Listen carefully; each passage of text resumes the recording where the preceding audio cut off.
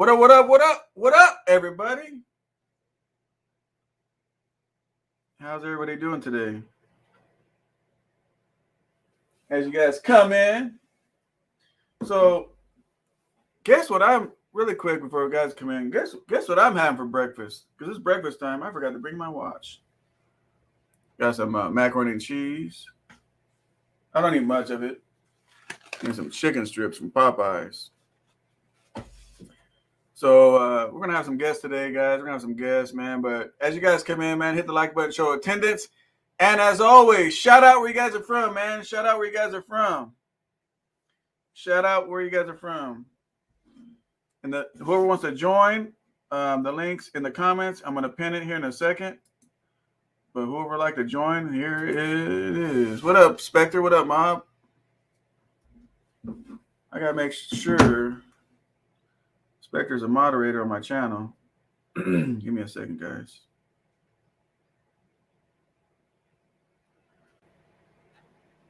There we go. We got Stuart. Stuart's already in the building. Ooh, Stuart's quick.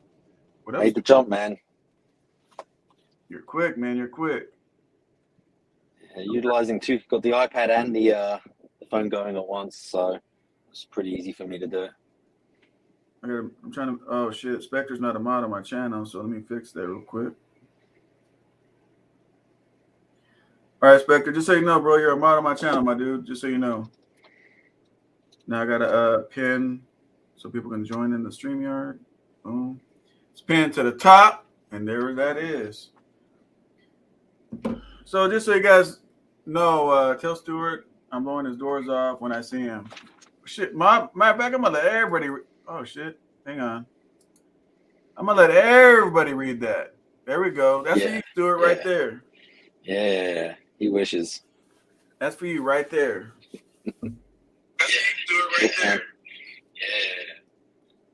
So just so you guys know, we will be doing a video continuing our engine comments, all that stuff. The last one got deleted due to copyright stuff. I took it down.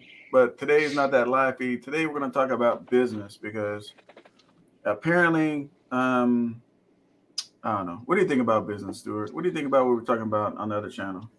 I think a lot of it's, you know, you talk about it all the time, mindset, right? You know, and I've always said it's become too easy to get into the truck and, you know, run as an owner operator or whatever you want to call it. And I think, you know, what we see is the outcome of that, you know, and then we have, like I was saying earlier, you know, we have these crazy regulations put in place that just hurt us. So that it comes back down to self-accountability, and that comes back to the mindset. And it's not just, you know, when we talk about 1099 W2, it comes down to the small stuff. You know, when you're negotiating a detention rate, and it's like, well, when a broker says to you, well, $20 an hour is the standard, well, where the hell did he come up with that? Right? It's not the standard. There's no number that says that. It's just because people haven't taken the time to educate themselves to figure out what their hourly cost is and what's a reasonable number. So that, you know, just as a whole in the industry, there's so many things that we need to just, you know, educate ourselves on. You know, if you don't know, you don't know. That's fine. You know, but at least take the time. If you're going to go in and take the responsibility of being a business owner, you know, figure out this stuff, you know, do the hard work, the stuff that actually is part of being a business owner. You know, if you don't want to do that stuff, be a W-2 employee and go and make a killing driving a truck. I mean, to me, it's that simple, you know. But we get sold on, you know, this 1099 employee, and, you know, because we see the dollar sign, it's the quick gratification, like Spectre was saying. It's easy money, and we see, you know, a couple of $1,000s more a month, and it's that quick gratification. So for all the people that don't know, we got James in the building. We were on James's channel. We were talking about all kinds of stuff. We were talking about S-corps, LL.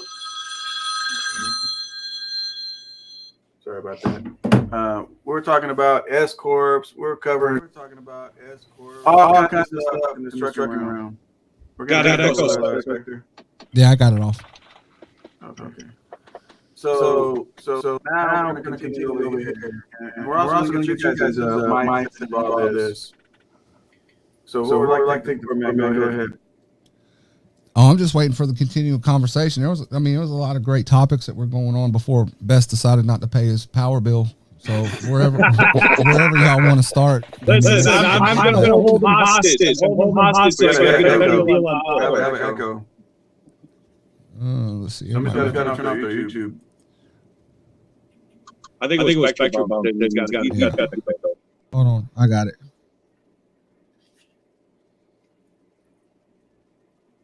All right, I think that fixed it. Yeah. So what's your aspect on it, James? What we were talking about before. I think it's good stuff. I think it may not be 100% agreed upon by everybody, but I think at the end of the day, we at least need to think about it, right? We have to actually have that thought process maybe to make an educated decision whether or not this is something that you want to do, you're ready for, or whatnot. But without the conversation, we got nothing. Without conversation, we got nothing. Agreed. And that's the whole point behind it. It's not to sit here and sell you on it, but it's to have that conversation. No. And Stuart said it earlier, he said it right off the bat. It's removing that mantra of the self and instant gratification. You've got to do your own homework on it. SoCal has preached it as long as I've been watching him, that you've got to do your own homework. He can put the information out. Any of us can put the information out as growing business owners. A lot of our experiences of what we do, and it's with anything in life, is anybody can tell you anything of what they've done that they've been successful at, whether it be good or bad. It's up to you as the individual to take that self accountability to really dive into it and continue the conversation if you choose to. Yep. That's exactly where it comes down to. Tammy just sent me $10 super chat to keep Stuart in line. So, Stuart, I got the whole thing, man, is like, I appreciate that, Nadia. The whole thing is this, right? The whole thing is, we're not just in trucking, but in life in general. I think people lost accountability, including in our government. Nobody's accountable for nothing no more, And I think that's I agree. Signing drivers, that's everything. We're losing that. Yep. Oh, we've lost it. I mean, we lost that a long time ago, and really are, as individuals, we're struggling to get that back. For me personally, that actually, I've been in business. I'm going on year 5 as a business owner, and that congratulations, bro.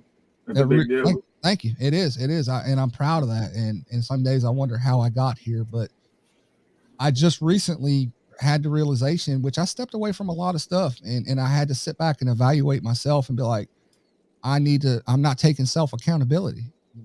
I've made a lot of bad choices in business and personal life and stuff. And you've got to catch yourself, or somebody else catch you, and be willing to listen and say, I need to reevaluate and take that self accountability. I agree. We're talking about business primarily, but that is applied to not only business, but in your personal life. Yeah. And listen, you ain't the first person, Spectre. You ain't the first person. Yeah. I'm in a position right now where I got to do fucking check up from the neck up, because the reality is we can't continue doing business as always. And then because things are gonna happen, people are gonna happen. Yeah. And that's where we got to reevaluate. Say, okay, where are we going to go with this next? Or what are we going to do next? Yeah. Because it's always changing. It's always changing.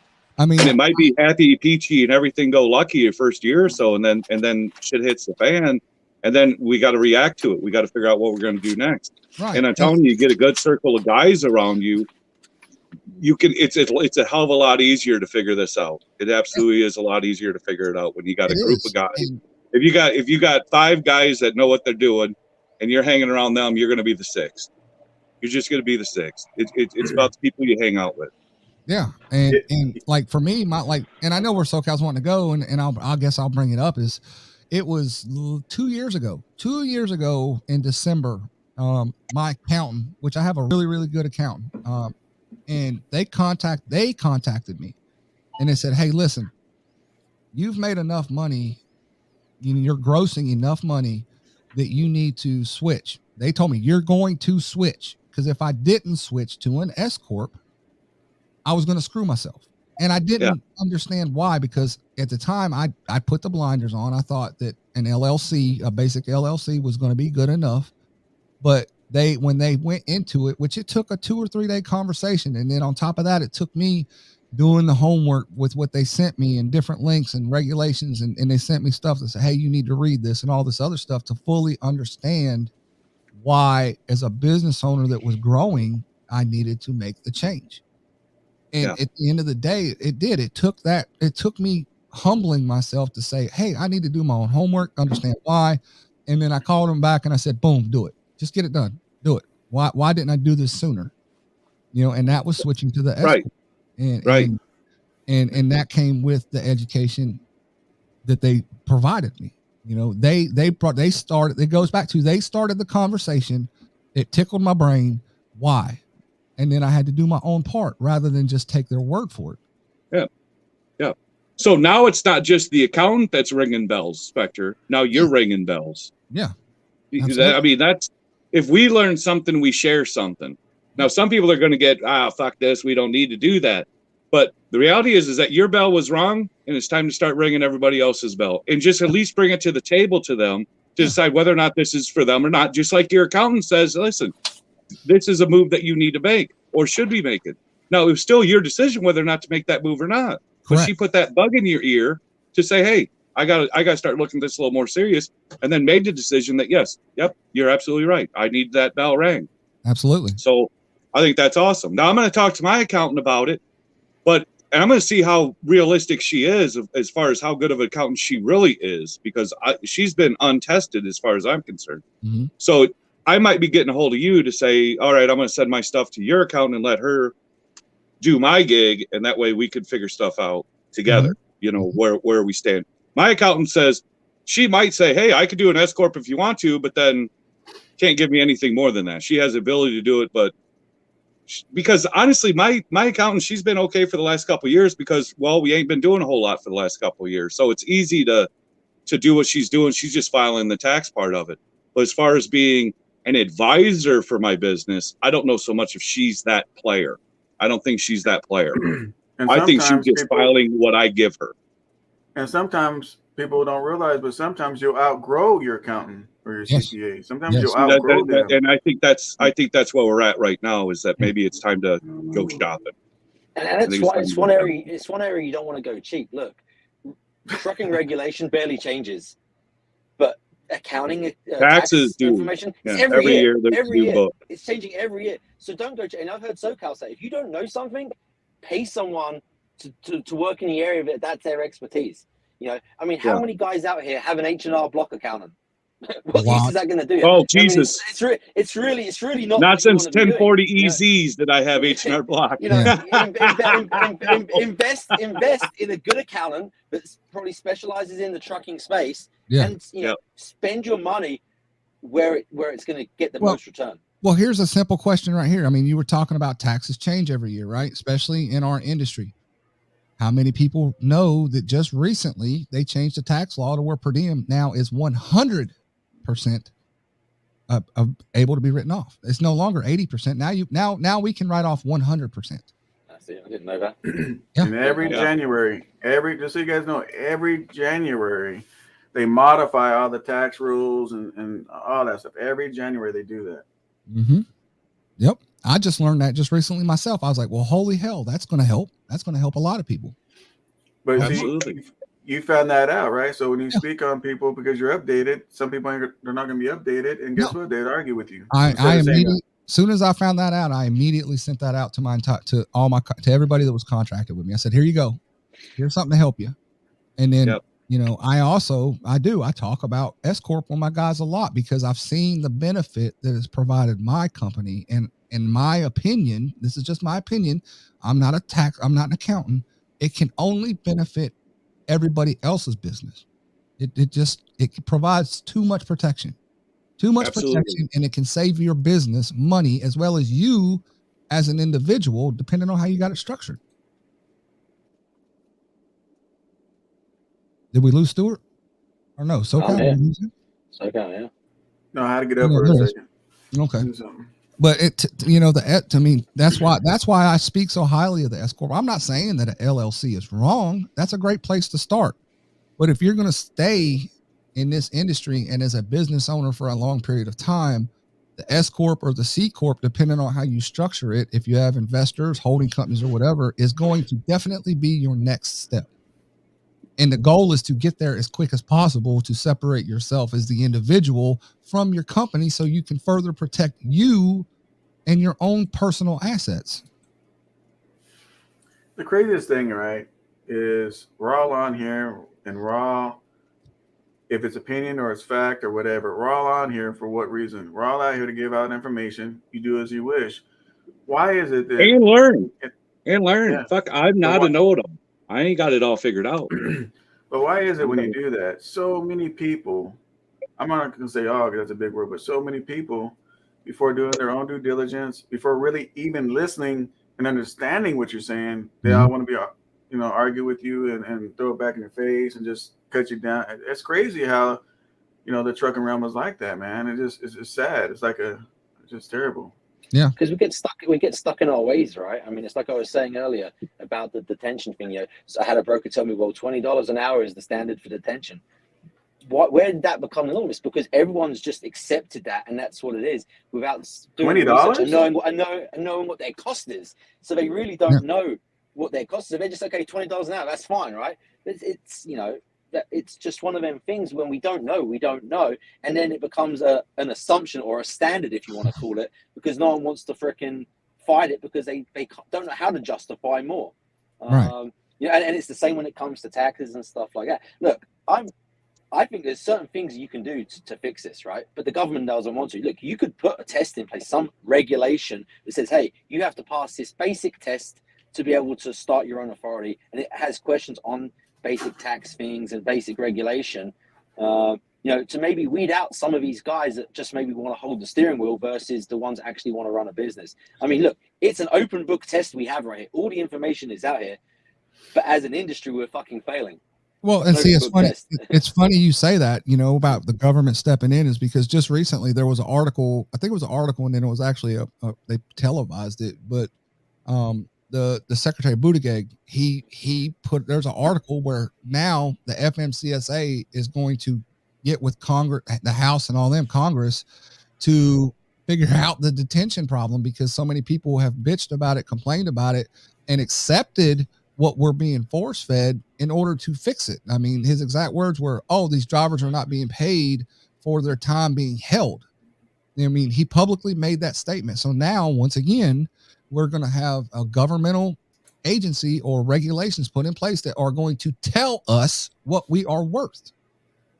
Yeah, that's not good. Because we can't figure it out. We would rather bitch and complain rather than figure out and come to a solution. Because isn't that easier? Isn't it easier to be lazy Instant and just look the other way and just stay where you're doing?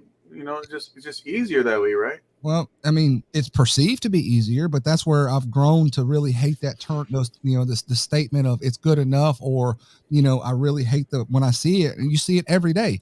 People seek instant gratification.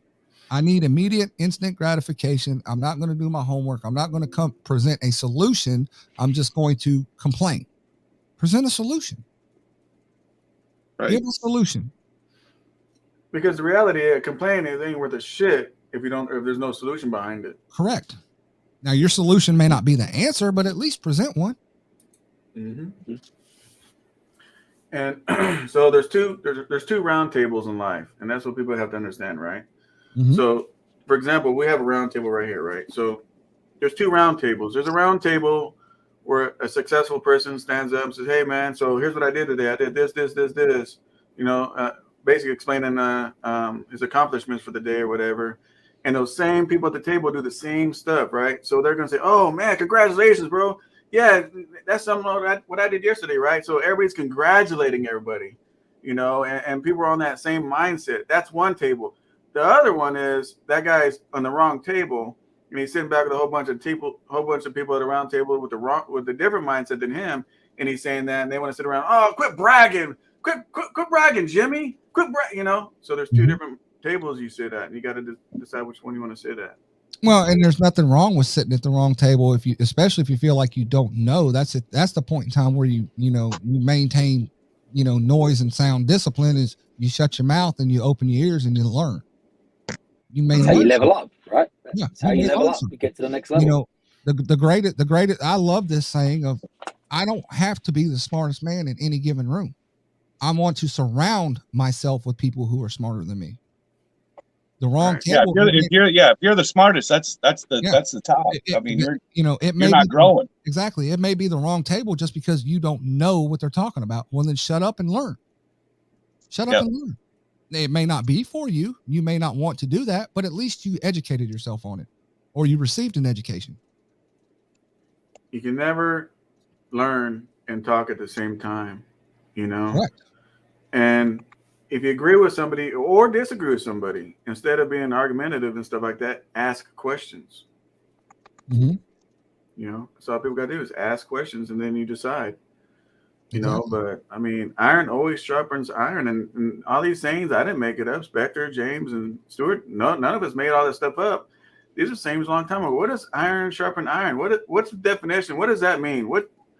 All three of you guys, what's your opinion on iron sharpen iron? Spectre, we'll go to you first. I mean, when I hear that term, it just basically means people who've went through it. But then at some point in time, that question of why and how can I make it better was asked. And then when you rub those two together, two iron swords together, two pieces of iron, and they rub back together and they rub them together, there's a transition. There's something being passed, but then that piece that comes off of it is sharpened. They're sharpened. They get ideas are transitioned, new ways of doing things, more efficient ways of doing things are transferred between those two pieces of iron. And they have no choice but to get stronger. No choice. That's when I hear that statement, that's what I look at it as. It's no different than my experience when I was in the military.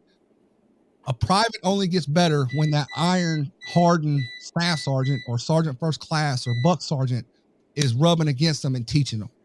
There's pain somewhere. There's knowledge being passed. There's all this that's going on, and that private does nothing but gets harder. That sergeant learns how to teach, how to train, how to educate different individuals, while that private and everybody that's learning from that person is gaining his knowledge, and they all get sharper. That's what it means to me. I say there's no growth without pain. There's no growth without pain. Yeah, I mean, no. So what's your opinion? Iron sharpens iron. It's exactly what Spectre says. It's iron sharpening iron. Like it's growth, right? It's growth. It's making yourself stronger. It's growth. And like Spectre said, there's no growth without pain. It's difficult. There's days where I've wanted to just turn in the fucking keys on this truck. I'm fucking done with it. It sucks. Oh, we've all been there. You step back and you evaluate and say, okay, what am I doing wrong? How can I, and I've reached out to James and had these conversations. Hey, how would you do this? And that's the iron sharpening the iron, just getting ideas, trying to figure out what can you do to get better, but my goal is, and I want to look back in 30 years from now and be like, hey, I'm at the top, and I'm that cream that's risen to the top, and I can look back and say, hey, this is how maybe you should do this, guys. This is what worked for me, and that's just the way. When you say iron sharpens iron, that's what I think. It's it's just getting stronger, and carving your way and making that path, but it comes with pain, and it's not necessarily physical pain. There's the psychological. There's the making the sacrifices, giving up the things that you enjoy. All that stuff. It's such a big broad umbrella. Before Best answers, I mean, I'd like to add to it is a perfect example would be when I think of iron sharpening iron that I can give that everybody could probably relate to currently is when COVID hit. When it hit, they shut the country down and businesses were failing. They were falling off, especially in this industry. I think we lost somewhere between 90 and 100 some thousand drivers quickly, right? And I immediately started reaching out to other small business owners, right? Like Best. I reached out to Best, RD. I talked to all sorts of different carriers, smaller carriers, and saying, hey, what can we do? What can we do? And the best solution was we all ended up having to work together. And that's where that iron sharpened iron, because we're still here. I take a lot of pride in the fact that as a small business owner, and especially in this industry, that after that I'm still here. I'm still here. Best is still here. Stewart's still here. SoCal, your guys are still here. I take great pride in knowing that, because that's where that iron sharpens iron. Everybody learned. Everybody grew. And it was painful. Very painful. All right, James. Yeah, we'll still grow iron pains. Sharpens iron. What's your take on that? Your definition? Well, I mean, I think iron sharpens iron is you got to get people that are sometimes maybe a little bit sharper than you, you know, to rub your sword and maybe make you a little bit sharper. But if we keep shoving our swords in the dirt, it's not gonna get any sharper. It's gonna get duller. So we got to surround ourselves with people that are doing what we want to do and kind of mimic what they've already a proven track record. You know, we don't have to reinvent the wheel. Sometimes we might have to change a spoke or two, but we don't have to reinvent the wheel on this. Well, I'd say probably changing a spoke or two is where we get more efficient. We get better. Exactly right. We get better exactly at doing the process, and then we get more efficient. And that's where that spoke changing comes into, and you form a harder and sharper piece of iron. Yeah, because we all learn off of each other. I mean, everyone's been in the business longer than anybody else, but do you think that we can't learn from each other? Exactly. I mean, that's completely wrong, because I might be looking at something else that might also benefit Spectre or benefit SoCal. But if we keep it to ourselves and never said anything, then, you know, everyone stops going. You know, everyone stops moving forward. So I'm going to give you my definition. I'm going to let Mob give his definition. Mob, you're there, right, bro? Yeah, definition. Yeah, you're going to let me know what y'all were talking about. I kind of missed some of it. Yeah. So we're doing the definition, so I'm going to go next. That way you can think on your answer. So the definition of iron sharpening iron, right? So my whole thing is this: two individuals or two business entities with the same exact mindset, the same goals, coming together and sharing their knowledge and information. To me, that's iron sharpening iron, which we're doing today on this table. Yeah, it's kind of what's going on with one of my drivers. My driver that's doing containers, she's a female, and when she got her license in November of 2020, so she's fairly new. So when we first met, you know, she wanted to drive truck, but she wanted to do over the road, and she wanted to do the port, and she wanted to do it on a 1099 and have a taste of how it feels to be an independent contractor. So I let her do that. I let her take her path to find out how it was going to be if she was something if she even wanted to do. You know what I'm saying? Every time she made a mistake, I didn't get at her. I didn't snap at her. I didn't do any of that shit. I told her, but hey, look, you did this wrong. You did this wrong. This is how you do this. This is how you do that. Just don't do it again. And she's one of those people that will learn. I'm sharpening her iron. It's to the point now that she's in talks with me about buying her own truck and doing her own thing. And me being the guy that gave her the opportunity that put her in the truck, she was my driver, I'm not going to stop her from doing that. I'm going to help her get her truck. I'm going to help her do her own thing so she can have her own business. You know what I'm saying? So she can grow. So once she grows, what's going to happen? Now it's going to be my business partner. Yep. You know what I'm saying? But the same token, that person that you're trying to help, you got to kind of watch out for, because that same person can knock you off your pedestal. You know what I'm saying? Like how that same situation with her, I'm dealing with the complete opposite with somebody else. Like right now, I'm recovering the load because I signed on an owner operator to my carrier, and in 8 days, he had one of my trailers catch on fire. One of my trailers burnt down on Wednesday. Damn. So when my trailer burnt down, you know, of course I had to get my other trailer. I'm going up to Alabama to recover the load. We would do a transload or whatever. And I'm going to have them take my other trailer to complete the load or whatever. So the moment I get up there, only thing he's really asking about is compensation. About layover, breakdown, so and so and so and so, which I don't mind. I would have compensated him for what happened, the downtime, because we're still trying to go through the investigation. We don't believe it's really his fault because the brake didn't lock up. It wasn't a bearing fire. It's still going through the motions of what's going on. But it's just like, hey man, I explained to him, hey man, give me a minute. I'm just trying to get the customer their stuff. That's all that's what I'm worrying about right now. You know what I'm saying? He didn't want to understand it. He wanted his money now. So I'm like, hey man, you got your own tag, you got your bartail shit, you can just go. Yeah. And that's a learning point for him. I mean, you as the primary carrier in that situation, yeah, your main concern, number one, should be, is he alive at that point? Number two, getting the customer his their product, and then allow the process to play out with the investigation and stuff. Now, if he feels like he's got to move on, as another business contracted, yeah, he should just, if you need to go haul something else, go haul something else. Mm-hmm. But you have got to handle your bit, and that's another part of the ironing situation where you are sharpening him. It's just up to whether he's going to take accountability for himself to close his mouth, open his ears, and listen and learn something. Absolutely. Yep. Yeah. So it's kind of a give and take, and I really came on because Stuart was talking about pain, like growing pains, and it's not really just physical. It can be mentally. Like, I'm gonna tell y'all guys something, man. I'll probably shut down my authority in my mind 3 times a week. Yeah. You know what I'm saying? Because it's just so much shit that be happening. But it's like, when I try to grow, I take 2 steps forward and something happens, but I'm taking 4 steps back. But it's not stopping me because I know where I want to be at. Yes. You know what I'm saying? Yeah. I want to be like people may find this funny, but I want to be like how you guys are sitting at home chilling. I ain't gonna say chilling, but y'all guys are working. But bro, y'all at home be able to have financial freedom. I want that. Right. You know what I'm saying? I want that shit. So I'm gonna keep grinding for it. It doesn't matter if my company goes down to the ground. I have nothing. I had to get back my trucks, and go over to the company driver or whatever and start over. I'ma still try because that's my ultimate goal. You know what I'm saying? Yep. Absolutely. Gotta have goals. But I'll say it here.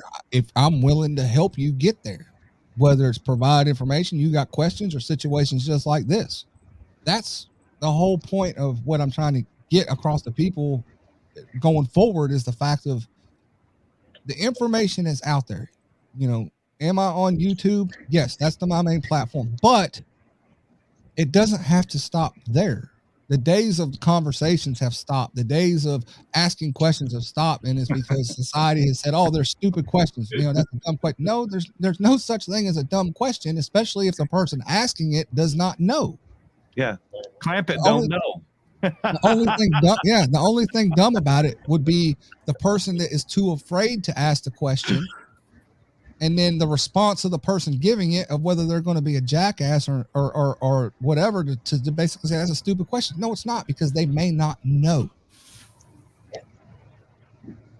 I remember when I first started at PTL and they were showing us the trucks.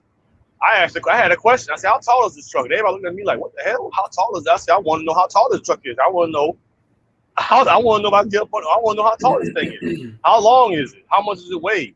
Stuff like that. And everybody looking at me like, why you asking all this dumbass questions? But I legitimately didn't know. Yeah. I mean, I want to know. Yeah. And I think people are scared to ask that type of question. People are scared to ask, hey, how much a lane pay from Birmingham to Indianapolis? How much does it contain? How do you get a UIIA to pull out of the port? Questions like that. I think people are getting to the point where they're scared to ask questions because they're scared of what people are going to say about them.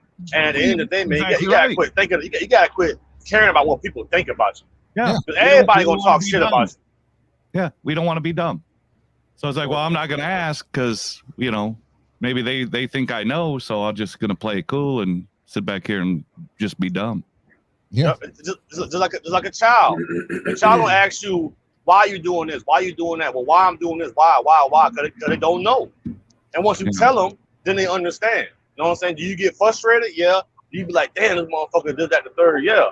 But if you care enough, you're going to tell that person. You know what I'm saying? That person going to take that knowledge and go with it. Like when I bought my Classic. I'm thinking, okay, it's a C15 Acer. Hey, what you know about this engine? Anybody tell me, oh, it's crap, it's crap. What did you do, Mom? Huh? So what did you do when you're looking at that truck? What did I do? Remember that truck with the cat? Everybody's telling you you're an idiot? Yeah. Oh, I ended up fixing it up. I ended up keeping the motherfucker and fixing it up. Ended up selling it down the line, but I didn't regret keeping it for that time. You know what I'm saying? I didn't regret it. The only reason why I sold it because I'm sorry, man. The market was just crazy. I had to, man. Well, I mean, let me answer a question that's being asked in the comments. Like Socko's asking about, he's got a coolant leak and there's nothing on the ground on a DD15. In my experience, Socko, when that happens, you've got a newer truck. So you've got that newer DD15. There is the first question I would ask is, number one, do you smell coolant inside the truck? If you smell coolant inside the truck and there's none on the ground, more likely you probably have a small leak in the firewall or in the heater core. That's probably where it's at. Cooler. Now, the second place I would want to look is, I would look at, you probably just want to get a pressure test done. I mean, take it to a shop, or you can even do a pressure test yourself. You can buy the kit from any auto parts store. It goes right on the thing, do a pressure test. The other place I would look, which is going to take a little effort from you because it's in there. There is like literally a 3-inch piece of plastic pipe that runs from the block to the air compressor. Those things are known for cracking and leaking, and they are most people don't think to look at it, and they take it to a shop. All right. And then you're going to pay the labor, but I would look there. The next place I would want to look is look at your EGR. All right. Your EGR could be blowing it out the thing, that little valve. There's like a little valve there that could be sticking open. Coolant could be going out that, or the EGR could be failing. More than likely, if you're not losing the head gasket, you would know if it was a head gasket on a DD15. It's going to blow white smoke. You're going to lose pressure. You're going to have all sorts of shit going on. All right. Those are the common places I would look on a DD15 if you're losing coolant. Probably you got a little crack somewhere. You might have a hose that's leaking somewhere. Just, you just got to look. With these trucks, it's common. Let's point out the obvious. Yeah. It's a Freightliner. Oh, shit. The whole thing about wintertime. The whole thing about wintertime, guys, is leaks happen. The reason being is because the trucks get really, really hot, expands, and then it gets really, really cold when you park and you sleep in the truck and stuff like that. Most likely, commonly, it's going to be a hose or a clamp or something like that where it's seeping and it's going to hit something that's going to be hot, so where you're not going to see it leaking on the ground. It's going to Well, something else that happens in the wintertime too, with the way that coolants are designed now, especially with these rubber hoses, coolant can actually absorb into that pot and into those hoses. I learned that not long ago from an actual mechanic. He was telling me that the way that the coolants are designed, especially in the wintertime, I forget what the exact scientific term or whatever, but basically it's like, think of it kind of like osmosis. The way the coolant is, people are going to idle their trucks, or whatever. It can actually more or less evaporate through the hoses. It's just the way it's designed. It's the way it is. The water is evaporating. So every time you add coolant, instead of adding distilled water, that's a problem. We have green coolant, which is what we used to use, and then we have red coolant. Red coolant has oils in it. Red coolant is made to cool and to lubricate, and that's why it's doing that. It's doing its job. That's why they tell you on the new trucks, don't put that green in there. We ain't going to warranty it. So if you got a new truck, put that green. You killed your thing. You killed it because the green is water based, and that red has oils in it. Yeah.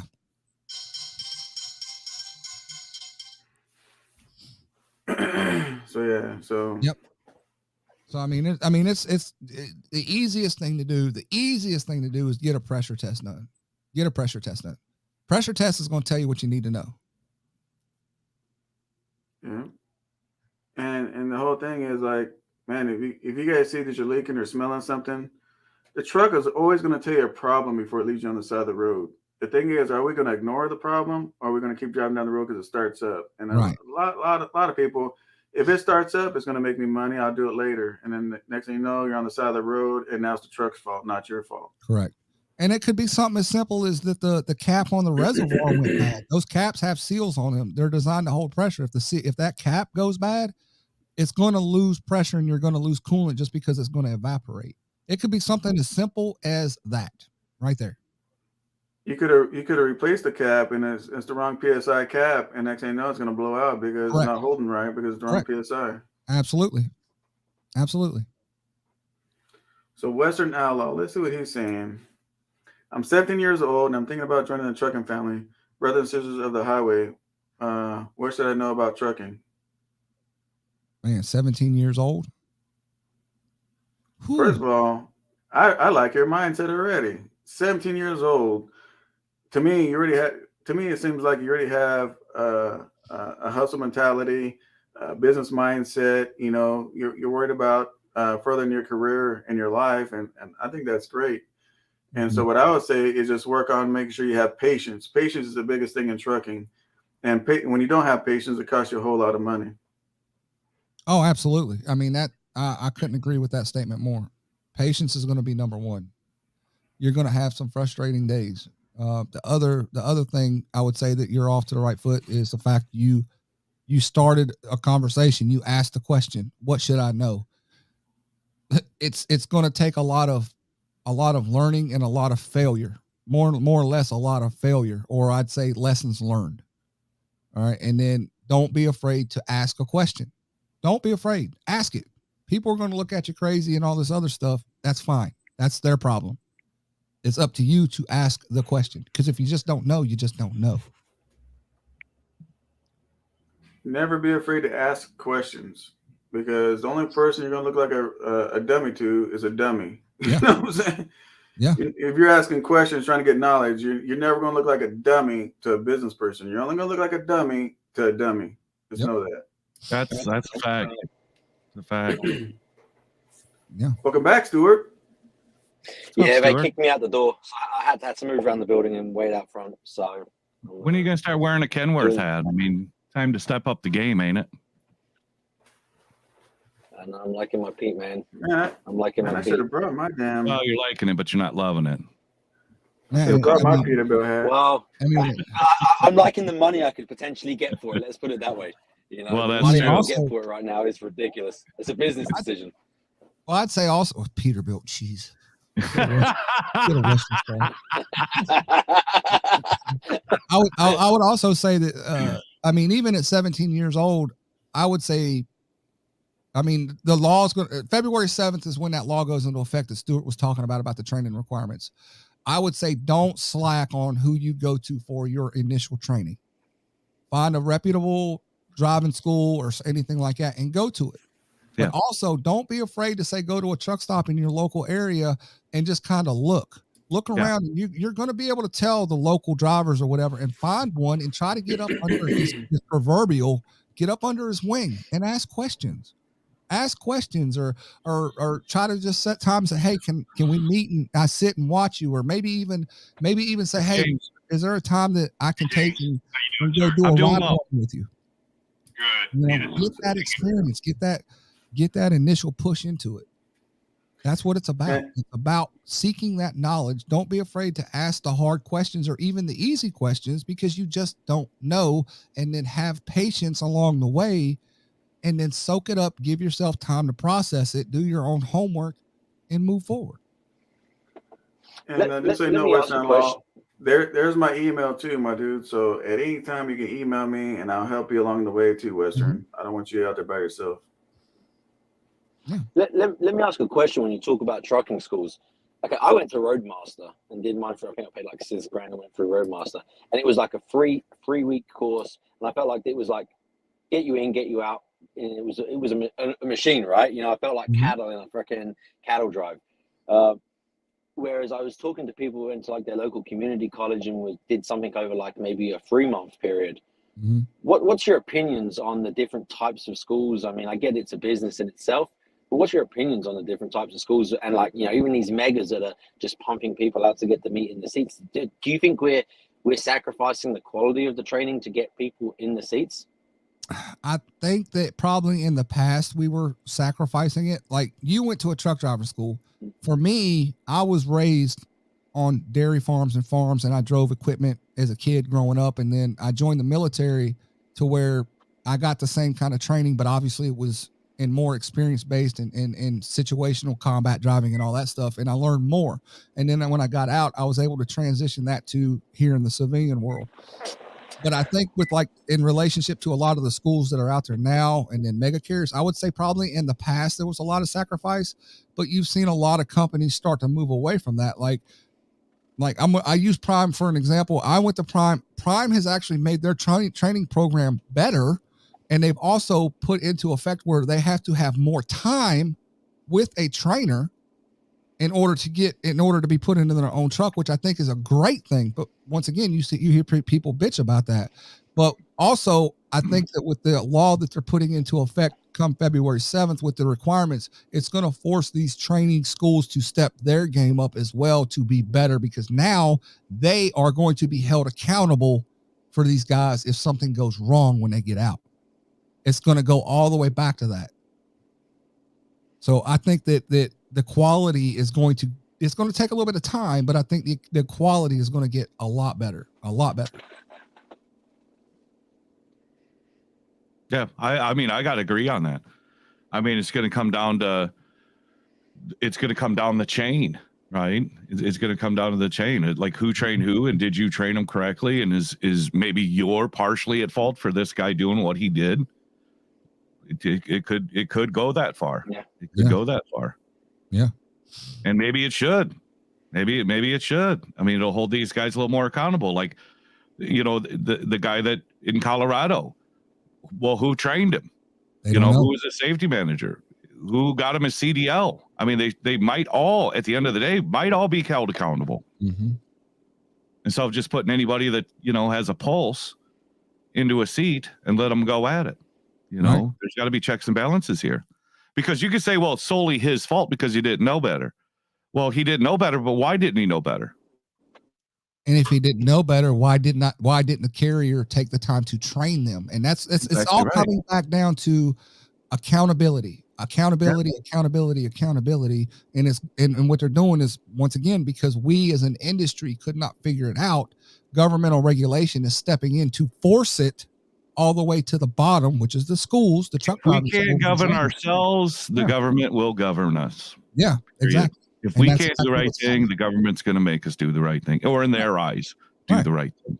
Yep. Yeah, I agree. And that's where it's going. That's exactly where it's going, and we have no choice in the matter. Yeah. Because the megas aren't doing it correctly, and then that's where they figure, okay, we got to step in. Just like if you look at e-logs, you can look at everyone's paper log, and everyone's paper log's jacked up. Well, you can't run paper logs correctly. I guess we gotta come up with this e-log thing. Yep. If everyone did it correctly and did the hours of service properly, they wouldn't even be concerned with doing e-logs. Correct. The fact that everyone was doing cowboy and running their business however they wanted to, well, now we got regulation for it. We did it to ourselves. 90% of everything that's regulated to us, we did it to ourselves. Correct. And that's the funny thing. I agree, but we did it to ourselves. Yeah, and that's what I find that funny about that topic is, you know, you transition onto the e-log is people are like, oh, e-logs this. The rules are no different from paper to electronic, outside of the fact that you can't use a damn eraser. Paper. You shouldn't have skipped a beat. Yeah, it should have been every day like any other day. Yeah, now you're forced to go by the rules. Yep, because we as individuals chose not to go by the rules. There's still ways around that. With the log. There are. Absolutely there are. But eventually, you can unplug it and all that stuff and hope you don't get audited for the next 8 days. Sure. But eventually you're going to get caught in an audit. There's repercussions for it. Yeah, there's repercussions for it. Mm-hmm. I mean, I had a guy out of service for 10 hours because before his 34-hour break, he just came off a 34-hour break. He did PCing 3 days prior to that. Yeah. And he got put down for another 10-hour break because of that PCing done. Mm-hmm.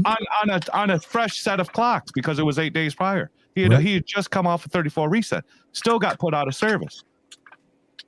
And some things we don't know until we know, right? PCing, we feel like we could go anywhere we want to. Just put it on PC. We can finish the trip. We can do this. We do that. Not exactly. But you don't know till you know. How many guys have Keep Trucking? Refuse to use it. Yeah. I've got it. I've got it. I love Keep Trucking. James, I can teach you something about Keep Trucking later on a phone call. Yeah, you could teach me. I mean, if it's listen, I'm about as straight of an arrow as it is. If it looks too shady for me, I back away. But you know why I went to Keep Trucking? The DOT asked me to. The DOT asked you to get Keep Trucking? That's the one that they prefer? Yep. Yeah. Well, that's because they've become the biggest in the industry, and they're playing a huge role in a lot of the regulations. They just don't want to admit it. Yeah. Well, the thing with Keep Trucking with me and my company is Keep Trucking created a back door for the DOT. So if I ever go through an audit or when I go through all that, I don't have to send them nothing. I give them a password and username that lets them do the same thing as if I was stopped on the side of the road, and that makes it more easier. And that's why they like Keep Trucking.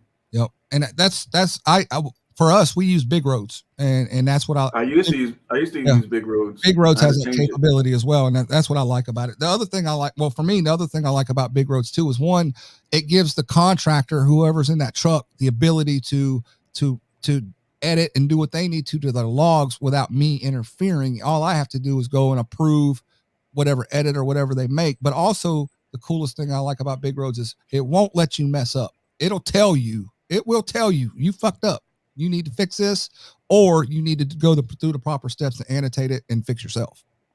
Well, what would be nice is that it just won't let you do it, right? There's a lot of guys that are screwing up a 10-hour break or an 8-hour split because they put themselves on duty to do a pre-trip, and then boom, well, this thing's on, and then you could go ahead and edit, but it should say, hey, you sure you want to do this? You sure you want to do this? Yeah, but it doesn't. It just lets you do it. And then you got a guy fumbling in there trying to edit shit. And sometimes they ain't got it. They make things even worse. The thing is, when you're a carrier, right, and you have people under your name, it's always good to make sure you oversee what goes on, because the reality that's your authority going through those scales. And if those damn drivers are editing shit, they don't know shit. Like you keep saying, James, these guys are shitbags, don't know nothing. The last thing I want to do is let them edit at my damn logs where they go. They don't edit shit. They just go. I've had guys that had a blank log when he woke up. He tried restarting and nothing. Well, he didn't call Keep Trucking to get the number, the case number that, hey, my ELD is faulty. So you get a case number, then you fire up a paper log. He figured, well, this has happened before. He drives, and then sooner or later it catches up and it turns on. But then little does he know, once he leaves that truck stop with a blank screen, he gets pulled into a scale and then hands the damn DOT officer a goddamn blank ELD. It's like, what the hell are you thinking? That you wouldn't even fire up? You can't even log a pre-trip. You can't log in anything, and you're just going to drive with a blank screen. And this is how you conduct business. This is a guy who owns his own equipment. This is the independent owner operator. Doesn't even recognize that, hey, this log isn't working, and doesn't even know what to do. And you know what he said? He says, well, this happened like 3 times before, and it just automatically updated and everything was good. I said, this happened 3 other times, and you don't bring it to my attention. You don't call Keep Trucking or nothing. You just let it go, and you drive with a blank ELD. That's ridiculous. Right. Whose authority's on his truck? Mine. Right. See, I don't know he's got a blank goddamn screen. He does. He knows he's got a blank screen and still does it. Because I'm a big boy truck driver. I'm an owner operator. He's got it all figured out. Yeah, he got nothing figured out. And that's the problem. We're turning out shitbags. Well, and that's where I believe in as a carrier that, I continue to talk to my contractors, and when they have questions, I try to answer them to the best of my ability. Like in that situation, if I had that situation, number one, as a carrier, I audit my logs every morning. I look at them every morning. I look at my logs. I look at them every morning, and then I look at them before I step out of the office at the end of the day. Is this to see what's going on? Now, if I had seen that in that situation, the first thing I would have done was, one, I would have called that contractor and be like, pull the truck over and stop, and let's get you onto paper until we can figure out what's going on with your log, whether it's technical or whatever. Because we are taught in a grade school level, right, of company driver, right, that if your ELD ain't working, you got to have a paper log. I mean, you got to log it. You got to log it. Running around with a blank screen. Yeah. What are you thinking? Yeah, it's actually required. In case people don't know in here, it's actually an FMCSA requirement. You have to have it in the truck. You have to have a paper log for your truck. Stuff. Yes, grade school stuff. Now the question is if for those that say, "Yep, we know that," how long are you allowed to be on paper logs according to that same regulation before you have to get the ELD fixed, or you're forced to shut the truck down? How long? How many days? How many? 10 days. That's correct. If you don't have that, if you don't have that technical problem fixed within 10 days, or you have a new whether the log company sends you a new device, you get it fixed, whatever. At the end of those 10 days, by regulation, you are forced to put that truck out of service. And you got to have the code. You got to let Keep Trucking know that there's an issue. And if they can't fix that issue over a phone conversation, correct. Let's say your little box went out or your transmitter went out or whatever went out. Yep. Then you get a code. You can do the paper log, and then they're going to send you a new box. Correct. They'll do whatever they can do to get you back up. Correct. But you can't run Cowboy with nothing. Yep. Nothing. It's 10 days maximum. Like I had a situation. We had a situation where something happened technically with our logs to where with some of the trucks, it was adding mileage, right? It was adding mileage on the system. We called Big Roads and they said, hey, we know the problem's going on. It's a glitch. Here is an identification code that we're going to give you that you have to put as a note on the log. Now the log was working correctly outside of it was adding mileage. So and what does that code do for the DOT officer? What that does is that lets them know that DOT code, they can look that DOT code up with the ELD provider that gets registered with the FFCSA that lets them know, yep, we fucked up. It's not the driver's fault, but we're well aware of it and we're fixing it. Exactly. Excuse me 1 second, gentlemen. 1 second. SocaLTrucker, just so you know, you're on our live stream. You have back feed, so anytime you want to talk, just unmute. And then when you're done, mute back up so you don't get all the noise. I've been muting you just so they don't hear all the drowning of the back noise. But you can talk anytime you want, brother. You know, just all you gotta do, or give me a sign and I'll unmute you. You know what I mean? If you can't do it while you're driving, I'll do it for you, bro. That way we don't drown everybody out. Yeah, it's not 10, it's or not 7, it's 10 days. Yeah, it's 10 days. You can operate on a paper log for up to 10 days before you have to have that fixed or you're forced to shut down. It don't matter where you're at. Yep. No matter where you're at. 10 days. Yeah. That's all you get. Let's go back on what James was talking about with this driver, right? You know, this is the problem that we're having with the industry. This is the problem that we're having with this industry, and this is why government, which they should never get into business, right? They should never step into personal and business sectors like this, right? The government's job is pretty much for safety, right? Protect the country, and that's pretty much it. They're not supposed to get into our stuff. But we have people like what James was talking about. You know, this guy owns his own stuff and clueless going down the road. Clueless. And you have those same kind of people that spend the $300 to get their own authority that are clueless. And nobody's accountable because the very first thing they said is, I didn't know. But that's the thing is, you got to be accountable. You need to know. Right. You should know. Yeah, that's why I say I hate that term when somebody says, I don't know. Because to me, when I hear I don't know, that is them trying to end the conversation because they're too lazy to go find the answer. Worst case, call me. Say, hey, my ELD's not working. What do you want me to do? Well, this is what you do. 1, 2, 3, 4, and 5. Right. You know, but then so he gets shut down. He gets shut down, or he gets a violation of falsifying logs, which is big time points. Yeah. But like, thank God they didn't give him a fucking level 1. Yeah. Because if he had, he was on his way to get a DOT inspection done, and he's got wheel seals and all kinds of shit leaking. Yeah. Blown wheel seals. That's all over the side of his truck. How the hell do you not notice this? How do you not notice this? These are the type of peoples and owner operators that are out here that own their equipment that don't even know their equipment. They know nothing.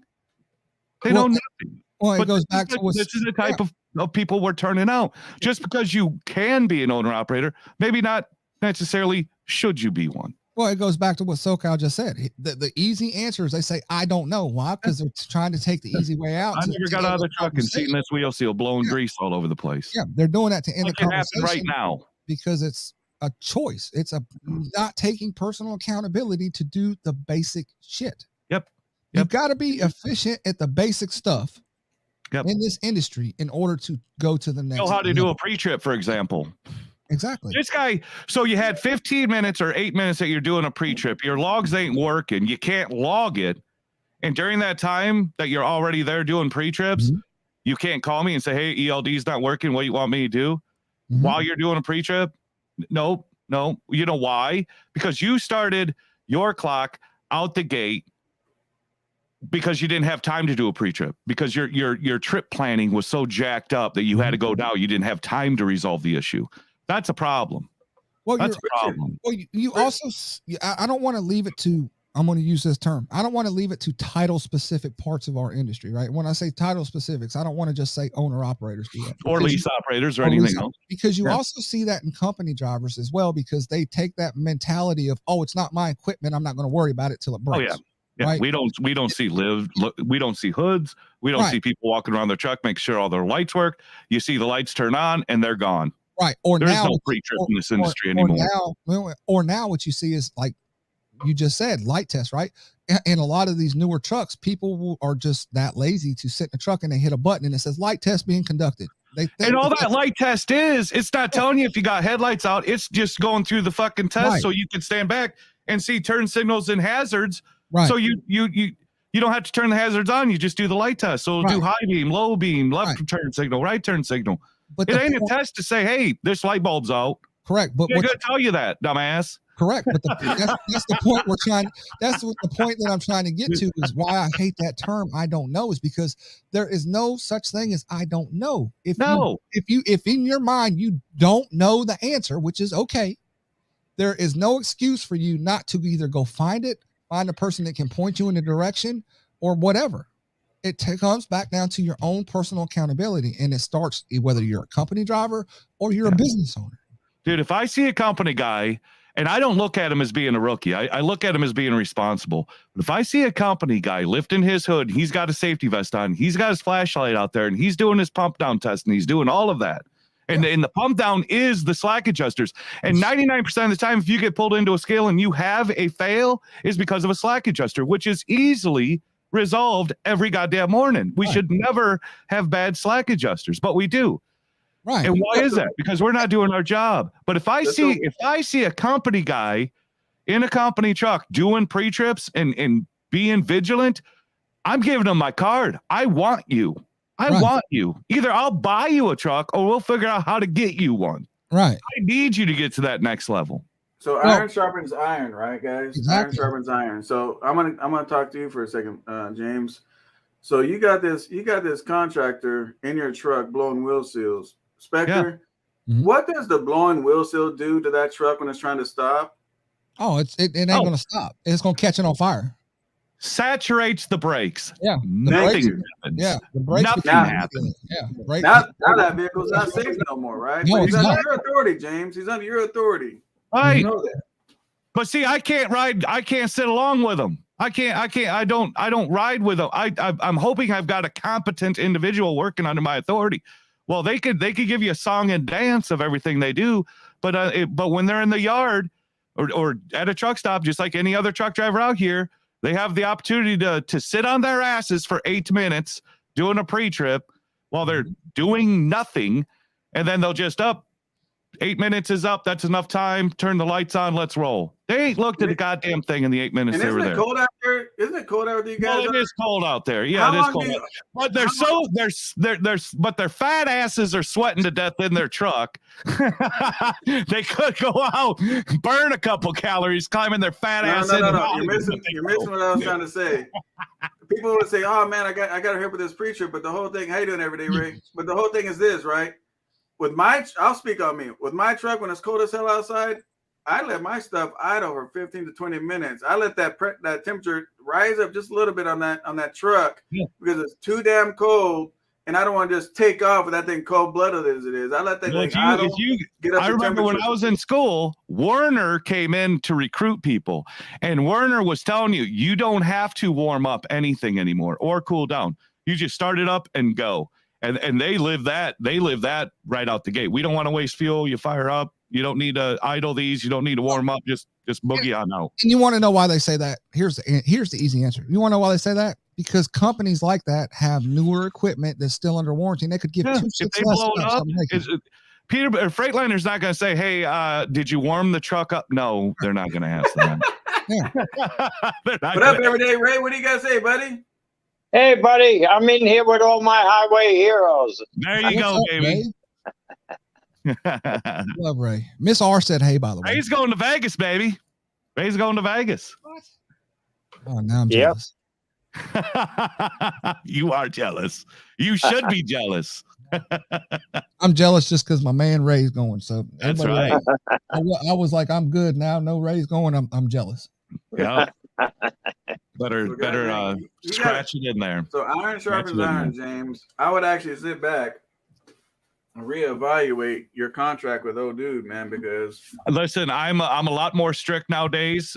Back then, I say back then, I'd bring on contractors. I tried to do the best I could, background check and things of that nature, talk to them, have them kind of tell me what they do on a daily ritual without me actually having to ask them like in detail, what do you do? And they give me that sense of feeling that these guys know what they're doing. And then when you let them loose, it's like they're not La La Land. They've got the pitch sold, but they don't have the action sold. So let me they help can you tell with me everything, but they don't do anything. Let me help you with that. And I'm sure Spectre can vouch on this.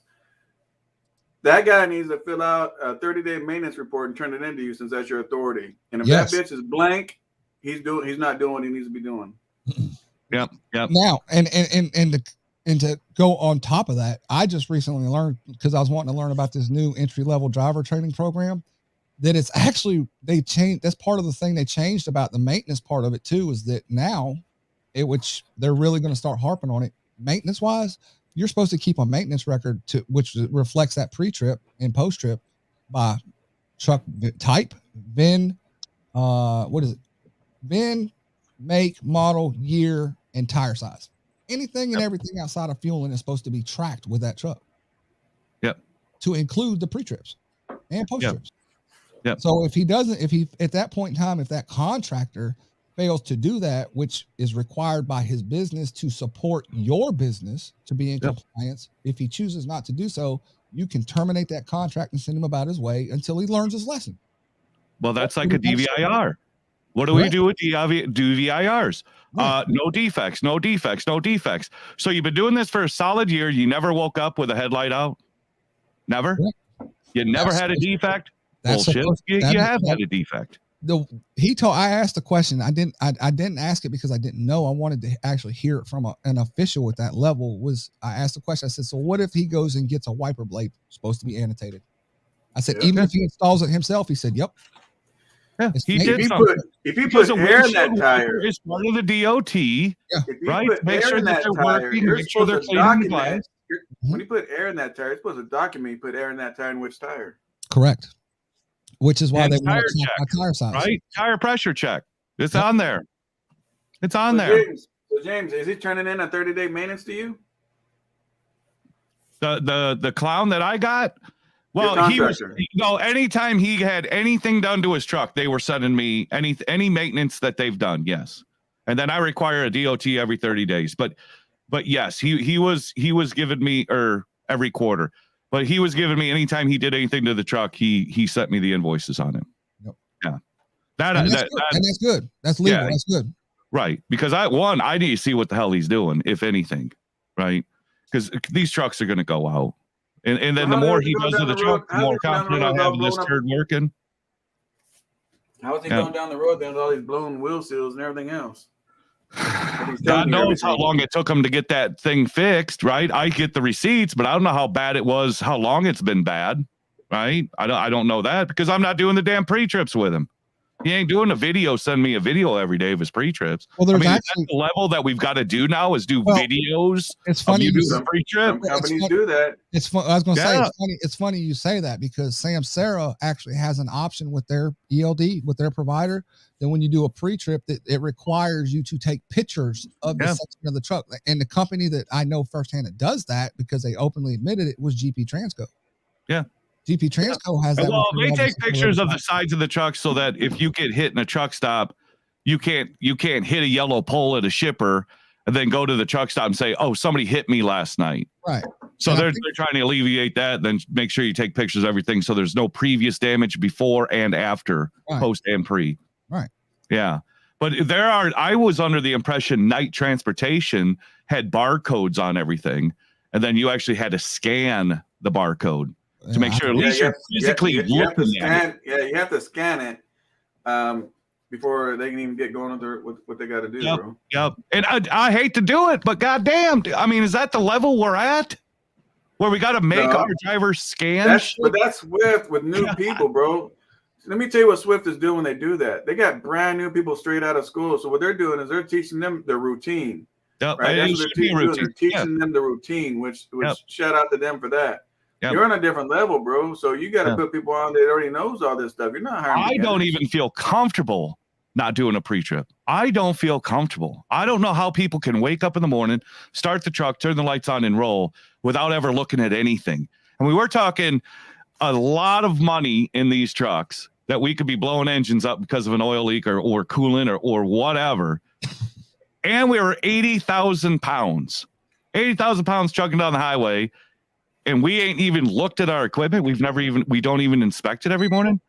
I don't know. I can't do it. I can't get myself to do it. I'd rather be late to a delivery and do my pre-trip than to be on time and be biting my nails all the way through. I can't deal with not looking at it. You got to look at it. Okay. Well, and let me respond. Sergeant Ringo says scanning doesn't mean they're actually checking the truck though, but you got to look at it. Well, exactly. And that's what I was going to get at is as a carrier, right? As a carrier, right? If I had a company guy who scanned something, right, and it went out or whatever, we've been in this industry long enough to know if something it just randomly went out or no, that had to be there from it. You can tell that stuff, right? Yeah. At that point in time, you can hold that driver or the inspector accountable. Hey, bro, you couldn't tell that this was wearing out to where we couldn't get it fixed to avoid the failure. If you don't look at it, I don't care if you know what you're looking at or not. You don't need to tell me the parts. You don't need to tell me that this is a compressor. You don't need to tell me nothing. Yeah. But if you look at it enough, you're going to notice that something's off. You may not know what's off or what you call that, but you're going to notice it's off. That's like the bolts off the exhaust manifold. Those things snap all the time. They get rusty, they get shitty, and they're gone. Yeah. But how are you going to know it? And that's a violation. Yeah. That's a violation. Well, if it's a violation, if there's black soot around it, that means that it's been there for a minute, right? It just didn't break off yesterday. It's been going on for quite a while if there's black soot around that. But how are you going to know? You know, you're not looking at everything, but if you get a good couple seconds and just give a once over of that engine, you'll know when things ain't right. You'll know when things are out of place. But if you never look at it, you'll never know. Well, here's one of my favorite things that I see, like, and it doesn't happen with my guys because I always ask the question and I know how to do it. So I've been able to communicate to tell them how to do it. But one of my favorite things I hear about is people say, oh, I got put out of service. Why? Well, when I got inspected, my brakes were out of adjustment. Do you not know how are they out of adjustment? Do you not know how to adjust your own brakes? It literally. Well, I'll say I've got an argument on that one. I'm going to throw James on the bus on this one. On his channel, James says it's against the law for you to touch your brakes because you're not a mechanic. That is incorrect. If you're maybe old school and you had non-adjustable slack adjusters, these are automatic slack adjusters now. There is no need to put a fucking wrench to these. If you do, and a DOT officer sees scratch marks on that adjuster, you better have a fucking receipt from TA or somebody that is licensed to be able to mess with your slack. Have you went to a scale house and the DOT guy says, hey, I'm only going by what I told. I said, you know what? That makes sense. And step two, I ain't putting a wrench to that motherfucker. I ain't doing it. How many in the chat? Put a one in the chat if this has ever happened to you. It hasn't happened to everybody. But let's say you got inspected and you had one wheel that's a little bit off, and then the guy says, hey, man, I really don't want to flunk you on this inspection. You know, your brakes are a little bit out of adjustment. You know, do you not adjust the brakes? Yes, I do. If you want, pull out, you know, get adjusted. I'll check it out, and then I'll write you good to go. Put a one in the chat that ever happened to you with a DOT. Why are they out of adjustment? Because you didn't do a pump down? No, well, see, that's a myth. Crap That's a myth. Crap could be in there and hold it up. Dust, particles, sand, something could hold that, or it just got hung up. So once you adjust it could, but I'm not getting out there for 1/16 of an inch. What? I ain't adjusting shit for 1/16 of an inch. When you adjust your brakes, especially on the north, it takes, I think it's what, an 8mm wrench and a fucking screwdriver. And literally it probably takes less than a full rotation. Like literally. Well, we pump our brakes down every day, every morning, and we just had a DOT inspection. And guess what? The slack adjusters are not out of adjustment. Why? Because we do it every goddamn day. We pump it and hold it.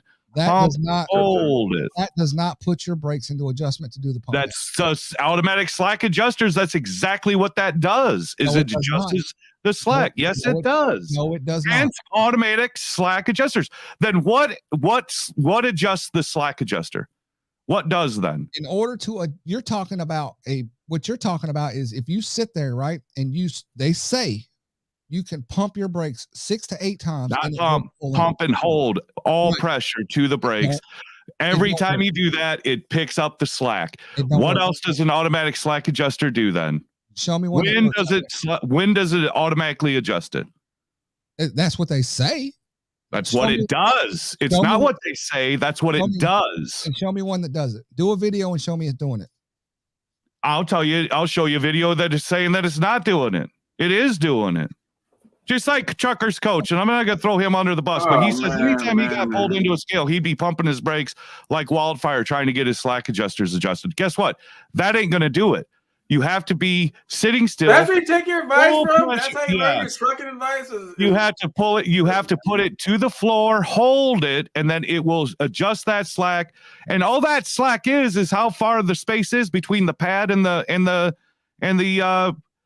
whatever the fuck you call that thing, the fucking drum. That's all your slack. That's all you're adjusted is that space between your brakes and your drum. It's a quarter turn. All you do is you tighten them all the way down, literally, and it's a quarter turn back. Just barely back them out. That's it. It takes a couple of seconds. And I get it for the guys who didn't have automatic slack adjusting. You're under there all the time, adjusting them every day, or should be adjusting them every day. But if you do a pump down with these automatic slack adjusters, you should never have to put a fucking wrench on it. If you do, then that slack adjuster is out of adjustment and you'll never get it back. You'll put it in adjustment and then you're doing it again tomorrow and the day after that. That's the point. The slack adjuster is out of adjustment and you got to get new slack adjusters. That's the point we're getting at. You should never unless have it's hung up. Unless it got hung up. Unless it gets hung up. But that's the point we're getting at is the fact of these goddamn cords. Do they make fucking wireless headsets? This James, look right here, James. James, look right here. Look right here, James. Look in the camera. I need James. wireless. I'm fucking ready to pull this bitch out. But see, here's the point that we're getting at, right? How many people know how to do it? Because you can do it yourself. You can do it yourself if you're doing. I was told, and I'm only going by what I was told. One officer did it up to his discretion. He told me, if you have wrench marks on that slack adjuster, you better have a receipt that somebody who is licensed to adjust the slack adjuster to be touching your brakes. That's bullshit. That's bullshit. Exactly. That's I'm only going by that one DOT officer. That's all I'm going by. Tell that goddamn DOT officer, if you're coming off the grapevine, if you don't crawl under there and adjust them fucking brakes, you're dumb as shit. Ray, tell that son of a bitch to ride with you. Exactly. Well, you shouldn't be out of adjustment even before you get to that grapevine. That's wrong. That's the wrong answer because, and I'm gonna tell you why. This is what Ray's getting at. Every time I go up a mountain, I run up into Pennsylvania and all that, and they got the brake check places, right? When you stop to check your brakes, that's what you're supposed to be checking. You stop to get out to make sure your brakes are properly adjusted. You don't have a fucking TA or a roadside guy sitting right there to do it. You need to know how to do it. So if you stop and then brakes are out of adjustment, literally it takes, I think it's an 8mm wrench and a screwdriver to make that little 30-second adjustment. This is reality. One, you're not taught that. And see, what we're going to do is we're going to fuck people up here. We're going to fuck people up because I'm telling you, you start telling them to put a goddamn 8mm wrench and fuck around with you with a goddamn screwdriver. We're going to have guys out here driving fucking trailers with no goddamn brakes at all. The 8mm must be on a freight line. Don't be putting fucking wrenches on shit. Don't be putting wrenches on shit if you ain't never been trained. Because what we're doing, we're telling you, I'll just fucking get under there and but that's 8mm. It's fucking easy. It ain't. If you don't know nothing about it, leave it the fuck alone. How are we messing people up? Because now we're going to stimulate. Because people are down there with 8mm wrenches, fucking yanking on shit. Right. But what should be happening though is you should have people in the comments who are listening to this round table board, and I want to comment on it here in a minute. Is the fact of shit, maybe I should learn, because I'm just telling you. SoCal even just said it. This is how you adjust your brakes. I ain't never been taught. You get okay. Well, I'm going to teach you. I'm going to teach you right here. I'm a visual guy. Listen, you guys send me pictures. I'm going to teach you. I will. I'll do a video on it. Do a goddamn video. Right, you ready? This is how you do it. You get under there with the proper size wrench for whatever. I'm out there with my girl wrench. It's called a crescent. You have right. You tighten the brakes all the way down, and you back it off a quarter to a half a turn. You know what, Spectre? Hang on, Spectre. We might be screwing these people up. So we got to get more defined. We got to be running around with no brakes. Hang on. Because you're gonna blow the brake cans out. Ain't even touching the drum, folks. Hang on, guys. You're gonna blow the brake cans out. So hang on a second. So here's what you do, guys. Here's what you do. You chalk your wheels to the truck. You got to chalk the wheels to the truck. If you don't have a chalk, what can you do? You can set the trailer brake.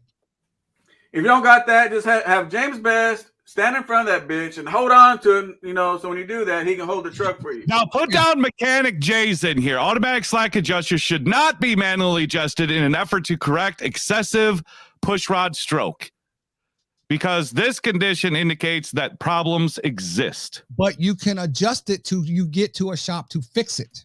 I'm thinking you shouldn't be. So here's my question, James.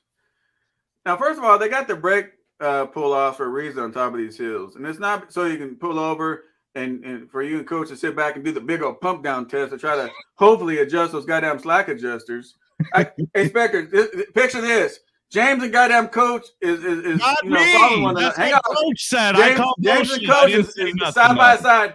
They pull off on top of the Grapevine Hill or something, and they're all smashing on the thing. All these trucks are over there seeing all these brake lights fucking flash. Like, what these two dumb motherfuckers doing? Yeah. He's adjusting his slack adjusters. Right? Yes. Wait. Are we taking advice from Coach? No, we're not. We're saying what not to do. I'm just saying what he said he does. When he gets into a scale, he starts pumping the brakes as he's going around the corner. That ain't going to do shit. Well, go ahead, Ray. I'm waiting on you to weigh in on this. Go ahead.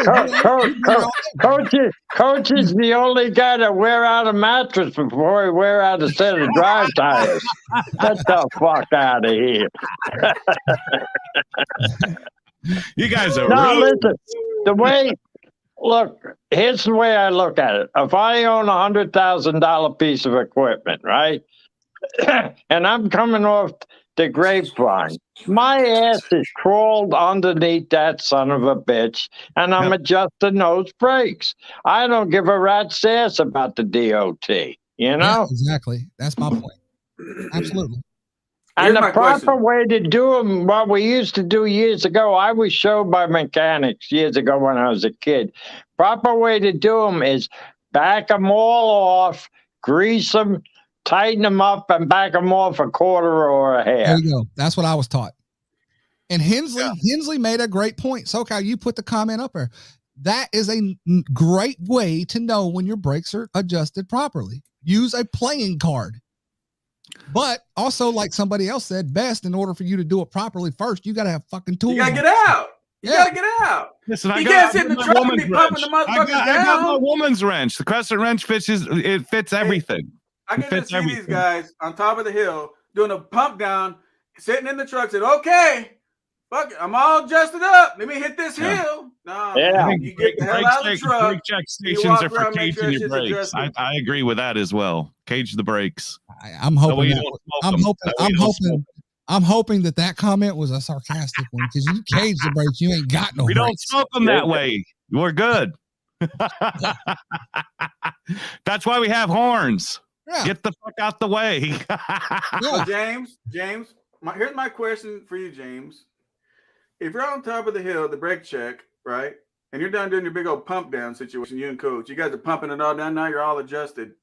Number one, do you get out of the truck, actually do a visual to see if they're adjusted? And if it's out of adjustment, what do you do from there? Well, then I take my ass to TA and get a new set of brakes or slack adjusters put on is what I do.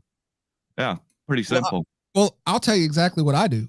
When I get up there and I check them, and if I have one or all of them need to be adjusted, right, I will make the adjustment. I get back in my truck, and then what I do is I apply the brakes, right? I apply the brakes a couple of times. I will get back out of the truck and make sure they stayed in adjustment. At that time, if they are not they don't stay, either I have to make a decision as the driver or the operator to say, okay, can I get down this hill safely? Or at this point, do I need to call roadside and say, I got a serious problem?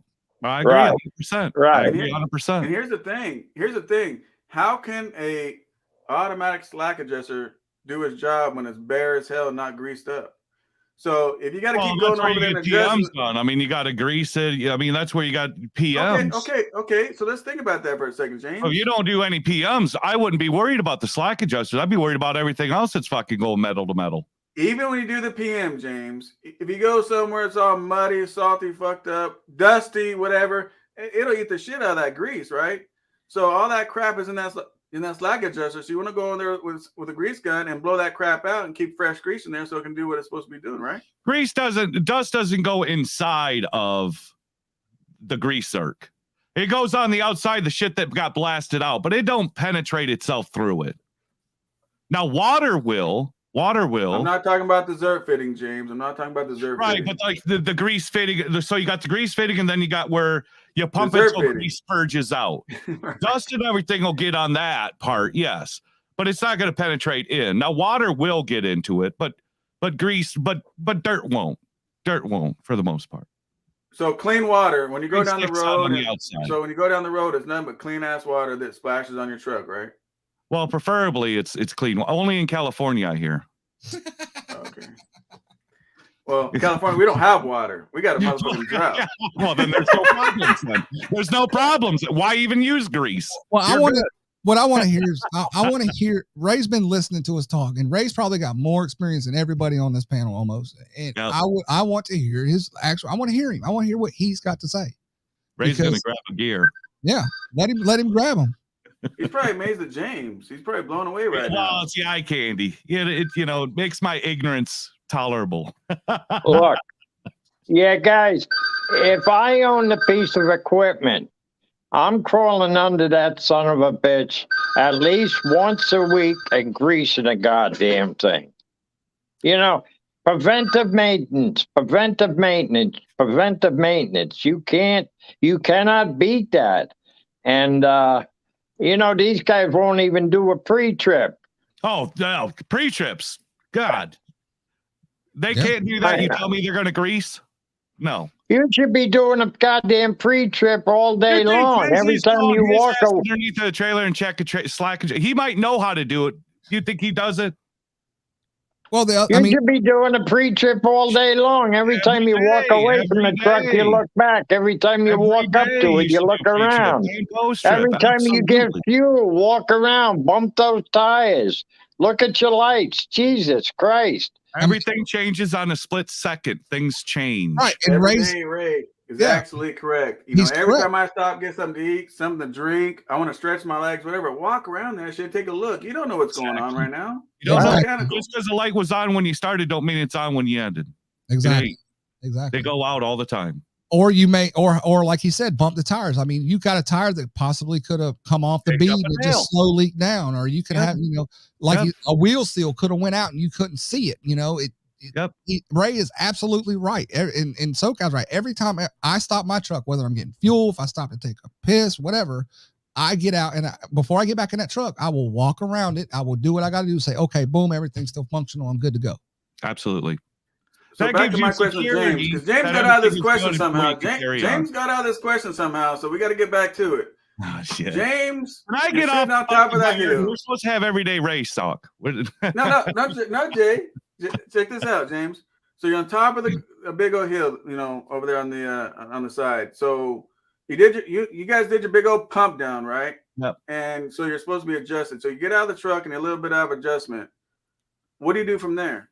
Make sure my air horn works because I'm coming down. I'm coming in hot. There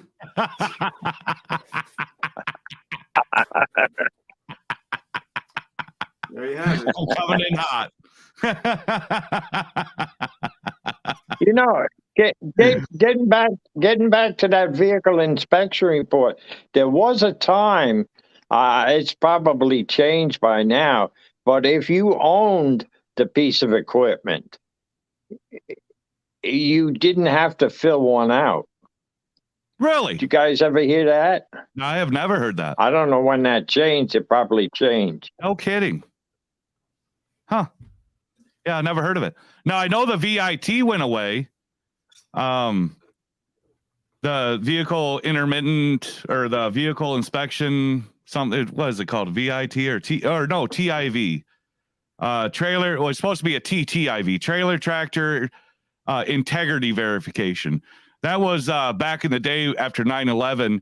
If you're away from your vehicle for 30 minutes or longer, you're supposed to go lift the hood anywhere where anybody can stash a bomb. You're supposed to do a TTIV. But who does that? Who does that anymore? Or ever did? Let's just say whoever did do a TIV. Nobody. I don't even know if it's even on the books anymore if you can get a violation for not doing a TIV. Hey, Spectre, just so you know, so James's answer, I want to make sure you don't miss this, what James said about inspecting his goddamn truck on top of the hill. He just said he's got to make sure the if he does, because he said he learned from Coach. So when they did the big old pump down situation, and it's supposed to be adjusted, and he gets out, he's about to go down the grapevine or something, and he sees a slack adjuster out. He says he just wants to climb back in the truck, make sure the air horn works, because he's coming down hot. That's his answer. I'll tell you what.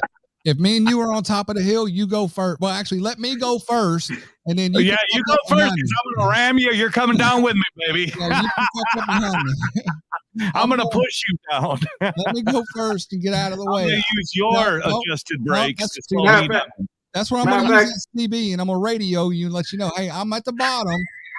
Now you can come down. Okay, I'm coming in hot, baby. I'll catch up to you. Don't believe it. I'll be on you.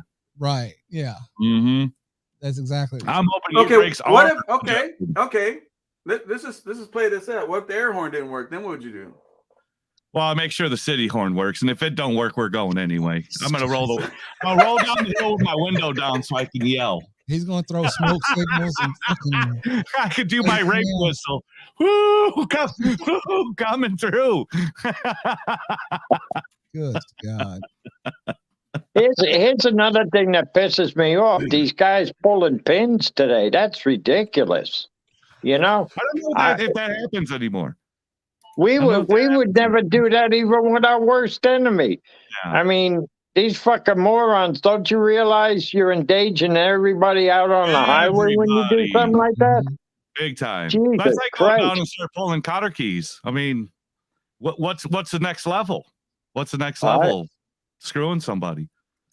We'll be pulling cotter keys out of the slack adjusters and on the brakes and everything. Hey, James, anybody that does that should be fucking horse whipped. Yeah, they should be.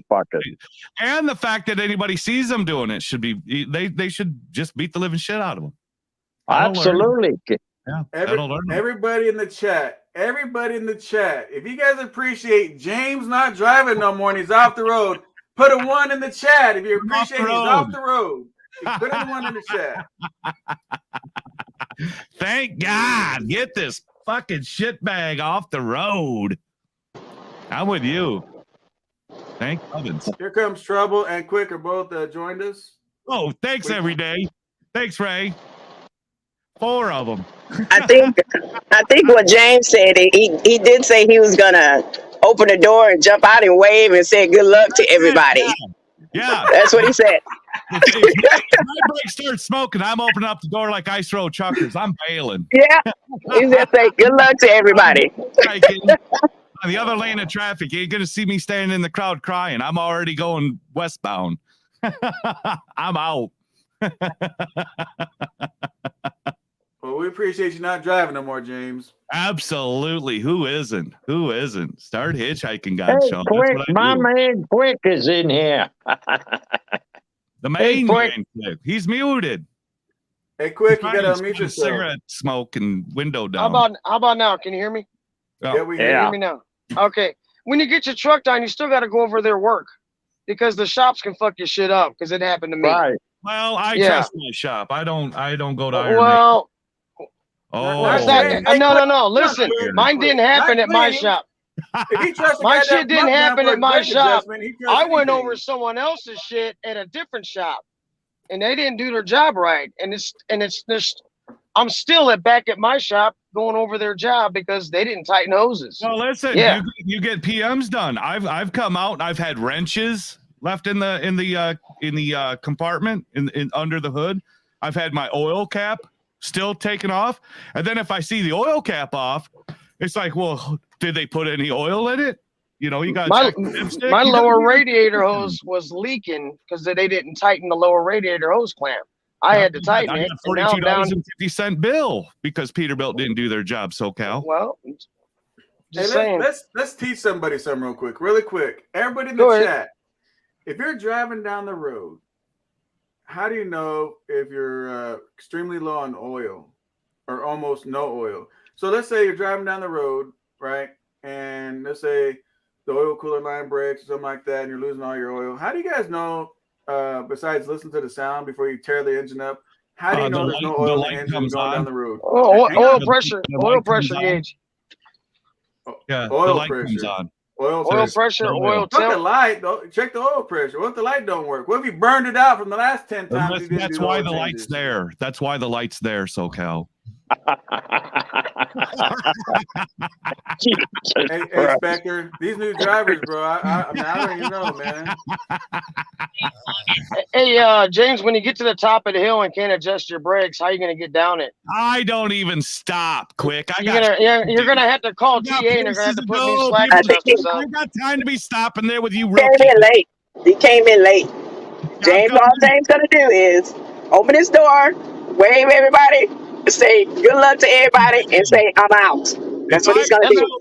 That's why they made runaway ramps. I'm gone. They made runaway ramps for the bestie. Yeah. It says James Best turn here on the runaway ramp. She gone. I ain't doing the runaway ramp. Okay. I'm not there for the runaway ramp. I'm telling you we'll what. Watch you go by. Let me know so I can get down there and film you. Dedicated. You better be dedicated if you hit that runaway ramp. You better commit because I'm telling you. Every soul for themselves. Done. You are done. Yep. Just go ahead, open up the door, bounce. You can always come back. Hey, Spectre, let me tell you what James does, right? I watch James, right? And this guy plants seeds with shit. I got to bring something up, man. And James, sometimes he don't know it, but he plants people's failure on purpose. He laughs at this shit. He trolls. He's trying to thin the herd, SoCal. I'm going to tell you what I'm talking about in a second. As soon as poor old Coach joined BOC Enterprises, what does James do? I'll make you a partner. Guess what's in Coach's head already? Guess what Coach is already talking about doing already? He's already going to sign up. I need a partner. He's already starting his exit out strategy already. Hallelujah. We got shit to do, LLC. I am not worried about what Coach is doing. I don't worry about it. No, he trolls people, man. He thinks that shit's funny. I'm the kind of guy that and I've, like I said, I've learned a lot of lessons, especially over the last year and recently and stuff.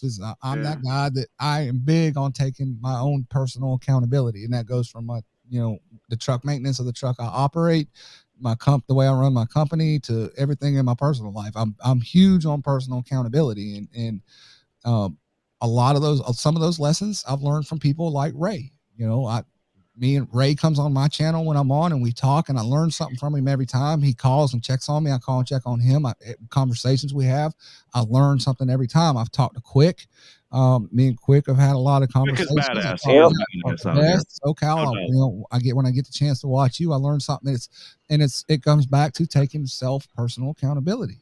That's just the way it has to be. And right on. And I know we're joking and laughing about it, about what Best may or may not do. But at the end of the day, I mean, if he did do that, he's going to he's going to be forced to take personal accountability. Absolutely. Yep. Absolutely. James, and where did you learn that about taking personal accountability? Where did you learn that? Ray, you act like he learned it already, Ray. You act like he learned that. I think I was born with it. I was raised that way. That way. But it was guaranteed it was more in tune by the United States military. Oh, absolutely. Absolutely. I definitely learned that. I mean, that was like, boom, first step. I had to learn it. I had to learn it. My own, because if I did not do what I was supposed to do and hold myself accountable, I learned very, very quickly in basic training that everybody was going to get punished. And then when you get peer pressure because you're the guy that's eating the damn honey bun and you ain't supposed to have no sweets and everybody's doing push-up, that don't end well. And you sure as hell do the same thing to other people. Exactly. You're going to pay dearly for that mistake. Oh, absolutely. Absolutely. He done broke the goddamn chair. Look at his ass. He done broke the chair already. Look, he keeps breaking all that motherfucker. shit. It's probably a Freightliner chair. Oh, sorry, Spec. Hey, that chair says auto full. What the hell does that mean? Auto full? What the hell? When does the chair say auto full? What's that mean exactly? Autofill his ass into the shape of the seat. That's exactly what that is. James, he's funny as fuck, man. But now he's gonna be a partner. I see that coming. He's gonna be a partner. That's on him. His choice. I see T-Bone's in the chat. Yeah. Yeah, T-Bone good people. I like T-Bone. He's good people. The whole thing about this whole scenario, and I'm joking about him being the partner and all that, but the whole scenario is this. There's two things that people got to realize, and this ain't trucking. This is life in general. Number one is be accountable for your own actions, and number two is your mindset. Yes. If your mindset has failed you when you woke up this morning, your whole day is a failed situation. You are not going to prosper in your whole day because in your brain, you already beat yourself. It starts with you and it ends with yourself. Yeah, but what's frightening is the generation today don't think that way. And that scares the shit out of me. And want their handheld. Right. Well, I know I teach my kids the right way, and yeah, it goes back to that term, like you said, hand holding. When I hear hand holding, I think instant gratification. They want instant gratification now. They don't want a trophy. They don't want to be told nothing. They don't want to be taught nothing. They don't want to be shown, and they refuse to retain it or learn it on their own. Someone's always going to do it for me. That's kind of like the way they think. Yeah, instant gratification. That's why part of me wishes, this very, very small part of me does wish that the entire system would fucking collapse. Why? Because then the generations moving forward would be forced to learn. Forced. Me and my daughter and my wife were talking the other day. They don't even teach cursive writing in school anymore. They don't teach it. Wow. They don't teach. Everything's done on a keyboard. They don't teach kids the basic stuff of how to balance a checkbook. When I was in school, that was part of it. It was economics or home economics and crap like that. Yeah, accounting. But a little bit of accounting, you get the the government. Kids are not taught in school anymore. They are taught to pass a test instead of taught actual things. Yeah, you're taught to pass. Look at this Common Core math. I mean, we can't even do simple math anymore. It's got to be so complex and crazy. I'll tell you a crazy scenario, right? There's this guy who. How about being in high school and don't know what fucking gender you are? Get the fuck out of here. I'm a cat today. Well, you know what gender you are, but nobody else does. Yeah. That's the problem. They try to teach my son that bullshit in school about that gender shit. There's 4 genders and all this weird shit. And I straightened my son out. And I said, look, and I said, Mark, you're wrong with that. You tell them to call your dad up and we'll get them squared away real quick. Yeah. But here's the problem, right? This one dude he's over 30 years old. And he was driving for somebody that I knew. And he didn't even know how to use an ATM card. You know what I did? My son at the time was 10 or 11 years old. I told my son, Go ahead and ride with him. Show him how to use that ATM card, son. Yeah. Well, and see, it kind of goes with the comment of M. Hunter. He said, older folks always talking shit about the young generation, just part of the circle. And I agree with that comment. I agree with that. The older generation, when I was younger, they were talking shit about my generation. But I can honestly say this, and this is part of my own self-accountability. I can't sit here and say they were wrong because they weren't. They weren't wrong. A lot of people can't talk to people because everything's on an email. Yeah. How many people talk on the phone with somebody anymore? Let me email this guy. Yeah. Most of it's texting. Or better yet, talking face to face, looking at facial expressions, looking at body language. Right. They read I don't know what. They'll read it however they want to read it that day. I don't know what generation he came from. The generation that was for me beat our ass. Exactly. I had their ass whooping. Yeah. So now I mean, that's the generation we came from. Now it's like you go to jail. Now it's like you're abusive. Now it's like so many other things that you know. But here's something else. And the kids know that. The kids know that because that's the first thing coming out of their mouth. I'm going to call the cops. You touch me. They do. But here's also something else about the newer generation and also past generations is the hardest part for any individual to understand is not everybody learns the same damn way. Yeah. Not everybody learns the same way. No, I'm more of a visual. I can read something, but I need to put it into visual action. And then it goes my hands on. But then you also have some people who have to read it or they have to actually put their hands on it. And I can't remember the kid's name, but he's actually got a great saying. He's like, he's got a thing. He did a video and stuff. He said, you can't take a fish in a fish bowl, right?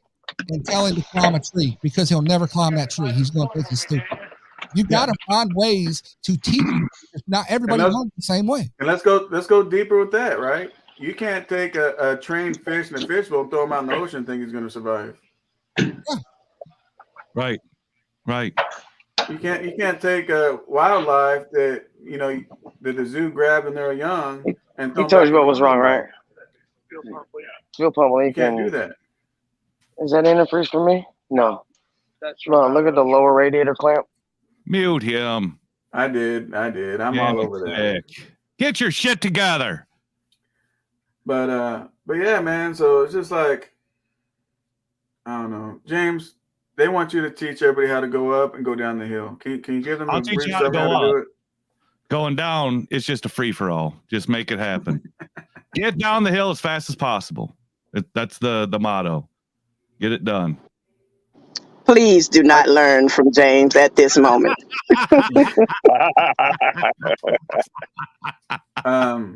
I know. Hey, how do y'all get down? Get down a hill without an engine brake? Come on. Let her open. I put it in neutral and let it coast. Oh, Jesus Christ. Give her hell, Ray. Give her hell. The faster I get out past the scary part, the faster I can get on flat level road again. You got to get down fast. Get it over with. Be done with it. The crazy thing, man. With his eyes closed, probably. Yeah, with your eyes closed. Just feel that guardrail. It'll guide you. Everybody wants to make fun of the old school truckers, right? But I was privileged, and I'm gonna say privileged, to learn all that stuff growing up, right?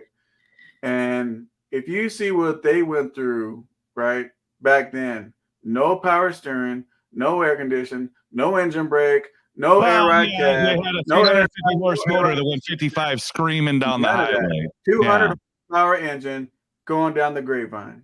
Yeah. Putting down the miles. Well, that little 350 horse held it back. It held it back. Back then, they didn't even have a 350 horse. That was an improvement. They didn't have a 300 horse back then. Yeah. It was like, what was it, Ray? Like 220s and stuff like that? 220? Yeah, if you had a 220 Cummins, you were king. Yeah. Really? Yeah. Look at us cowboys now. We're just kings of the highway, fucking purring. If you got in a truck and that bitch had air conditioning, you were shocked. Oh, damn, the air conditioner works in this thing?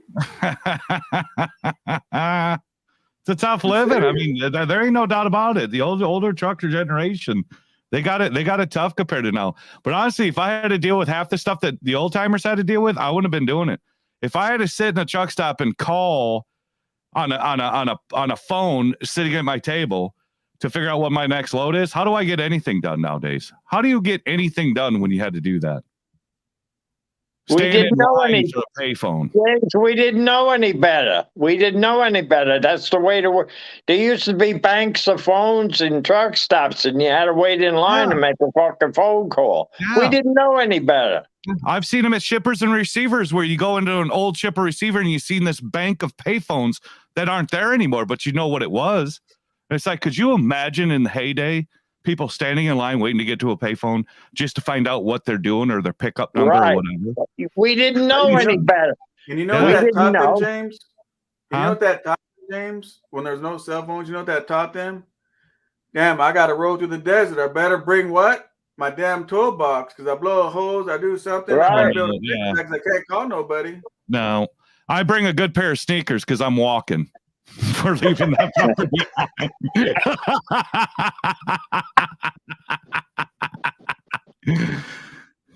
Catch you later.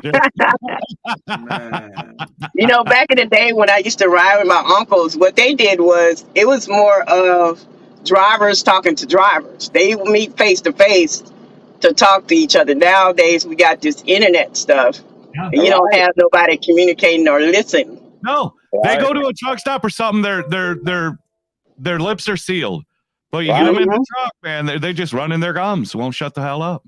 But I've had so many quiet dinners in the truck stop. Nobody talks. Nobody talks. We used to sit at the counter and bullshit to people. Not you anymore. didn't know the guy, but you talked to him. Yep. You know, Yep. you always Where you found headed, something where you out. going. We knew you knew your drivers because TA had that sign says drivers only. So anybody sitting there, you knew they were driving, but the conversation was there. Right now, there ain't no conversation. No. There ain't nothing. No, nothing. Everybody's on a mission. Everybody's in a hurry today. Yeah, well, you are. And they got that goddamn cell phone, and they nearly walk right into you. They're on the goddamn cell phone. No, and that's why CBs are dead. Is because back in the day, you would use a CB to make sure you're awake or make sure you're okay or just stay awake. But now we got cell phones. So we don't need to be on the CB to waste time because we got other friends we've got or family or whatever, and we're on the phone all day long. And we don't need the CB anymore. There was nothing more enjoyable than running across 10 in the early hours of the morning. You get hooked up with 3 or 4 or 5 guys running and together. You talk all day. There ain't still nothing more fun than that, Ray. There's still nothing more fun than that, especially when we had a bunch of guys going down to a truck show or we had the same delivery or something where we rode along and I guess we were playing old school where we weren't on the cell phones. We were on the CB doing it. There is nothing more fun than that. Right. And over here, we still do that. That was your daily thing. It wasn't fun. That's just the way you conducted business then. But now we look at it as a novelty. We find it fun to be on the CB while you're talking in a convoy. But that was your everyday occurrence then. It's crazy how things have changed. Really crazy how things have changed. Well, you don't come, man, 4 or 5 guys get out there in the left lane and boogie, you know? You tag each other. Yeah. You ride along with each other. Instead of passing each other and doing, passing and then, oh, there's that guy. You just, if he's going, he might have a radar. I'm going to tag up behind him. Yeah. Let him fucking lead for a little bit. I don't think it's 100% changed because, a lot of it still do the old school kind of ways. You know what I mean? It's just the new generation truckers is not getting taught that. And so we have different generations out on the road. And that's why a lot of truckers don't understand one another. No, company trucks don't come with CBs. I mean, they got nothing.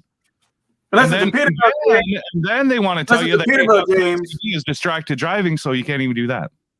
Unless it's a Peterbilt James. Well, if it's Peterbilt, you don't have smoke signals.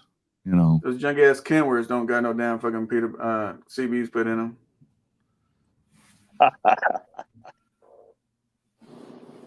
Somebody need to tell me what the hell is up with these damn Peterbilts. What's wrong with Freightliner? What is the fuck wrong with Freightliner?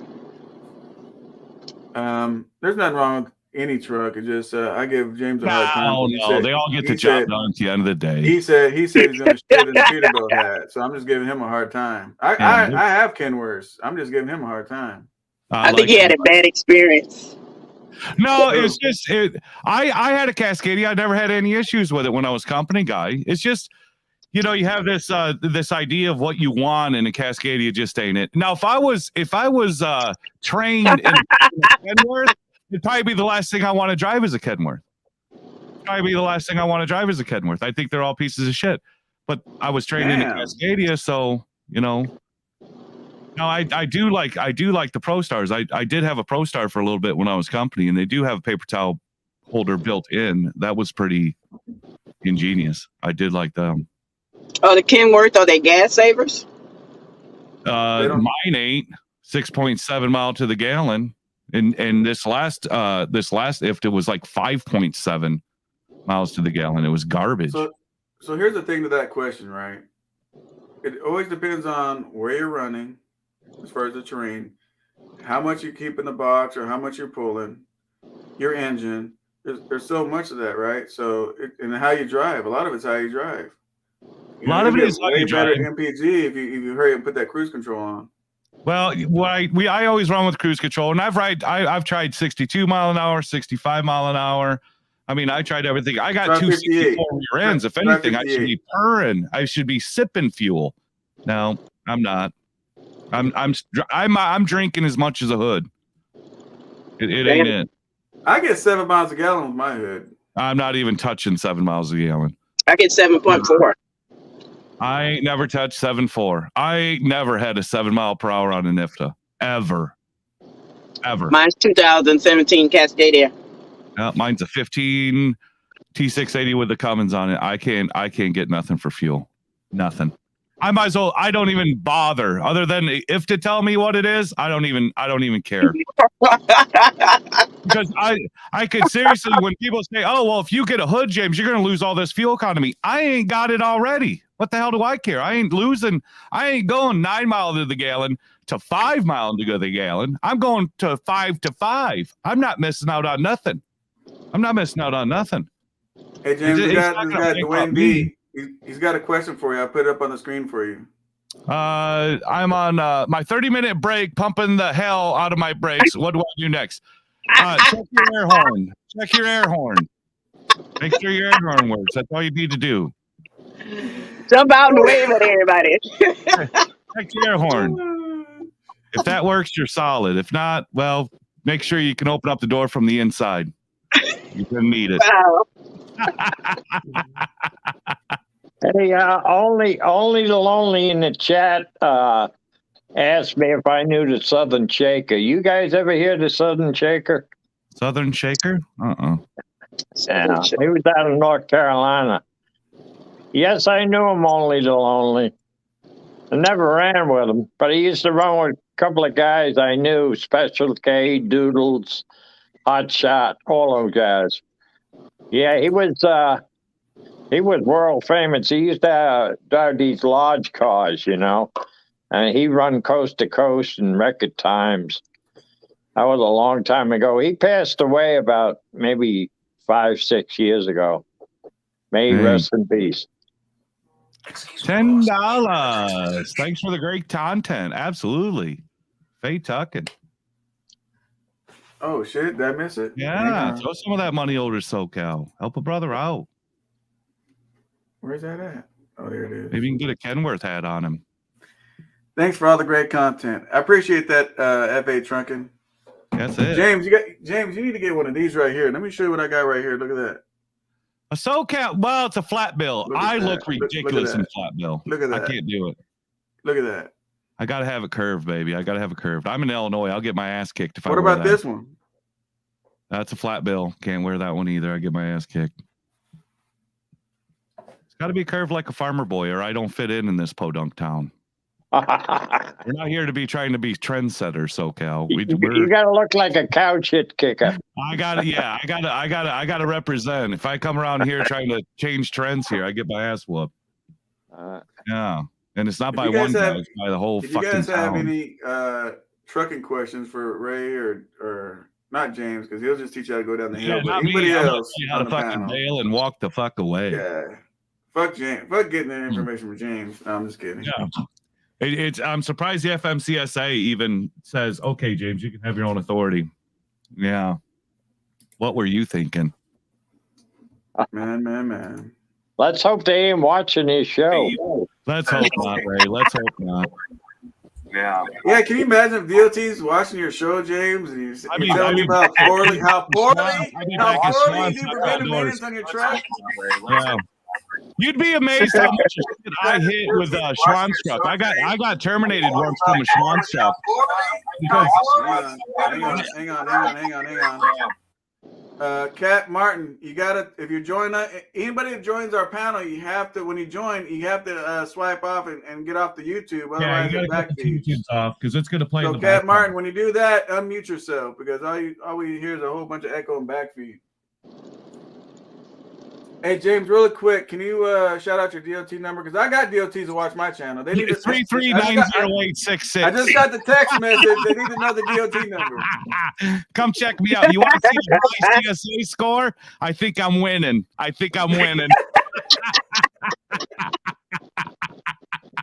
I'm high on the points board. Let me see. Oh, cat left. Oh man, this guy. Seriously. Let's see. I'm doing a motor rebuild second week of February. What else should I look into getting platinum rebuild? Vegas trip while you're down. Vegas trip, 17th to the 22nd. Okay. That's what I would do if I was getting a rebuild. Vegas, baby. Ray? I repeat, do not follow things on this broadcast system. What I would say, Eric, I know you're getting a platinum rebuild, Eric, but one thing that I would recommend is if you guys are going to do an M-frame rebuild, go ahead, since you're doing that, change the radiator out. Change out the radiator. I just replaced mine. You know, and they sell metal ones. Like all these new trucks, they have the plastic metal ones. Get the all metal one, you know, and add a core to it. The common radiators are 4-core. Try to get the 5-core radiator. It keeps you cooler, you know. And that's the biggest thing I care about is that radiator, man, because, you know, everybody does the M-frames, but the damn radiator's been in the truck the whole damn time. Why wouldn't you take that out and replace it since you're there? Yeah. I just replaced mine for, well, it was $1,100 for a, what was it, truck parts or something like that in Illinois, and then OEM was $2,200. So I got the truck parts because they could get it in 2 days, where it'd be like a week or two to get OEM. And then I had that put in. It was like $4,000 or something once they were all said and done with a couple other things, but. Mine just started leaking at 951,000 miles. It finally cracked. Hey, Jack, just so you know, I do have That's not hats. No, not bad at all. I'm not complaining. But these hats, they're not designed to bend them. They're not designed to do that. But I do have hats that do that, man. But, you know, do I look at bend them, baby. You put a bend hat on you. I'm telling you what, you're going to be on my calendar. I'm going to put you in my calendar, but I can't do it with that flat bill. I'll get kicked out of town. What up, Mark? Hey, SoCal, it's a pleasure to meet you. I watch your show all the time. I'm happy to be here. I got a quick question for you. Sure. Sure, it's not for James. So I have a 2006 Freightliner Columbia. It's probably like around 900,000 miles on a Detroit 60 series. If I'm light on the engine, like if I don't downshift, if I don't Jake brake, does that put less wear and tear on the engine? When you do the Jake brake and stuff like that, all that does is you have to do an overhead every year anyway, right? And so anytime you're doing a Jake brake and stuff like that, you're just loosening the valves, which is designed to do that. As far as downshifting, I don't downshift going to a red light. Like if I'm on flat surfaces, I don't, you know, the companies want to train you to downshift to the red light. I don't downshift to the red light because that puts, to me, as a business owner and stuff, that puts a lot of wear and tear on your transmission and everything else. I don't do that. Oh, so cool. Now, what I will do, like if I'm slowing down, here, let me explain. So if we're in, let's say, 10th gear, I'm not gonna go 9, 8, 7, 6, 5, 4, 3 all the way to the red light. I will slow down with my brakes and then say, okay, I'm in 10th. Let me put in the 6th. Okay. You know what I mean? Right. I do it like that. I don't do gear to gear to gear to gear to gear like that. Yeah, that's it. That's it.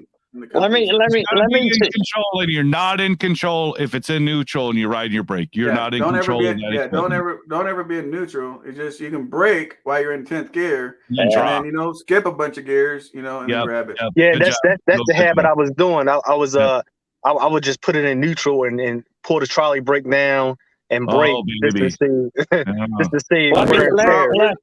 Let me add to something. If you own a 2006 Freightliner with a Detroit, keep that son of a bitch and keep rebuilding it. Right. Yeah. Worst case, you put a crate engine in there and start over again. You can only build a cat 3 times, something like that. No, Detroit. Oh, Detroit. I'm sorry. My bad. Which, you know, we're doing a whole series on that right now on this channel. We've already did the Series 60 calling shops and what it's going to cost for parts and all that. So we're going to go through all the engines, all the transmissions. That's a series running on that. And then after that, we're going to be doing trailers. The best way to go get a trailer, who's got them, who don't, you know, lease, rent, buy, all that stuff. That'll be a short video. So, nobody's got them. So yeah. Actually, James, remember when we did the one? I don't know if you saw that one about there's no more prime purchase, lease, or whatever the hell. And I called a guy, and he had trailers. He had trailers on deck for sale. Well, they got all reefer though. Dry-van's the hard gig. I mean, shit, they're pulling trailers out of fields now and selling them for $12,000. They still got weeds growing through the floorboards, but they're getting $12,000 for them. Let me tell you something. Those are the kind of trucks I want to buy. I want the one in the back that's blown up with weeds. Yeah. If it's got, I don't know. Can I add a phone call in here? I don't know if I can or not. Cat's trying to call in. Let me see if I can add him. Who? Cat. He tried coming in before. Okay. What up, Mob? No, I kind of caught a little bit of why Miss Richardson was like, why Freightliner over Peterbilt, some shit. I know you ever drove with Peterbilt, Miss Richardson? Cat, try to get into SoCal's again, but you gotta close up. Have I ever drove one? Yeah. Yeah. Which one? I think it was the 379. My mentor let me drive his truck. Oh, how you like it? Well, it's all the same to me. Power got turned off. My power got turned off. All the same to me. Okay. Yeah, I'm trying to see what the hell is the difference. There's actually a lot of difference. It's a lot of differences. But you got to remember, y'all got to remember, I'm carrying 45,000 pounds. I'm not even talking about weight. Cool. I'm talking about comfort. I'm just talking about comfort. Comfort. Okay. Yeah. A Peterbilt has a whole lot more better sound resistance in their cabs than the Freightliner. Okay. It's a lot builder quality. It's a better ride quality. It's whole better value. A Freightliner is like a throwaway truck, in my opinion. Like, you get a Freightliner, you use it, it blows up, you replace it. A Peterbilt, when somebody buys a Peterbilt, they keep on rebuilding it and they keep it forever. And you might buy a Freightliner for $70,000. In 5 years, that bitch might be worth $40,000. You buy a Peterbilt for $100,000. In 5 years, you might get $85,000. Yep. Yeah, resale value is definitely. I mean, that's what if you buy a ProStar, you're gonna own that ProStar forever because it ain't never gonna be worth nothing. Yeah, a Freightliner is a good starter truck. I mean, no lie, it's a good truck or whatever. It's a good truck to start your business. You use case or Freightliner. People will still buy a used Freightliner. They ain't touching no ProStar. No, she's there. She's yours for life. But it's like she's yours. Hey, what kind of car you got at home? I got a Cadillac SRX. You got a Cadillac. Why you didn't buy a Chevy Equinox? Huh? Why you didn't buy a Chevy Equinox? Why didn't buy thing, right? Why didn't buy Equinox? Yeah. Okay. All right, let me answer your question because it's for me. It's enough room for me. Ain't that damn big? And me, baby. Equinox give you the same size. Well, no. But this is where I'm going at. Ain't the Equinox? It's a Chevrolet.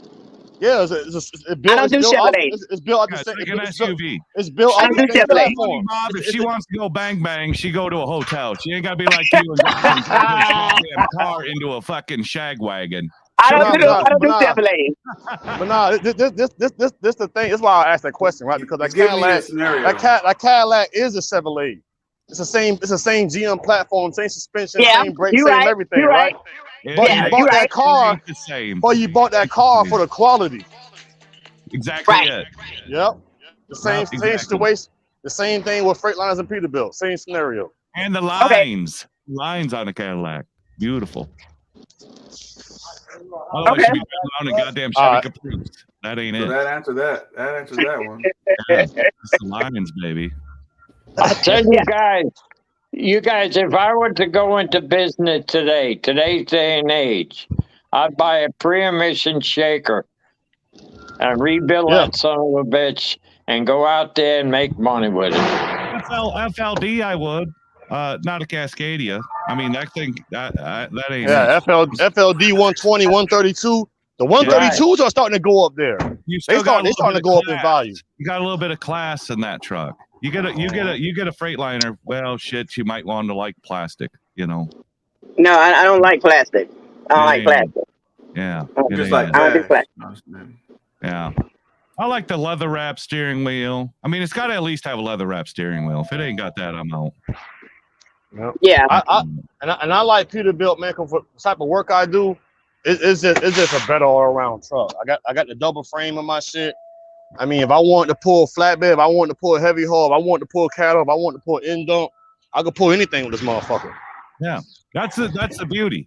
Don't get yourself a one screw, because sooner or later you're gonna get yourself out of work. Yeah. And I'm the type of guy, like, even though I do flatbed now, if flatbed rates tank, shit, I'll be getting a dry van. Yeah. If dry van rates tank, I'll get to reefer. If reefer tanks, then I'll get to an end dump, and so on and so forth. I move around with what's paying. Right. Yeah, I don't try to stick to one thing. If and you with got my a truck that can do anything, then you could do anything. But if you got a truck that's just one size fit all, just a truck that moves a trailer from one dock hole to another dock hole, that ain't it. Single axle, single screw, that ain't it. It might be in your budget, but that ain't the truck you want. That ain't the truck you want. I don't go too far anyway, so. Yeah. I mean, try never to go too far. A day and a half away from the house is a good scenario. You know, the crazy thing is the older Freightliners, man, like way back in the 70s, and I'm not that old, but I got to experience it, right? But the older trucks, let's say in the 80s and 70s and stuff like that, they were all built pretty equal. The Peterbilts, the Freightliners, they were pretty much, they can have any engine in it, just whatever you preferred. All right. These days, they changed all of it. I think Freightliner went to hell when they bought Detroit. Yeah, I did nothing but went from one tire to the other. Yeah, and I think when they did that, it just Detroit's a great engine. Don't get me wrong, but they screwed it up when Freightliner made it. Oh, Detroit's out. You can't get a Detroit in any other engine, and that's what screwed Detroit over. Yeah, you might well consider it a Volvo now. Yeah. Detroit's This guy Curtis Noble asked me, "Do I know Spooner?" Yeah, I know Bob Spooner. He's my hero. He's been out here a long time. Oh, you talking about Spooner? Yeah, Bob Spooner. I know about Spooner. Yeah. Yeah, the fellow in the chat asked me. So Master says Prime is not doing lease for California residents, but most are not due to the law that passed. Yeah, the whole thing we were talking about, Master, back then was Prime stopped doing lease purchase. They stopped doing lease purchase altogether. No matter where you live, they stopped doing lease purchase. We had Prime live on the channel live, and they're the ones that spoke on they're not doing lease purchase, not me. So I don't blame them. Check that video out. Why would they want to sell you the equipment so you can go off and better yourself? They'd rather you just keep leasing it, paying for it, and then they could trade it off to somebody else, and then it's money. Why do they ever want to get rid of that piece of equipment? Quite a few drivers with Prime bought those trucks. They lease purchased them, they bought them, and they went over to Landstar with them. They bounced. So why would they're doubling their money almost? Absolutely right. If you're going to lease, then I would go to Penske, try to lease their trucks, and then get your own authority. You guys got the show for 1 second. I'm going to go take a leak real quick. You guys got the show for a second, okay? We got it. Yeah, it's flatbed gang or no gang. Let's know that. Yeah, it just... Really? I wouldn't mess around with just leasing. Everywhere you go, flatbed game. God damn, can it be a tanker game? Until he pulls that drive van, you get a drive van under him, you'll never go flatbed again. Flatbed game. Can we say tanker game? Can we say that? I don't know if there's many out there that are doing it. We got Nomadic It's Grid. not, I think he's the only, and that's why I'm trying the only to get. tankers out here. You know what? Everybody's talking about flatbed, reefer, dry vans. Where the hell are tankers at? Okay. Nobody's Hey, touching hey, front. No one's doing tanker. y'all different breed. Y'all just crazy as hell. That's all. Well, you No, got we you gotta have ain't. that. Now, Mom, now you know, just because we smoke that's because we smell the chemicals and inhale them. We ain't crazy.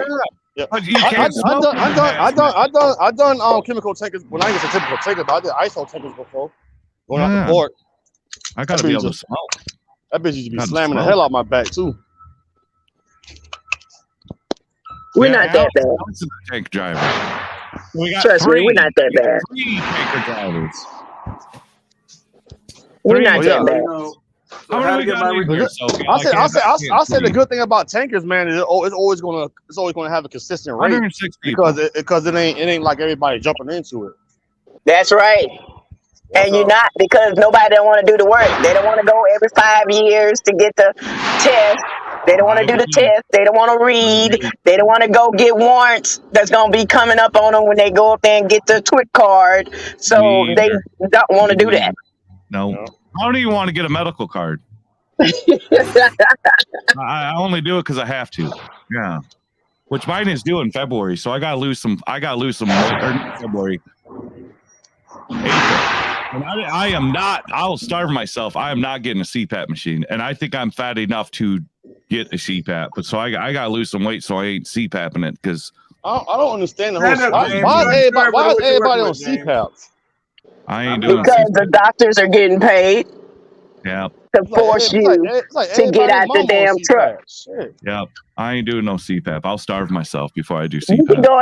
go in the doctor's office with a damn 14-inch neck. They still gonna tell you to go get the CPAP test. Oh yeah. So I'll Ms. put Richardson, you back on the comic books and I'll get a tapeworm. And Richardson, so when y'all get a physical, do they fill y'all private parts? What? Who the hell does that anymore?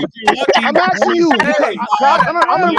I remember the last time I got a medical card, the girl told me to drop my pants and was like feeling on my balls and shit. Oh hell no! You need to change. Ain't nobody sticking their fingers nowhere. I'm just asking if the same thing for females or not. That's all I'm asking. Like, do they check y'all ain't inside? nobody. Look here, Mom. Ain't no other finger going up this hole. Okay, ain't no other finger going up this hole. Good Lord. I'm like, all right. I walk in. All right now, lady. I walk in with a ball of jelly. Hey, Mom. Oh my God! Now you done got him started. You ain't gonna never get him off this. Go ahead, James. Let's see what you got to say. What color hair she gonna have? How she gonna be figured in shape? I just wanted to know if it's the same. And James will tell her, baby, you don't have to wear no gloves. You all right? I want to feel hand on. I want skin on skin, baby. She was an older white lady with white hair and glasses. She was kind of hot. I'm like, all right now, lady. He still would tell her. He still would tell her no gloves. No gloves. I Close your eyes. Close your eyes. You can make it whatever you want it to be, baby. Close your eyes. Hey, Mom. Mom, you got me kind of worried with that. I just wonder if it's the same for females because Mom, it ain't even with males. Don't do that. Don't do that. It's even with males. Males don't supposed to do you like that. You getting raped. You're getting raped, Mom. I need you to go somewhere else. It's not. You can't rape the willing. If he backs up, it ain't rape. Hey, Bob, I had that experience once. It was a girl, and she called another girl in the room, and she put on a pair of gloves. That's what I'm saying. The other girl told me, wipe that smile off your face. Wow. That's what I'm saying. I was just wondering if it was the same for female. That's all. I was just curious. Yeah, that's to see if you got a hernia. They ask you to cough to make sure you don't have a cough and all that shit. That would be a no. That would be a no. Down there, though. No, that would be a no. That would be a hell no. That would be a hell to the no. That'd be a hell and a no. No, I walk into an inspection with my jelly and I walk in backwards. Yeah, we ain't going there. Get it done. Nah, James. No bueno, man. Bring my own little beatbox to play sexy music. James, we got real men over here, James. Yeah, James. We ain't going there. And inquiring minds want to know, James. What if it be a male? And if you ain't backed into it, come on now. You wild, man. James said, "Don't knock it till you try it." You listen. No. That's where your spot is, gentlemen. Figure it out. If you ain't figured it out already, you will. Go to the get yourself a colonoscopy. I'm telling you, the camera feels like wonders. Man, somebody cut James Power back off. Can you get in a couple more? Ah, damn. Mom sounds like he's unloading or something. Yeah. Especially if she's got thick fingers. Can you get one more in there, baby? What the fuck, man? I want those fat rolls on those fingers. Well, you can never just stay on the straight roll with James, boy. You just scared old Everyday Ray right off the damn channel, bro. He's like, damn, I with this shit. I can't have my square on the screen right next to James like that. He gone. Man. This is You can't have no PG channel with James. You cannot. No, you will not. I am not invited in many YouTube channels. They won't let me in. So just so you guys know, it's called demonetization when I come in. James has decided he's going to be S-corp. I am. Yeah, I'm actually going to talk to Spectre's accountant and have her handle my business. I'm going to talk to my accountant first, find out where she's at. And then if she ain't going to handle it like I need her to. She's a farmer accountant, so she's worked with truck drivers before and trucking businesses. But my curiosity is whether or not she's got the abilities. What's the biggest operations you're looking over? Well, I don't know. I didn't ask her portfolio. I just know she does a lot of farmers, and farmers do some trucking and stuff. So she's got. You just ask the man that goes on top of a hill, pumps his air brake to make sure they're adjusted before he goes down without a visual. And now you're gonna ask him other questions. You know you don't check that. Yeah, don't ask me. Yeah, you don't.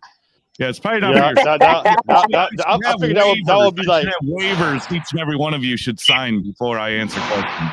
I think that would have been like common sense, man. You need a disclosure. Operation, like you deal with guys with 1 truck, 5 trucks, 100 trucks. She works with farmers, so I mean they got multiple trucks or hundreds of trucks. I mean it's all corn out here. We're all going to the grain bin sooner or later. We're doing co-ops. Yeah, we're all corn-fed people here, so yeah, we're all pigs. All right, let's get to the comments, man. Somebody's got a question for somebody. Let me see. My doctor has short fingers. I hate them. Flat better too. I want them long and thick. Anything but that question. I was just curious to know. I just never asked the female that. I was just curious. Yeah, no. I'm serious. You need to put your number in the private chat if I can call your doctor. I don't know. I like my doctor. She's a real nice lady. I wouldn't tell nobody else that. I wouldn't. If you're not subscribed to her yet, you need to get to. She's about the realest woman out here. She don't give a shit. Yes, it is. Oh, she's beautiful. I love it. She don't give a shit. Okay, is this a physical or is this a checkup? Oh, it's gonna be a little bit of both, baby. I don't know what Jane's talking about now. I'm ignoring it. If you stop eating for 3 days, you'll ace the DOT requirements. You say what now? He says.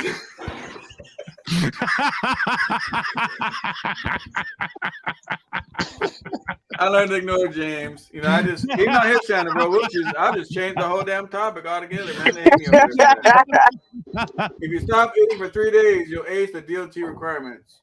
I'm gonna stop eating for weeks. I'm not getting a CPAP. That's cheating though. That's like people cleansing themselves out before going for a physical or yearly checkup. Drug test, yeah. You really don't know what's going on with you. There's something going on with you. That's exactly what they but need. You don't know. Nothing. They don't need to know nothing. But you need to know that though. Well, I don't need to know that because if I die in my sleep, God bless me. God bless me. Damn, if I've got sleep apnea and don't know it and I pass my sleep, I ain't going to know it. Hey, Let James me is go all screwed up, quietly. Mom. He ain't gonna adjust no damn brakes going down the hill. He's gonna go down to neutral and hit the horn. You don't want to go You're right. about when he goes to sleep, he's gonna wake up. He's just on a suicide mission. Now, if you're following me and you see my door open, you might want to start pumping. Get over in the median, please. Jay gonna be like Crocodile Dundee, like Ace Ventura going down the hill, man. I'm out. I am out. Britt has a question for you. On the screen. Britt has a question. But Mob, in the climate, why wouldn't you not rebuild a cascading engine? Why wouldn't? That's what the question. Why would you not rebuild a cascading engine? So a cascading engine, what's the cascading got in it? A Detroit, Mercedes, what's in it? Yeah. If it's a Series 60s, if it's a Series 60, I'll rebuild that all day long. Yeah. DD15, this is my opinion. I don't think it's worth it. That's easy I can put it. I think it would be worth rebuilding a DD15, but I would delete it and I get reprogrammed and everything. Is what I would do. So you're gonna rebuild it with a warranty and delete it? Yeah, I would. I would because you go to your own mechanics that's certified Detroit, and it doesn't matter if you delete it or not. They're not going to tell on you. Yeah, there ain't nothing. Yeah, I understand that. That after treatment is a goddamn nightmare. If it Yes, wasn't it is. for that after treatment, I would be all about Detroit. But it's that after treatment is clusterfuck. It ain't. It is. Trust me, it is. I got to get all my filters changed. It is. But it's that after treatment in that one box hole, that whole situation is not in our favor. It's not in our favor. Curtis wants to correct some. Says DD15 is a Mercedes. It's owned by them, but the two engines are different. Yeah, that's like a Ford S-corp. Ford owns Jaguar, and if you look at the serial numbers on a 1985 Ford S-corp, it would be a Jaguar engine. Yeah, it would be a Jaguar engine. Yeah. And see, here's another thing. I have a DD13 in my 2017. Oh, you got little ones. You got a little baby. Mm-hmm. Yeah, I got a little baby one. Yeah, so cute. Oh. Yeah, so just keep on your 10,000 pounds. Don't go past that. Yeah, But here's 10,000 pounds. you try to go up a mountain with that bitch. That's why, I don't go to the mountains. I can't go to the mountains because I'll be rolling back down the hill. I'll be rolling the same way James going. So like Jay Richardson going down the hill. we'll be hand in hand, one facing the other way. So hell, fuck it. She can't get up it, and I can't come down it. Yeah, that's right. So Richie Rich says, "Can I register a deleted truck in California? Is it possible?" Richie Rich, nobody knows you're deleted, bro. But your mechanic and nobody knows you're deleted, bro. It ain't on your title. Yeah, I'm gonna tell you what I saw yesterday. Right, it was a car carrier, and he had a Mercury Marauder in the back. So I was just curious to talk to him about the car, see if it was for sale. So he was registered. He had California tags. His company was based out of California and all that shit. He had a Cascadia with a Series 60 engine in it, and he stayed in Riverside County. Yep. I thought that was interesting. I didn't really get into it because he didn't really speak good English. Sounds like a glider. I think it probably was a glider. Yep.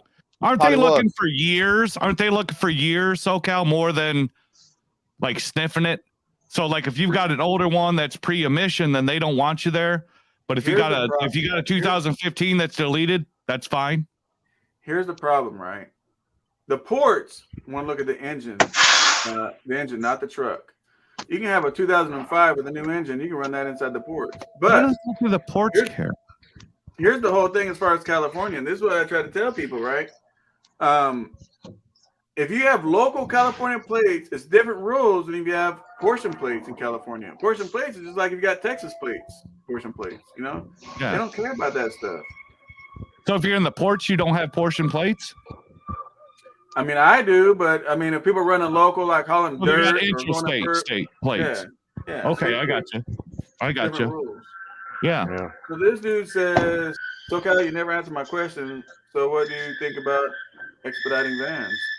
Oh, I didn't see your question, Jeremy. I mean, there's a lot of comments, my dude. So, but I think if you guys can make money in anything, do it. I'm not against nothing to make money. You hot shot with your pickup truck and a flatbed trailer. Get out there and make it. if you got to go to the level of just getting a box fan and do box fan freight, get box fan freight. You could do anything and make money, man. There's money out here. It kind of falls on you, man. I mean, back in in the day, doing anything. You ship. They're killing it on YouTube. They are killing it. Yeah. You could take a car and pick up a dog and deliver a dog for a couple $100. It's U-Ship. There's another one, man. I can't remember the name. U-Ship is now they want DOT number. They want all that. No, it's another one out there like that. That you can carry like cars, dogs, shit. I can't remember the name of that shit. Yeah, I know about U-Ship, but there's another one. There's a new one came out. I can't remember the name of that shit, man. It's pretty much how U-Ship was before they wanted the DOT numbers. It's like U-Ship reinvented or some shit. It should be, because now U-Ship requires all this stuff where back in the day it never did. If you could haul this, if you could move this piece of furniture or whatever, well then they paid you. And you could put in an offer. I'll move it for $200. And they said, okay, I'll take it for $200. You pulled in there with your car and you picked it up and off to the road you went and you got your money. They're doing that? Accountability. Did you guys know if you got your own personal car and you want to go do that, what do you call that thing where you deliver food to people? And Uber Eats, Instacart, Postmates, a bunch of them shit. Right. Do you guys realize when you guys do that, your car insurance is not covering you? So if you get in an accident, you tell your insurance company, yeah, it's delivering these tacos, this guy, and this guy hit, you have no insurance on that car. Yep. That's right. Commercial insurance.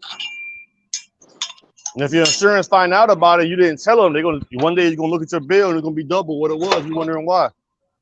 And sometimes they won't even cover the accident. They're not gonna cover the accident. Yeah. So be aware of what you guys are doing, man. Be aware. Say good luck. All right, let's look at these comments, man. I like Dwayne's comment. What do you say? I didn't read comments, but I looked at that. Yeah, Dwayne's waiting for you, James. That's what my forward-facing dash cam shows every time I go down a hill. Yeah, I don't wear underwear, so it's overrated. The hell? I got too big of a fupa. I got too big of a fupa. Let me do this. Everybody in the chat, whatever you guys are pulling, tanker, flatbed, box, whatever, put in the chat. Let me see who's watching this. Let me see who got whatever you're doing. Put in the chat. Mostly flatbed. Heavy haul. Mostly flatbed. Tanker. Nothing. You know. I do it all. I do it all. So yeah, I do flatbed, containers, and dry van. People tell me, "Hey, what do you haul?" I say, "I haul money, man. What you got?" Yeah. Yeah. Whatever pays. Flatbeds and dry vans. We tankers, we just dangling in the air somewhere.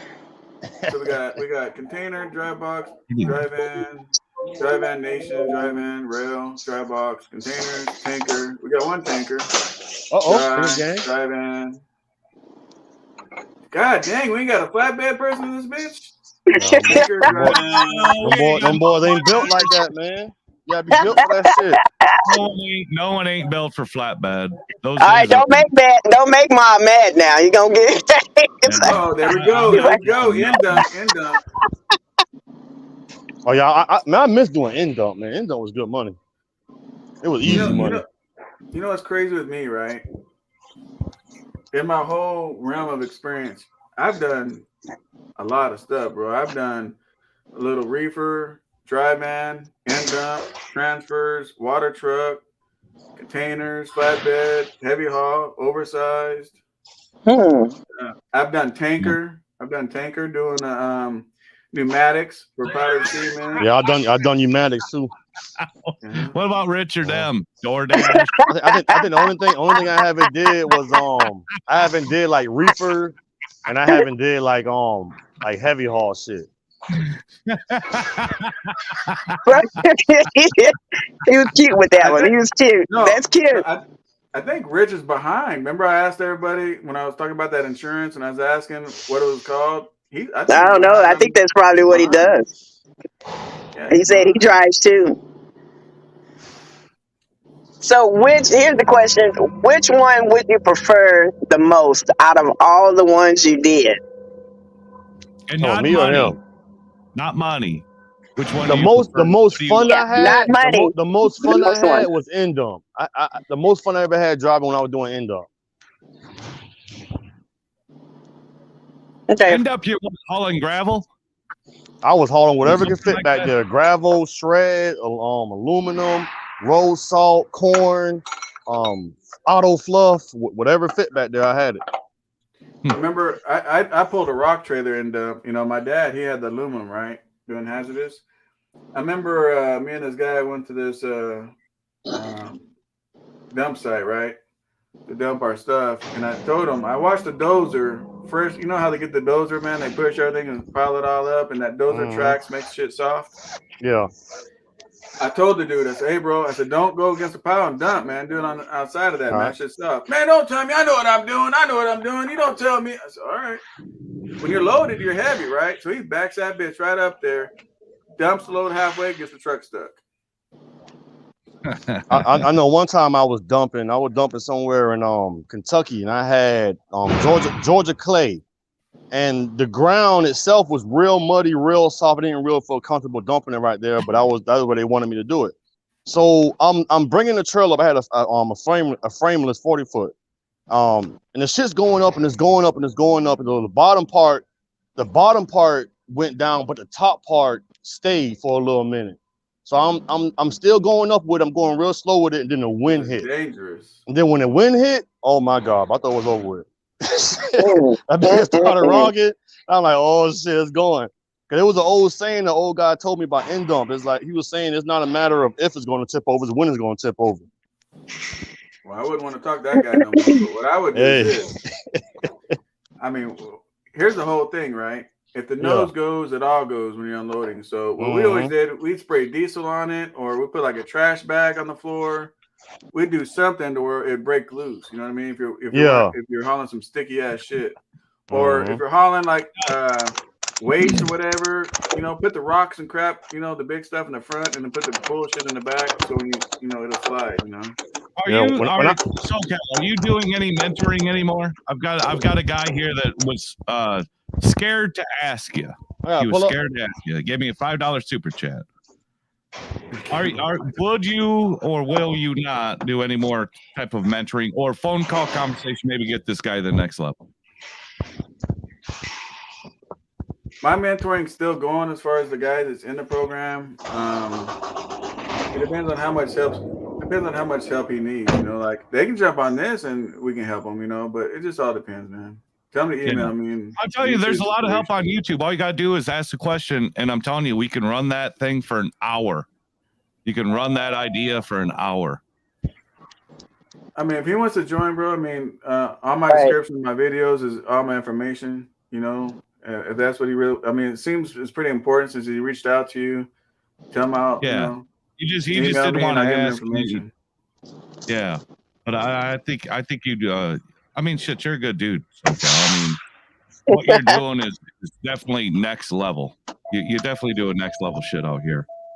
And I think and you never turn anybody away that I know of, unless they just ain't it. I mean, there's shitbags out here. She'll turn your ass down. Well, because I'm a shitbag.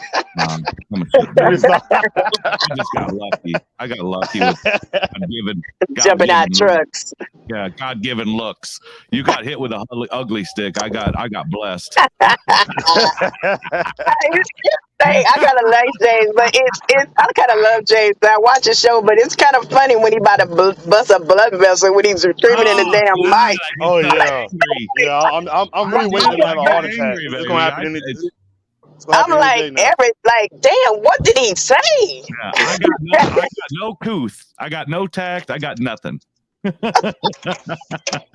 Like, is he about to eat the damn mic? What's about to happen? Hey, Mark, you missed it, man. I ain't classy. You don't take me out to nice places, baby. You bring me to the fucking podunk joints. Hey, James, one time he was live, right, Mob? Yeah. He was so frustrated, bro. I don't know what he did, but his can of beer flew or something, hit the goddamn camera, the whole live feed. She gone.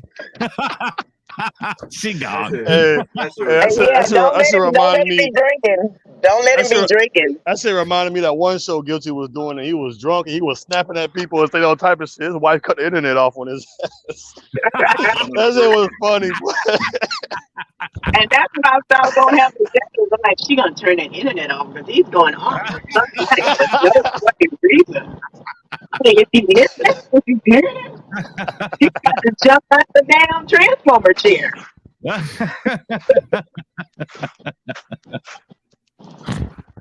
So Dirty Broke, what's up, Dirty Broke? Dirty Broke says, "What's up, Dirty folks?" Broke is in the house. What's going on, Dirty? Yeah, that's what I miss. That's where I met Miss Richardson's was in Dirty Broke's channel. So hats off to fucking Dirty Broke being in the house. Oh yeah, he taught me the game. He said, "Hey, ain't nobody doing tanking. Women tanker. Go over there and make your YouTube channel." I'm like that. I give all credit to Dirty Broke. That's where I met up with you. That's where I met up with you. That's where I became a big fan. Yeah, it's not hard to do your own YouTube channel and talk your own shit. Nobody gonna have to correct you all the time. Yeah. Yep. I loved it. If you know what you're talking about. If you know what you're saying. Yeah. I had fun with all of it. Like when I was doing tanker, man. I mean, we loaded right on the scale, man. You know, so we knew what we weighed. And one thing that I witnessed all the time, when you're pulling a set of doubles, you know, like a J&L tanks and stuff like that. That pull trailer is crazy in the rain and crazy when you're going around corners. And I've seen a lot of people roll that stuff over. I personally, in the rain when I was light, because those trailers weigh nothing. And I remember it's raining, and that pull trailer bounces like a damn basketball in the back. Those tires come off the ground. It just bounces, bam, bam, bam, bam. Sometimes you're going down the road if you're hitting bumps, right? I remember one time in the rain, I was just, you know, hitting the brakes like I normally did. I looked in that mirror. There goes the pull trailer coming around the corner. What do with the wood? It was crazy, man. But I had a lot of fun doing that, you know.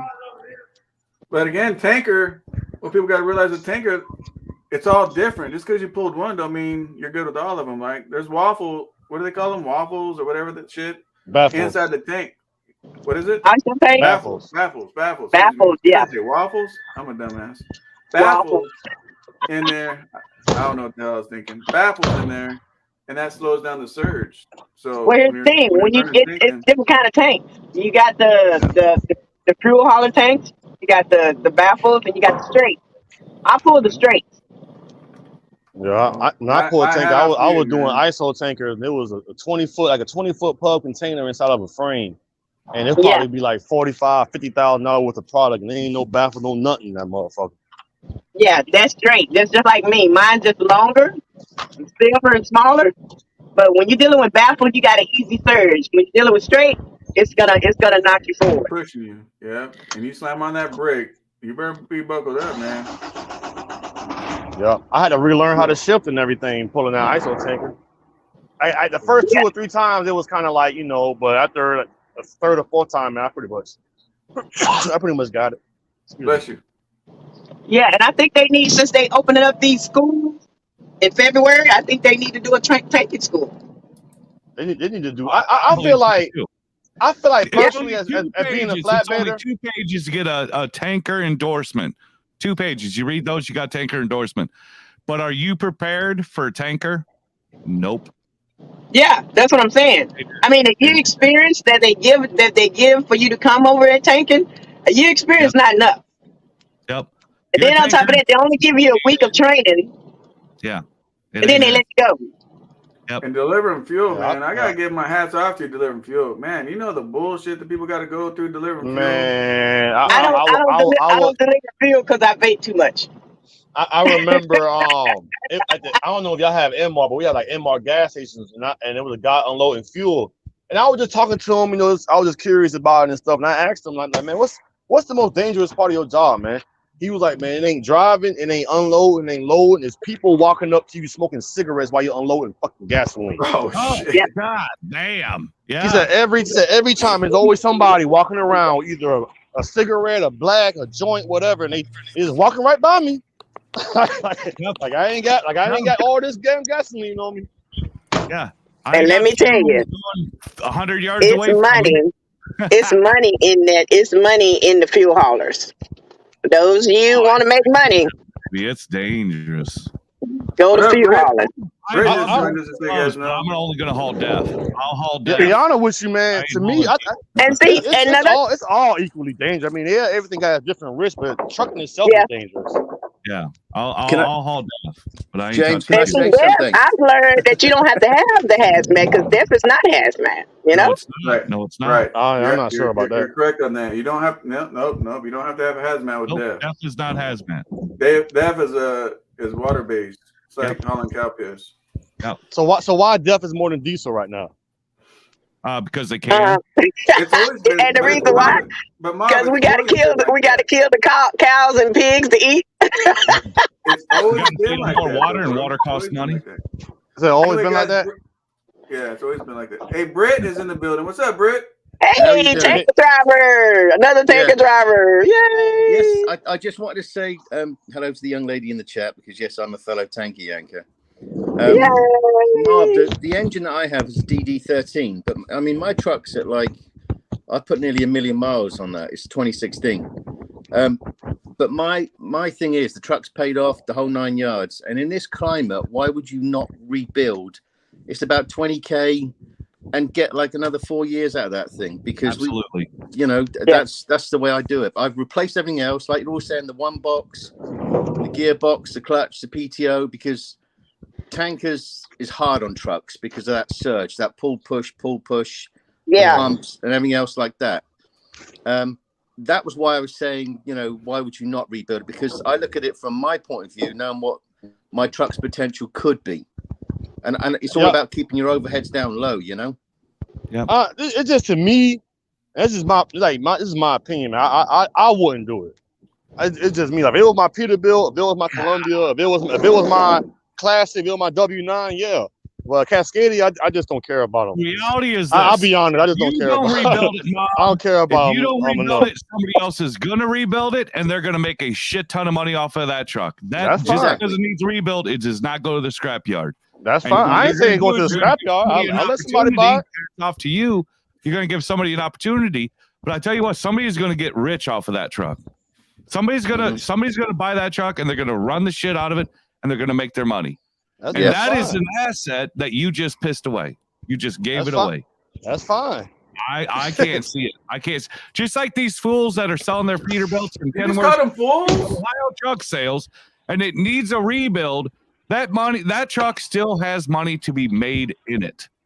It does. None of these trucks are going to the scrapyard unless they're on their side, and their frames all bent up and shit. None of them are going to the scrapyard. They all have potential to make money. It's ridiculous especially nowadays with the state of the market and how much these trucks cost. Say, oh well, it needs a rebuild. Well, I guess I'll go sell it and then go buy another truck. You'd be upside down immediately. I know when I had my 11 Cascadia and it was getting up to the 800,000 range, I just got rid of it. I didn't care enough. I didn't care enough about it to keep it. This is my own personal preference. Operator in there that will care about it. He's gonna make you money. That's fine. All I will quickly say, because I've got to go because it's my 12th anniversary and I'm having a fair few drinks. Happy anniversary. Congratulations, man. Congratulations. Cheers. But what I will say is, and I appreciate that, young sir, is that the Cascadia for my job, like the young lady would know, the Cascadia is exceptional for what we need as a chemical drivers because we need tight turns, we need the height, we need the weight, the whole 9 yards. So that's why I'm going to carry on doing what I'm doing. But, I've done well. I'm contracted to unfortunately, yes, I know people like cringe a mega company, but I appreciate that it's the small companies that make the world go round. And that was it. I just wanted to pipe in and say that. And apart from that, I've got to go because I've got a lot more to do today. Hey, Britt. Hey, Britt. SoCal, before I go, SoCal, I don't know if you've answered them. Freight Shaker was asking a couple of questions to you. He had asked the same questions, so I don't know if you'd seen them or not because obviously it's a time delay. So everybody have a good day, and I'll catch you on another live. All right. So my opinion on that is, if you guys have a truck, I believe in going in and rebuilding it because you know your truck, right? You go get another used truck, you don't know what you're getting into. You're starting your truck, regardless of what engine, your truck has proven to you what it'll do. and you already did all your maintenance on it. You already did everything. So it's always cheaper to keep your ride and rebuild it than go and get a whole nother used truck. Unless you want to trade in a Cascadia for a hood, then you'll sacrifice. But I would still keep that Cascadia and put somebody in it. Put somebody in it. There's still money to be made off these trucks. And most definitely. Yeah, there's no denying that. Yep. I just don't fucking like them. Yeah. And here's the thing. When you talk about when I came, let me tell y'all this. When I came, because me, I only been owner operator for about a year. I've been a company driver for that. When I came into trucking, I saved my money to buy my truck cash. Okay. And then on top of that, I have some left on the side because when I came in, I had $100,000. I paid $50,000 for my truck. I had to put some things to it for the tanking industry. And so I have some left on the side in case I need to rebuild the engine, filters need to be changed. It's just like you got to have that mindset when you go in. You got to do your research. And it's all about us doing our research to get online to find out, okay, what happened is this happened. How much is this going to cost? How much is that going to cost? You're going to have that. If you going in there and just buying a truck and then all of a sudden you ain't got no money saved. Truck don't do you no good with no money. Right. First breakdown, you're out. It's like opening a restaurant, and when first you open your doors, you ain't got no money. You just expecting to make money. You ain't got no french fries. You ain't got no grease. Well, I got it open. You got all the furniture, you just ain't got no food. Yeah. You sit here or you got just enough food for that one night, but your waiter dropped the plate. Now you can't replace it. Yeah. I seen that on Martin and at Cole passed out them flyers talking about 2 for 1. Everybody came in and got 2 for 1, and they ran out of food and they had to kick everybody out the restaurant. Yeah. Yeah. I don't know if nobody saw that before. Well, I think was that Popeyes, wasn't it? Popeyes did that when they had the chicken sandwiches. No, this is a show called Martin. Oh my God, it went to hell. Broke is in the building. Dirty Broke. What's going on? What's happening, folks? What's going on, DB? What's up, Mob? What's good with it, Miss Richardson? What's going on, sir? SoCal, what's happening? How you doing? Let me tell you, the master of fuel tank hauling is this gentleman right here. What if I go company again? I'm going Loves, baby. I'll have it tattooed on my. Come on over. We got room for you, James. Come on in. Yeah, I gotta. Hey, Dirty. I don't know if you heard when he goes down the hills, bro. I don't know if I let him drive any truck of mine. There ain't no hills in the Midwest, baby, so there ain't no worry. All flat out there, right? He gonna kill everybody this time. James already said if things go bad, he's jumping out the truck. He says, "See ya." Listen, I'll give you a couple pulls on the air horn, but after that, it's all silent. I'm gone. The company says, hey, Mr. Dirty Broke, yes, sir. You referred this guy James Best to us, and he went on a load with gasoline, and that you know he jumped out the truck. James, he'll be all good, man. We're gonna put him on the DEF division. He'll be good. That's it. All right, that's safe then. He's safe. We're gonna put him in the DEF division. Let him haul that bull piss. I'd be driving around with a fucking fuse on my back if it was fuel. I only got so much time, baby. So much time. Oh my goodness. What's going on, SoCal? I figured I'd stop in, show your channel some love, man. You support me, so I try to support you guys back. Absolutely. Appreciate that. Yes, sir. What's the topic? What you guys talking about? Man, I think we've been all over the board. They're all over the place. Whatever topic you want to tackle, I guess. We've talked about James, what are we talking about, James? Everything. I don't think Hey James, are you live too at the same time, or what's going on? No, I'm not. I got my power got shut off, so I bounced over here to SoCal. Okay, cool. That's what's up, man. So we're pretty much talking about one topic was James said that it's illegal to adjust your brakes. I was told by DOT now, Dirty. Don't get cross-eyed on me yet. You know what? That actually happened to me years ago. I got pulled into a scale. Under the bus? That happened to me years ago. I got pulled into a scale, and they told me my brakes were out of adjustment. So I said, "All right, no problem. I'm gonna go back and adjust them." He said, "No, you're not allowed to do that." I said, "What? Not allowed to do that?" Yeah, that's what he told me. He told me. You can't do it while you're at the bay. You cannot do it while you're in the bay of inspection. But you can't tell the man, say, excuse me, sir, can I pull out real quick and get it adjusted, and then I'll come right back in the bay. You can't do it under the bay due to their insurance. I was told you are not going to have any wrench marks on that slack adjuster, and if you do have wrench marks on that slack adjuster, I better see a receipt from a certified brake guy. Yeah, that's what he said. Yeah. Know what I was like, come on, man. I was like, bro, it'll take me less than 5 minutes to adjust these brakes up, man. Let me do it and get the hell out of here. He would not let me do it. No marks on that brake, that slack adjuster, unless you got certification that it's been done by somebody who's been trained. Right. Won't DOT like, why the hell you going on the hood? It should have been fixed before you got here. Yeah. You're doing it unsafe. Well, most Don't people they question you on that? Your slack adjuster's adjusted or out of whack, and they say, well, let me lift the hood and let me see. Yeah, I remember the first company I went to when we got out of orientation, they gave us a little card that's certified us for brake adjustment. Oh, really? I ain't took no class. I ain't knew what the fuck that card meant. They say, hey, put this in your wallet. And you can put a wrench to it. I know you, Mom. I know Mom put it in his pocket and rode. Yeah, I think I still got it. Shit. Damn it. No. Hey, let me copy that and put it in my wallet. Shit. Yeah. No, right? Hey, no more self-adjust. No more slack adjusters. We run all disc brakes now. Yeah, I got all the way disc. around. We don't do that. I got disc, man. James, I ain't giving you shit. That's over. No, you give me nothing but a hard time, Mom. Bounce his ass already. So tell us about disc brakes for the folks that don't have disc brakes. Tell us how that works. How often you guys got to change the brakes? Cost? Do you ever have to? It's funny you say that. I'm going in tomorrow for a brake, some brake pads on my trailer tomorrow. So, I don't really. I guess how often? I don't know, man. On the trailer, my trailer, I go through them quicker than the tractor, of course. I don't know. I would have to check my paperwork. I can let you know exactly. I can actually let you know exactly tomorrow if I look at my paperwork. James gonna tell us what. How often should you change your brake, James? James don't change nothing. I change my brakes when they start smoking. But I ain't gonna be around to change them because I'm already out. She gone. But I tell you what, you're not gonna beat that stopping power with those disc brakes, though. No, the disc brakes that you don't have the slack adjusters and any of that stuff, so like you're in free and clear. But now it looks, from what I understand, they got like these dynos that they could test that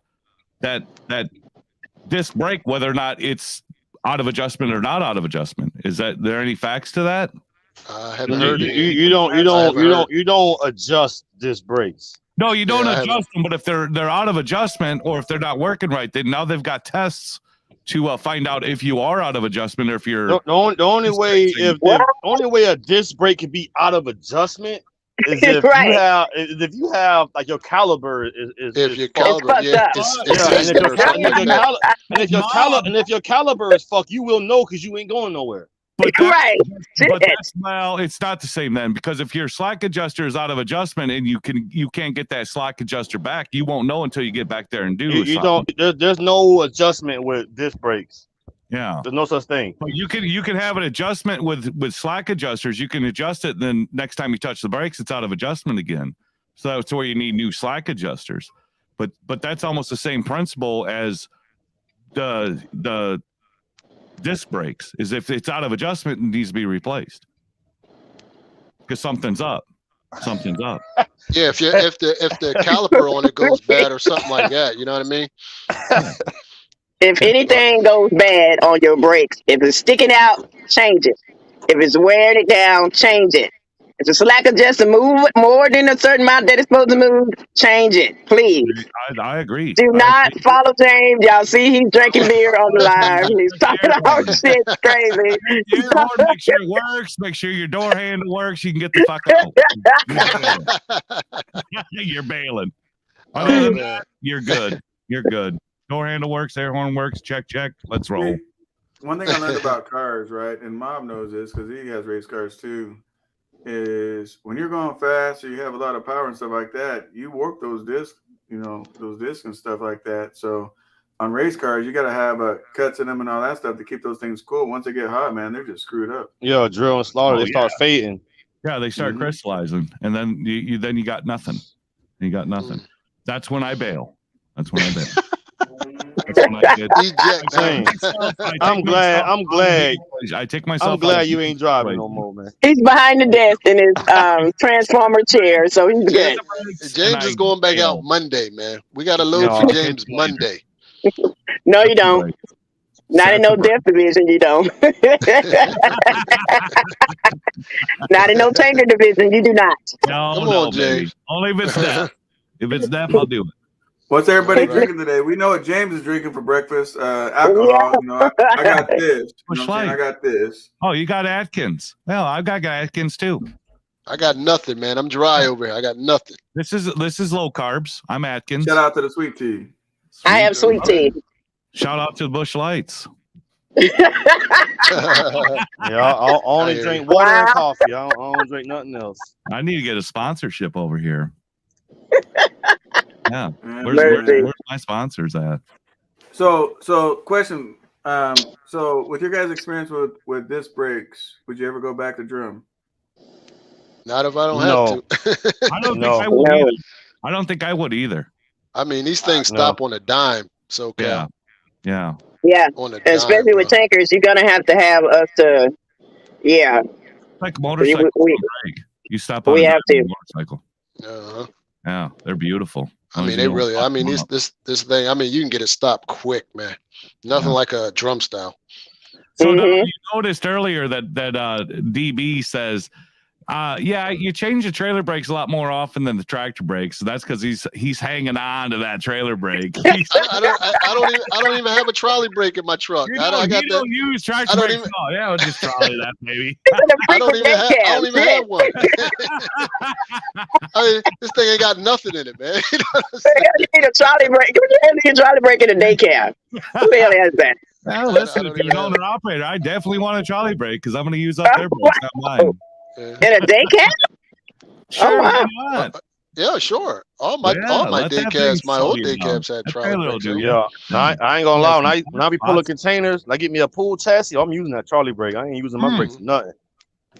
Absolutely, baby. Absolutely. Now we know. Now we know why those chassis are but they ain't yours. Wearing that trailer. Your trailer. Never hell. So Jeremy, I think he's asking us a question. I guess I run he's doing expedite freight. Oh, okay. Box truck. That's somebody else's lane. I don't know anything about it. Yeah, I don't. I don't do expedite. Yeah.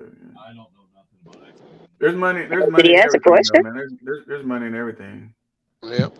Yeah, I put it back up. He says when it comes.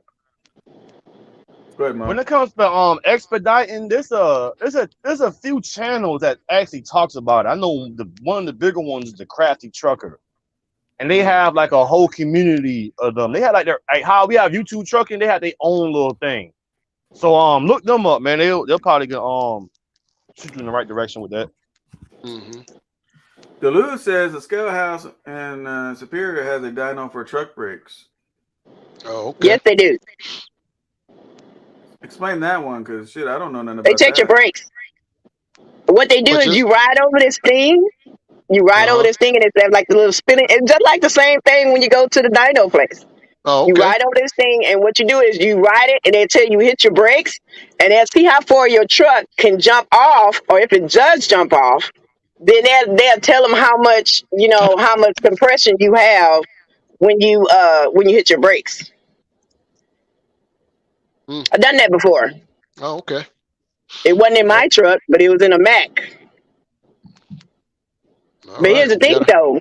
Here's the thing. When I asked the guy, I said, "Can I just drop the trailer?" No, you need to just leave it all together. Okay. Damn it. Because I was loaded.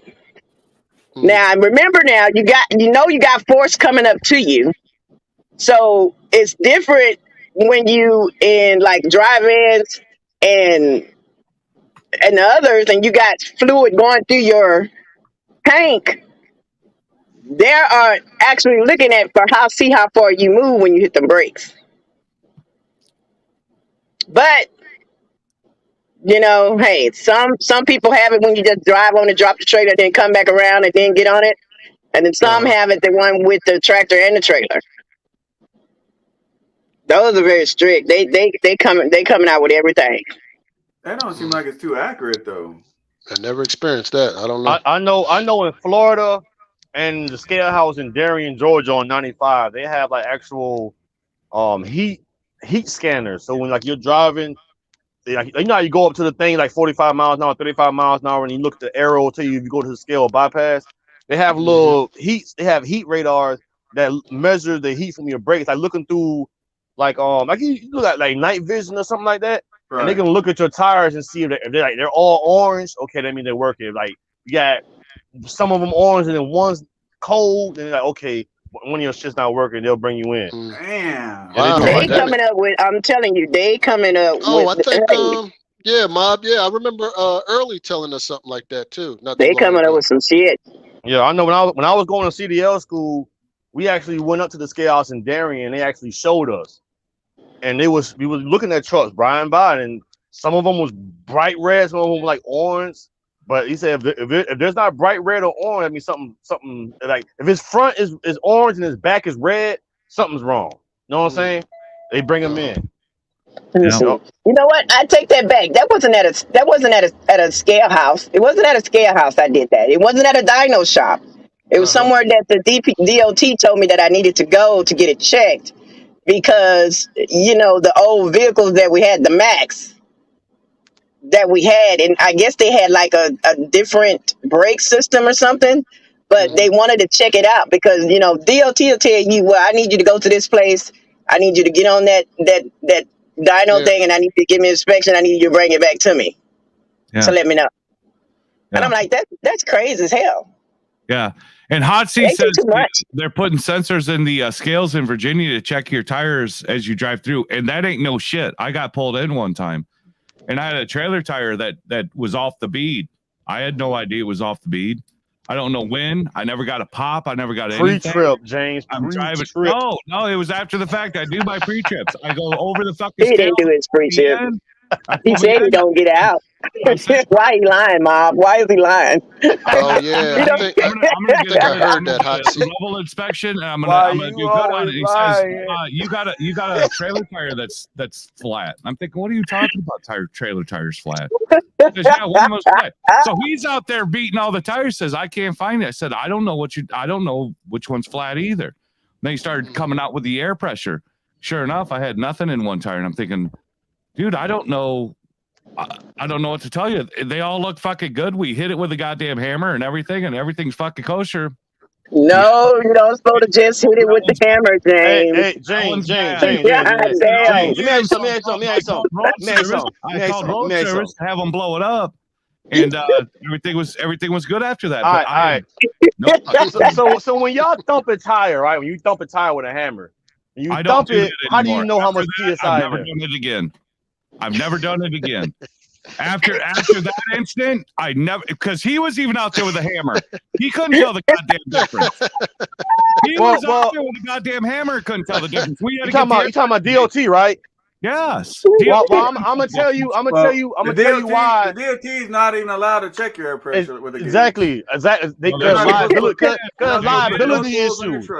It's liability issues. So all that shit, people be going around talking about, well, oh, they're gonna be plugging into your truck soon. No, they're not, because fucking liability. They don't even use the tire gauge for your fucking tire. SoCal, I'm gonna jump off. I'm gonna jump back in the chat. Let me do some things. All right, y'all be good, man.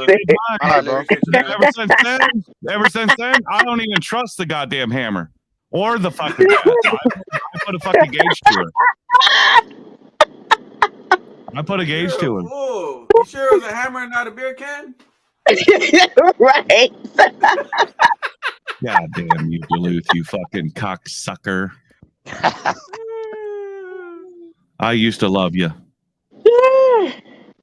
James probably like hitting it with a hammer and say, let me get closer. I can't hear the difference. I didn't feel anything different from hitting one tire to another, and by goddamn means, I did.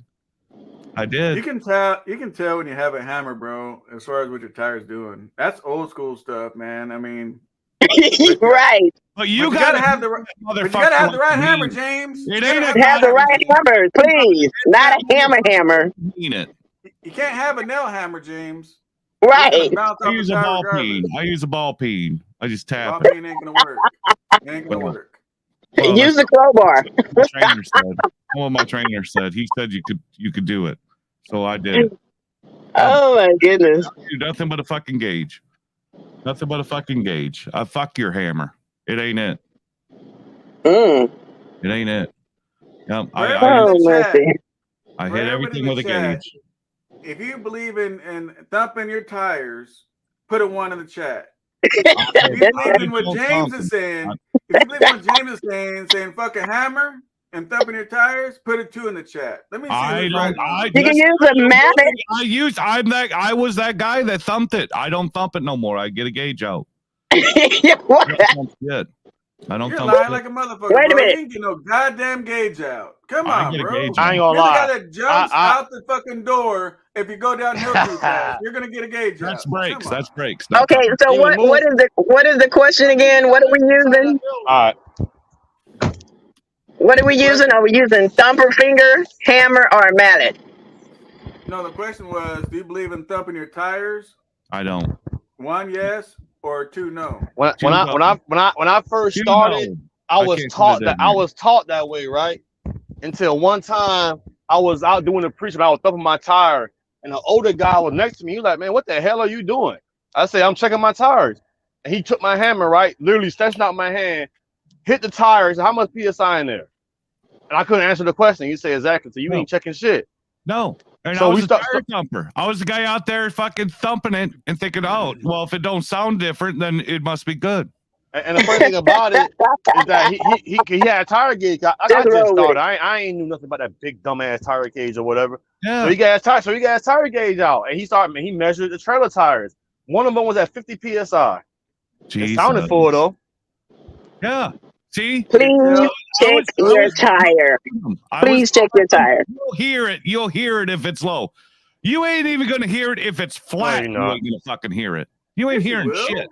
Yes, you will. Yes, the hell you will. Yes, the hell you will. Yes, you will. Didn't. I don't know what tires you've been dealing with. I thump them. It all sounds like fucking rubber and mallet to me.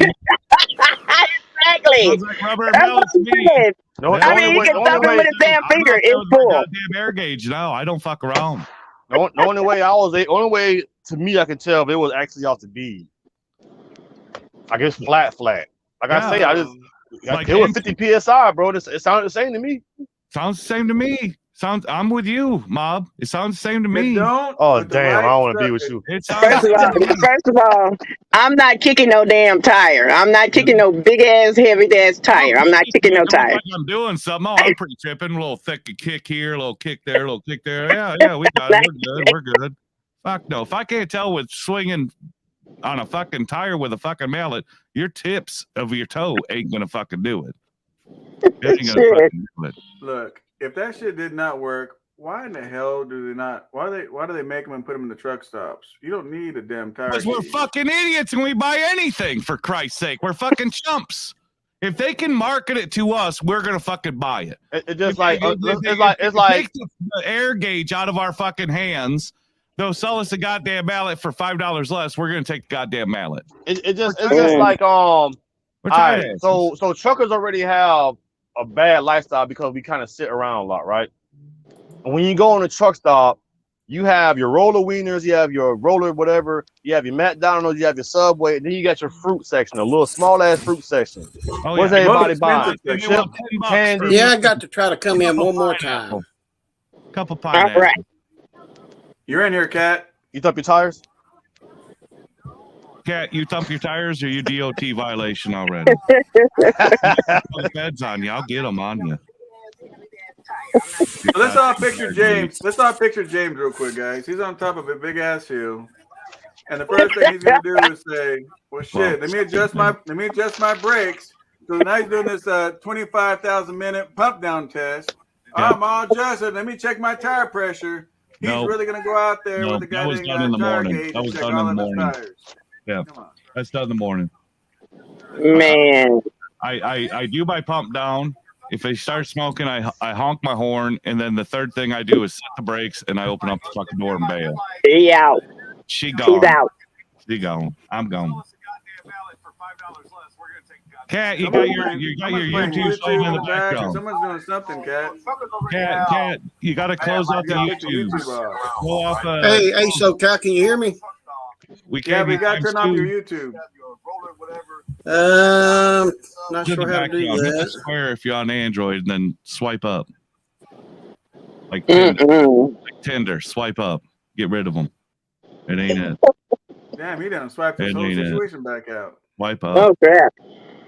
He swiped his own screen up. So we had nothing but ones in the chat, and they said you're batshit crazy, James, on that bullshit. You know. Well, that's why listen, I ain't never been said. Listen, you don't got to be clinically clean to get a CDL. You can be a little bit fucking crazy. There's no mental evaluation to have a CDL. They're worried about your neck and your blood pressure and things of that nature, and whether or not you can squat. Right. Yeah, they don't care about pick up 40 pounds. Yeah, they don't care about your mental distress. Yeah. So James says he doesn't thump his tires. Mob, do you thump your tires? I don't thump them anymore. I use an air gauge. I air gauge them. Mob don't thump those either. He does an air gauge as well. He's with me. I ain't gonna lie. I don't use no tire gauge. I'll get a Love's tire pad if I bring that damn So gauge. you don't even thump your tires nor use a tire gauge. Now on Sunday, I want to roll out Monday. Yeah. Oh my god. But on the road, yeah, I dump my tire. But I'm not about to be out there. I'm not about to be out there in 10-degree weather checking my fucking tire. I'll get me a Love's tire pad before I do that.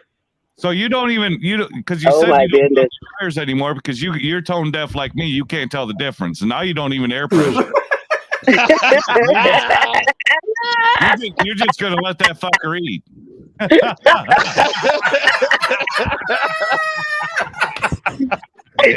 Oh wow, I'm man! gonna fucking kick him. I don't need to scuff up my boots. Next. Oh my goodness! I got some nice boots, man. I don't want to fuck my boots up. I don't either, baby. That's why I use a tire pressure gauge. You ain't even gonna do that. I got Love's tire pads, man. What's wrong with a tire? You know what? Okay, I use a tire pressure gauge. I have to. I use a mallet to thump my tires. Anyway, you can't tire thump the steers. You gotta pressure them.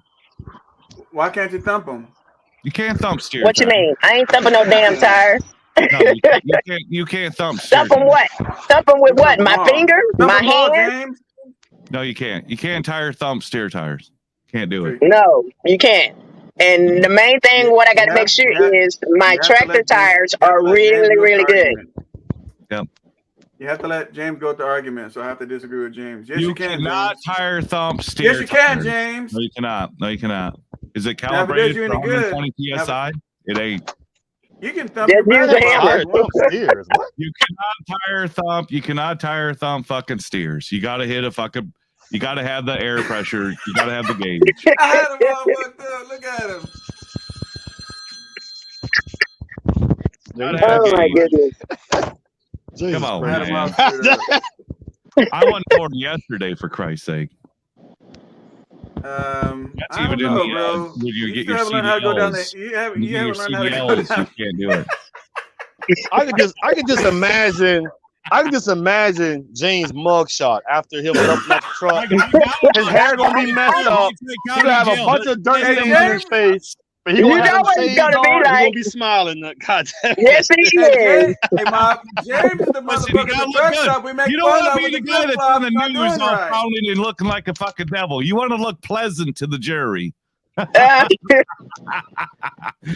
the bottom where the number is, I'm out. Hey, he gonna go to court and the judge will be like, "What the hell was you thinking?" Said, "Your Honor, I was just being a shit bag. I was just being a shit bag." Yeah. Yeah. Hey, listen, we fucked up. I don't know why I'm here.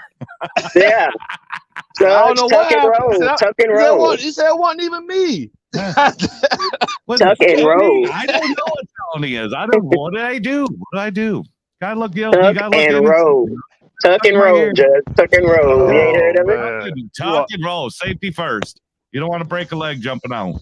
Tuck and roll. You want to be able to hitchhike out. You can't do that with a broken leg. You can't do it with a broken leg, baby. You gotta tuck and roll. Make sure everything's tight, so when you hit the fucking ground, you can come out with your thumb out. Yeah, I look like I'd be a Navy SEAL. Like, God damn, you just fell out of that helicopter. I'm out there hitting the goddamn thumb. Get me the fuck out of here. That's it. Anytime Bob, you guys when's see your me home missing, time? When are we gonna have some tequila with Mob? anytime you guys see me When's missing your home action, you time? have to go take a leak. That's why you guys see me. I'm not losing connection right now. Yeah, we need to get Mob on some tequila and see what happens. No, I don't Here, drink. yes. No, I don't. I drink Patron like a motherfucker. No, And well, when I that's drink, tequila, baby. and, That's and when tequila. I drink, I got told you, man. We go to Vegas, man. I'm giving one of y'all some bond money because I Oh, might end up baby. in jail. Listen, I'm gonna be with you. It better be times 2. Yeah. Nah, dog. Nah, Because if dog. you go, I go. I'm a follower. You go, I go. Nah, We're dog. both going. Nah. I'm gonna tell. Put him in the other cell. Goddamn. Oh, we're sharing a cell, baby. We're sharing a cell. Otherwise, why am I even there? Why am I there? Oh shit. Zane's gonna be asking, "What's your story?" I don't like getting drunk, man, because I start getting wild and like violent and shit. I don't drink. Well, that's where you make it happen in Vegas. Yeah. Oh my goodness. Go down on the strip. Fuck them. It's gonna be a good time, baby. Vegas. Oh yeah. I can't wait. Shit. SoCal's going. He might be there only for a day or so, but I'll be there. I'll be there. He's gonna be supporting your Patron habit, Mob, because I can't. I'll be there. I should be there Friday night. I'll be leaving like Sunday morning and shit. I'm gonna be there for the weekend. There you go. That's perfect. That'll work perfect, baby. That'll work perfect. So what's going on there? We got TJ, Top Dog, Gus, Frayland, Freight Shaker. What's going on, you guys? Appreciate everybody guys being in here. Having a lot of fun though with James over here. The question is, do you guys want to be like James? Let me ask you this question, James. Don't be like me, be me. Be me. Don't be like me. Yeah. You're a contractor. Your contractor you got mad about because he's driving down the road with all these blowing wheel seals. You don't even check. You don't even check tire pressure, brakes, nothing. So what do you expect? I check tire pressure with a fucking gauge. I don't do it with a fucking hammer. Where's your gauge at? Where's your gauge? I do it with a gauge, baby. I do it with a gauge. I don't do it like a fucking hammer thinking, yeah, I got it figured out. Bing, bing, bing. Oh, yeah, they're good. No, I don't do that. Let's be honest, James. Be honest for a second. Hang on. I got to solo James out real quick because we got to look at his face. I'll be as honest as I could. I'm about the honest motherfucker on here. Here we go. Everyone else is going to lie to you. Everyone else will lie to you. Now, James, do you honestly, when you drive that truck, do you really come out on a pre-trip and post-trip with the tire gauge and check all your tires? Yes. Yes. I don't believe that. I don't believe that shit neither. Believe it. No, I am not a fucking. I absolutely check my tire pressure with the tire gauge. Absolutely. Once I got pulled into a scale because I had a low tire because they seen it on the scale, and we both on a fucking hammer and couldn't find it out. He took the tire pressure gauge, and I'm done. We gotta put this on vote. We gotta put this on vote. We saw James on a solo. If you guys believe James, put a 1 in the chat. If you think he's full of shit, you fucking put a 2 in that chat. Put a 2 in the chat. Put a 1 in the chat. I'll fucking block you. I'll block you.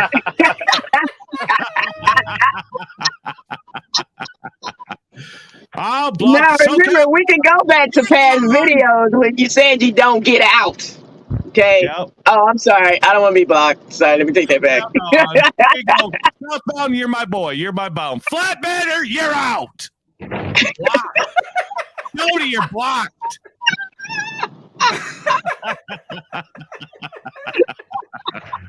Zay is crazy. This dude's lit, boy. You're better off being quiet at this point. Say nothing. Hey, you're a fun friend on the weekend, but I don't know about being a business partner or a truck driver. I don't know about that shit. Mercy. Yeah, I'll take 3. 3 is good. Mob, when we go down to Vegas, man, we got to bring our thumb hammer so we can show James how to do a proper tire inspection. Listen, I'm tone deaf. Maybe I'm tone deaf. I can't hear the goddamn difference. I can't hear the goddamn difference. You can feel the difference too. You can feel it. Hey, what kind of tires you running on, SoCal? Shit, the kind of thump. Yeah. What? Fucking Chinese knockoff fucking cunts that are out there. The tires got too much pressure if it's bubbling. He's getting like James now. Yeah. Because there's too much air in there if it bubbles up. Yeah, I was trying to figure out what kind of life y'all was getting out of them. I got Michelin all the way around, and I got 111,000 miles on them, and they've been holding up pretty good. Yeah, I run Goodyears, I run Michelin's, I run. Just say you do Michelin's. Don't degrade yourself to anything less. No, my Columbia got Goodyears on the marathons. They've been running pretty good. Nonsense. Man, Goodyear can kiss my ass. They can't. Exactly. Goodyears ain't it. That's like having fucking Firestone for a steer. I'd rather just cut my own fucking throat. Hey, I like the Firestone 590. Oh, you're fucking nuts. I love those Firestone 590s. You ain't running goddamn Firestones on your truck. Firestone 590s. I can guarantee you're not running Firestones on your truck. Maybe on your pickup, but you ain't doing it on no truck. Firestone. No, I ain't got no damn Firestone nothing. You can buy those at fucking Walmart. Yeah, they almost give them away. Buy one, get one free at Walmart. Firestone steer tires. You don't want no Firestone. They're in line trying to get 4 of them then. God damn, I'd rather run Dunlops or fucking double coin. I'm waiting for this land. I seen a guy running some tires called Super Cargo. I'm like, what the fuck is that? Better than a Firestone. That's what he Hey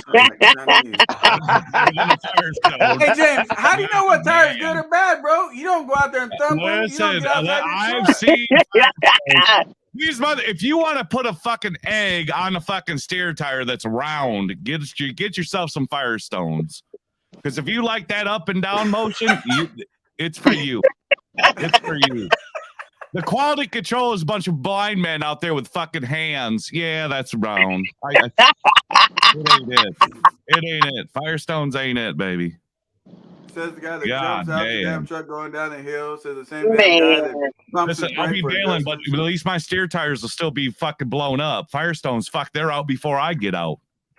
I gotta be able to open up the fucking door. Firestones, they're blown way before I get out. And you thump him and check the air. I'm thumping my steers to check the air on the fucking Firestone. It's like, what the fuck you hitting me for? I'll blow this motherfucker out right now. You'll be sitting with a flat tire, motherfucker. Hit me one more time. Hit me one more time, motherfucker. Just so you know, all those tires that James mentioned are great tires. Run them all. They're all great tires. Firestone, Michelin or fucking Walk. Michelin or They're Bale. all great tires. Seriously. No, they ain't. That one that Mob said, coin. What's that shit called? Coin. Double coin's good for a fucking trailer. Because you can drag that son of a bitch without any double tires. coins. Hey, seriously, double coins is a Bridgestone knockoff. They're a good tire. If you get fucking all terrain, garbage knockoff is like drinking Shasta and Elf. It's the same shit. Garbage. What the fuck is Elf? It's the same shit. It's junk. You know you got some knockoff damn liquor in your damn house. Busch Light's Anheuser. The guy would drink Listerine just for some alcohol content. You know what I mean? I mean, come on now. There's nothing. Hey, seriously, Mob, fuck what he's talking about. Double coin is a good tire. Double coin's a good tire for maybe drives because you got 4 of them. Well, yeah, not in a steer. You don't put that bitch in a steer. You got 8 of them. Yeah, you put double coin. You put double coin on your fucking steers. Listen, let me get behind you. Negative. Let me get behind you. No, negative. I don't want you in front of me. Or behind me because you're gonna wipe me out. I'll buy double coins and put them on the drives, but I have to get full shoulder. No, I'm thinking about putting something on the drives. You ain't putting double coin on your steers. If you don't trust them on your steers, then why would you trust them on any other part of your truck? Because when you have a whole bunch of horsepower and you're burning those bitches up, it don't matter what you put back there. None of them you're like fucking burning the tires out every time you leave a goddamn dock. You're spitting out. Right after I hit him with the hammer. He's got double coin. They ain't got no traction then. Yep, spitting out that mug, drifting going sideways out the corner. You're drifting it. With a carpenter hammer. Yeah, he's out there with a carpenter hammer, hitting the sidewalls to see how the air pressure is. God damn. Do you run recaps in your trailer, James? What's that? Do you run recaps on your trailer? Oh fuck no, I don't run recaps. God damn it, I'm an owner operator. I thought you I were ain't business. running recaps ever. I thought you were business. You're an owner operator. Damn. You got to figure out what you are, bro. I ain't fucking running recap. Ever will I run a recap. Hey, James I ain't ain't gonna lie. recap on the trailer or his logbook. I don't do recap. I run recap all day because it's an 8-hour day. Well, I'm shutting her down. I run recaps on my trailer because I mean with a flatbed either way, they're gonna eat them up. Yeah, that front axle gonna Let get me tore tell up, you man. how What much tire you that's put going out to there? cost you in the long run there, Mob, if you ain't figured it out already. You get a recap. You pay what, 30, maybe like $50 less for that fucking tire. When that recap blows and it takes out your mud flap and your mud flap hanger, tell me if you would have been better off buying a fucking virgin tire. Who just say I got mud flaps on my trailer? I bet you don't. I bet you don't. You don't have no mud flaps. He knocked that shit off you the don't hammer even have DOT stickers on the checking the tire motherfucker. You're running only at night with no headlights on or with no tail lights. You just got headlights. That's all you got. Hey, don't remind me of God damn. Hey, James the guy, Mob. James the guy that's on top of the hill. Does his brake test by hitting the brake. Back the air horn. Safety first. Don't forget safety Goes first. outside and says, "Shit." He checks it with all the air pressure. Says, "Damn, I got a low tire." You know what he does, Mob? He calls roadside mechanic so he can put some air in the tires. Yeah, I put air in my tires. The brakes don't work. They don't work, but my tires ain't blowing out. That's for damn sure. Let me find out. You be getting your wipers changed at TA, Jay. I don't get them changed at TA because I run heated wipers. I'm high class shit here. What? Oh, heated wipers, baby. If you ain't ready, that's the owner operator for you there. You better wake the fuck up, or refinance the house. If you ain't running heated wipers as an owner operator, that expensive. They need to fucking stay there. You are doing it wrong. I don't know why they don't put heated wipers as stock material on it. Why they don't have I don't know why it's not heated. I understand why airbags ain't stalking trucks. Oh, I don't want to steer an airbag. I don't want that. I feel like I'm rolling until the bags catch up. I'd rather have. I'm just saying. I got an airbag front end. I love it. Yeah. No, I'm talking about airbag. I'm talking about airbag on the steering wheel. Oh, you know how cars is and shit? I got that thingy on the steering wheel. I don't need an airbag because I'm gonna be there at collision anyway. James, what do you got on the steering wheel? Show us. I got that cheater thingy. Oh, you're talking about the suicide now. These guys on YouTube, they got the fucking cheater on the fucking right side. Who fucking steers with the right hand? That's how I'm texting and shit. I can't do that with my right hand. I call them shit suicide now. I got shit to do with my right hand. Come on, please. Man. That's all we need to know. That's all we need to know. You text the phone. All right, good. Yeah, I got better shit to do with my right hand. It ain't gonna be driving this fucking truck. Oh my goodness. James is the guy. You do not want to get. Listen, I have an apprenticeship program, $50 an hour, and I'll tell you how it's done.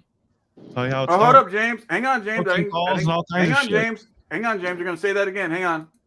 All right, go. $50 an hour. I got an apprenticeship program or mentorship that if you want it done right, you come over here.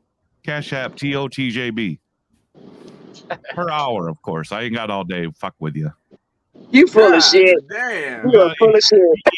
I'm full of shit. Listen, who the hell gonna learn from you? What the hell they gonna learn? To dump the tire? If you're worried about chaining up in mountains, you call me. I'll get you out of it. I'm better than an attorney. Half chain on, half chain off. We got it. We don't fuck with chains. We don't fuck with chains. Jesus Christ. We ain't here to break a sweat. We ain't here I remember I bought a truck one time and it had Michelin recaps. And you know what's crazy about Michelin recaps? They warranty it just like a brand new tire, and on the recap it says Michelin on mud flaps and everything, and you're on the side of the road for 4 hours waiting for somebody. Won't happen with the Michelins. It will not happen with the Michelins. Now, I don't run recaps. I just told you I bought the truck and I had it. $50. If you bought that if you got off the fucking Pornhub website paid version, you could get virgin tires. If you didn't spend it on Pornhub, you could get virgin tires. You won't have to worry about it. You don't have to worry about it. Check his tires and his brakes. Pornhub. What's that? What is that? Oh, that's I know a Pornhub is. Why the hell? Why are you paying for a membership for Pornhub? Well, listen, I don't want commercials when I'm in the middle of it. For Christ's sake, I got business to take care of. I ain't got time for fucking ads. Wow! What is Pornhub? Somebody tell me what is Pornhub. What is that? You're wrecking the goddamn moment. James acts like he lasts that long to wait for a commercial. You know what I'm saying? Yeah. Sean, he's over Okay, so I'm figuring this out myself. Google it. Pornhub is porn. Yeah, Google it. Google it real quick. Money shot, it's game on. I don't want to see that shit. I don't want to see that shit. I don't want to see nobody else's dick and stuff. I don't want to see that shit. I don't want to see it. If this truck is rocking, don't come and knock. It's me and Pornhub. James, my goddamn video's not monetized no more. Okay, and here's what's fun. You say they are commercials during the video? There's no monetization from the get-go. You see my name, she gone. You ain't getting shit. Ma, we could have made like there's commercials in this video, but he screwed that all up. Listen, I do a commercial. I like plots. I like a plot. I'm just messing around. Yeah, I like a plot. I want to know who's getting fucked and why she's getting fucked. I got to know the in and out. I can't. Okay, so you don't want commercials. Story. No, I sure as hell don't want a commercial. You're fucking up my groove. So you're saying that you don't want to see them fucking, you want to see how they got to the point that they was fucking. Exactly. I could give a shit. Fucking is fucking. I want to know why. I want to know why she's getting fucked. What, you want a story? Debbie Does Dallas. I've got Debbie Does Dallas video up here. I love it. Debbie does what? Debbie Does Dallas. You ain't never seen that video. You don't know what that you're missing. That shit is so old. I mean, I have no idea what you're talking about. That's where all the Debbie Does Dallas. That shit is so old, James. I love it. Is she still alive? Favorite video of Debbie Does Dallas. I'm not sure what I got the DVD. Yeah, I don't know what that is, man. Oh my god! That's an old part. And you like that shit? Oh, it's a that plot. Shit is funny as hell. It's got it all, baby. It's got it all. Cool trucking. Hey, that's a great topic, cool trucking. Even an underflated brand new tire will blow. That's right. An underinflated tire will blow. That's why you use a goddamn air checker. You don't fucking thump it. Air you fucking check it. Now you done lost the name to the bitch. Yeah, the air thing. I'm gonna go to the Loves. I'm gonna ask, y'all got any air checkers? Yeah, go to pre-pass. Go to pre-pass. Jesus Christ, you and Schneider lining up in pre-pass. Welcome to the club. It's tire pass, not pre-pass. Yeah, welcome to the club of the other fucking idiots that don't know how to work it. Can't check your own tire pressure. Hey, it's $5, man. Shit. $5. You get fuel at Loves too? You that hard off? Yeah, I get love. Yeah, I only go to Love. Oh my god, you're getting fucking hosed. You like getting fucked, don't you, Bob? Why do you go to Loves? I'm not gonna reply to that. Cause I don't like how you said that shit. You gotta go to I don't like how you said that shit, bro. Hey, why would you ask another man if he like getting fucked? That is crazy. You go to Loves when that chick yells at you, Mob, and says, "Welcome to fucking Loves." You get excited? Yeah, I do. When she yells at you? Yep. Sure. Good Lord. I don't. I ain't gonna lie, man. I don't fuck with TA. Man. I will run out of fuel before I run to a damn TA. Morning fuck with good TA, morning, man. welcome to fucking Loves. Fuck you and fuck your goddamn. Fuck TA and fuck Petro. Some raggedy ass, see-through ass bathroom stalls and shit. I don't need taking this shit. And you looking at somebody else. When they yell at me and say "Good morning, Loves," I just want to fucking clear out the goddamn register. Shut the fuck up. Don't fucking talk to me. I just want to clear out all the goddamn pressure gauges that you don't know what they fucking are. All their goddamn players. Shut the fuck up. Don't fucking yell at me first thing in the goddamn morning. Fuck you. Keep talking, James. You're gonna knock the goddamn camera off. I'll take that goddamn register and smash it on the ground. I don't need to be yelled at every time I walk in the goddamn door. Welcome to Loves. Welcome to Loves. Yes. Welcome. Read what Alex has put. Alex says, if James ran the recaps, he'd be forced No, I check it, goddamn, with an air pressure thing. Yeah, I don't got to tap shit. I ain't got to thump tires. Now it's an air pressure thingy. I hate fucking loves. I absolutely hate fucking loves. I won't walk in. I won't do it. I hate TA My and blood petrol. pressure goes from I'm happy and lucky, and then I go in there, I might as well have a goddamn heart attack. I love love, man. If I use the bathroom, I go You ahead like and burn being me a yelled shower at, credit. You like being yelled at. I can't handle it. I like when you women raise your yell at voice to me, I lose my fucking shit. How does Loves yell at you, bro? They yell at you every goddamn time you walk in the fucking door. How? Every time they walk in the door. Welcome to Loves. Shut up. I fucking hate it. I hate it. Nod your head or fucking ignore me. Don't fucking yell at me. You ain't got no class. Don't fucking. James, they're not yelling at you. They're just speaking. They'll be I walk in there one goddamn time and nobody's at the goddamn fuel section, right? Because they're fucking shorthanded, doing whatever the fuck they're doing, playing with their wiener dogs on the fucking roller. I don't know what they're doing. I feel lucky when I walk in the door and there's nobody fucking there. And then I got some fucking cunt yelling at me halfway down the goddamn fucking store. Welcome to Loves. Shut the fuck up. Shut up. That's what they supposed to do. I fucking hate it. You can't get mad because they doing their job, James. Can't get mad. I'll kick over the goddamn knife supply. Don't fucking talk to me. Don't fucking talk to me. They're fucking used to their establishment. I'll start fucking knocking shit off the shelves. I'll fucking kick their fucking kiosks over. Shut the goddamn.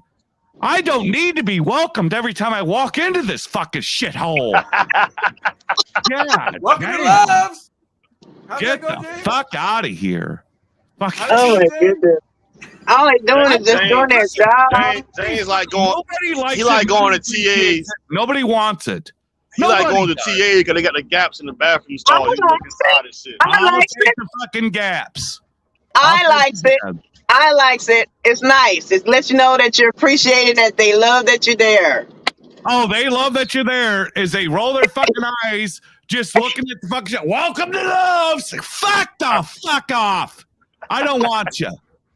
Keep your 2 cents of bullshit to your goddamn selves. Because it's like a welcome greeter at fucking Walmart. They ain't happy to fucking see me. They ain't glad I'm fucking there. They wish I just not even came in. And that's the same as where I feel like when I go to fucking Loves. They want to drive me away. They won. I ain't going to fucking Loves. I hate them. I got something for James. Give me a second. Hang on a second. Let me fix it. I don't want them. I don't want the goddamn welcome greeters at fucking Walmart, and I sure as fuck don't need Loves yelling at me. As soon as I wake up in the morning, go in there and take a fucking shit. You're yelling at me. What do you do at Walmart when they ask for your receipt? I tell them to fuck right off. I already paid for the son of a bitch. Check the register. Yeah, I do the same shit. I ain't gonna lie. You ain't checking my Hey, read my banner. Read my banner. for it. Read my banner, James. Wow. Welcome to Love. I fucking hate it, dude. That's the worst fucking business plan ever. Is fucking harass your goddamn customers. Harass That's the fucked up shit.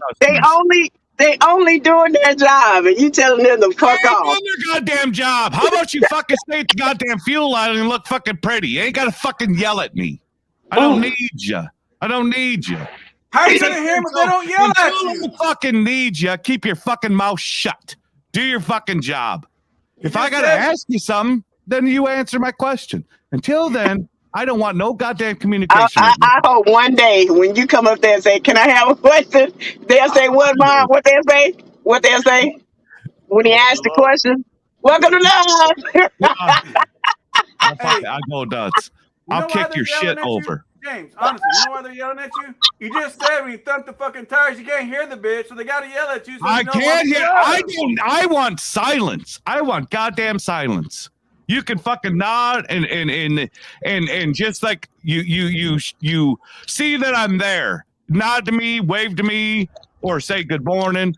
I don't need welcome to fucking nothing. I don't need welcome to shit. Unless you're gonna come and follow me and wipe my fucking ass when I'm done. I don't need you yelling at me. I don't. Hell, they might if you just be nice to them. You gotta ask for goddamn towels. Where are the fucking towels in this goddamn shithole? Well, you gotta ask for them. Who the fuck am I asking?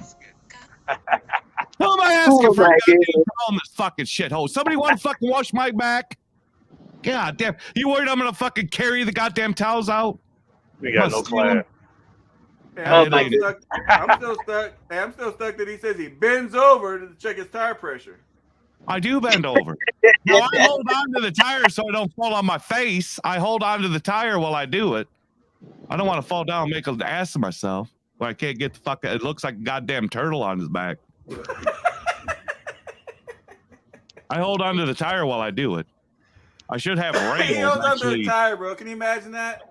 James, I check my goddamn tire pressure. I don't fucking do it. I don't trust him anymore. I don't test the tire thumper anymore. Because I got pulled in, say, no, you got a flat tire. Well, how the fuck do I got a flat tire? I thumped him. Looked good to me. Did you buy the tire pressure gauge at Love's? I sure as fuck did not. I bet you did. I bet you did. No, I did not. Petro, baby. I don't buy shit at Love's. I don't buy shit at Love's. I don't buy shit at Petro. Overpriced ass shit. Yeah. Well, Love's gives you double points. You know why, motherfucker? Because they're charging you twice as much for any bullshit they got there. That's why you give you double points. I know you ain't talking, man. Petrol prices are way higher than fucking Love's prices. Oh, any motherfucker. Let me tell you something. I buy the fucking Energizer Trail Mix at Love is $329. Well, at Pilot and TA it's $550. Same fucking shit. When last time I paid for Love's will fucking rape you and put a fucking slap. I remember the last time I paid for coffee. I remember the last time I paid for fucking showers. How many times can you wake up in the morning, get to a shower, think you a 6 hour save, and got there when you sleep and you park at night, you can do the same shit. You ain't doing that shower shit. Shave, I don't do it fucking twice. I do it once. I do it right the first time, mob. You know what the fuck I mean. You know what I fucking mean. If you want to brush your teeth in the morning, what you do? You go in the TA and you're sitting there smelling all the doodle particles in the air and shit. Or they brush your motherfucking teeth. While I'm at the Love, I got my own fucking room and shit doing my thing. You know what I'm saying? Oh yeah, you get double shower credits at Love's. I got what is it called? Diamond motherfucker. So you get double shower credits. Oh, you get unlimited shower credits. I get unlimited. Yep. Well, yeah, we don't get that unlimited because we don't want to get yelled at fucking petrol. We're fucking grown men. He told all the drivers don't go to Love's. Yeah. You want to get coddled and yelled at? Go to fucking Love's. Go to Love's. You get unlimited fucking showers you ain't gonna fucking use anyway, and then you get yelled at when you walk in the fucking door. I love the Love's. They okay with me. Driving down the road and you need some fucking fuel and you stink like ass. You need a shower. There's a Love's right there. What would you do?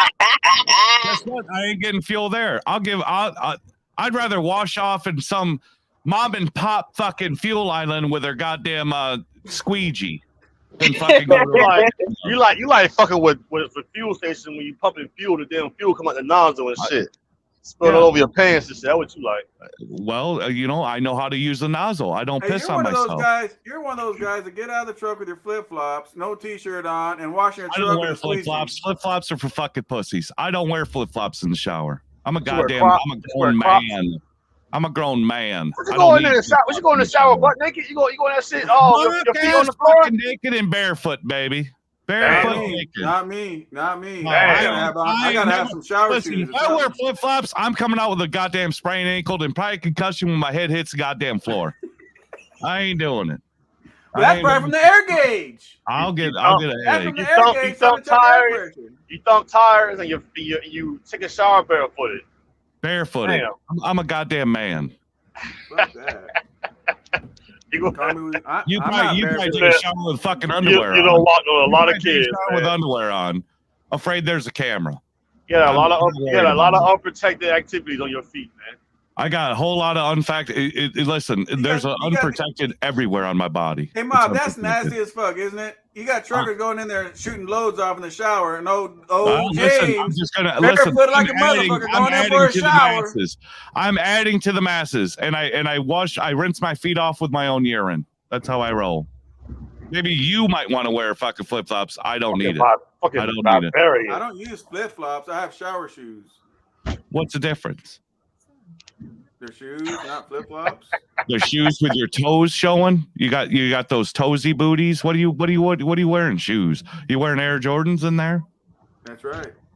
No.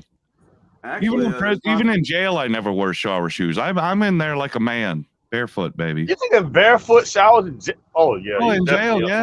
Your feet were definitely pregnant in there. No, never had a problem. Never had a problem. Yep. Never once had a problem. No. Blisters in your feet. I mean, actually, I ain't got no goddamn blisters in my goddamn feet. I'm a man. I got calluses. I got calluses. You ain't needing through these goddamn calluses. Believe that. No fucking way. So you don't get pedicures and manicures and shit? I am now. I wasn't then, but I am now. Yeah. How you gonna say you a fucking man? You getting your damn feet done? That's some fucking dude, shit. you don't know what you're talking about. Hey, nah, get that cheese grater on your fucking heels and take my all wife that. been trying to get me. First of all, I love manicures, petties. We just found one that actually serves you wine while you're doing it. Oh, fucking liquor me up, bottomless. Bottomless glasses of wine while you get a pedicure. They cut all your calluses off. They do. They get that cheese grater. He first said he's got calluses on a little bit more because I'm not coming back next week. Now he don't have calluses. What's the difference? Well, now I'm not in that shower. I'm not in that shower. Y'all got some fucked up. My feet ain't got no fucking all that shit on there. Well, because you ain't a working man. Then you ain't a working man. What do you mean? You don't know what you're in there lotioning your goddamn feet with your penis. I do lotion my fucking feet. What are you supposed to do? I bet you do. I bet you do. Do you lotion your penis too, or do you got calluses there?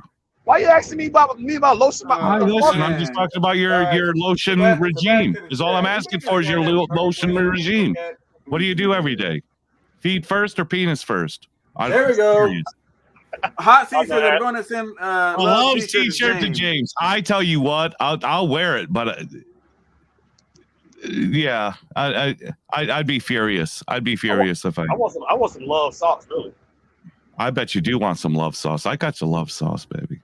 I said socks. Socks, oh, motherfucker. Socks. Oh, I thought you meant sauce. God damn.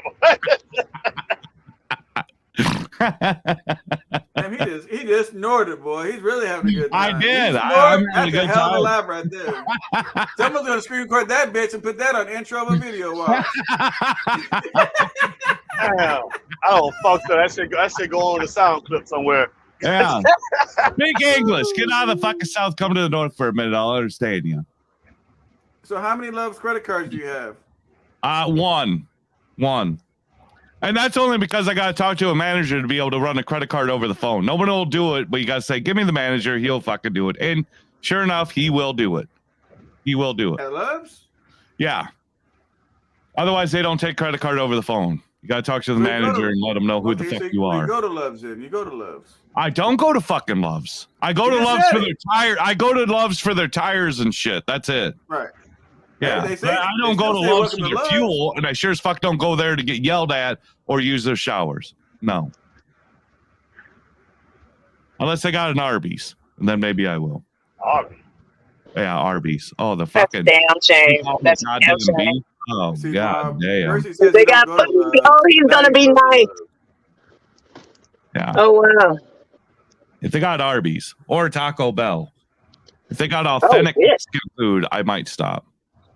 What about something healthier like a Subway? Would you go stop there? Subway. Subway is not healthy. Subway is not healthy. Goddamn Loves is every one of them has a goddamn Subway. Eat your goddamn fresh shit somewhere. I don't want no goddamn cold cut goddamn sandwich. I'm over fucking Subway. We need to get something fucking different. Fuck your goddamn cold cut. I can get that out of your fucking cooler. Why the fuck am I going to pay for your goddamn artisan ass to make me a goddamn sandwich? I can make my own goddamn sandwich. I make my own goddamn sandwich. Fuck Subways. What a waste of goddamn real estate. Hey, I got to find some for James. I don't like Subway. It ain't it. I'm gonna find something for you, James. Give me a second. You gonna give me a coupon for fucking Subway? I'll smash this goddamn monitor. Give me a fucking coupon. I'll fucking break shit. Oh, fuck. I'm on my last beer, SoCal. I'm out of gas. I'm out of gas. I only got one left. This is my last one. I need to get another one. I did it on the wrong phone, man. Goddamn. Yeah, you did it on the right phone as far as I'm concerned. But I'm gonna let you hear something. Goddamn. I got a powerful enough mic. Here we go. You'd be the only one that would. I'm pulling into gloves. Big mistake. Big mistake. Exactly. Big mistake. Emerson, Georgia, about 38 miles north of Atlanta, off of I-75. What kind of bullshit ass commercial is this? See? That's what happens when you go to Love's. They're trying to sell you shit.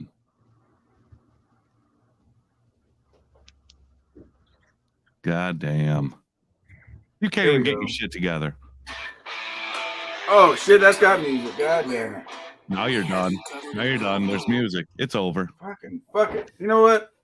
Can't stand Loves. I can't play their shit on my shit, man. They'll give I me can't stand Loves either, and they don't play nothing on my shit because I don't even look their fucking asses up. That's what you get. Hey, I'm gonna find something for you, man. Hang on. Where's my other phone at? How many phones do you need? I got this one. I got this one, and then I got this one. Do you got the what is it, the Gen 3 Fold or some shit like that? Yeah, I got it's right here. How you like it?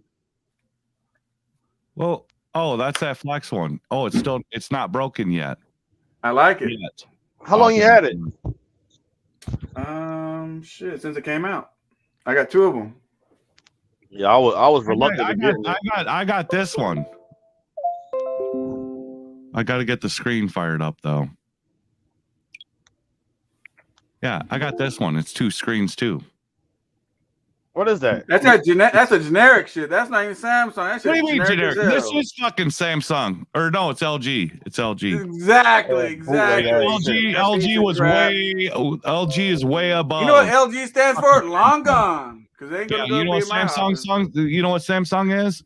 You're a fucking idiot. That's what it stands for. Damn. Hold on. I have a Samsung. Samsungs are pretty good now.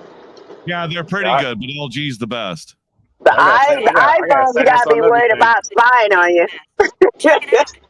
God damn. I got Samsung phones, refrigerator, stove, microwave. Hey, watch this, Mom. Here's what I like about the iPhones. You just keep getting fucking swollen into that fucking Walmart ad, Bob. Hey, Mom, check this out.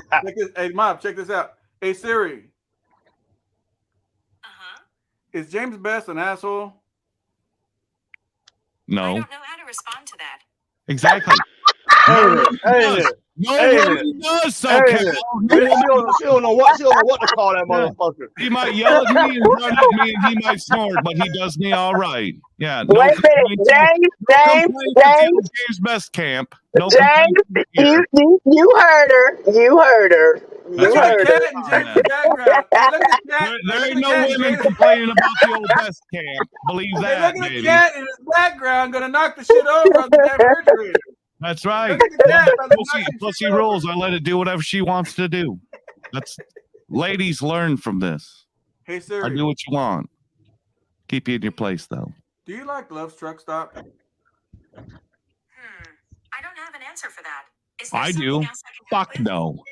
Can you play a Love's Truck Stop commercial?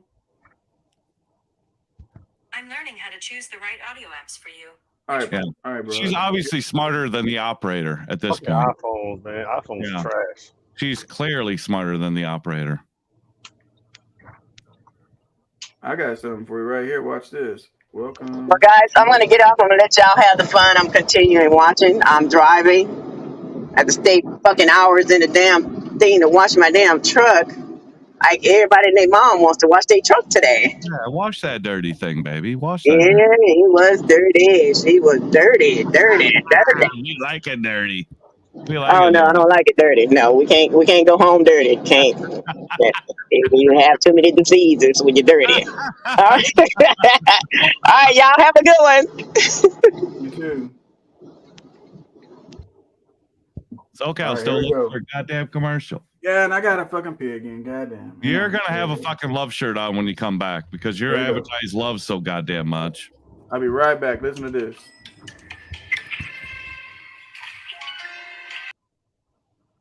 Nope, he gone. He gone. We ain't gotta listen to that.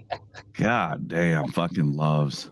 What the fuck is what corporate fucking genius says, hey, let's yell at all of our customers that come in the fucking door. It's called greeting. It's called greeting. Say it's good morning.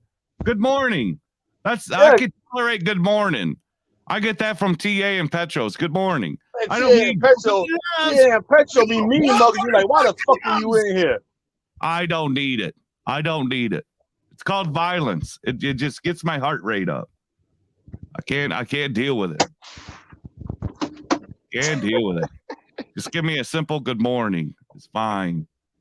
Give me 1 second. Hold up. Are you going into Love's, Mob? No. I'm a green screen James' background with a Love's place. I hate Love's. I'll use that as a little soundbite. Use it for a soundbite. Yeah, it'll be welcome James, to you have Love's. to empty your seat and get more beer. God. I ain't got no beer. This is the last one. I rock next to the wife's chirp vodka chirp. or something. Might have to steal the wife's vodka. Woo, look at that! Look at that! You fucking cunt! You Hey, Mob, walk in and see if they yell at you, Mob. Walk in. Get up on this fucker! Get rid of it!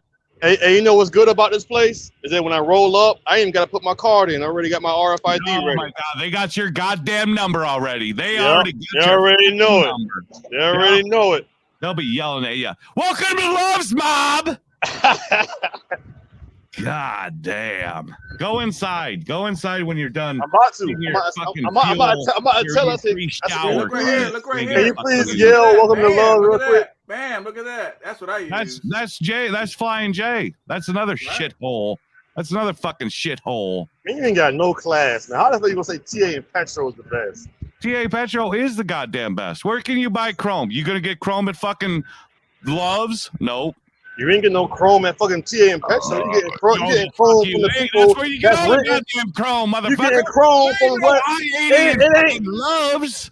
There ain't no fucking I-80 and Love's. All you get is Love's is get yelled at. Like they just want to remind you how much of a fucking peasant you are. They fucking hate you. They hate you. Do you hate women? I do. Sounds like you got a woman problem. I don't do. think it's love. 90% of the people that fucking yell at me is women. Men know better. Don't raise the fucking temperature. Say, hey, welcome to Love's. Welcome to Love's. Women fucking want to shout it down the goddamn aisle. I don't do it. No, yeah, tell them James said hi. And they're gonna say, oh shit, do we got shit to pick up? We got shit to pick up. Gonna pick up the goddamn live aisle because he's gonna kick it down. Here's how they do it at Love's, James. You walk in. Good afternoon. Welcome to Love's. And I say, no, they do not. Much. They do not say welcome. Yeah, it's not like, hey, James, happy to see you. Welcome to Love's. No, that's how it goes. Bam! You hit it right on the nail. They're yelling at you. Wait till Mob goes in and gets his goddamn fuel receipt.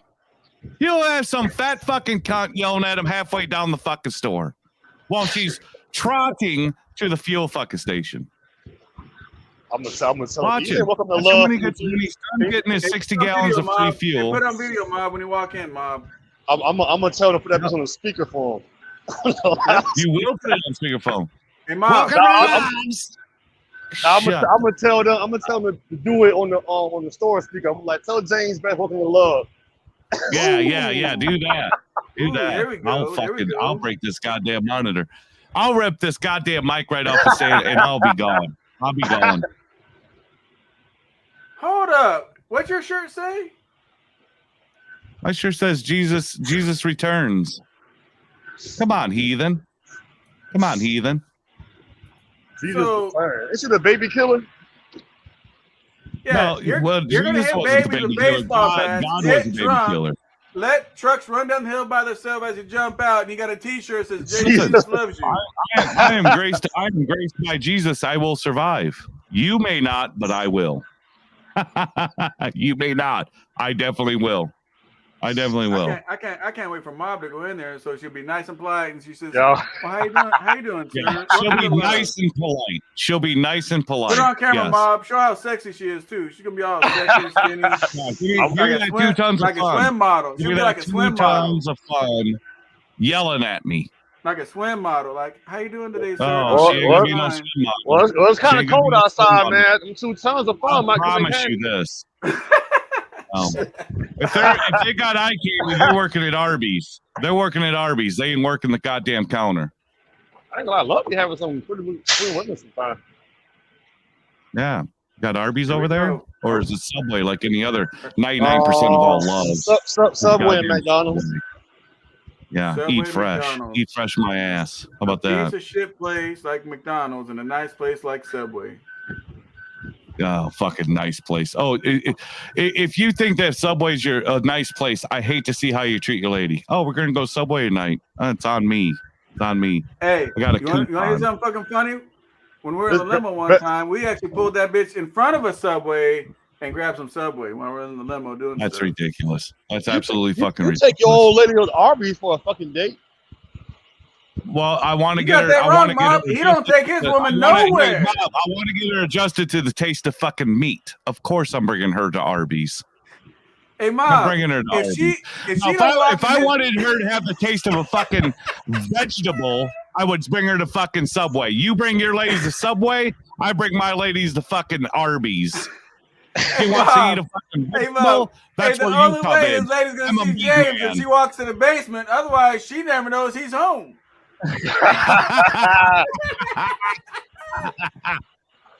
She feels that floorboard. She feels the floorboard bouncing upstairs. She's laying there fucking naked getting the ride. Believe it. She feels those floorboards bouncing. Oh, daddy must be in the basement raising Cain on fucking YouTube. So check this out. So go try the chicken protein bowl at Subway. You'll enjoy it. Oh yeah, the chicken protein bowl, Mob. Just go fucking gay it up already. Ask them if they got any special sauce for that bowl. I usually get a chicken strip wrap on the spinach wrap with spinach and cucumbers. I bet you fucking do. Yep. Get a goddamn wrap. Since you asked James, I don't eat bread. I like Jesus the Christ. wrap.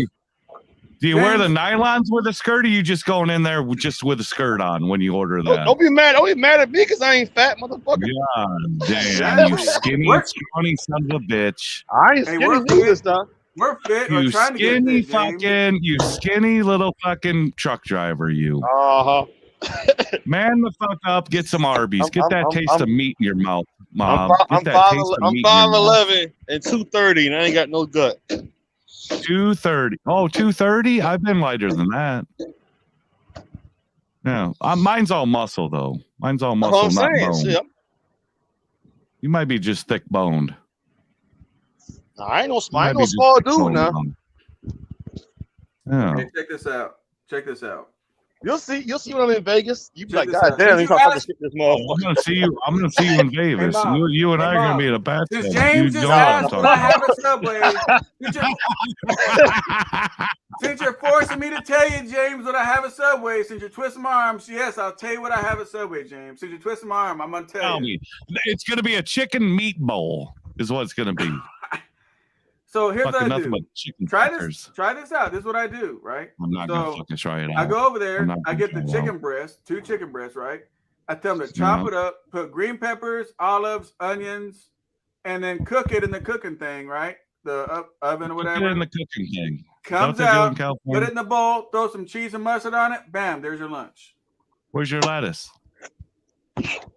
Lettuce is trash anyway. It ain't nothing but wait. I ain't gonna lie. I don't eat their lettuce. The only thing I eat is their spinach and their cucumbers. I don't eat none Yeah, else. you can add spinach to it because it's got nutrition, but lettuce ain't got. Iceberg lettuce, no nutrition, no vitamin, no nothing. It gives you that feel. It gives you that full feeling if you got lettuce. Hey, Jay, I'm about to go ahead and get my free cup of coffee in a minute. Hold up, man. Yeah, go get it. Go get your free fucking coffee. Go get your free fucking coffee. Hey, Mob, let us know when you walk through the door. Turn the camera on. Oh, he's gonna be there. He's gonna be there. Welcome to the lounge. He's gonna get yelled at. I just want my coffee. Goddamn coffee, so I get the fuck out of here. That's all I want. Give me a free goddamn coffee. Let me fucking be. That's what you need to do. When she yells at you, slap her in the goddamn mouth, clear off that goddamn thing, and say, I'm here for my goddamn coffee. I ain't trying to go to jail, nigga. We're gonna be in jail doing that shit. Hey, now you know why James is in the basement, not in a truck. Yeah, that's it. I've been banned from every truck stop except Petro because they like it. They like it. He's trying to stay out of jail, bro. That's it. All right. You can't do here loves. It comes. You can't Mob, do are it. you almost there? Oh shit! Hang on, Mob. Yep. Hang on, let me put you solo. Let me put you solo layout. Yep. Hey, turn your phone sideways, Mob. He's gonna get yelled yelled at. Sideways. And he's gonna say, "Thank you, ma'am. Thank you, ma'am." He's gonna get yelled at. He's gonna say, "Thank you." Look at that wrap right there on the window. Look at that wrap. Damn, that looks. Look at that. That looks good as hell. He's fresh. Check it out. Man, Yep. look at that love. Look at that. Love's advertisement. I'm already getting anxiety. I'm already getting anxiety. He ain't even in the fucking door yet. Hey man, here we go. Listen, stay quiet. Here we go. You see, he gets yelled at. I didn't get Nothing. You didn't get it. I heard nothing. I didn't get it. Hey, I didn't get it. I didn't get it. You didn't get it. No, you gotta go sideways, Bob. So you got full screen. There you go. Show us who. Look at that, James. Yeah, you get the fatter and fatter fucking cups. Yeah, but y'all crazy. Unbelievable. Go to the other side. They'll yell at you before you even get there. Hey, Bob, Bob, put the camera back. Put the camera back on and show us who's working behind the counter. See what she looks like. Yeah. Let me see that eye candy. And you gotta have the screen. You gotta have the phone sideways, bro, because it gives you more screen. It don't have the black on the side. Because she's gonna need as much screen as possible to fit in. There we go. Yeah, she's gonna need it all. The older lady. Yeah, just get close to that older lady. She's gonna yell at you, especially if she ain't busy. He's close to her, and she has not said shit like "Welcome to love." No, she ain't doing her goddamn job. Now I'm calling corporate. Now you're calling corporate. Now you're gonna be a snitch. I'm gonna call corporate. How come I get fucking yelled at, but this young black gentleman walks in, he don't get yelled at? You racist? I think you're racist. They don't want to talk to you, Mob. They don't want to talk to you. Hey, Mob, I would ask you to ask her to say hi to James, but she's so old and stuff like that. She's probably You tell her to get on the goddamn mic, and She's probably married to a motherfucker like James in the basement. She's probably just having a hell of a life. To the ground. Burn it to the ground. That's funny. Hey, Andrew's got a message for you, James. Let me put it on the screen for you. Yeah, it's Roller Wiener Friday. Yeah, ask her. Hey, is this Roller Wiener Friday? Yeah, that's inappropriate. Matter of fact, it is, Mob. That's kind of inappropriate. Welcome to Lowe's. Would you like your wiener rolled on this motherfucker? I said, absolutely. I ain't trying to go to jail today. Sauce for that roller wiener. You gotta, man, James. You really don't act like this in public. Bro. I don't like gloves. Yeah, listen, I'm not professional. One iota believe this shit. Yeah, but that's why I got nobody working for me. That's why I got nobody working for me. They don't want to work with this. They like gloves. I don't. First thing I ask an owner operator says, "Hey, I want to lease onto you." I ask them. I said, "How do you like gloves?" And they said, "I love them." I said, "Enough said. Goodbye." Goodbye. I don't think so. Goodbye. This guy. I still don't hear this lady yelling at him, man. So James, you just lied to everybody again. Just like the they're damn not going to greet him. He's not going to. They're racist. They're not even going to greet a young mob. They're not going to greet him. What they're going to say is, "Get the fuck out. I'm calling the cops."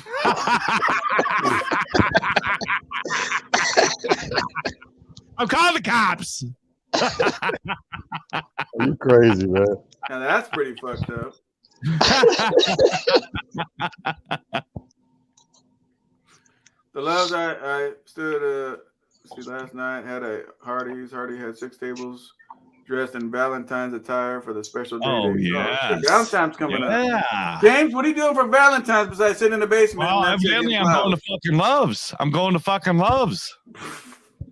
I'm going to Loves with Hardee's and watching the Valentine attire. Special day dates. What is Valentine's attire? That means nothing but a heart on their cooch, is what I'm thinking. That's what my impression of a Valentine's attire. Maybe some tassels. Maybe some tassels. Yeah. A little shaky. I forgot Valentine's Day coming up. Damn, I gotta do something. See, you wonder why you're single. See, here's what's I ain't crazy, single. Mob. Here's what's crazy, Mob. We got Valentine's on the 14th. My son's leaving to the Navy on the 17th, and then the 17th to the 22nd, we got to go to goddamn Vegas. Vegas. It's gonna be a full week. bro. It's gonna be a full week, Mob. Yeah. Actually, I'm gonna bring my feet down there. Hey James, can you promise me something? What? When we go to Vegas, I want you to walk in Loves. There is no Loves in Vegas. Bullshit. I don't go there. So There is a Loves in Vegas. There's well, if Loves there is, everywhere. I don't patronage. I don't go there. I try my best to stay out of Loves. One Iota. I don't go. I don't want to be yelled at. Mob didn't get yelled at, James. He didn't. I think you're stretching the truth. He walked in. It was nice and pleasant, quiet. I think Loves is racist. I think Loves is racist. Is what I'm gonna say. Walk in the gas station side and see if you get yelled at. And then if you don't get yelled at, then start knocking shit off. Say, how come I'm not welcomed here? You racist motherfucker. Do that. Do that. Why didn't you welcome me? You don't want me here? You don't want my money? Hi, Siri. Hey, Siri. Just call fucking Loves. They'll tell you, welcome to Loves. Call Loves Truck Stop. Oh, you'll get it there. You'll get it. Right off the fucking gate. They'll say, welcome to Loves. See, I rarely use this iPhone. Welcome to Loves. This is Shanae. How can I direct your call? Siri. Hi, Siri. Fuck it. I'm getting my eye on my Android. That she don't even listen to you. That's you fucking gotta have a man. tone of voice. I can't stand You gotta have a iPhone. tone I'm of gonna look voice the number that up on my women listen Android to. and call it on the iPhone. Give me a second. Listen, you got to be speaking the language of love like I do. They all answer. Got to do the language of love. Quick wants to know which Loves you're at there, Mob. Clearly the ones that don't like him. They don't want to welcome him there. I'm at the one in where am I at?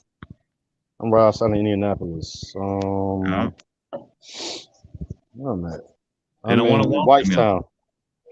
Oh, I'd be upset. I'd be wondering why they didn't answer. Why they didn't welcome you.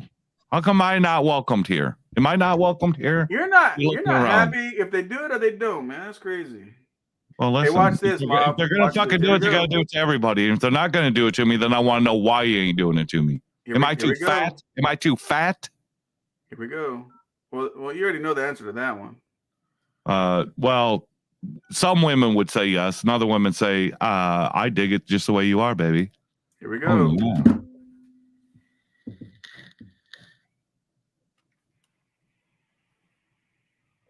They ain't even gonna fucking answer. Go to the counter. As the following options have recently changed. Press 1. Thank you for calling Love's Travel Stops. Home of. Thank you for calling Love's Travel Stops. Yeah, damn, they got you in a fucking loop.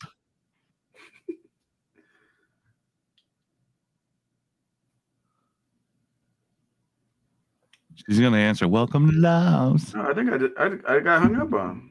Yeah, I don't know. They see her in Southern California. Yeah, we don't need that motherfucker. Here we go. Hang up. Thank you for calling Love's Travel Stops. Home of clean places and friendly faces. Friendly Please faces. listen carefully as the following options Friendly have faces. recently Or changed. not clean, Press 1 not for friendly. emergency roadside assistance. Press 2 for all other calls. Or press pound to hear the options again. For quality assurance purposes, this call is being recorded or monitored. God.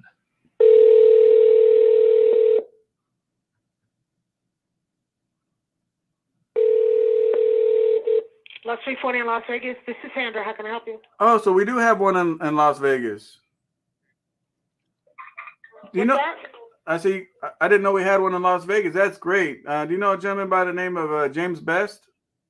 You're gonna. No, You're gonna. Oh, okay. Yeah, he referred me over to you guys. I have one question. When we walk through the door, what do you guys normally tell us when we walk through the door? Welcome to Love's.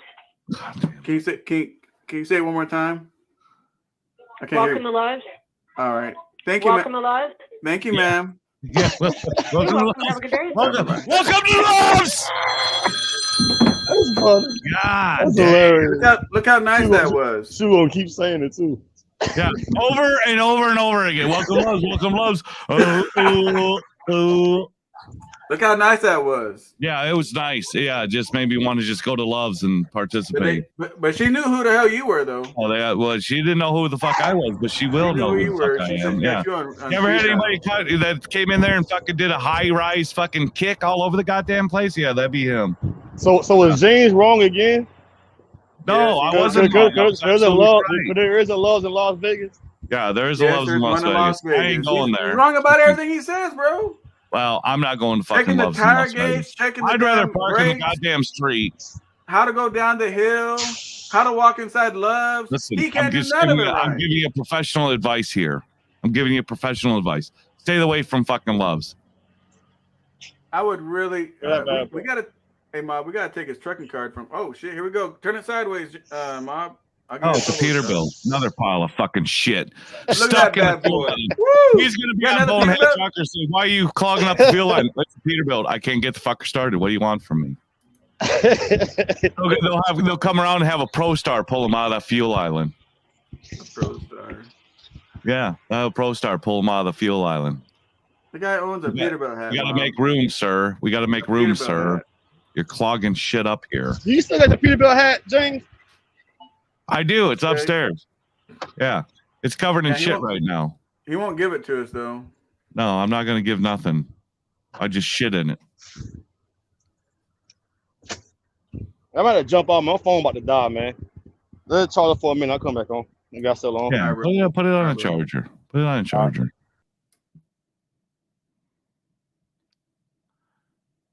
I don't wear shower shoes. I don't need to wear shower shoes. Man. Urine is the most it's like saline solution. It's Nevada. We just called your spot over Nevada. Hey, jump in real quick, Nevada. James, he's lost.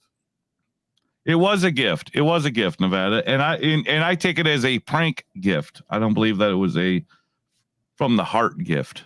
It wasn't from the heart gift. It wasn't from the heart. What do you think that chick that's sitting on my motorcycle behind you? She's a pig. Ain't my gig. You know she works at Love's, right? Yeah, that's why she's a pig, and that's why she works at Love's. Yep, she works at Love's, guys. Yeah. She works at Love's. It ain't my. Listen, I'm more into the 120 or less pounds, not into the 220 or less pounds.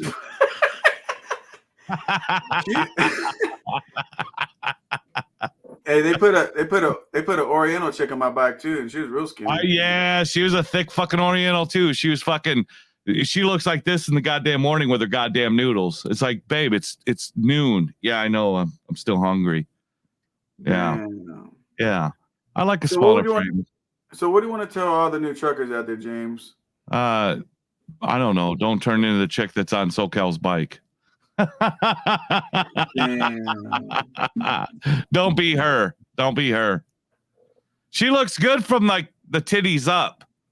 But once you get into those fucking breeding thighs and hips and belly and ass, yeah, pass. She had me on her titties. She did have me on. She's got good eyes. She's got a good looking face. She's a pretty girl. She just needs to practice more pelvic thrusting. She'll be all right. That's a California girl, man. She's got a small stomach and a big ass, huge waist. Yeah, that ain't my gig. That ain't my gig. Now, proportionate Like big all around, that's one thing.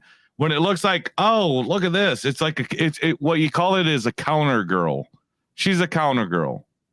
She looks good until you get past the counter. And then it's like, oh, fuck, it all went to hell, didn't it? Damn. Yeah. Damn. She looked good behind a solid counter. She'd probably be eye candy, but get her out from behind the counter. Yeah, it ain't it. So when did they say they turn on your electricity? They turned it on. Well, I'm on it now. Yeah, it was about 20 minutes. It was about 20 minutes. They did good. So Gus says, looks like an hourglass. She sure does. Oh, that's a long motherfucking hour. It's a long motherfucking hour. I think that's like a 5-hour glass. Is there such a thing? Let's give another opinion, man. Hang on 1 second. Yeah, do that. Hang on. That's a 5-hour glass. Hey, Freud. Listen, it'll take you a long time. It'll take a long time to drink that. It'll take a long time to drink that. Hey, what do you think about that chick sitting on the bike? Tell everybody in the camera what you think about the chick on that bike. Honestly, Freud, don't fucking lie to us. He can't hear you because I got the earpiece on. lie. I got the earpiece on. He can't hear you. What do you think? She's all right. Yeah, she's You all guys right. there? Best case scenario, she's all right. Yeah, she's all right. Does she look good? There you go. 1 to 10. 1 to 10. Where is she at? I'm gonna say 6. Freud's gonna give her a 6 at best. 1 to 10. Hey, can you hear 1 him? to 10. He says 1 to 10. How'd you do it? 1 to 10. 6. 12. He said Get 12. the fuck out of here. Freud ain't got no taste in goddamn women. That's a goddamn 12. I like to see what a 10 looks like in Freud's opinion. Good fucking God. That's a goddamn 12. What is a goddamn 10 in his book? Hey, print out that the insurance thing. Go ahead and sign it. Yes. Do something fucking useful, Freud, because this ain't it. Do something. Print something out, because your fucking choice of women is fucking ain't it. Go print something. Do something productive. Fuck's sake. Be productive. Go print something. He mad at the chick. Yeah, He's stupid as hell. He said you don't have no taste with women. Oh, yeah, go print something. Print You out, ain't it. sign it, and then Yeah, whatever we do gotta that. let's get it going. Well, you have to put your banking information. That's why I say What do you need? The routing or a card? the writing over stuff. Okay. Well, is the checkbook locked up? Well, imagine so. Okay. Yeah. So the keys Otherwise, are you'd be paying for some heavy chicks on that checkbook if it ain't locked up. Goddamn. Anyway. 12. A goddamn 12. That's right. A goddamn 12. Jesus James. fucking Christ. See? Everybody in the You chat. can open the goddamn 20s if you actually seen something attractive. This is a goddamn 12. His caliber, he needs recalibrated. He should have been a 6. Go Hey print James, you see something what, off. hey James, look, you see how I do my mic? Look up. Yeah. See that? Yeah. Well, I gotta take it. I gotta give something else to fucking look at. Yeah. For all the gay gentlemen out there. All right. Don't go nowhere, James. Yes. We're gonna show the full picture what she looks like. I've seen it. I I've can't seen do it. it, huh? And Unless I remove it Floyd's from the out here screen. with a goddamn 12. Holy fucking tits. Yeah. 1 to 10, guys. What do you guys think? He 1 to said 10, it put in was the chat. okay and then gave her a fucking 12 out of 10. He said she's okay. She's okay. And then gave her a fucking 12. He was trying to be humble. He ain't being humble. Tell him to be realistic. What is this bitch? What is this fucking cow on a fucking bike? A 6 at best. Everybody there, man, are trying to get at her. Oh my God. Because she All probably- the James thought, best hey, in the world, you're, they're all trying to get at her. You're, One of my you're a thicker girl. The odds are, yeah, you're probably available. You're probably available until Freud gets there, and it's like, oh fuck, you're a 12, you're a princess. Oh my God. Oh shit! Take the. I gotta take this car real quick. James is on Yeah. right now. Yeah, tell Freud to go fucking print something. Be productive. Be productive. Kevin says, yeah. Stuart says a 5. Stuart says a 5. I maybe a 6, maybe a 6, but not a fucking 12. Jesus Christ, a fucking 12. That ain't it. I know 12s and I know 10s. This chick is a 6. She's a 6. Only because she's decent in the face. If she was fucking cross-eyed, that's where Floyd would think, oh, well, that's a good, at least a good 10. What the fuck are you talking about? What are you talking about? A goddamn 12. God, he doesn't know the taste of women. I guess that's what happens in California. Maybe in California, too much goddamn sun damage on your fucking brain. You don't even know what good looking looks like. You're gonna call it a 10. A level of 10, you're gonna call that fucking piglet a fucking 12. It ain't it.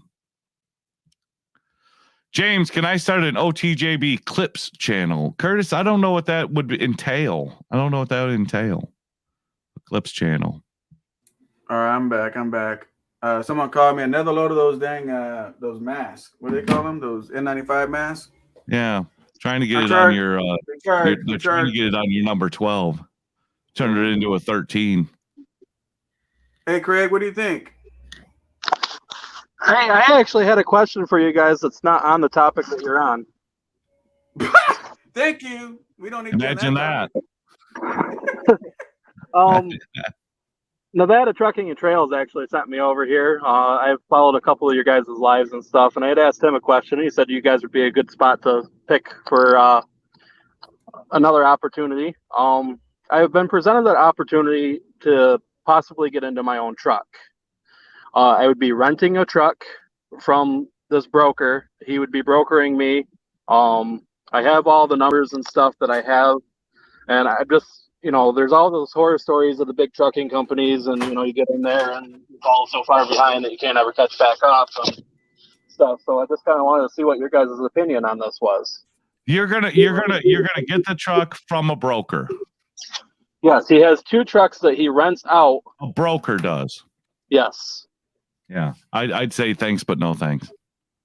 And I don't even know your percentage, and I don't even know if you know your percentage. He's doing a 75-25 split. The truck rental is $150 a week. All these numbers are weekly, so insurance is $220 a week. Oh my Christ! No.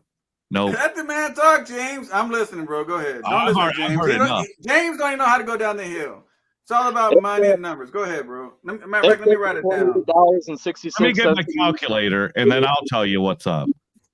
I'm gonna run real numbers. What's your expenses right out the fucking gate? I don't have them all added up together. Give us the breakdown. I'm gonna add it together for you. What is your expenses stage by stage? I'll add it up. Truck rental is $150 a week. Okay. Wait. Okay, pause real quick. What kind of truck is it? A Western Star. Like what year? Is it like a lot of miles? I don't know the exact miles. It's a 2008 though. Is it a rent to own, or are you just renting it? I'm just renting it, and I will eventually purchase my own truck. Enough said. Enough said. Who fixes it? It's kind of black and white. I did talk to him about that. He says, all wear and tear is obviously on me. If I hit something or something like that, that's on me. Wear and tear is brakes, tires. Yeah, that's wear and tear. But if it breaks, if it blows, drop a liner, transmission. If something happens, who's on that one? If it's a major thing and it happens within a relatively, he didn't give me an exact date. But he says, if you're in the truck for 6 months or something like that and the motor blows, he says, I'll fix it. After 6 months, it's on you. So it's a 2008. So the first thing I'd want to do is inspect that truck thoroughly, man, because you got airbags could be messed up, air compressors, clutch. He's just renting it. He's not buying it. Yeah. So you renting that? Who's responsible for all that stuff? All the air leaks, all those problems, I mean, if it happens within like the first little bit, he says that he'll fix it because obviously it was broken before I got it. Right. I got to go piss, but please do not move forward because I got the calculator. Hold your panties on because I'm going to get a little excited on this. All right. Look at James. Every time he gets up, he shows his butt crack. Man, it's like a plumber. Yeah. So So the first thing I would do, though, bro, honestly, is find out who's responsible, because in 2008, which means he's been renting it to people, which most of the cases, whoever he's renting it to didn't give a shit about the truck as a rental, which means they probably did not do preventive maintenance. So what you have to worry about is you're renting a truck, right? Next thing you know, it's got a shitload of problems. I don't care if it's a day from now, a week from now, a month from now, 2 months from now, who's on the hook? And that's what you need to be concerned about. Yeah, see, and I was just talking to the guy, and he doesn't have like a black and white thing. He says, if it looks like it's something that was probably, wear and tear from before I had the truck, then he says, I have no problem doing it. He says, any of the major stuff, he says, even if you're a year down the road and the motor blows, he says, I'll help you with it. So I would put something in writing, bro. I mean, you want to keep business, right? So either you draw something up or he needs to draw something up. We need to find out who's responsible for forget just the blowing up of the truck or wear and tear. But, airbags, it's a 2008. It already has wear and tear. You know what I mean? It ain't like it's a brand new truck. It's getting you a brand new truck and you're in charge of wear and tear. You got a 2008 and you starting out, you got to watch your funds and your money, right? So it already has a shitload of wear and tear. So you want to find out, it's a cheap truck payment, but just find out who has the wear and tear. Who has, as far as preventive maintenance goes. Continue on, bro. Go ahead. James is going to add it up now. So we got a $150 out the gate. Yep. Insurance is $220 a week. IFTA is $28.66 a week. God, that's fucking. Why is he charging? Hang on. Why is he charging for IFTA? Agreed. $28.66 for fucking IFTA. You realize you could get a rebate depending on how you feel, and you are never gonna fucking pay $26.60 or $28.66. That's like they're charging you $28.66 just to file it for you. And you may have a rebate of $40 depending on where you fucking fuel. All right. That's ridiculous that they're charging you for IFTA up front. All right, Craig, so tell them that's a no. So Craig, tell them that's a no-go. Yep. So next. $22.90 is $10.58. See, that's impressive. $10.58 for $22.90 because that's $5.50. Okay, go ahead. The truck but hang on though, James. The truck should already have its $22.90. It should have a $22.90, but you got to pay for it. Why is he charging this man? Somebody already paid for it already. The last renter. Well, now he's going to pay for it. Now he's going to pay for it. Next. So the plate is $36.54. Oh my God, you're paying for a plate too. All right. Isn't it already currently registered? Should be. I would imagine. He's paying for it. And then the E-log is $12.50. $12.50. And then you'd obviously have your gas. Okay, so that's all the expenses you got out the gate already. Yep. Okay, so you're at $458.28 before you pulled a single mile. What about the trailer? Trailer is included in his percentage. Okay. So $458.28. When you wake up on Monday, that's what you owe. What percentage are you getting paid?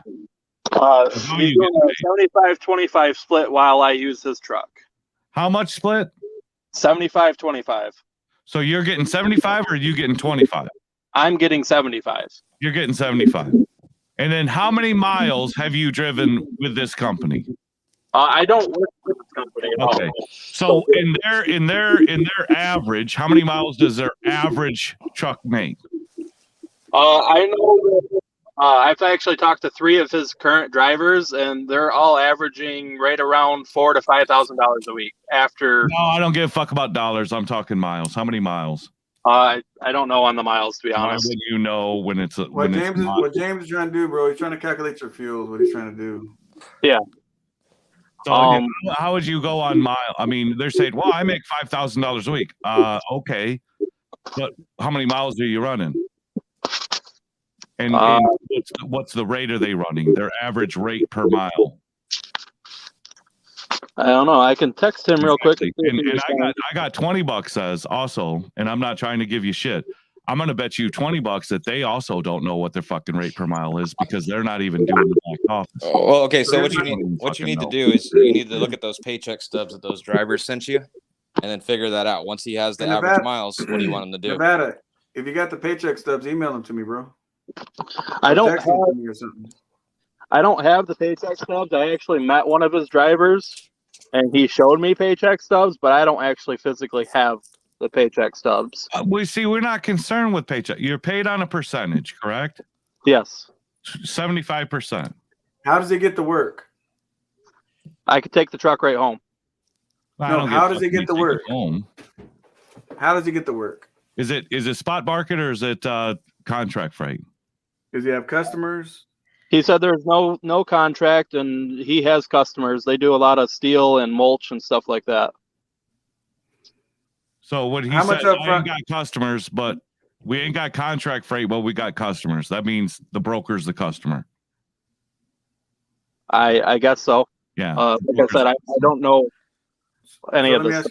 Let me ask you this question: how much upfront does he want from you, and money wise? Nothing. That's a good thing. What are you doing currently? What are you doing I currently? am driving for Advanced Transportation out of Chicago. I work for FedEx. I haul double FedExes. Do you do well there?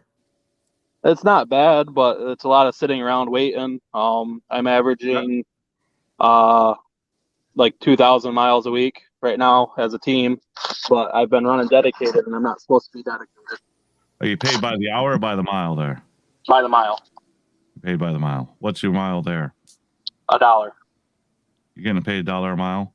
Yes, sir. So a team is So making as 2,000 you a week? as an individual, you're getting paid $2,000 a week? Doing Yes. that job? All right. Let me do some quick math It's a here. $5 drive to Chicago. And I put it real quick. So you guys are making $1,000 a piece. Well, I am. My co-driver, which is a dedicated guy, makes less than I do. So okay, so here's what I look at, right? Obviously, if you go the other route with this guy that renting a truck, you have nothing to lose but time, right? Because you're not coming out of pocket. I'm a little bit leery because it's 2008, and I'm not sure how much truck knowledge you have. You know what I mean? I'm pretty good with a car, but I've never really had to work on a semi. I mean, so I have basic motor knowledge and stuff like that, but I don't have diesel semi knowledge. My biggest concern with this deal is just the liability if the motor blows. Like who's paying for that? Well, everything else, the numbers make sense, right? The 2290, it's like 57 cents more than what it actually is if you break it down over 52 weeks. So he's making like $10 on it. Right. So when you don't know somebody, you can tell how they move and act based off what they want to charge, right? Yeah. So when they want to charge this man ahead of time for IFTA, it kind of don't make no sense. As far as the truck payment and all that all sounds great, but we haven't seen the truck. What if it goes to the shop every single day, right? I'm asking who's paying the bill. Yeah. Well, he did say that he does have a extra truck that he keeps for if the truck is in the shop. That way I'm not actually down. And find out what they're trying to charge and all that stuff. Well, they can say they've got an extra truck in case I'm down. That's just like that fucking guy that was on Trucker Coach's channel that says, hey, if I'm down, they're going to get me a new truck in 5 to 6 hours. You know how many trucks are available right now in 5 to 6 hours? Zero. Well, he did tell me that how many trucks are available in 6 to 10 days? Zero. He did tell me he's not signing any contracts, so I mean, he could basically walk away if something did happen. Well, then that's the best you could do. But here's if it's not what the guy they says don't have it any is. contracts because they know you're going to fucking bounce. But here's this: you want to treat a business as a business, right? Fuck the word of mouth shit, because the reality is, if you're renting something, it ain't word of mouth, bro. You gotta have a contract if you're renting something. And it's got to be in writing of who's responsible for what, just to protect yourself as a business. You know what I'm saying? Yeah. So if something happens, he's got to add you to the insurance, right? So now he's got proof he drove his truck, and then you give it back to him and the shop fucked up. Next thing you know, he's going to put you, in a lawsuit, suing you for damages to his truck. You don't need a contract to be sued. And you're not paying anything in maintenance, so there's nothing there that's going to cover maintenance if it needs be. So you want everything in writing so everybody understands and there's no misunderstanding, bro. You could be like, oh, there ain't no contract, jump in the truck, it goes in the shop for what he says. He says he ain't charging for the engine or charging for the engine. He says, but you know what? Something happens and you say, hey, bro, I gotta go, man. Screw this shit, and you leave. Guess what? He's got all the documentation that he needs to show the courts he drove his truck and blew it up and fucked it all up. And what do you have to tell the judge? Your Honor, he said, no, sir, Your Honor, I didn't say that to him. What do you have to fall back on, Craig? Don't keep your ass out on there, and trust and believe on words, bro. Oh, no, that's why I'm on here, and trying to learn all this stuff. And have a contract to protect you. So you know what a contract? People think a contract is bad, but what a contract does, a contract makes it so there's no misunderstandings. Yeah. Well, I thought, when we talked, I thought, no, it wasn't like that, Craig. It was like this. Well, I thought, and the contract helps with that. It keeps two people on the right path. Is all it is. All right. And if it was me, I'd have a contract stating who's responsible for preventive maintenance, repairs, breakdowns, wear and tear, the whole situation. So Craig, what Craig wants to accomplish here is make more money. Right. Is there any other options other than what he's looking at right now that maybe you could direct him to that you guys think is a better idea? I mean, what kind of lease situations should he be looking at? I mean, there's a lot of opportunities, Craig. I mean, shit. I mean, my drivers are making really, really nice money, bro. And you guys are teaming with FedEx and all that, making that makes no sense to me. But this would you positive thing at this point with this 75% and all that other stuff, is that team? No, the 75-20 or 75-25, that would be solo. That'd be solo. He did just message me back. He says his drivers are averaging like 3,000 in 5 days, 3,000 miles. And you're at $225 a mile? I didn't do the math on that. No, I think he's going to be brokering the loads and then setting the rate and then getting a percentage of that. That's what I think the situation is, because he has a brokerage. And it could either be spot over the road, or he could be running contracted freight that he has set up that can get him home every day. And from what me and Craig were saying, he'd be pulling something like $2,500 after everything was said and done. Which is hauling mulch. It's like 2 loads from the mulch factory to like Home Depot and stuff like that. That's about $2,500 every week. And I'm home on my own pillow every night, or I can go over the road. And he says his over the road guys are making anywhere in between like $3,500 and $5,000 a week. Yeah, in this market, they probably are, or should be. 6 weeks are only 5 days. None of them are running 7 days. None of them are over the road out months on end. He says that is an option, just none of his guys take it. What are you making now? What are you taking home now? My paycheck this week was $2,600, or I'm sorry, $1,600. My last week paycheck was 26. And that's, what are you doing currently? You W-2? Yes, W-2. I'm a company driver. This ain't it. If you're making $1,600 as a W-2 taken home, is that what you're taking home is 16? Yeah, that's what I took home this week. This ain't even going to touch it. You're better off staying where you're at, because my calculation is you're gonna do 1625. But you take 1625 because you're gonna have $2,500. You're gonna make 25. Then after you do your taxes and all that other stuff with 30%, you're gonna be at 1625. I have all that headache and the unknowns. When you could be at 1,600 where you're at currently, with the benefits and the taxes and all that shit already taken out of you. Why would you bother for $25? Why would you bother?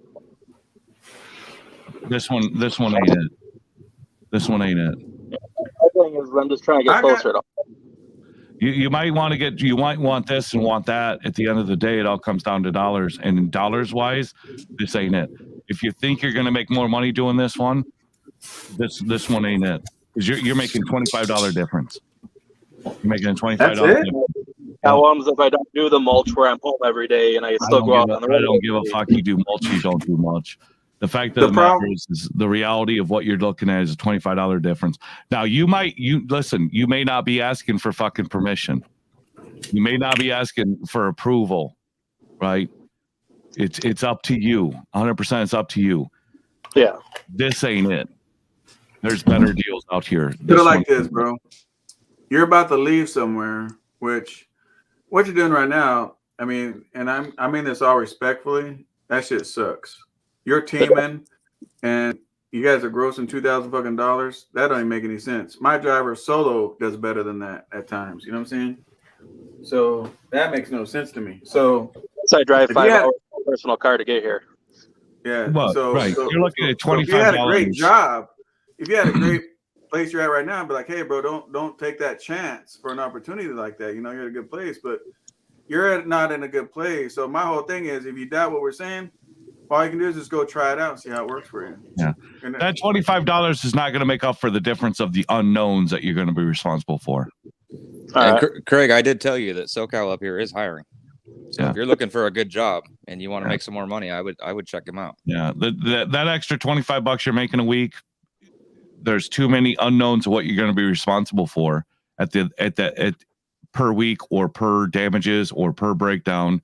That's my biggest concern with the deal. Is who's paying $25 more? It ain't it. All the numbers right there make sense, especially with the IFTA. I understand that you guys know that you can get discounts and stuff like that, but that's pretty common in the industry. Oh yeah.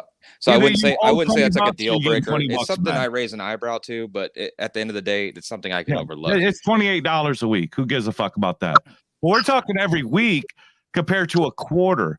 When my guys run quarterly, you have to remember this, Craig. My guys run quarterly. They might owe $20 or get $20 back. You're paying this $20 a week. A week. So 4 weeks in a month times 3 is 12 times 20 is $240 that you're paying for IFTA when you could have gotten a $20 return. That alone is fucking shady. That alone is fucking shady. That they're charging you $20-some just for IFTA, for them to file your IFTA weekly. Again, that is common in the industry. It is common, but it's also common that after a quarter, you owe $20 at the end of a quarter. You're already preemptively paying this, and you're not going to get a return. Yeah, from what I've seen, SoCal, I've seen that a lot. People, when they break down their expenses to me, they're always talking about, okay, then it's $30 for IFTA, $36 a week for IFTA. It's common.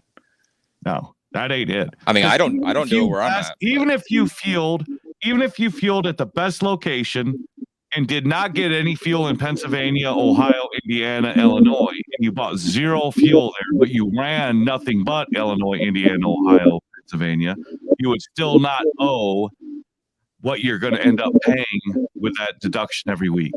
You're still not going to pay that much. Craig, you got to YouTube, bro. Just so you know, brother. Every time we talk, we're blowing you right out of the speakers. Yeah, getting a little echo. Am I? No, I'm going to say connect to us. it ain't it. I'm going to say it ain't it. Now, maybe you think it's an opportunity because the 75% sounds good. The $458 a week for expenses sound good. But at the end of the day, it ain't it. This opportunity just ain't it. If I were you, I would keep looking. I would keep looking. A lot of it sounds good, bro. But my whole thing is, that's why I asked, what kind of truck is it? Because the truck is going to make the money or lose the money, right? So the truck is the tool. I don't give a shit. It's international friendly. I don't care what the hell it is, right? And then the second thing I said before I ask anything else is who's responsible for that truck, bro? Because you can get that truck. I mean, the payment's cheap, right? It's way cheap. But it's not even payment for a truck per se. It's payment for accessorials. It's $458.28 in accessorials. You ain't even walking away with a truck at the end of it. It's all accessorials. It's still a good price, 150. That's not like unreasonable at all. That's way low. What price? But, what it almost seems what like are you talking about? The price isn't bad. The $150 a week for the truck rental. Yeah, it's a rental. But you're but you're not owning anything. At the end of the day, the dude is paying $458 a week times 4.333. He's paying almost $2,000 just for the opportunity.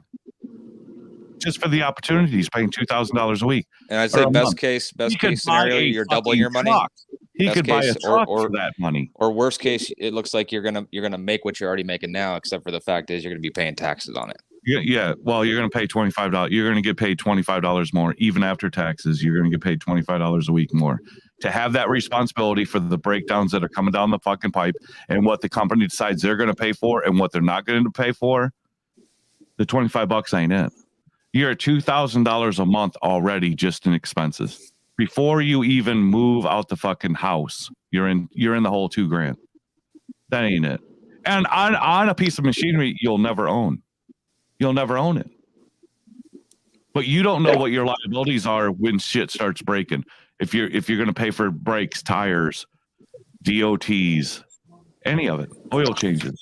The problem that I have is there's a lot of what ifs, and when you're putting together a business plan and projections, you never want to do too much of what ifs, because the what ifs will put you right into the trash can. And just because they don't say it, don't mean you ain't paying it. And that's the problem with the. And you're at the right place, Craig. You're absolutely at the right place, bro. Because I'm not gonna send a guy down to tubes. You know what I'm saying? No. So if you're as a man, if you're gonna ask me a question, bro, I'm gonna give you raw information, and you may like it or not. Exactly how you want it. You may not like it or not, but the reality is you're looking at a 48-cent per mile job and a 52-cent per mile job. You're looking at it as 52 cent. I have to make more money at 52 cents than I'm making at 48 cents.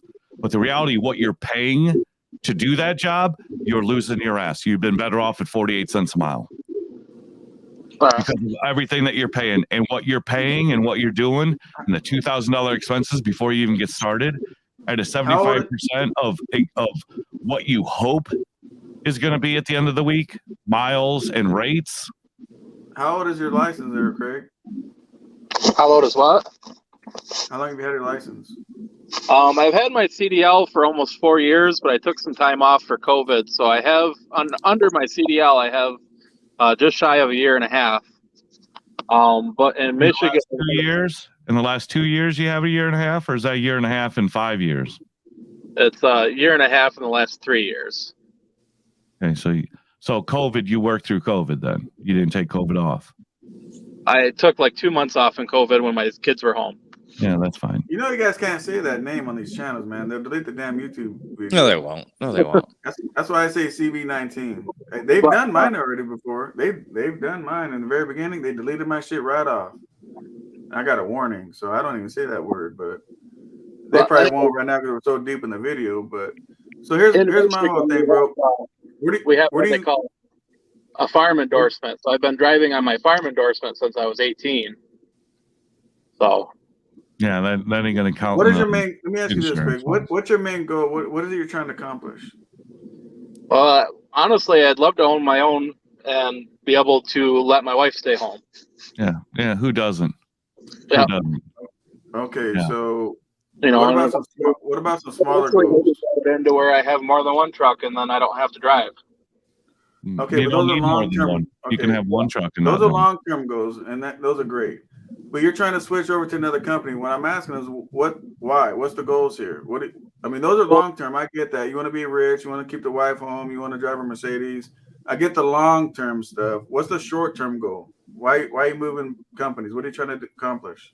Well, the short term is I hate the 5-hour drive to Chicago in my personal vehicle every week, and then just the fact of the run I'm on, I get to go home, but I'm only home for like a day, and then I have to come back to where I would almost rather just. How long are you out? Right now I'm out for a week. It's Tuesday through Saturday, but in order to be to Chicago, I have to leave Monday night, and then I don't get back home until Sunday morning. Where do you live?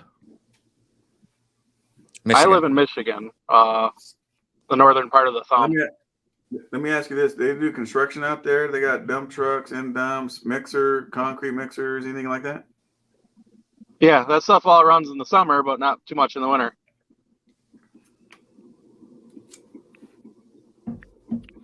I think you're going to be better off. I'm going to just look up CDL jobs in Michigan, and I'm going to say you're much better off than even where you're at right now. But what I'm going to say that this little opportunity that you're looking at right now ain't it. I know, like stuff in Michigan. Number wise, this ain't it. You could do a lot more and do better. So to me, your whole main goal is you want to be home more, right? So even what I offer, my guys got to be out, right? I mean, they get home time, but they're out. So you're trying to be home and be home for a minute. So what I would do is look up jobs out there, winter, summer jobs, whatever. I mean, you're not making. It's not like you're making like a lot of money, and I mean this respectfully, right? You're not really making a lot of money. So you can go get a carrier job. You can get a UPS local job. You can get some kind of local stuff. They'll pay you the same amount of money, if not more, and you're home every day. Yeah. Yeah, I mean, I would love to be home every day, but that's not like a number one priority for me. You know, my thing is with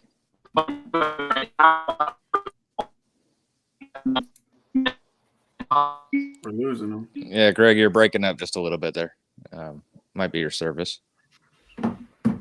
I mean, if he's trying to make some money, you know, being nice equipment make some money, I'll employ him, you know, if he can pass Everybody wants money. I mean, that's the whole drive of being in this industry is money. Well, not really. Some people everyone else is putting on the class. That's what I want. I want everything else that's put on the class. For me talking to him, his ultimate goal, his short-term goal is getting his own truck. So he's trying to save up money right now. I'm going to say this ain't it because this is going to bleed you dry. This is something that he approached me with, and everything on the end looks good except for the repairs of the truck. I mean, if it was like a full maintenance lease, and even still, tires and other stuff included, but in my calculations, even still, it isn't worth it because you're going to make $25 more, and there's way too much open gap of what he could be responsible for that he doesn't understand he's going to be responsible for at the end of the day. So he could actually be losing money by changing jobs. He's better off if you can't. Listen, this is a deal, Craig, and this is going to be some tough love, brother. This is going to be some tough love. If you can't get it done in the current job that you're in, the odds are you ain't it. And Craig, if you can't hear us anymore, just jump out and come back in, and you should be good. You ain't it. Because if you can't save money in the current situation that you're making now, and if you can't save money to get a down payment on a house or a truck, this job ain't it. So, hot seat, I own 2 trucking companies. Why would I send an individual to like trucking? Does that make sense? That's like a man going to Wendy's for a burger. You ain't got no damn trucks. And I'm going to send, I want a Wendy's. He's coming in for a cheeseburger, but I'm going to go send him to Burger King. Jeff ain't got trucks. He ain't got no opportunity unless you got your truck and trailer. He's got the same opportunities I got. I'm cool with Jeff and all that, but I'm just saying, I would not expect him to send somebody to me because he's got his company. I got mine. I mean, that makes no sense. My comments. I was at Jeff. I know Jeff's got somewhere else. That makes no sense. Jeff ain't got an opportunity to give you a goddamn truck and trailer. He ain't got it. So I don't know. I can't even believe we're entertaining the idea of renting that truck. If it's just a move sideways and all that liability, it's the worst decision ever. I mean, you're not gaining anything. About the liability, though, Stuart. It's just there was a question about what he's there's still the question of what he's going to be responsible for too in this situation. So that's why I brought him here. Difference a week. There's a lot more responsibility than that $25 is going to pay. Well, based off of the lowest numbers, if I was to take that local job at home every day. If 2 years where you're at right now, if you can't come up with the money to buy your own equipment and be an owner operator, this job is not going to give it to you either. This job is not going to give it to you either. It ain't it. It just ain't it. So here's the whole thing, Craig, and a lot of people had to start out this way. Not everybody, but a lot of people. If you want to start a great company foundation, you're not going to be home. You know what I mean? You're going to have to find a great job that pays very well. and bust your butt, man. Bust your butt, put your money up and everything else until you're able to land a truck, go buy your own truck.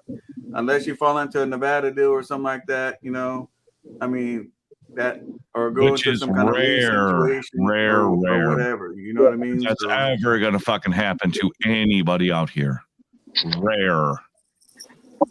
That opportunity is gonna be given to anyone. Rare. Yeah.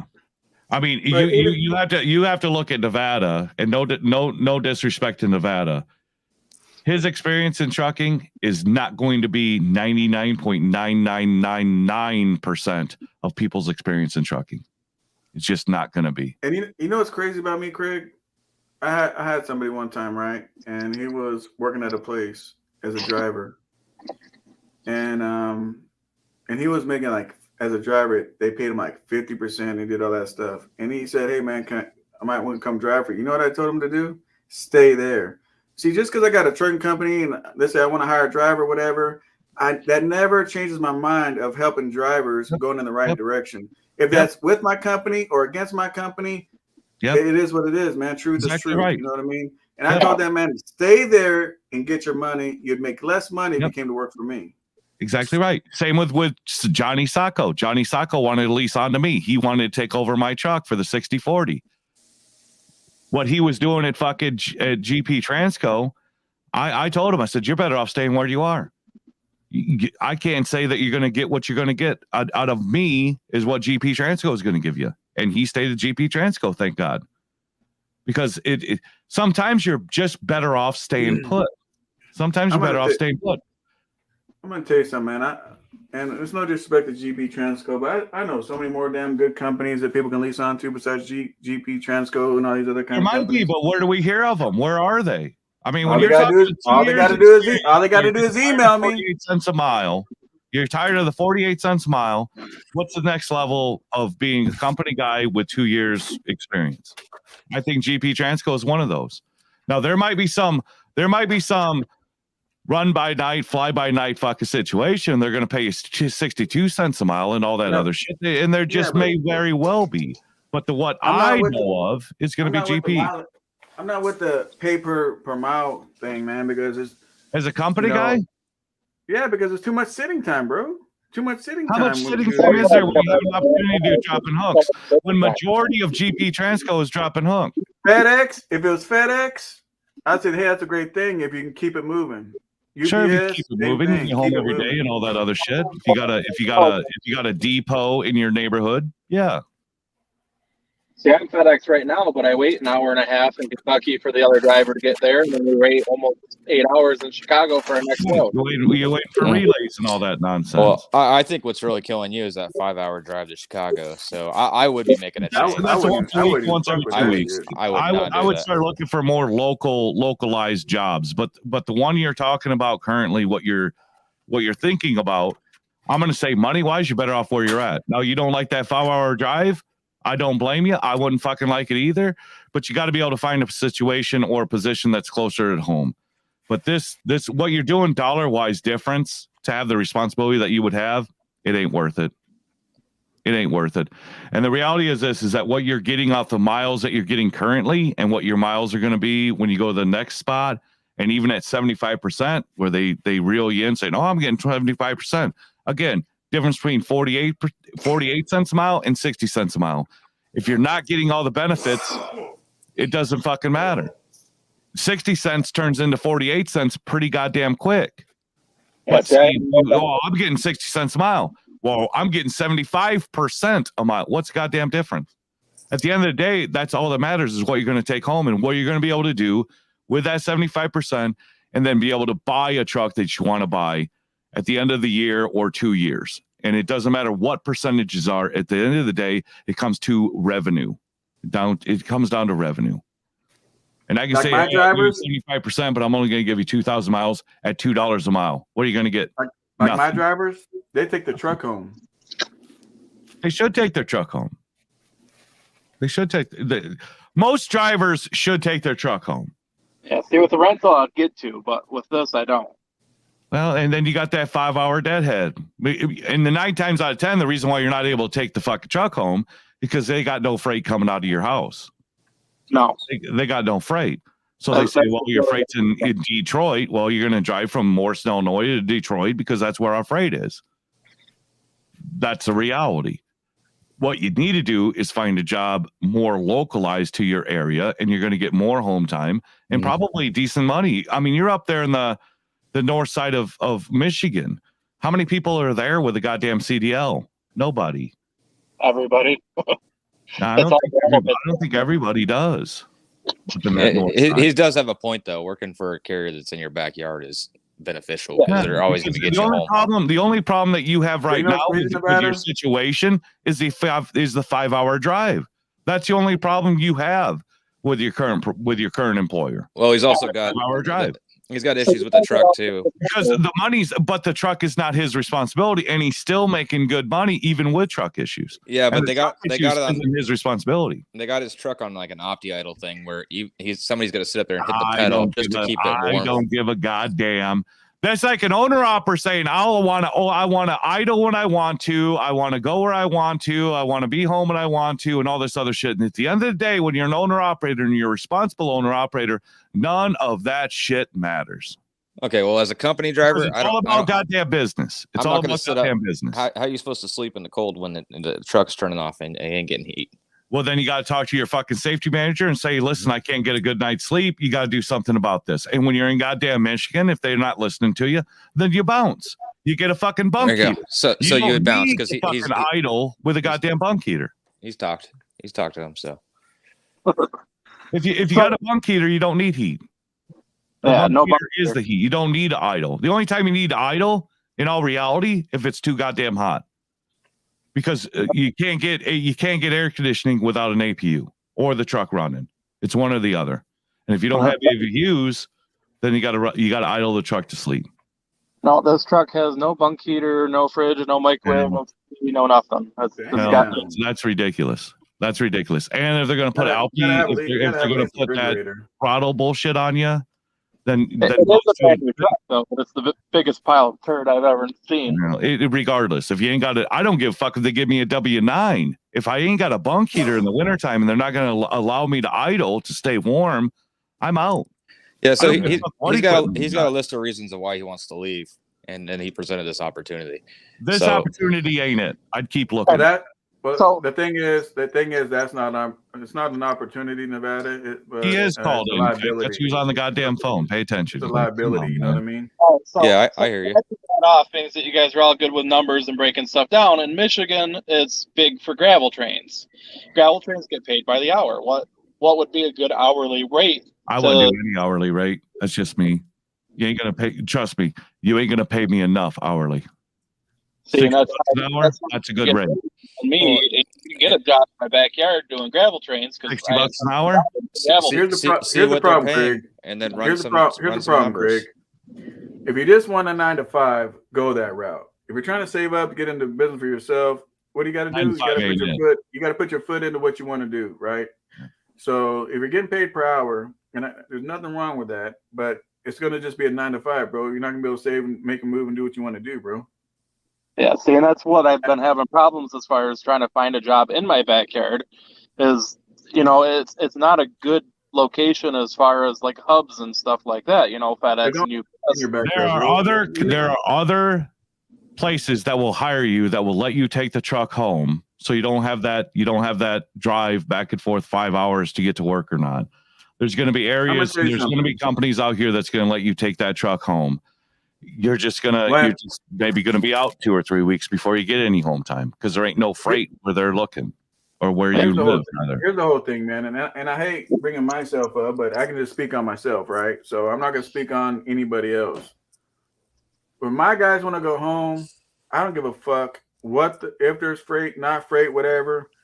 No, you dead head them home. They're going home, bro. I just take it like that. It is what it is, bro. So yeah, my company's satellite. My office is where I'm at, but it's satellite. You know what I mean? Yeah, there's a lot of companies out here that don't make you drop the truck off at the yard and then you drive home. You're taking the fucking truck home. You're taking the truck home. You just got to find something different. What you're looking at currently ain't it, and where you are at currently ain't it. You just got to find something different. All right. But this 75% and all this other shit, this one ain't it. This one ain't it. Find something different. All right. Find something different. And do some interviewing. You know, you're the asset. Remember this. You're the asset. Do some interviewing. Find out even if you want to work for the company. Don't interview for the job. Make sure the job is right for you, and if whether or not you even want to work for them. Yeah. Yeah. But this one, I'm telling you what you're looking at currently. This one ain't it. This is not going to get you anywhere. This one's not going to get you anywhere, numbers wise. Oh, if you got goals at the end of the fucking day. If you want to break even, yeah, go ahead, take this one. But if you're trying to break even and gain so you could buy another truck, this one ain't it. If this one is to pay your bills and continue making the same amount of money you're making now, with the liability of actually having to pay for a truck, so technically you could be losing money, well then, yeah, take this one. If you're up for a challenge, take this job. I think there's always good and bad to everything, right? So there's good and bad to everything. Numbers don't lie. So this opportunity, right, of what's presented to you. One good thing I can say about it, I like to look at some things as positive. One thing I see positive about that deal, as an older truck, and it'll teach you, about trucks, breakdowns, preventive maintenance. It'll teach you all that stuff because it's an older truck. It's going to need some things, and you'll be able to get to learn all that stuff. So when you get your own truck, now you have some trucking knowledge on that. You know what I mean? That's a good thing about it. Yeah. Yeah. What part of Michigan you in? Because I'll look some stuff up and I'll send you what I think what I would do. I'm like southeast of Saginaw. I'm actually in a little town called Kingston. So how close are you to Detroit? About 3 hours or so. Yeah, so you're up there a minute. Well, Saginaw, Michigan. Yeah, that's where I bought my trailer. Yeah, I'm about you're in a pretty good fucking hub right there as far as trucking goes. I mean, there should be no problem getting home in Saginaw. There should be no problem getting home in Saginaw. Yeah, so a little bit from Saginaw and Flint. This shit that you're looking at right now ain't it. I'll just tell you, this ain't it. Find something better. All right. Yeah, this ain't it, brother. And I don't know. Are you doing the numbers and things of that nature, or are you just like going blind and saying, hey, it's 75%, and then you're giving somebody else the expenses, and then having somebody else figure it out? Are you running the numbers on this shit? The numbers, I don't know them, so that's why I'm here. Is I'm trying to, I know the numbers by what you told me. All you have to do is do the math of what you told me, because that's where I got my numbers, is off of what you told me. Yeah. So if I can run the numbers, you can run the numbers, and if you ran the numbers, this one ain't it. This is $25 more than you're making right now. If you're gonna run what you think you're gonna run, it's $25 more. It ain't it. It ain't it. It's based off home every night job, to where if I went over the road for the week, it's more. Okay. Let's say you're home every night, but there's no such thing as going over the whole. Because you don't know what you're liable for or not liable for. So you're home every night, but then you have a $500 incident, which is going to take you how many goddamn weeks? It's going to take you 5 months to make up for that $500, because that's what you're getting paid different, $25 a week. It's going to take you 5 goddamn months to make up for that $500 mistake. It ain't it. It ain't it. There's better ways of doing it. This one ain't that one. All right. Yeah. I mean, Nevada, you guys can get with me later on, man, and I'll help you find a home for yourself and doing all that kind of stuff, bro. Yeah. Yeah. Craig, if you're interested in that, Craig, reach out to me, because I got SoCal's number. I got James's number. So if you want to, you want some more. Yeah. I don't want to beat. I don't want to beat your dick in the dirt. I don't. That's why I'm here, is because you guys know the business. I don't. Yeah. I don't want to beat you like, oh well, no, I'm miserable and fuck these guys. I'm not that. I don't want to be that guy. Oh no, I'm not as possible that this one just ain't your cup of tea. Now, if you want to talk about Love's Truck Stop, just don't talk to James. If you want to talk about your hate for Love's Truck Stop, you're preaching to the fucking choir. You're preaching to the fucking choir. I fucking hate them too. not a fan of the Flying J's or the pilots. Oh my God, you're right up there with shitbag. It is pretty slim pickings for jobs out there. From what in I've Saginaw, seen. Michigan. Yeah, it's like one page on Craigslist. But I'm gonna go to Indeed now. Oh yeah, don't worry, bro. You know me. Jesus Christ. Where you live at again? He lives in Kingston, which is like just east of Saginaw and north of Detroit, east of Flint. Yeah. So I would say like what is that, an hour or two to Detroit? It's probably like 2.5, 3 hours to Detroit, like downtown Detroit. I am about 45 minutes or so from Saginaw, about an hour to Flint. Okay. But I mean, come summertime, there's jobs left and right, but they're all gravel train and they're all $25, $30 an hour. But like you guys said, you don't want to work hourly. Yeah, I'm seeing a lot of hourly there, but it's like 20, once 30 you take all the bucks. taxes out and all the bullshit and driving to the job and all that kind of shit, and I mean, damn, man, there goes your money. Yeah, see, that's what my grandpa actually drives gravel train, and he won't do anything else, but he struggles. Yeah. There you go. So, can your grandpa buy a truck? I'm sure he could, but he doesn't want to. Well, you just said he struggles. So if you're struggling, why would you buy a truck? I'm just saying he's probably got the credit, and I mean he's always had money. Yeah, well, yeah, that's the craziest thing. Good credit will get people in a lot of trouble. Yeah, exactly, and that's where I'm at. Is I don't want to use credit to get a truck. I'd rather just pay cash. Oh Christ, you're listen. This ain't 1918. You are using credit to buy a fucking truck nowadays. Don't listen to James. You ain't James is paying fucking full cash. of shit. You're doing it the right way. Build You up ain't your paying money fucking cash. and pay cash for a truck. Don't Yeah. listen to James. How's James your is full of credit? shit. How's your credit? Don't worry about your credit, bro. You don't need credit when you got worry about your cash. fucking credit. Listen, I don't give a fuck if you got cash to pay for a fucking truck. Once you buy that truck, how are you going to keep it on the fucking road? If you ain't got cash, what are you going to do? Cash is king, James. Well, credit's king, cash is bitch. Cash takes the fucking back seat. It's all about credit, folks. See, this is where credit ain't it, or cash ain't it. Because if you spend, let's say I got $100,000, I'm gonna start my business. Okay, what do you got for a credit score? Well, I'm at a 580. Well, why do you at a 580 if you got all this goddamn money? Why you got shit credit? First of all, when people have money, they have good credit. How would you have a 580 credit score with $100 grand? Because they ain't paying their goddamn bills, SoCal. Come on, bro. They They have $100 grand and they haven't learned how to pay a bill. They fucked up their goddamn credit, so they figure I don't need credit. Fuck them. Fuck the $100,000 I borrowed to buy my fucking Escalade and my TVs and all this other shit. Fuck them. I'm not paying them. I'm gonna have $100,000 sitting in my bank account, and I'm gonna do everything with cash. But when you're in trucking, cash ain't it, because sooner or later, cash is gone. Let's say you buy a fucking truck for cash. Let's say you buy a truck for cash, and then I'm gonna tell you why. As soon as it hits that goddamn curve, the engine blows. What do you got? Nothing. Leverage. Nothing. It's about leverage. It's leverage if you got credit, because cash, your cash sitting in your bank is all the leverage you fucking need. Cash going out to buy stuff with cash, there's no leverage in that. Leverage is showing the bank, I've got fucking $200,000 sitting in my account. I'm trying to borrow 48 grand to buy a fucking truck. A bank won't blink twice.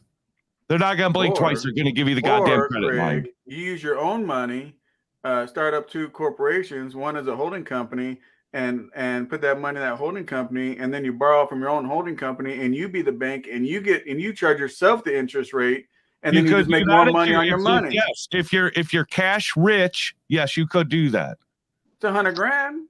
Well, 90% of these cocksuckers in trucking they've been in trucking for 10 years, ain't never seen $100 grand. Period.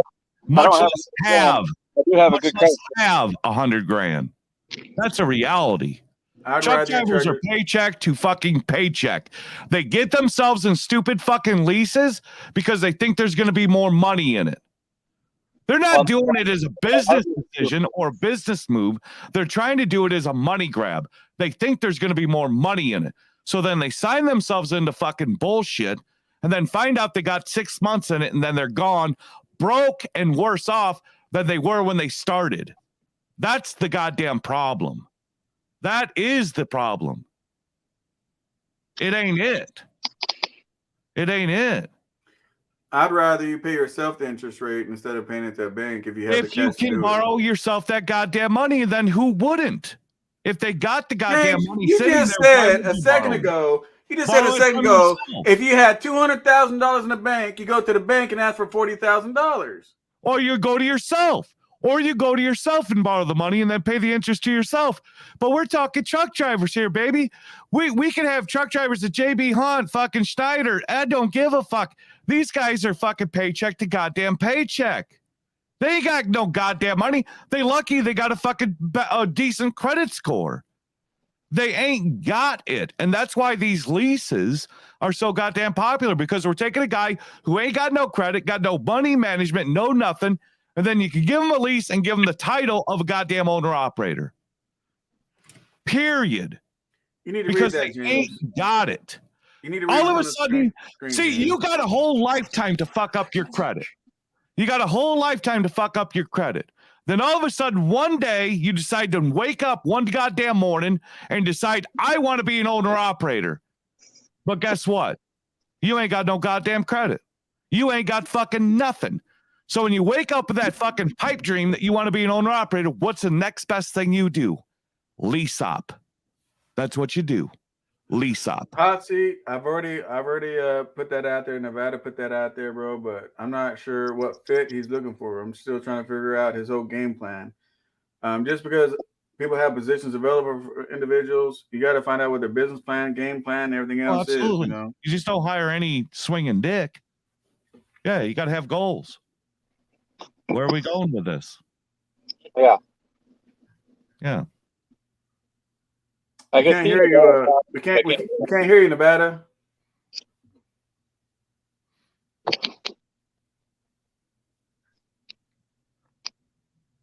Hey, listen, Nevada, we ain't got to do a job search for this motherfucker. If he's hungry enough, he'll find his own goddamn job. I said he's coming here doing the right thing by coming and asking questions. So he's on the right track. We don't need to do job search for him. We don't need to do job search. This is something he's got to figure out. You gotta still do the job search. Don't listen to James. You're being a good friend, Nevada. You're being a good friend, Nevada, by doing the job search for him, and that's what you do. You do your due diligence to find out what's the best for your buddy. That's exactly what you do. And listen, if you're not going to do it to your goddamn self, then it ain't it. I know Craig from YouTube, so I mean, I know him as much as probably you guys know him. But he's reached out and he's asked me. I'm not going to find you a goddamn job. You hit my email box and say, "Hey James, find me a job." I'm going to tell you go fuck off. I don't need you. You find your own goddamn job. I'll give you an evaluation whether or not that job is good practice. If you think I'm going to find you a goddamn job, good luck. Yeah, I'm not asking nobody to find me a job. I'm just asking. I get it. He didn't ask. Applying to jobs. Yes, apply, look at jobs, and then I'll give you an evaluation whether or not it's going to be a good one. But if you think I'm going to go fucking job searching for you, I ain't. Hey, Craig. I ain't fucking workforce. Hey, Craig, can you hear me? Let Stuart get a word in there, James. Let's see what he's got to say. Hey, Craig, I got some advice for you, man. And look, this is going to be okay, but I think it has to be said. You said you have a dream of owning a couple of trucks. Yeah, long term, yeah. And my advice to you, then, if that's your dream, put in the hard work now. That means, look, where you're at's not it.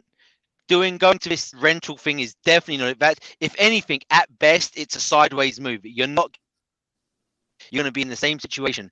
But I personally think it's a negative move. Find yourself a job, right? It's paying 60 cents a mile at a mega carrier, something like that. Go over the road where you can get home maybe once a week, once every other week. Stack that cash. Okay, stack that cash.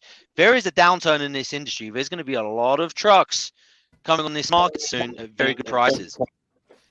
That's when you want to strike. When get in while the equipment's cheap. Okay. But you got to put in the hard work, man. I mean, I've been doing this 10 years. I would love to be home every night. I don't do it because I've got big plans, right? I want to grow and I have these plans. It's putting in the hard work, doing the stuff we don't want to do. And when I hear stuff about hourly and being home nightly, that's not, you're going to cap yourself on what you can earn. When you're over the road, there's a lot of potential out here, and it's a glass ceiling, like James says. There's so much opportunity out here, but you got to put. That's the fucking hard work. When people say put in the hard work, make the sacrifices. Look, 5 years from now, if you play your cards right, your wife could be at home, man. You could be at home, enjoying the fucking best life you've ever had. You know. Yeah. I've been in trucking for 5 years, owner operator for 3 years. I ain't driven a truck in a year and a half. I mean, or check the tire pressure. Or check the tire pressure. Got to set yourself up. Or check tire pressure in a year and a half. I rolled down the fucking hill. That's what Loves is for. They got the tire pass. Yeah. Come on, James. And you can get yelled at while you're in there trying to get your print off for $10 charge. Yeah, perfect. Listen, there's a lot of avenues in fucking trucking, but it all comes down to home expenses. I don't understand the money that you're making currently, Craig, that in a year or two, if you got your home expenses right and your credit right, how you couldn't fucking do it where you're already at. It's not necessarily the money where I'm at. More money. It's doing all the the same stuff, job. all the waiting, all the extra driving, the 5 hour dead, the 5 I hour drive. understand that 5 hour, but if you do that 5 hour once a month, who gives a fuck? That's what I'm saying. That's what you do it every week. That's a problem. That's what I was hired for, was to be wildfire, is what they call it, where I'm here, I do it once a month. But they're so short-handed that they don't run wildfire right now. So I find a new job. Find a new company job, and a percentage ain't it. What percentage ain't it? percentage is it? It ain't, not in this scenario, not in the percentage with his expenses and his unknown liabilities. He's only going to make $25 more, and that's without even paying anything to the truck when shit breaks. So it ain't it.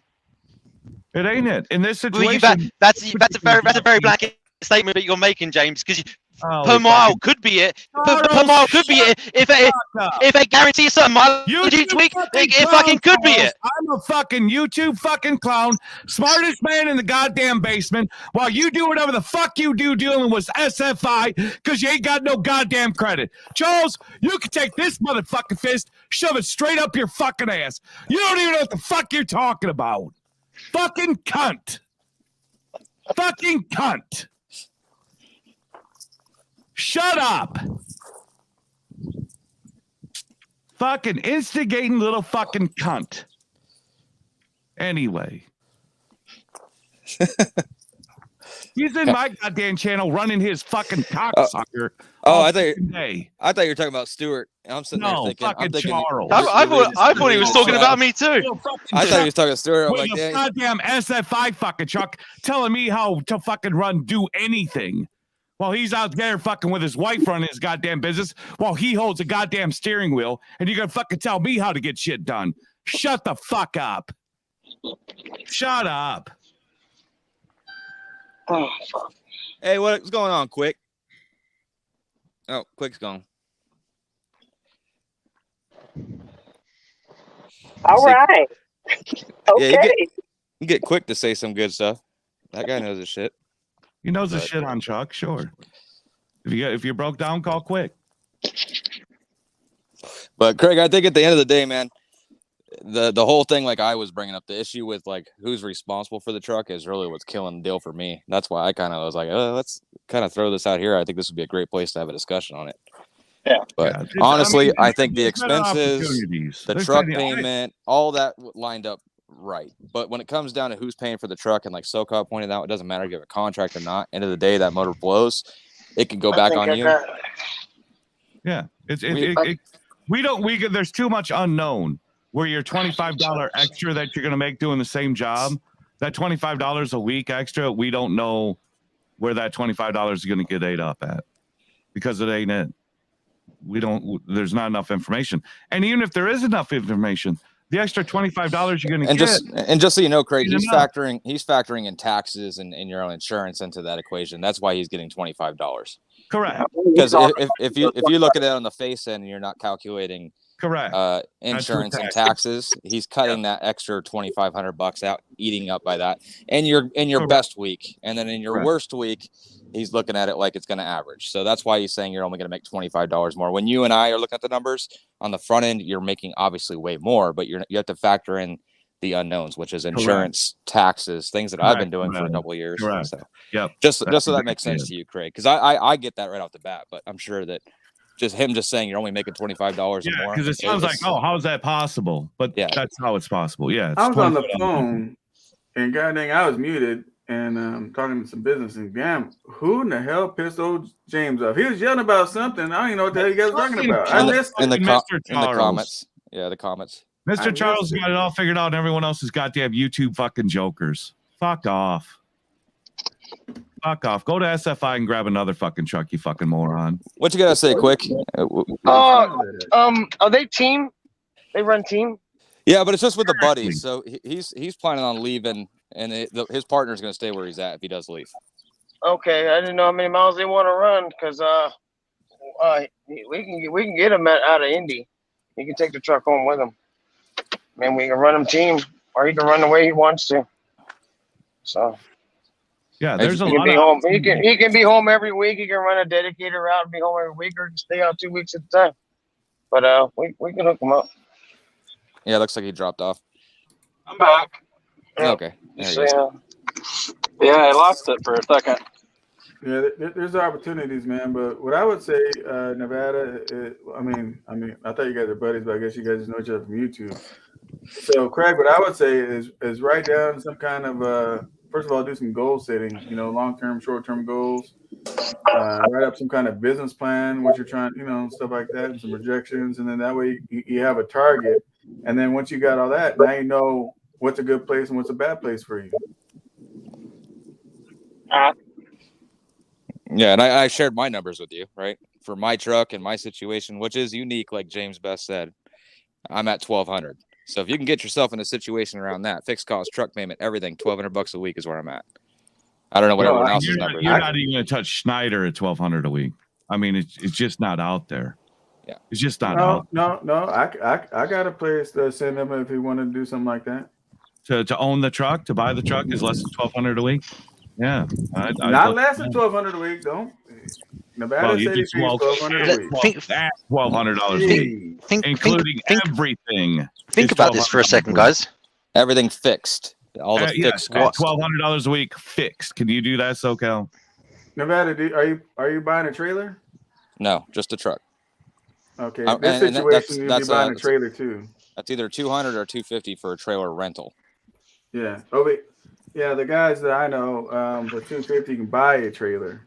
Mm-hmm. I should have done that. My boss offered me to get a trailer. I should have done it. Shannon, your truck might be less than $1,200, but after your ELD, your IFTA, your fucking plate, and all that other shit, the insurance, you're nowhere near $1,200 a week. Yeah, and that's not factoring. You're talking the truck. We're talking all in $1,200 a week. Yeah, and I'm not factoring all in. No, I'm not factoring $2,290 my plates. That's on top of that, which is another $3,000. Which is chump change, $50 a week. Yeah, $50 a week. So yeah, if Craig wants getting a brand new truck and trailer, I got connects on all that stuff. When I was at Schneider, it was $1,150 for the fucking truck. And Craig, if you're listening, Schneider, you throw all that other shit in there, we're at almost $5,000 a month after everything is said and done. If you went that route, you'd get 88% of gross. All right. Definitely interested, and that's why I'm here. I live and love trucking, man. I keep connections. I keep relationships with everything. That's what I do.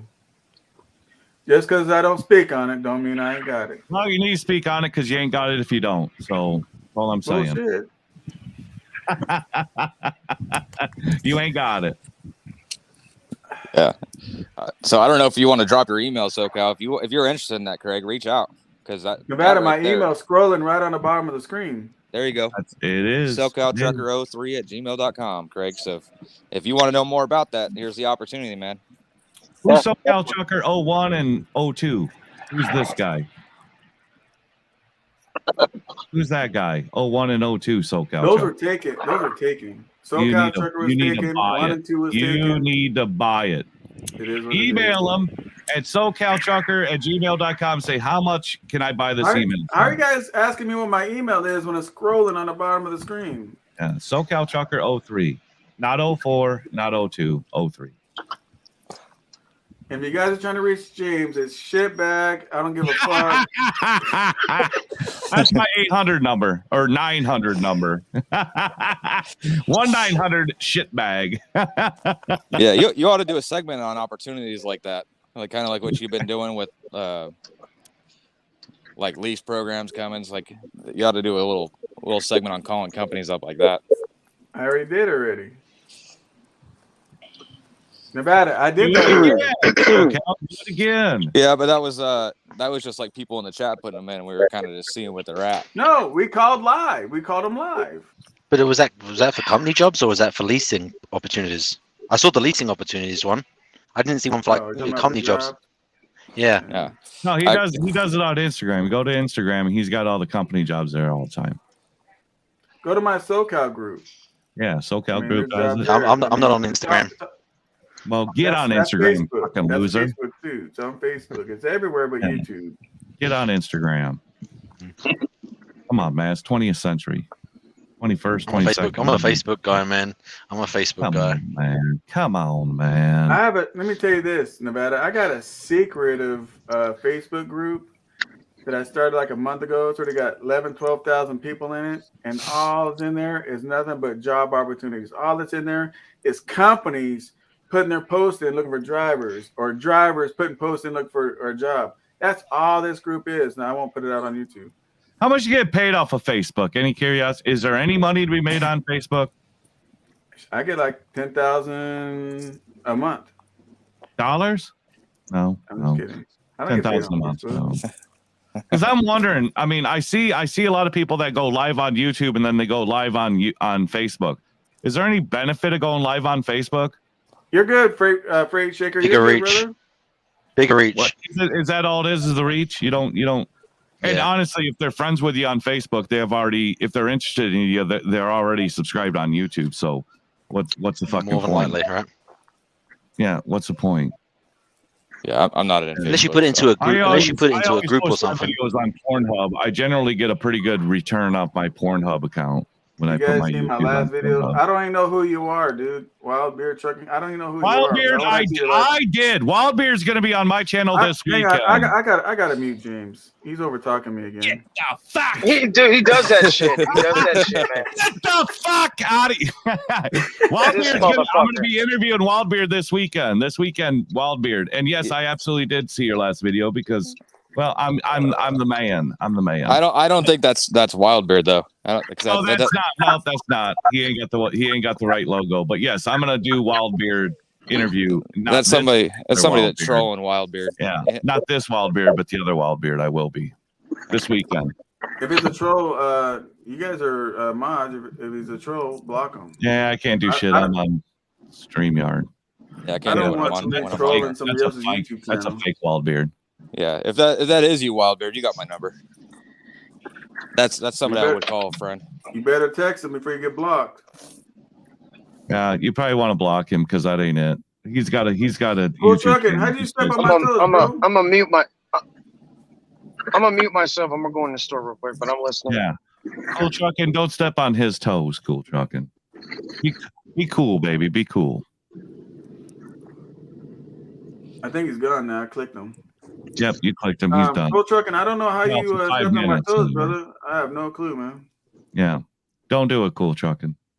I got some big toes, man. I don't take no offense to nothing you guys do in these comments. No. One thing, I don't care what you guys say. You guys can be against me or whatever. I just don't want people copying people's YouTube channels, on my comments, bro. I mean, so if I like you or don't like you, if you're imitating a YouTube channel, you're just gonna get blocked. That's the only thing that'll block you here. You guys can say "fuck James" all you want. You can say you cannot. You'll be blocked. Shit. We're good with that. We're good with that. No, you're gonna get blocked.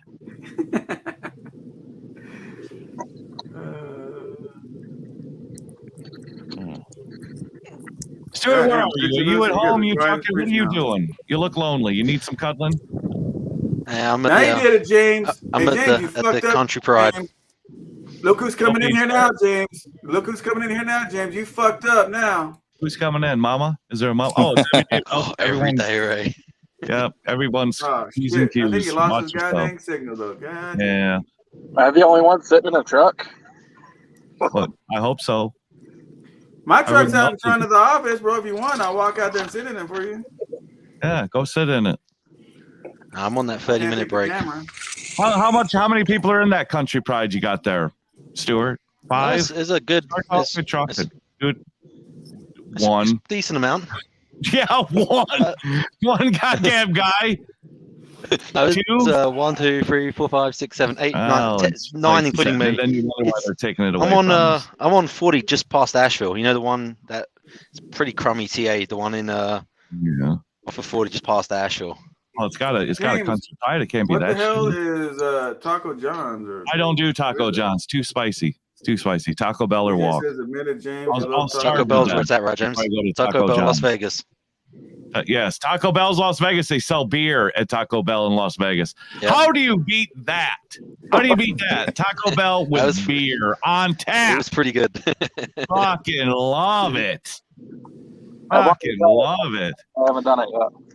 Oh, you don't know what you're missing, baby. Taco Bell with beer. Oh, heavens. It's a whole new level. Whole new level. All right, I'm back. Right here, level. That's what I like. It's like next level. See behind me right there? See where it says that? Yeah, next level. Right there. Bam.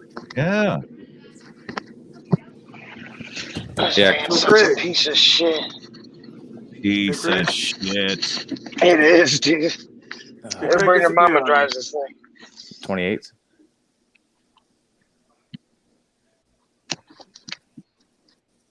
You can't see mine, but that's the big bam. I just can't put it up bigger. Hey, Black Jesus, James needs your help, man. Can you pray for him? Please pray for me. Did he send you that shirt, James? Of what? The Jedi Jesus. I have not gotten Jedi Jesus. No, I have not. You're wearing it. Oh no, this isn't. No, this is Jesus Returns. Not Jedi Jesus. This is Jesus Returns. I got this from my schizophrenic mother-in-law. I mean, I got respect for Jeff and all that stuff, but I mean, it just don't make no sense. You know, to advertise. It's whatever, man. I mean, it's up to him. What do you? Yeah, Jeffrey, like, he got no trucks. He's no different than anybody else out here that's looking to he have says he got contractors. That's and I didn't spank him. Yeah, I just like trucking and got spanked too. But you're telling a guy who's got nothing to go to Jeffrey Like. Well, Jeffrey Like ain't got nothing to give you. He ain't got a truck to fucking lease to you. He's there for the guy who's got the truck and trailer, just like anybody else that's out here. He might be able to run a trailer, but that's a big might. That's a big might. He may not have any trailers available. If he doesn't have any trailers available, well, you're running power only. Or you got to buy your own trailer. There's nothing special of what Jeff's doing that anybody else out here is fucking doing, to be quite honest with you. 80-20. What's the difference? This is for you right here, James. 30 Diesel wants to talk to you. He's right here on the message. 30 Diesel's got it right. I don't drive a Peterbilt. You ain't it. Well, Dirty Diesel. James don't drive at all, so you know he ain't it. I got something you put your dirty fucking cocksucker on. You ain't it. Don't drive at all. You ain't it at all. Well, if I do drive, it's a fucking Kenworth. So what's that tell you? You still like ain't you said, it. you haven't driven a truck in a year and a half. See, I still like driving. Yeah, well, I like driving too. I drove my Peterbilt to the office. I like driving to the gas station to get more beer, and I like going to the fucking restaurant to get food and or beer. That's it. That's all the driving I got in me. And going to the airport so I can go to Vegas. That's all I got. So they're comparing you to a Rush Limbaugh or Howard Stern of trucking. Rush Limbaugh or Howard Stern. Well, I'm fat and I ain't got long hair, so I'm gonna say I'm Rush Limbaugh. He's a love child of the two of them.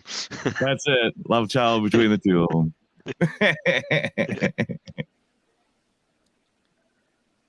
So Craig, I mean, like I said, cool trucking. I don't know who Robert Kegg has a position.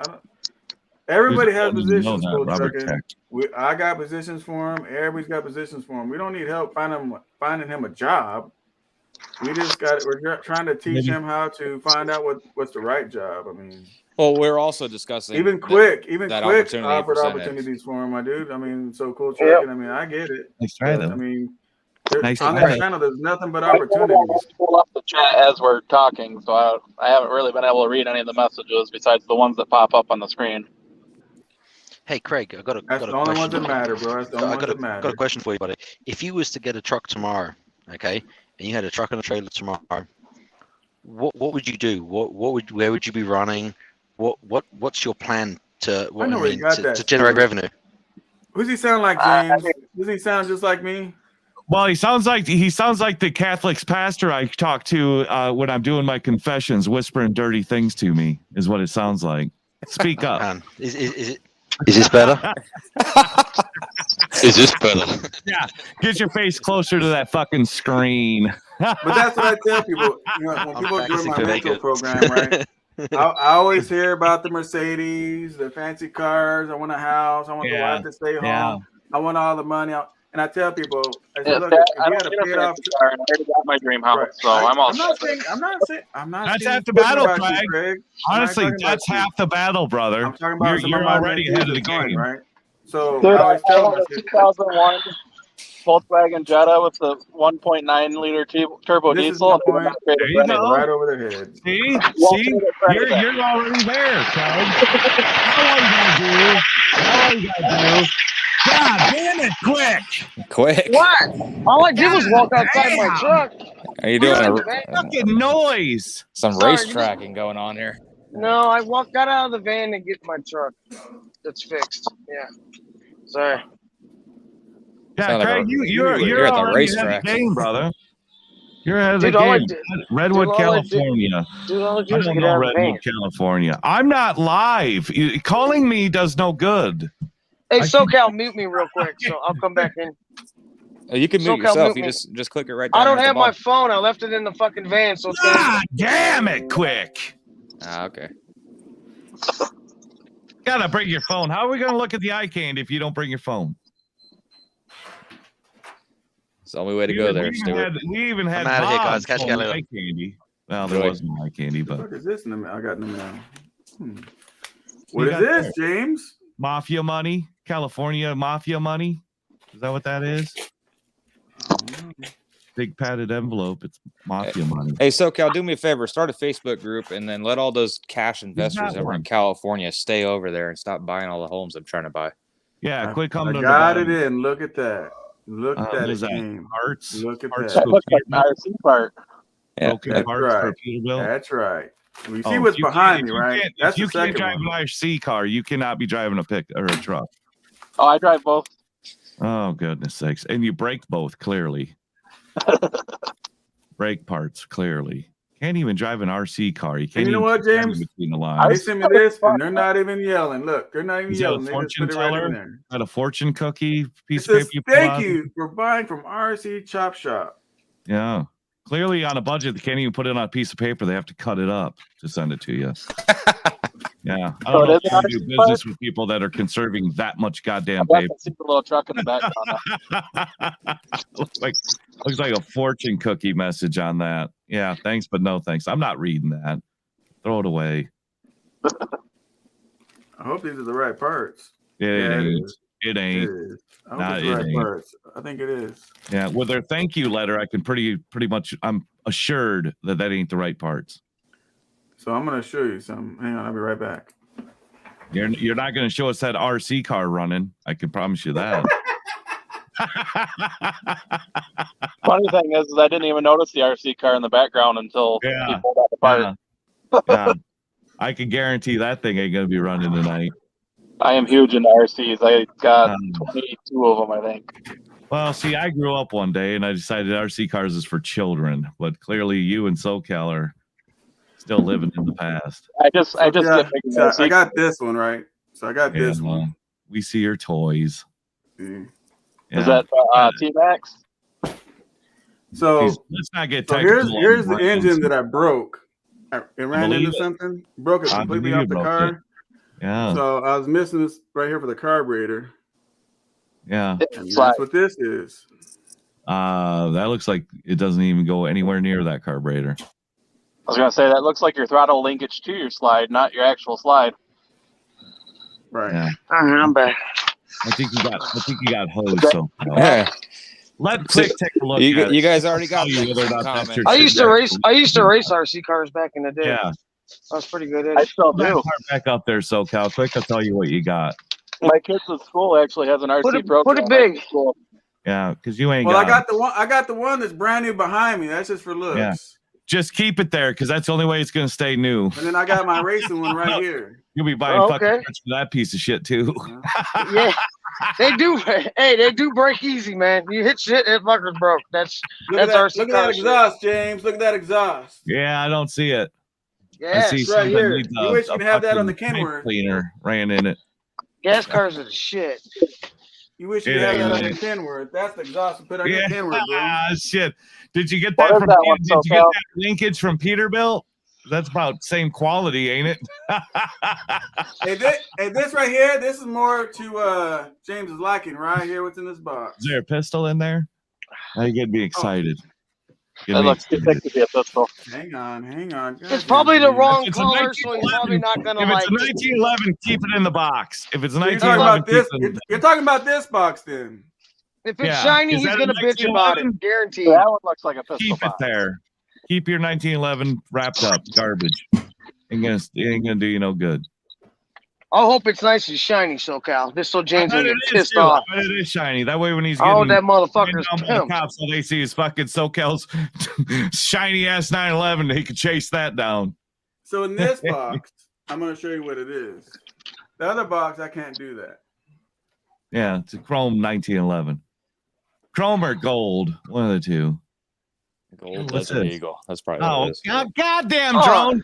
What are you What the doing? hell's wrong? Checking out your neighbors? I thought you were gonna show some cool shit. But that's Oh, yeah, cool. exactly. That's his peeping Tom gear. Yeah. It's just spyware. It's just spyware. Yeah, California with a lot of swimming pools in the backyard. Oh, how, yeah. how fast does that drone go again?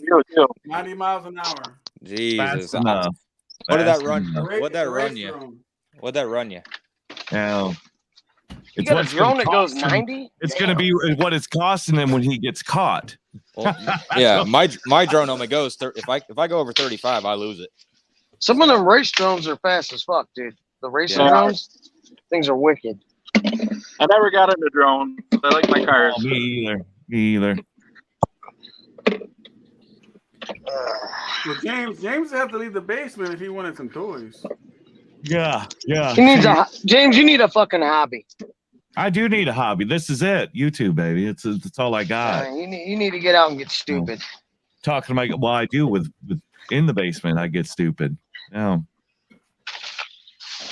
I'm just gonna show up and walk in your house one day and just sit down and be like, "What's up? What are we having for dinner?" James, We'll I get can't you show dinner. what's in the I can't show Get what's you in the dinner. box, but I can show you this though, James. Oh, the red tip.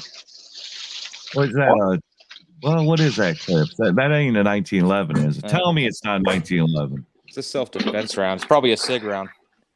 Oh, fuck your SIGs too. Better be a Taurus. Taurus Taurus or is from Beretta? the red tip. Which one is it? Taurus or Beretta? Beretta. There you go. That's a boy. Oh, it's fucking hot in here. That's a boy. Hornady sells red tips too. I do. The love fucking that. sun came. Hey, Bess, did the sun come out up there? It came out here finally. Yeah, it's up. It's up. Yeah. Finally. Sun. Yeah, dude, it's been shitty up here, dude. Yeah. It's been shitty up here for like the past 4 or 5 days, man. Below zero and shit. And Fucked up. cold, baby, cold. You guys don't have that California weather? No. Yeah. Only under I guess the whole East Coast is fucked. Even Florida's Yeah. freezing cold. Connecticut and stuff, they're like closing the roads. It's 60 degrees here in Vegas. Damn, no shit. It's cold Oh, everywhere, dude, dude. trust It's like me, I'm 30 in Florida.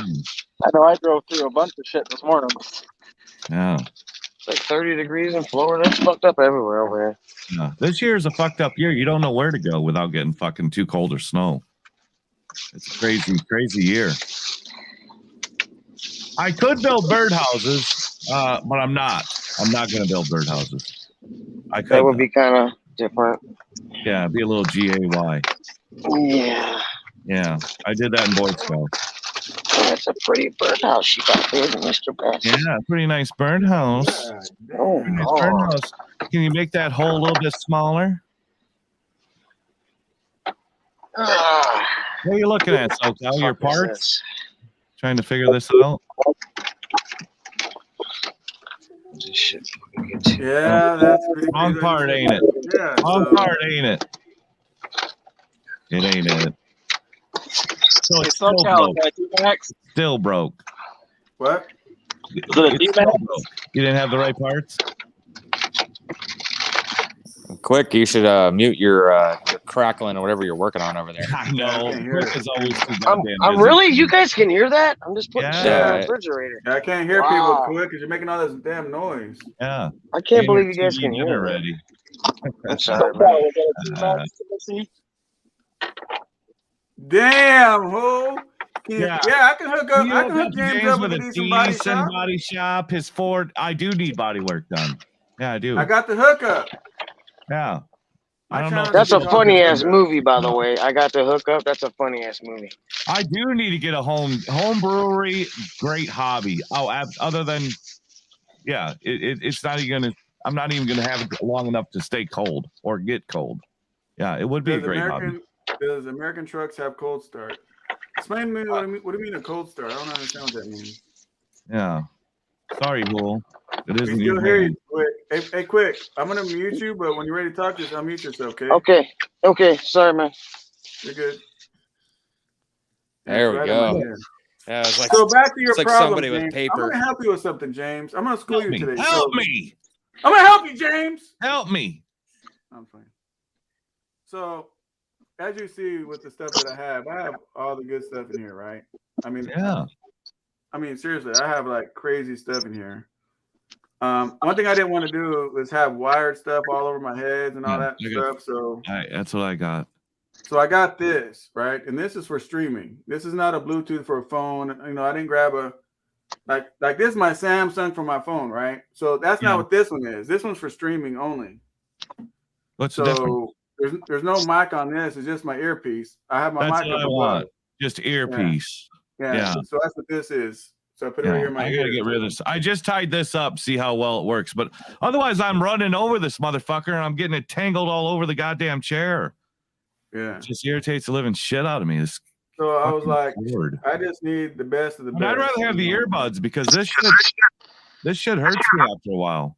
Yeah. And I keep wondering. I wear over the ears. Yeah, well, these are over the ears, and they hurt. They hurt. Sometimes I gotta take my earrings out just to make room. Honestly, the best pair I've ever wore is they're actually gaming headsets for my Xbox. They're Turtle Beach. I use them for Bluetooth and everything. Bro, what is this right here, bro? Pain in the ass. See, Turtle Beach. I keep technology, bro. I got an Xbox right behind me. I got an Xbox right behind me. They are so comfortable. Did you get those free when you purchased the video game or no? No. Yeah, I think he did. Yeah, my computer. I think I put it on Instagram or something. You gotta hear the speakers on this computer, bro. I gotta run, you guys. I gotta take care of some stuff. But I'll come back in the chat when I'm freed up. So there you go, brother. Craig, best of luck to you, brother. I would take the advice from these guys. I'd pass on that. If that's what you guys come to the conclusion. Yeah, I trust them. So, but up to you. Worst thing, you give it a shot and you walk away from it if it's not what you thought. But that's end of the day, it's your choice. So. Yeah, no, I'm actually probably gonna get off here too because I gotta start driving again at midnight. So. Oh goddamn, Craig! I mean, I don't know what good you are. I don't even know why you called in at this point. You're just gonna leave us. I appreciate all the help, guys. Absolutely, brother. And keep in touch. Let us know what you're looking at. Or what if you want to do something, just get a hold of Nevada. You can get a hold of me if you want to do something like that. So it don't matter. I appreciate it, guys. Dixon, this is James Best. Bye.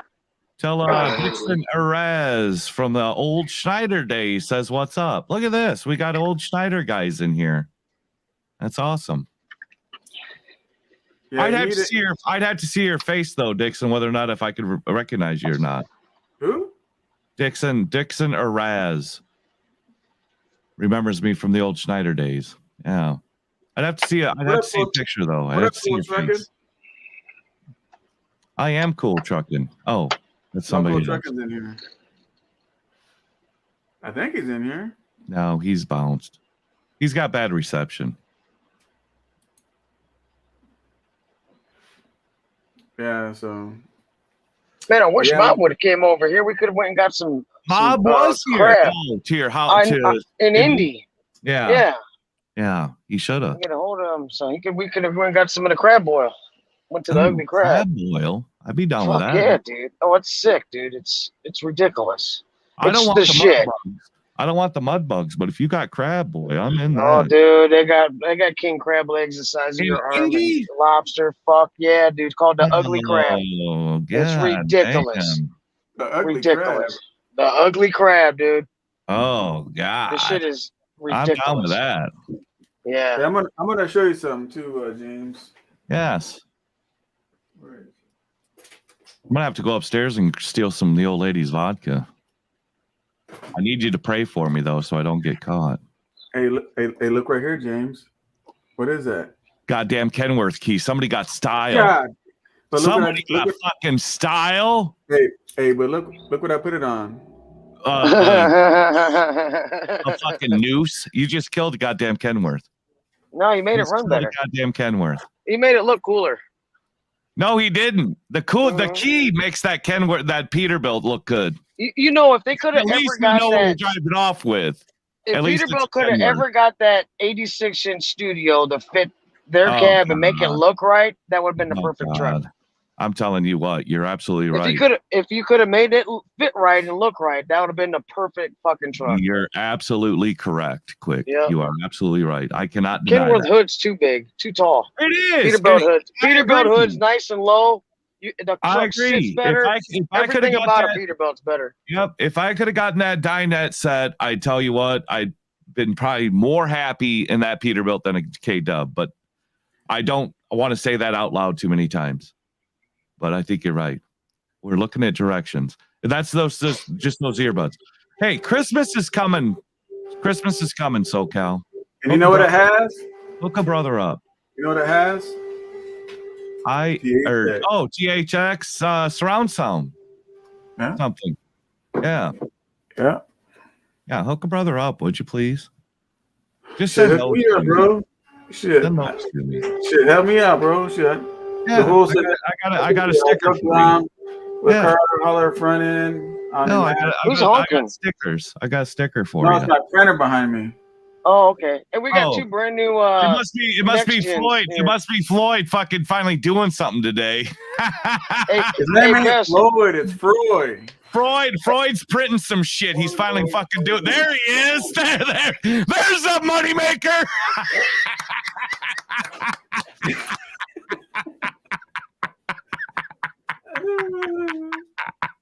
At best, we got two brand new next gen 680s here. I'd Brand love to see fucking new. one. Yeah, They're pretty cool. Jesus, do you do lease purchase? I might come over and work with you guys for a Well, minute. I could. I'll drive over there and put the camera on. Fuck yeah. I don't know if they're. I don't know if these they're things. open or not. The sleeper's the same. The jet dash is different. That's all I really know. Well, you got to see. You got to look on the passenger seat and see if it's got that swivel seat. You'll notice because the I don't think ours will have that. the floor pan will have like a 4-inch extension off the bottom of the seat on the floor, and that'll swivel it. If it's got that, I'm going tonight. I'm signing. I'm flying tonight. Green line. Absolutely. I'm gonna mute myself again so I can get out of the truck without killing you guys, Yeah. and I'll drive Show me over that there. new 680, baby, because I like it. I dig Go it. get my garbage. I seen the concept. I haven't seen one in person yet, though. It's pretty cool looking. Yeah. Today, James, man, I wish you could see what I got going on here, man. But my monitor is huge as shit, bro. It takes like this whole situation. So Yeah. you said I got to get a second monitor to do screen share. So now I got to buy a small monitor and plug it into. Or if you get a DV, what do you call those? DVD, DVR, whatever those fucking cables are, and run it from that TV behind you to the computer, then you could use that one behind you and screen share that one. If you got a DVR cable or whatever the hell that is, or HDMI, you get a long HDMI cable and run it from that TV to your computer, you could share it then. How? Because you plug it into that TV, plug it into your computer, it'll notice that there's two monitors, and then you can share the monitor. You'll be just sharing that screen behind you. Yeah, but people can't see that screen. They will when you share it. They will when you share it. Monitor so I can use a mouse. Yeah, you could do that with that one. Get an HDMI cable and run it all the way across. I've got like a 50-foot HDMI cable. Oh, you can run that thing to that TV. That TV can be your second monitor. Yeah.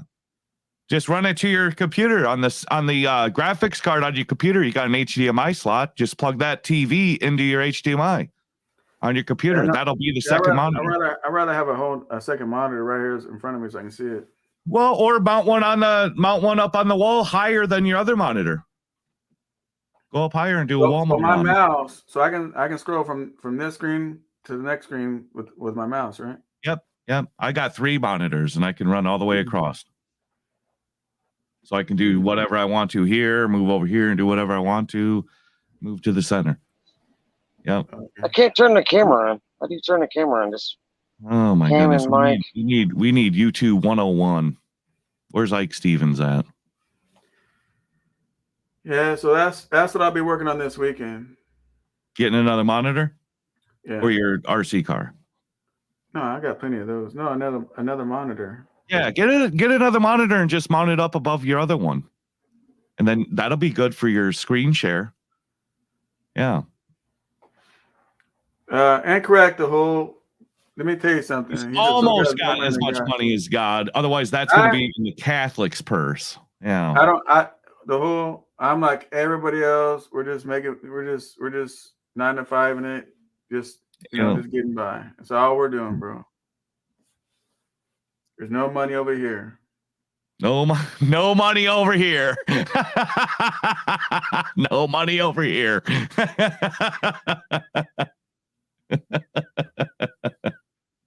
Thank God for YouTube, and we can get Harley Davidson sponsors. No money over here. I know I supposed to went to a show this weekend, but god dang, I didn't realize October was the last day to register, so I missed that one. Oh shit, you missed that by a long way then. Yeah, Pomona, Pomona, somewhere in Pomona. Yeah. God damn, Hool, you're chatty Cathy. Get a beer in your hand. Be quiet. Look, some quality. What? Acquaintances. Yeah. Got the correct amount of money. Officially. I don't know what the fuck he's saying. Who the fuck does? Where's our goddamn interpreter at? Damn. I got to go mix a drink. We got to get somebody else in here. T-Bone, get your ass in here. I got my drink changed. I've had a bunch of drinks. I got this one. Yeah, you got to put some vodka in that one. I got this. No, I don't drink alcohol. I got this one. Bailey's in that one. Put Bailey's in that one. I can't believe you don't drink alcohol, SoCal. Were you ever much of a drinker? After my surgery, bro, it was just not a good situation. And once I got were you a drinker before that? Not very much, bro. Not much. Yeah. It's easy to get the taste if you ain't never got the taste. But once you acquire the taste, well, it's like drinking Coca-Cola. You just like Coca-Colas. I'd rather drink. Bro, I used to drink soda all day long, bro. Oh God, I can't do it, man. When I got my surgery.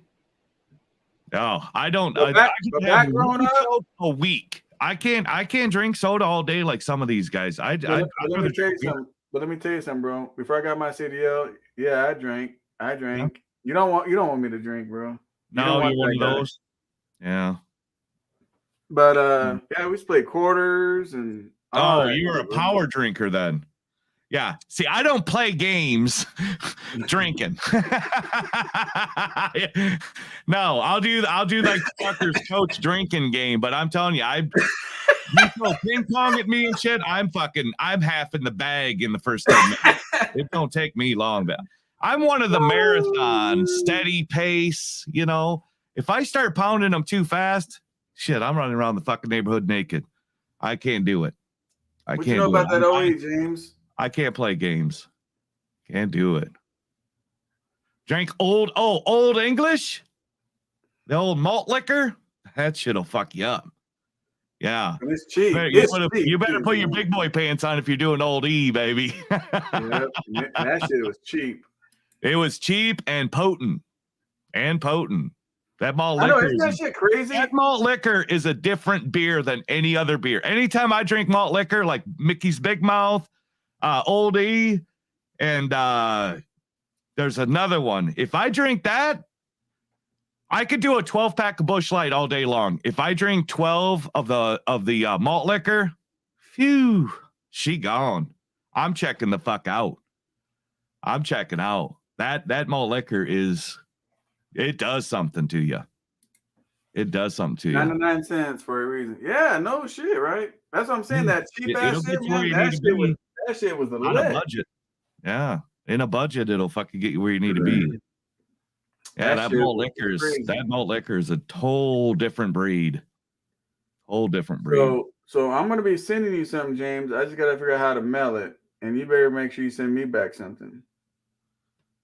Well, I won't return to sender, so you won't be getting what you sent me back. Well, no, I can't deal with that. What I'm sending you. So. Oh yeah. I'll send you. I'll figure something out.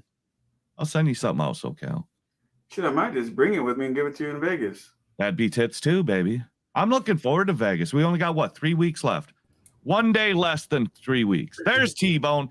T-Bone, I'm gonna make a mixer and go to the bathroom. T-Bone, you better be here when I get back. I'll be here.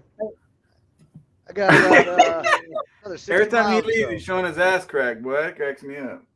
Yeah, he should have been a plumber. What's up, SoCal? What's up, bro? What's going on? Just knocking out the last few miles of this little load here. I know what I'm doing this weekend. Oh yeah. Mm-hmm. I What's going on with you, brother? I couldn't see, man. I'm driving, so I'm not really paying attention to the old phone over there. Yeah, I got the last part that I needed for my remote control truck because its first day out, it crashed. Did I hear you say that's a gas truck? Yep. This is the old engine. I know you can't see it, but this is the old engine. And let me do a solo real quick. So this is the old engine, and its very first day, it hit right here and broke it right here and right here. Damn, what'd you hit, a curb? No, I'll show you. So when you break these in, you gotta leave the top off, right? So there's a box right here with the antenna. So it rolled in some dirt, which ain't gonna hurt it. When it rolled, it dropped this pin to this. So when I went down the street, this whole antenna fell off and lost connection. And then it did its own little thing after that. Yeah, I'll do that.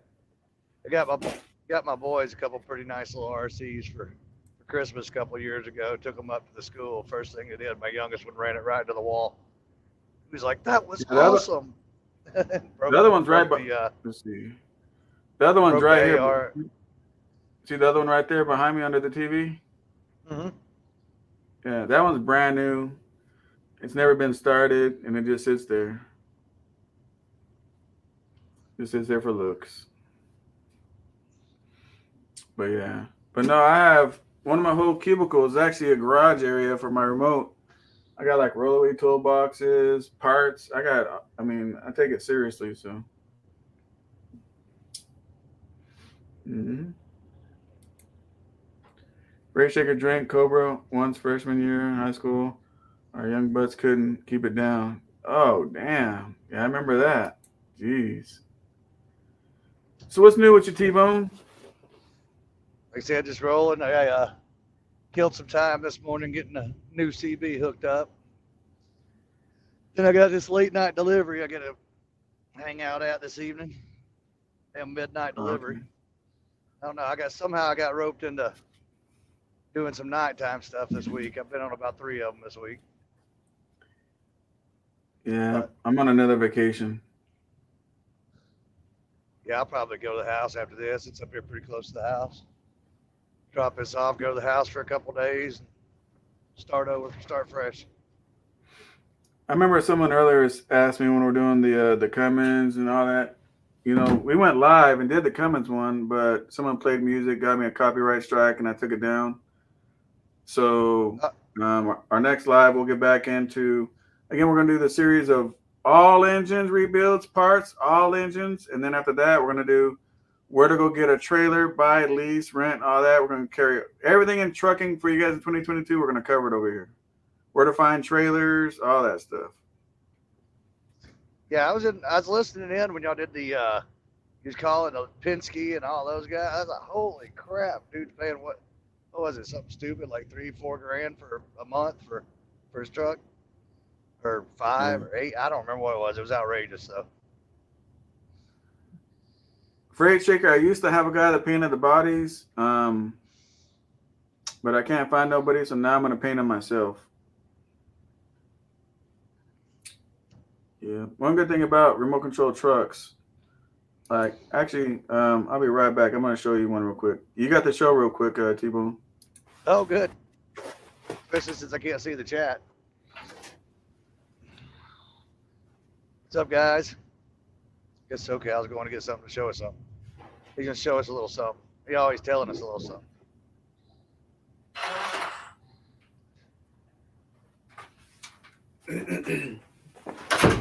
Yep, I'm back. So I got this body. Yeah.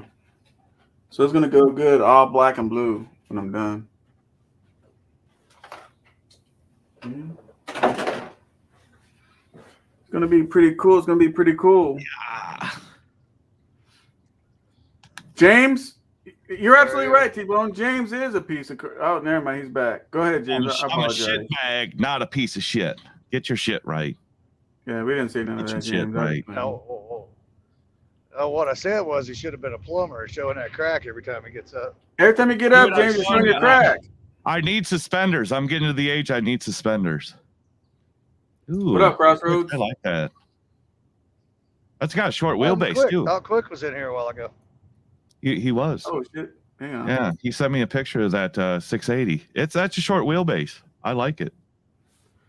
Hey, you're on, Quick. If you can hear us. Crack is whack. There you go, Jeff P. Crack is whack. All right, back in the truck. I couldn't get my camera to turn on. I got it, Quick. I got it. It looks. Oh, you got the picture? I sent it to SoCal too. What up, Quick? I do like that Western Star fucking sidebox shit that I keep seeing on Tebow's channel. I do like it. I didn't get it, bro. I like You that didn't get sidebox. I texted you the picture.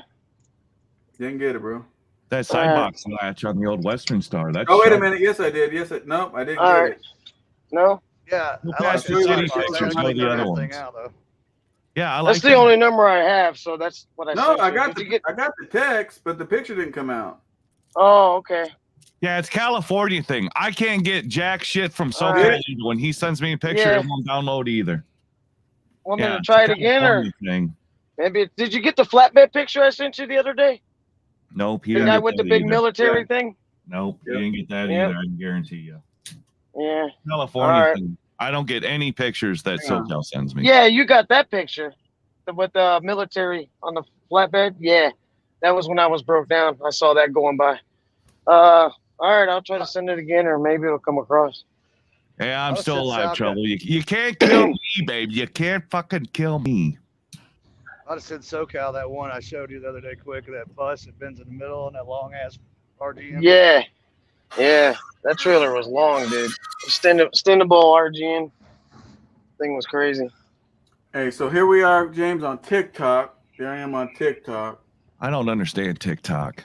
I don't even know how to fucking do TikTok. No one understands you, James Best. Well, I understand me. I don't understand TikTok. Too complicated. So I'm going to show you one of my TikTok videos. The music's Unless I'm not going to gonna be shake playing, ass, obviously. I'm not going to TikTok. TikTok's easy, man. But anyway, here's one of the shows I was at with my bike. I like It's on a that. TikTok thing right there. I like the car. Oh, look at the imps. Yeah. That's what I'm talking about. Nomads. I wish I could play No, the music, but I Dallas. get all jacked up on YouTube. Motherfucker got some Old Monte switches. Carlo, an old Monte Carlo, and then there's another Buick or There's Monte a Carlo. cut. They look like and a cut. Camaro. Everything's sitting with some switches. Back on the cars. You gotta be patient, Grasshopper. Listen, you see We got one all the motorcycle, baggers you see riding one through. more. I like baggers. Yep. Oh, look at there. Maybe He's Trans gonna lose his Am. shit. You're showing him a TA. And the Mustang. Why the fuck is that thing there? It's a Hopefully lowrider you're show. pointing and laughing. Hopefully you're pointing and laughing. Look at that bike Look at right that there, paint. though. Look at that Yeah, bike. you got the old Isuzu pickup truck. Look at that Oh, bike. look at that bike in with the cars. Fuck yeah. That's how Sitting you do it. low. Yeah. Low. How low can you go? That's what I'm talking Low about. enough to He's drag the scraping. pipes when you're riding. That's what you want. You want to scrape. Mm-hmm. Here's another one. Again, there's no music because I ain't trying to get violated. But, Yeah, don't get violated. Leave that to me. So see, I show all kinds of stuff I do on my TikTok. This is when we were hauling this shit. Look at that. What is that? It's a guest house. God damn. Yeah, it is. Oh, damn. Ah, damn. Mm-hmm. 300-ton crane. They lifted that thing over a 2-story house. I need to get one of those. So that's what I do on TikTok. Hey, this is what James is gonna like. This is when I was on a movie called Witch Hunt. We were clowning around when we were on break, just chilling. Well, that looks good to me. Now you got to shoot out those windows. This dude parks his Peterbilt here. He's got a stainless trailer with it. It's pretty nice. $579. Nice with a stainless spread behind it. Chicken lights. He parks it here at the terminal. Oh man, you should have seen this, bro. This is 42 feet long, 400 Cummins. Oh yeah. 3 slides. Yeah. Nice. Those things are pretty cheap. They're only like $300,000. Yeah, it's chump change. Chump change. Just take it to a campground in Florida and plug it in to- and live there in the wintertime. Yeah, I'd rather have a pop-up one behind the fucking Isuzu pickup truck. This is the kind of stuff that I show, on my TikTok. That's why I don't go on TikTok. Either I'm looking at ass getting shaked on TikTok, or I'm looking at shit I can't afford. Top. Yeah, TikTok. James, you Whatever. drinking? I am. Oh, okay. So I made this video called No Excuses. It has 2,000 views.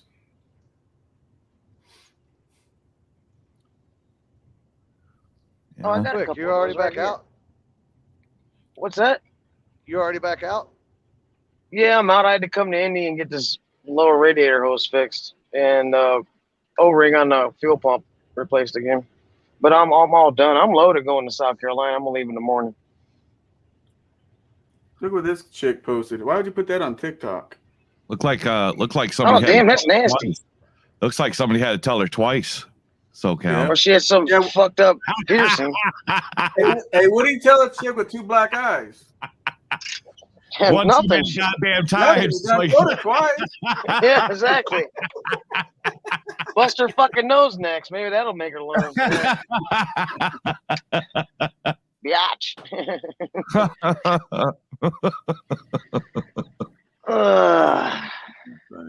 Home sweet home. T-Bone's back. T-Bone's back. Yeah, I got a phone call, kicked me out. How you liking those side doors on that Western Star, opening and closing? How they work in the winter? I wish I had one to load this truck up. They're These fine. groceries I just put in. The only thing I don't like about them, I wish they were like the Cascadia, where you had the handle in here to pop it open, but I got to lock it with a key and stuff. It don't lock with the doors. Oh yeah, you don't have that inside release. Yeah, that's the only thing Yeah. I don't like. Is the only way to lock it is with the key out there. Other than that, I like Yeah. 'em. See, I do that anyway because I got an extra set in my pocket, and then I got one in the ignition. Well, so when yeah, I'm I doing do the- pre-trip, right away, as soon as I get out of the truck, I open up that side box, so I got my shit there, and then Yeah. I start my pre-trip after that. But yeah, it is a bitch with a key. But I'll say something funny, James. I wish I Oh, could I wish I could play the guy. Maybe your sense of humor is different than my sense of humor. I don't know if I'm gonna No, find I it. think you'll like this as soon as I find it. It's a fat chick doing yoga. I do like those. What about a real fat chick, like a big ass bitch? Like, and they could do the splits and they could do that stuff hanging on there. It is. They're doing like so fat she can't get up. Watch it, James. Oh yeah, Man, right look up at those the bikes. going trembling down. That's our person. That's our person, baby. Wow. That Hey, fucking shit, look at that. idiot.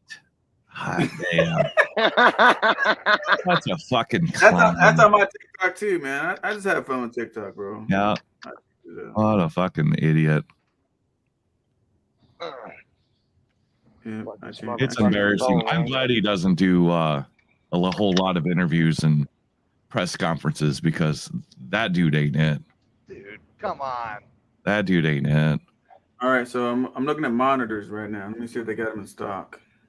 I want that one monitor, the I think it's like 28 or no, it's 49-inch monitor, but it's one monitor and it's one big curved one. That's what I have right now. Is that one big curved one? Yeah, that's what I want. Yeah, mine's a Samsung. Yeah, that's what it is. That's what it is. Yeah, I want Like one I of said, those. But I have this huge ass corner desk thing, and it takes the whole. I had to actually tilt it just to get it to sit in. I almost thought it wasn't gonna fit. yeah, it'll do 2 of my 42 inches or whatever the fuck I got here. But that's more than enough to divide the screen still 4 or 5 times. Because there's sometimes I split my screens. So I'm working on 6 screens. So I can split this. Well, I don't want to split this screen. I want to get a whole new screen. Yeah, well, you can split that screen like 3 or 4. You could split that screen 2 times and have the 2 monitors I got, and then you can split it a third. So I need to buy another monitor. I'm thinking about this one. 32-inch. Will that fit somewhere right here out of the way? I mean, a 32-inch is gonna be about this big. I'd show That you. big Brad. 40 up in that motherfucker. I already have a big screen. I just need a really small screen now to do this other stuff. Oh, okay. Yeah, you can go to Walmart and grab a fucking little TV off the shelf there. They all got HDMIs. Go to Best Buy for me real quick. Yeah, they all got HDMI cables in it. Hell, I got a 24-inch Vizio. I'll just send you. Yeah. Tell them to buy yourself something too. Yeah. Go print something, would you? Yeah, get yourself something too. Here you go. Go to Best Buy and get me a monitor and buy yourself something too. Yeah, go buy yourself something pretty. Man, that's only $1. Make it enough. That ain't enough. Make it enough. I want to keep Samsung, either Samsung or Alienware. God damn, Alienware. I want to be a baller. See what they have in this size. Either Samsung or Alienware. No, Walmart. Smallest TV they got. I'm not gonna go in Walmart. God damn, Alienware. It's called Next Level Direct, bro. Bitch.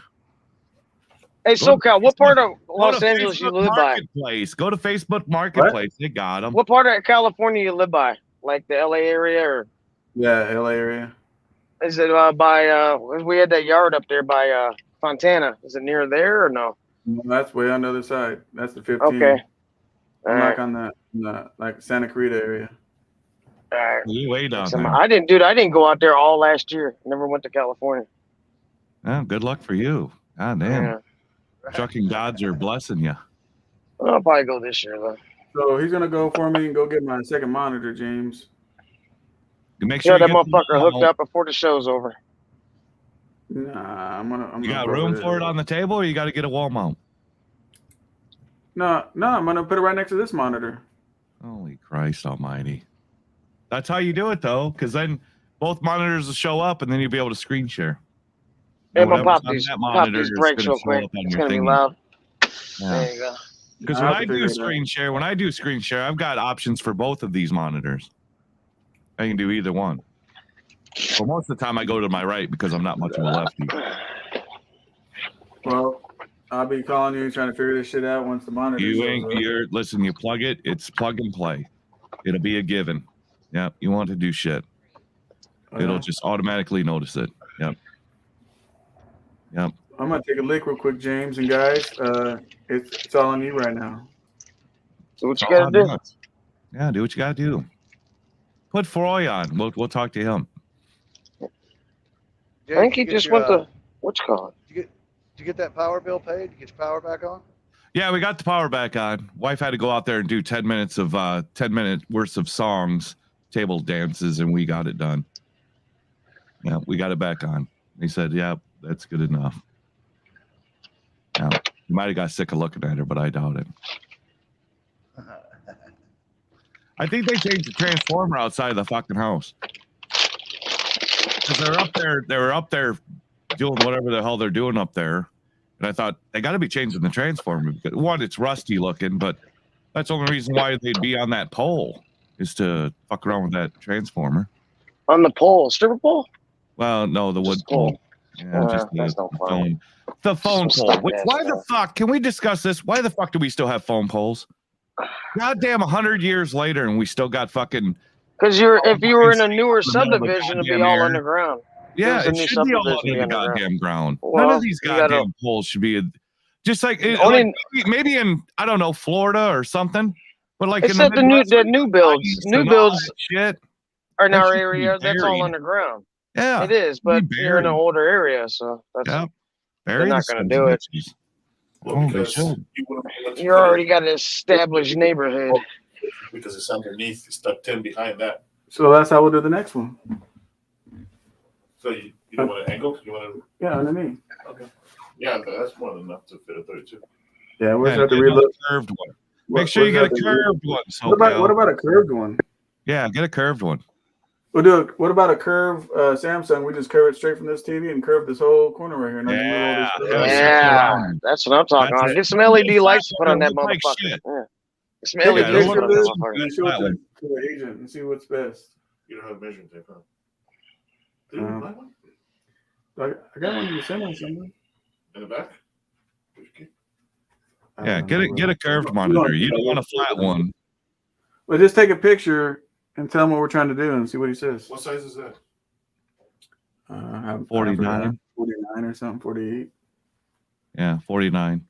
That's a big motherfucker. Yeah, it is a big motherfucker. It's a nice goddamn monitor, but it's $1,100. Yeah.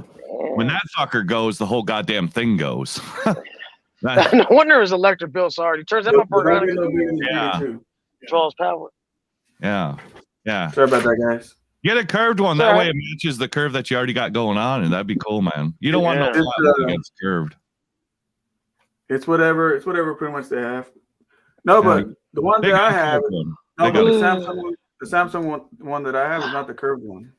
Yeah, the Samsung. I got this one's curved. This Samsung's curved. I've got a Samsung flat one, but then I had the flat one in the center, which actually is a better monitor than this one. But this one's curved, so I've just got a big curve in front of me. Your You know, I like to curvage. make it- yeah, I like to make it sexy. I like to make it sexy. She got some curves to her. Yeah.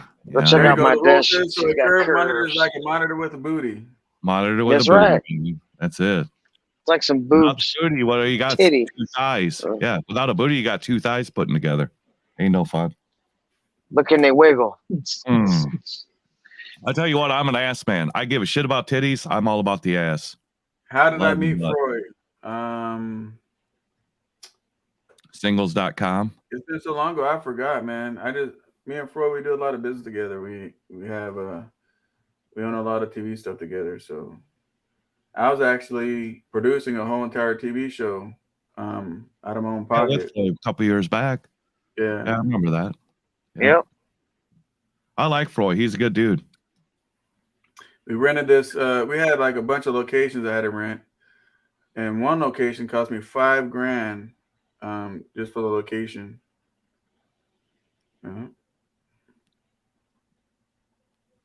You ought to bring him to Vegas. Mm. Yeah. Y'all just driving up, right? SoCal? Yeah, that ain't that far ride I for haven't you. decided I'm going to do it yet. Yeah. I know I'm going to be there. I just haven't figured it all out just yet. I don't know who's Yeah, it's going. gonna be a if good anybody's time. going, how I'm getting there. Quick, you still got it How penciled long in? I can stay. Yeah, I all got a that. pencil in there. I might be driving out to get a new truck, and if that's the case, I'm loading everything in a rental out of this truck and just driving out, and then going to Phoenix from there. Or baby, they're gonna work on getting me a flight because our airport's like right there. I mean, we have an airport. Yeah, it's next right door there. to the terminal. Yeah. So It's I can just hop like the fence. It's $17 to by go from the security. fucking airport. Yeah. Yeah, I think we looked it up. It was real cheap flying out here. So I don't really give a fuck how much it costs. So how big does this TV look behind me? 65. I'm gonna say 70. Damn, well, I'm gonna go buy coffee tables. That coffee table. And the RC car looks. It's probably a 65 or a 60. Yeah. No, I'm gonna say that's a 70 inch. It's a 70. Yeah. Yeah, because I've been looking for those fireplaces for over here on my shit. I want to get a fireplace, but they're all 70 inches. Problem is I've only got 68 inches from that cinder block corner to the other corner, so I've got to find a smaller fireplace, Jobby. Hey, check this out, James. Oh, I know. I see. I want that. I want that. Nice. Send I it. like the blue. The blue looks tight. Yeah, the it blue does. flame looks tight. I love it. Yeah. And the way the shelves light up. You know, you need to put that in the back of a truck and insert it into the back wall of a sleeper. Wouldn't that be the shit? Oh, fuck. On the back wall of a sleeper? That's nice. I'll dig How that deep up. is that fucking screen? Because you can put that on the back wall of a sleeper, dude. That would be the shit. That's what I want. Yeah. Now we're talking. Now we're setting the mood. We're setting It's like, the mood. motherfucker, I got a fireplace in my big truck. Yeah. Check. What do you got, cunt? What do you got? You can put it in your back window, James. Just set it back there. Yeah. Yeah. I could have the flame going out the window. That way, it's like, what do you got? Yeah. Especially if it's a heater. If it's a Oh, built-in baby. heater, it can vent outside. buddy. Yeah. Sexy. Yeah, I'm about to show you something in a minute. Oh shit. Go Oh ahead. shit. Is it a kegerator? That reminds me, I got to clean my lines and pull my keg out of there before I pick up another one. Usually, halftime I'm there, I'm halfway there, and I'm thinking, oh fuck it, and grab that other keg. This motherfucker right here takes a whole lot of room. What do you got? More parts for your RC car? No. The motherfucker's desk must be huge. Got a workbench. The motherfucker got a workbench as a desk. Oh, it is huge. No, it really is huge. I don't play around, bro. I think Hey, my I got desk is 13 foot long, and then I've got like a 4 foot junk that comes out, and it's three foot deep, and I still ain't got enough goddamn room. Still ain't got enough fucking room. You always run out of room, man. Always Yeah. need bigger. Yeah. Oh, that'll do. Week later. Damn, I should have got the bigger one. Yeah, this ain't it. This Yeah. ain't it. This Because motherfucker we here. have too much shit. Yes, we accumulate like women. We accumulate shit. We accumulate buddy. cool shit. Hey, Women buddy, speak accumulate for nothing. yourself, buddy. Speak for yourself. I accumulate cool shit. I mean, I got a puzzle of dogs pooping somebody sent me. I have that. Do you have that? I No, can't. you I don't. can't wait to throw half the shit in this truck out. It's just in here because I haven't thrown it out. But Yeah, I'm that's gonna how have I to- am with the truck. when Go I to a truck move, show, you when got I bags and bags of garbage. well, when I move out of this truck, I probably got triple shit in here. Dude, I said, man, I got 3 of these. What the fuck? I got 3 of these for? I was Isn't in that my good? Schneider. I was in my Schneider SFI truck for 3 months, and they rented me a car to go to Fort Wayne, Indiana. I got a car, and they ended up giving me that Challenger, the 2-door Challenger thing. Yeah. I had that thing so plumb full of shit. I had to sit with the seat all the way up and my fucking tits on the steering wheel. I had no Them room. motherfuckers need to give me a big SUV or a minivan or Couldn't something. believe They're gonna how have me much go out to shit I had Phoenix. in that fucking truck. Couldn't believe it. How much shit you accumulate. And just moving from one truck to another, dude. I That's hate that's it. an all day. That's an all day Oh fucking job. God, When I easily. do this, James, I'm about to do a solo thing so you guys can see it, but till then, you guys might be able to hear it. I'm gonna turn my Bluetooth off. Well, you probably, I don't know. You be all right. Oh no, I gotta make sure I don't hit the mic. What do you got? What do you got? Jesus Christ, SoCal, you're going 6.5, almost 7 hours now. Damn it, boy. You trying to fucking compete? It's been that long. He's been on that long. Yeah. Oh shit, he's gonna fly that motherfucker inside one time. Put that on full screen. Fly that fucker inside. Oh, Jesus Christ.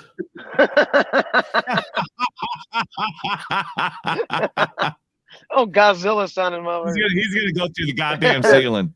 He's gonna put in skylights before the night's out. Watch the printer get fucking knocked. He's gonna open the door and take his fucking head off. Go to Home Depot and grab me some skylights. Cover up these fucking holes. Follow him over to the Best Buy. Yeah. Holy that's ridiculous. Christ. That motherfucker got some power. Unbelievable. That sounds good, dude. No, even that the bitch mic will ride. Even the mic is lowering it. Dude, that thing will ride. I mean, I can see it doing 90, man. That thing sounds like it'd go 100. Jesus Christ.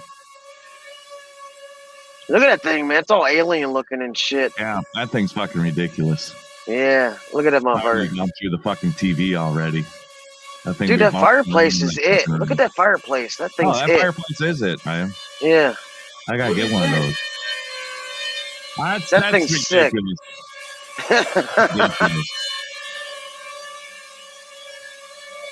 I couldn't even afford the batteries for that fucking thing. Dude, those motors sound killer. So I'm gonna put this thing somewhere else so it doesn't attack me. I'm gonna show you the goggles. Yeah, I've done already. It's gonna attack you. Turn that motherfucker off. Too goddamn big. Then go out flying around the office and shit. Yeah. Busting through shit. Going through the goddamn walls. Bro, that motherfucker ain't no joke. It'll hurt you. That motherfucker sound like a damn chainsaw, man. Like just rip out some shit. On. Now the true peeping Tom. Let's go find us some swimming pools. So check this out.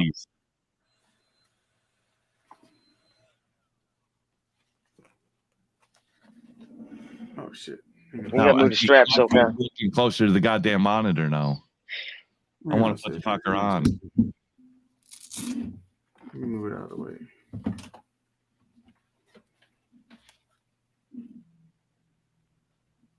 Yeah, you guys can't see it, huh? It's kind of. Yeah, I can see the tiny bit. Yeah, we're getting there. We at least see one lens. I know that my buddy that races those things, he has to wear goggles or headgear. God damn! I'm trying to line it with the camera, but it's kind of hard with the camera. Yeah. Yeah, there's the office. We can see the half front. the office. Yeah. Yeah, we're seeing half the office. Yeah. And you can get those even for your prescription. If you wear glasses, you can get new lenses put in it. The things are badass, man. Yeah, when you look at it, man, that shit's crazy as hell. Yeah. Looks like virtual, which I like to get virtual headset for porn. I can do it. I can put it on the phone too. Yeah, the phone ain't going to give you the same feeling.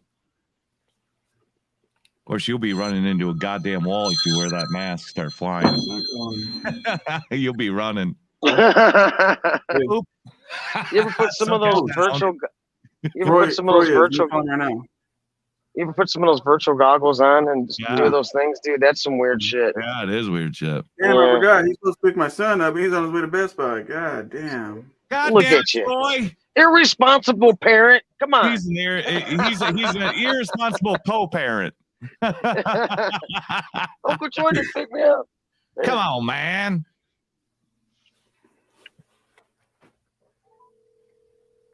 Dude, I didn't know it was that damn late. No, it's time's flying, brother. It's 4:44 here.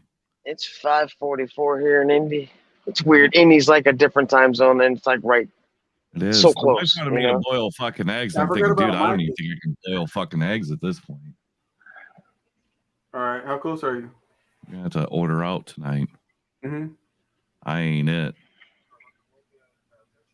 I should have got more than a 12-pack.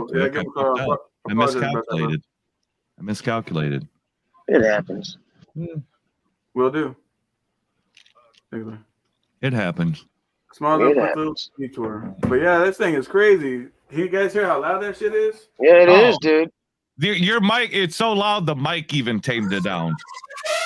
The mic even muted it. And that thing does 90? Yeah.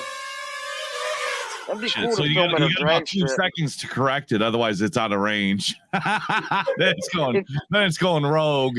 If you were at the 3:30 at a drag strip and those cars left, and you left with the cars, they'll go under it, but you'll be able to go to the finish line with them. No, but they race me. Listen to that fucking thing. Yeah. We ain't even left the ground yet. Yeah, it turned the volume down. Did you see that? It muted itself. Yeah. Thing sounds like a damn buzzsaw. Yeah. That means those blades are flying, dude. And they'll go higher than that. How can you sneak on the ladies? You got it with turned all that down. noise? Yeah, you gotta sneak on the ladies. Hey, SoCal, if you hold that, can you go full throttle and see how loud it goes? If you hold on to it, can you go full throttle? No. It'll just take off out of your hand. Yep. Yeah, because that's just they're hovering. Imagine that thing at full tilt, dude. How loud it is. No, this thing. Let me tell you something. It has so much air. If you had long hair, whatever, your hair would go all over your face. It's putting out a lot of air. Curtains, everything. It'll blow all the papers right off my desk and everything if I had papers. And that's just at hovering. But imagine at full swing. That thing's got to be screaming. Yeah, I know. That's why I said, could you hold on to it and go full throttle and hold it? Yeah, without it. Yeah, give it a shot. You got a warranty on that old girl? Yeah, put that motherfucker in a vice and floor it. Yeah, you got a warranty on it because you might need it. Bolt that motherfucker to the desk and see if it can pick it up. Yeah, it sounds like it might. Shit.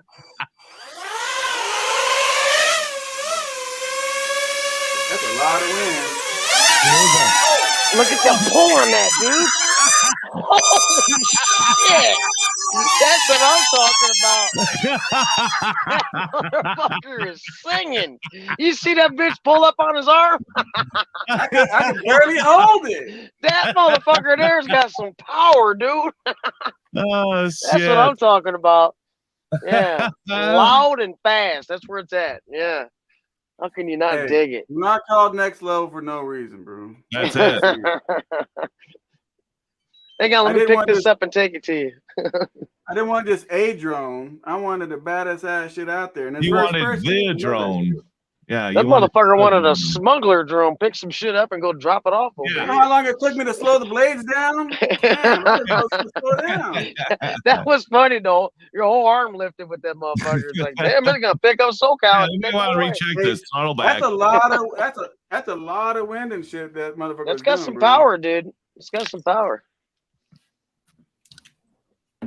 Good shit. Good shit. I'm gonna have to need another mixer here. Got me drinking watching that.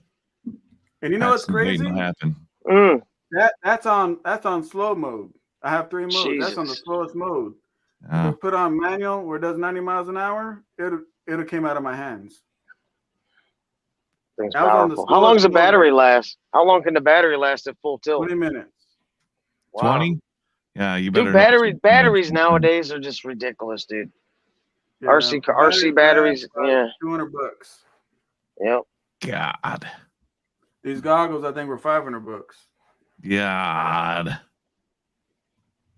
I can't do it unless I'm looking at titties all the time. I'm not paying $500. You can with this. Well, then go find us some titties. Nah. No, here. You can't sneak up on the titties with that motherfucker. Not with that fucking thing, yeah. No. God damn no. You ain't sneaking up on shit with that motherfucker. With that camera, you probably up there in fucking orbit fucking shooting. Oh, they'll still hear that motherfucker. It's like, what is that? Oh, you look at this motherfucker's spine. Oh, they might they might act like it's TikTok and start getting fucking naked and bouncing their asses all over the place. You never know. Yeah, anytime they can get their fucking ass on a goddamn camera. I have a lot of fun with this shit, man. You know what I'm saying? But the reality is, this is what trucking does, right? Trucking does this for you guys, man. We can get your toys, hang out, play. Exactly. Have fun. Hobbies. Mm-hmm. Well, hobbies. I put the blades in here. Yeah, I couldn't even assemble it right. I'd be digging a fucking hole in the ground before it catches air. when I fly outside, I have to do just like you do a real helicopter and airplane. I got the goggles on. It's gonna do the whole geographic area and all that, fly zones, no fly zones, the whole situation. And then this thing has sensors all around it, in front, behind, underneath, everywhere. Has sensors. Hmm.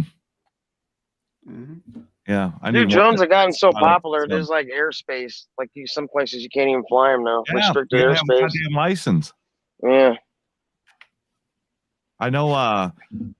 What's his face? Trucker Here's Jim. the battery. He just got a fucking license for that. See how big that battery is? Wow. Well, hell, it's got to have power just to pick that big ass battery up. Shit. It's a big ass drone. This bitch is big. This ain't no little bitty one. No, that's a good size. It's tall. Usually it's just wings. Wings. Wings and a little bit of camera on it. That's what trucking does for you guys, man. You know, gives you financial freedom. Listen, I love trucking. I cannot complain, baby. I cannot complain. I absolutely love this goddamn industry. Now, listen, we're a bunch of up sometimes, but at the end of the fucking day, there ain't no goddamn industry better than this one. It's fun shit, man. I love trucking too. Doesn't matter how much government they put into it. It's still best. It's still the best industry out here. It's like freedom, man. You just hang out, do what you I want, absolutely fucking love it. sit there, ride around, look good. Yeah. Yeah. Worst case scenario, right? Worst case scenario. Yeah. You fucking drive around, you make fucking money, seeing the goddamn sights, seeing the goddamn country, go to point A to point fucking B. What do we have to bitch about? Nothing. It seems like we got an awful lot of Traffic bitching. and bad weather. That's about it. That's it. But stay out of the bad weather and just ride around. And then take your fucking your fucking medication so you can handle the goddamn traffic. But this industry is. I'm leaving the freezing weather and going down where it's warm instead of being up here where it's cold. Fuck it. Yeah. If If I you're can gonna do be in the that. cold, stay in the fucking cold. You go down south, come back up. Fuck, it's 10 times worse. Oh, fuck. I came home and it's fucking below zero, and it's like, what the fuck did I even come home for? We had below 18, below 15 degrees 2 days ago. Yeah, that's why I was home. Yeah. Today, it feels like summertime. Exactly. Feels like summer at 18 degrees. Yesterday when I got loaded, it was like 30. It was like, wow. Yeah, feels like a fucking heat wave. Yeah, But feels it's like 12 degrees here now in Indy, 19 in Indy. Yeah. I think it's colder than that. But at least all the shit blew by. I wasn't gonna drive in that shit today, going down there, because it was all heading that way. You're better off. Better off. It was all heading that way, so they said, no, I had to get work in the shop. It's like, it was a dropping hook anyway. It's supposed to drop tomorrow, but fuck, I'll drop it Sunday. It don't matter. Yeah. Logic Neo's in the house. Word up, brother. I don't have the chat on. I can't see nothing. Yeah. Oh, Neo. Neo, you going to Vegas? I know you got comps, you fucking cheap motherfucker. Yeah, I was surprised I'm still alive too, man. I was hoping I didn't take my goddamn arm off. Man. Yep. My stupid ideas, right? Hey, I was holding Hold on to it and fucking throttle it. Floor it. Yeah, let me hear that motherfucker at full tilt. Yeah. You see that motherfucker thought about it. I don't know if I want to do that. Let's see what it really sounds like. Can you imagine? And that was on low speed. Can you imagine if I put that in high gear? Oh, if you put Dude, that thing is loud, man. Yeah. Fuck. It would have ripped out of your fucking hand and you'd had skylights go in. Oh, fucking. it probably would have went through the fucking Chloe's ceiling. gonna be fucking going to Home Depot to get fucking skylights. Cover up the fucking holes. That drone right there, like, and also just so you know, you can film from the drone and from the goggles. Oh, really? So what you see, from what you see, you can film, and on top of that, you can do goggles. I mean, you can do the drone too. That's pretty fucking cool. Mm-hmm. Oh, that's cool. But people race drones. I ain't racing shit. I haven't got that. I've seen that where they go through the. Yeah, my buddy it's all in Marlon there. used to do And they're that. jumping Now through he's the got fucking hoops and planes. shit. He's Yeah, got planes with cameras on them now. Yeah, But he used to race drones. Yeah. I'm not that guy. I'm gonna be the guy fucking not worrying about the circles, but hitting other fucking drones. I'll show you something else. I'll be right From the back. fucking sky. All right. Yep. Oh, Gus FC, what's going on, baby? Who else is in here? Is that your guy? We got Gus boy. Gus is my boy. Curtis is my boy. Okay. Bird Trucker, I haven't seen him yet. Birdman. M Hunter. I can't see the chat. I'm just looking at who's in here. You got Trucker with So MC. I'm back, right? So here's a controller from our RC, and then right here, for fuck's sake. right here, you put the When I was a camera. kid, mine had a little controller, it had a fucking cord attached to it. You got this goddamn all digital. Get out of So you put the here. camera right here, and you can watch where you're going. Jesus Christ. These kids nowadays are spoiled quick. They're spoiled. Kids. Mine was on a cord. It never left my sight. It's big boys' toys. Yeah, Yeah. big boys' toys. If mine left my sight, I just pull the fucking cord back. Fucker, Now, if a Jesus. 7-year-old came out with this shit, it's like, yeah, okay, where's your dad at? Yeah, what the fuck you Yeah. buying this kid this expensive ass shit for to tear up? Yeah. So this is the head. This whole blue thing's the head. Transmission goes back here. It's a 2-speed transmission. You know what? I apologize. Transmission goes back here. And then this is the carburetor right here. You can watch the carburetor open and close. Watch. See it? Yeah. And then the glow plug goes in here. I'd be like, Yeah, airplane. those RC An gas motors airplane are the fucking shit. engine. Too. You talking about some RPM on that shit? And this thing Little is tiny big. ass piston. Yeah. This one's big. This is a 3.3. So Yeah. Yeah, that's a big block. That's a big block. Wild Yeah. motherfucker. See it? Yep. Put That's some a big vodka one. in that green leaf. What's what? Put some vodka in that green leaf. He says I'm a show. How am I a show off? No, he's just It's just showing off his toys. Big fucking deal. showing off examples. You know, We're just- if you don't like it, if you don't like it, well, I guess you ain't gonna be it. Go truck it the fuck gotta up have and go buy goals, your own. man. Yeah. Hey, you gotta have goals. Fuck it. All I'm saying, That's man, a Detroit. Yeah, truck diver. That's a Detroit. That's a 2-stroke Detroit right there. Here's my, Two-stroke. this is why I don't show people my toys or show people stuff, because now I'm show cow.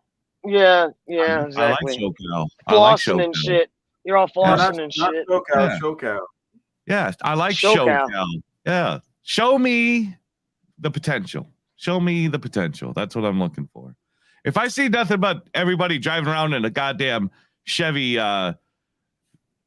Citation, do I want to follow? No, I don't.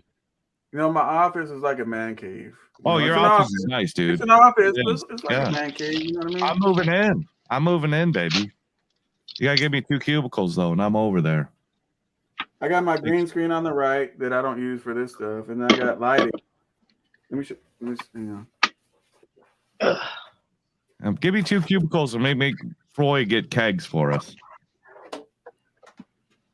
Look at the lighting.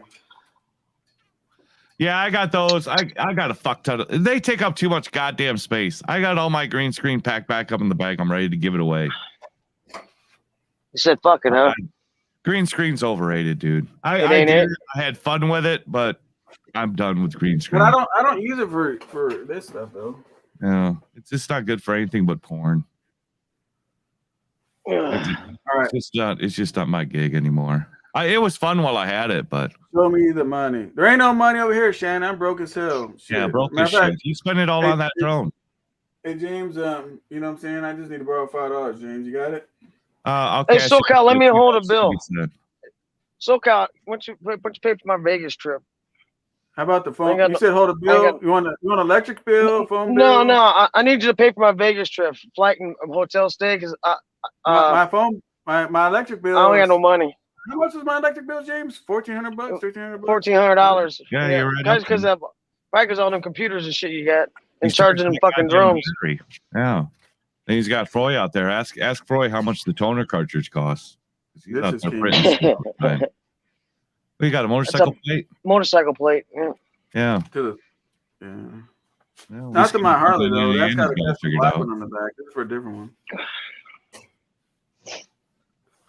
Needs a That is all, popcorn and man. nacho machine with keg beer. I agree. Well, we've already got the big yeah. screen. Where's the you got the entertainment. Where's the goodies? Where's the goodies at? The candy stand, popcorn We got a machine, kitchen. nachos. You know, we got a kitchen here. Hey, It's weird. Hey, it's you're weird almost because- there, SoCal. You're almost there. Is there truck parking there, SoCal, or no? What? Yeah. You got truck parking, is it? Cool. He's got it on the street there. Shit. Well, I got bobtail the in the Peterbilt. parking lot. I got Yeah. bobtail. I got my Peterbilt right in the parking lot. Yeah. Nice. We need to make a fucking trip quick. I think we need to make a trip. Where we going? We're going to fucking SoCal's shop. We're going to his office. Indiana Yeah, Slam. we I gotta realize bring a nacho. We got to bring a nacho man. machine as a welcoming gift. We got to. If you ever get in the door, we got to bring a nacho machine. I'm not bringing him a nacho machine. I'll bring him a nacho machine. You bring the No, the motherfucker don't need a nacho machine. All right, let's wheel in a keg then. No, the motherfucker don't drink. I'm sure you know what this is right here, right? I'm sure you know what this is right here. Looks like a no. What the fuck is that? DOT card? DOT card. It's when I build customers, bro. Mine looks a lot different than that. Have your customers, Invoice motherfuckers. Yeah, got invoice. Yeah, I need my invoice.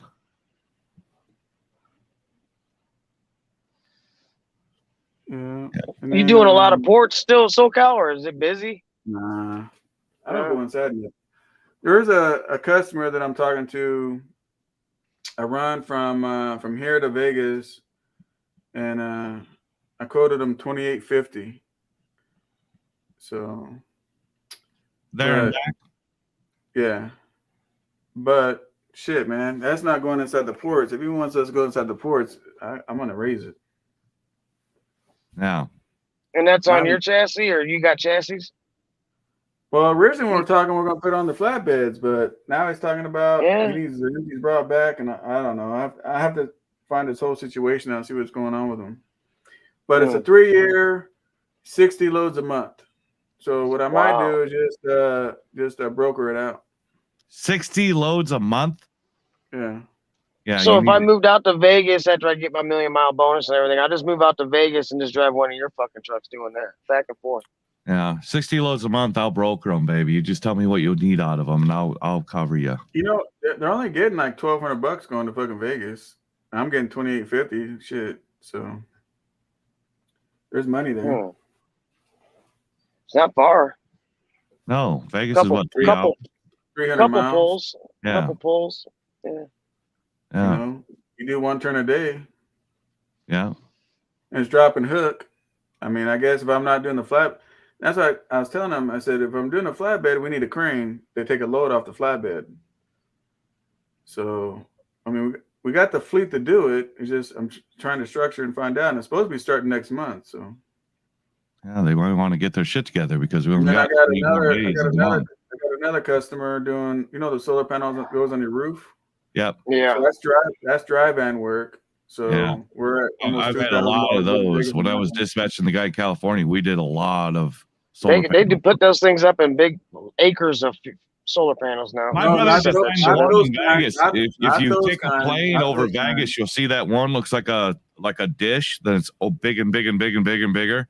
My brother was designed that one.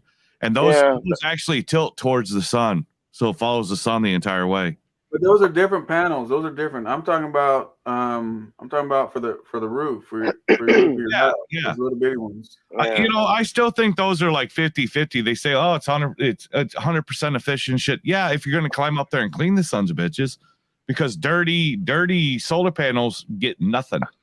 They get nothing. And I got this. It's been brand new. Your fucking paper towel cleaning that motherfucker every day. Brand new. I never even use it. Still brand new. Oh, the Apple TV. I've never done it. I don't even know what that's about. I don't either. It's brand new.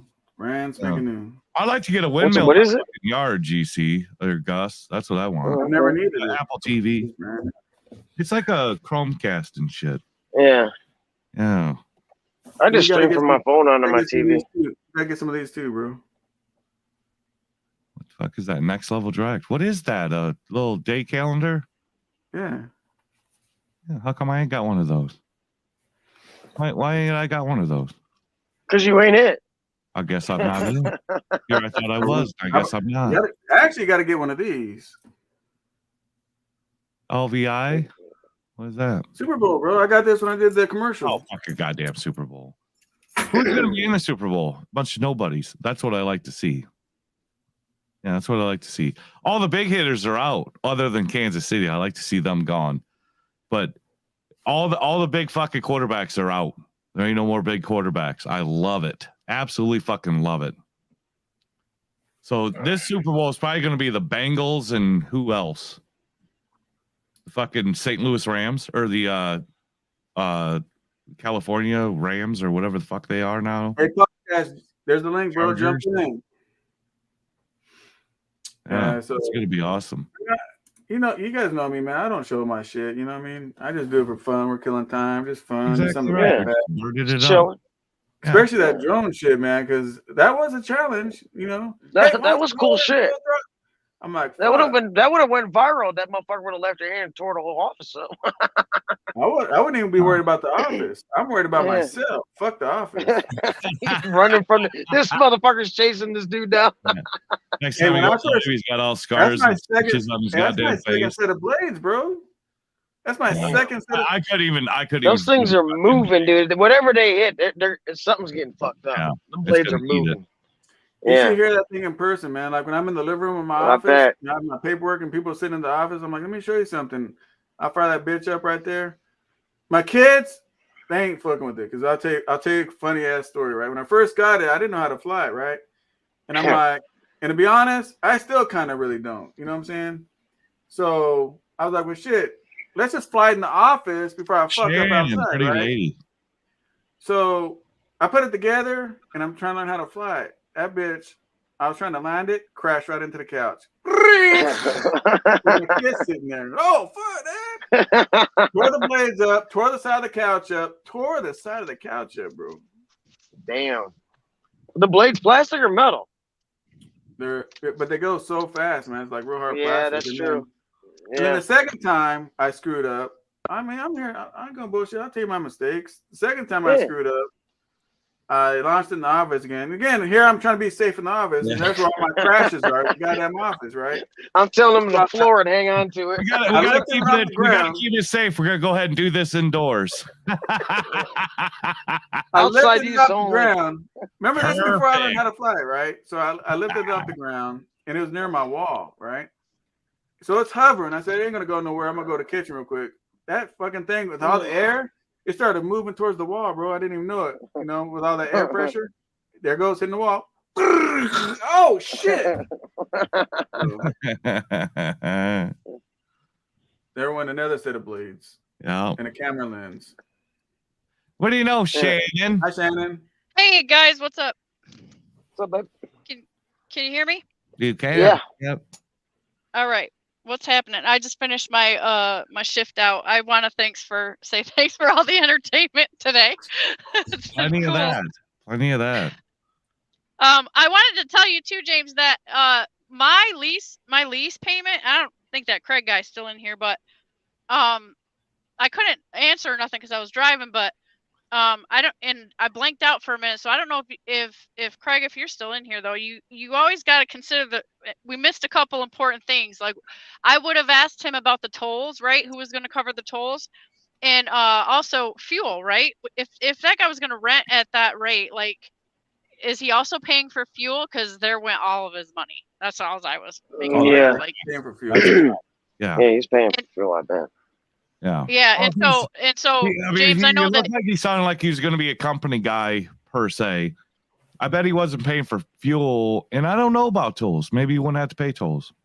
because I caught that he said he was in Chicago doing FedEx, right? Well, you gotta think about tolls in Chicago, you know. Oh yeah, yeah. And getting to Chicago.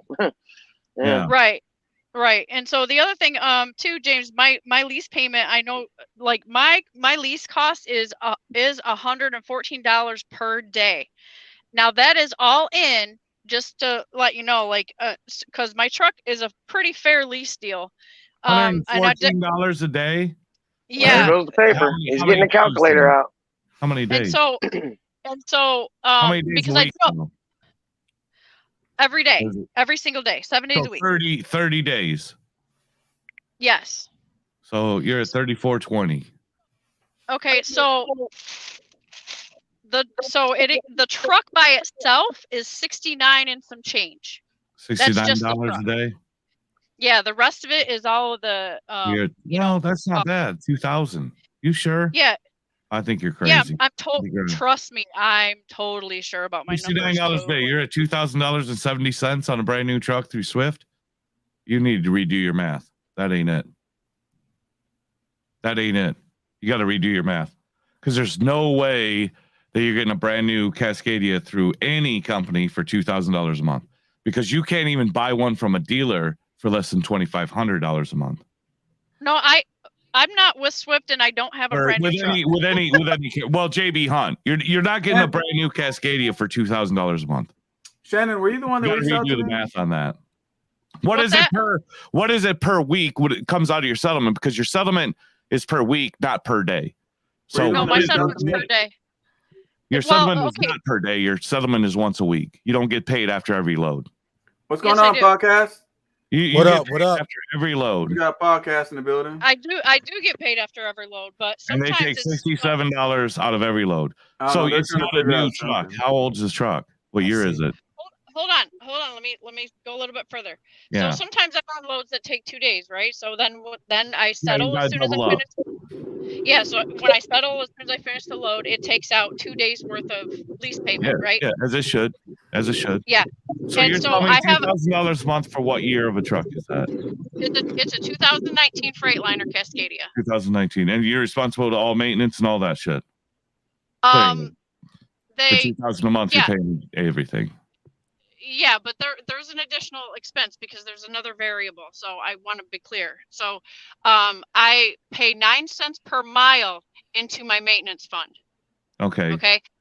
And escrow. So that's what that is. So or excuse me, not the escrow. The escrow is a fixed amount, but so I pay that's in the $114. So 9 cents a mile for maintenance. Per 9 mile. cents a mile. Yes, sir. Yeah. And so it is a $25,000 balloon payment at the end. So I have I've been here for 2 months on this, and so I have 27 payment. I was a total of 29 payments when I picked out the truck, so I have 27 payments left.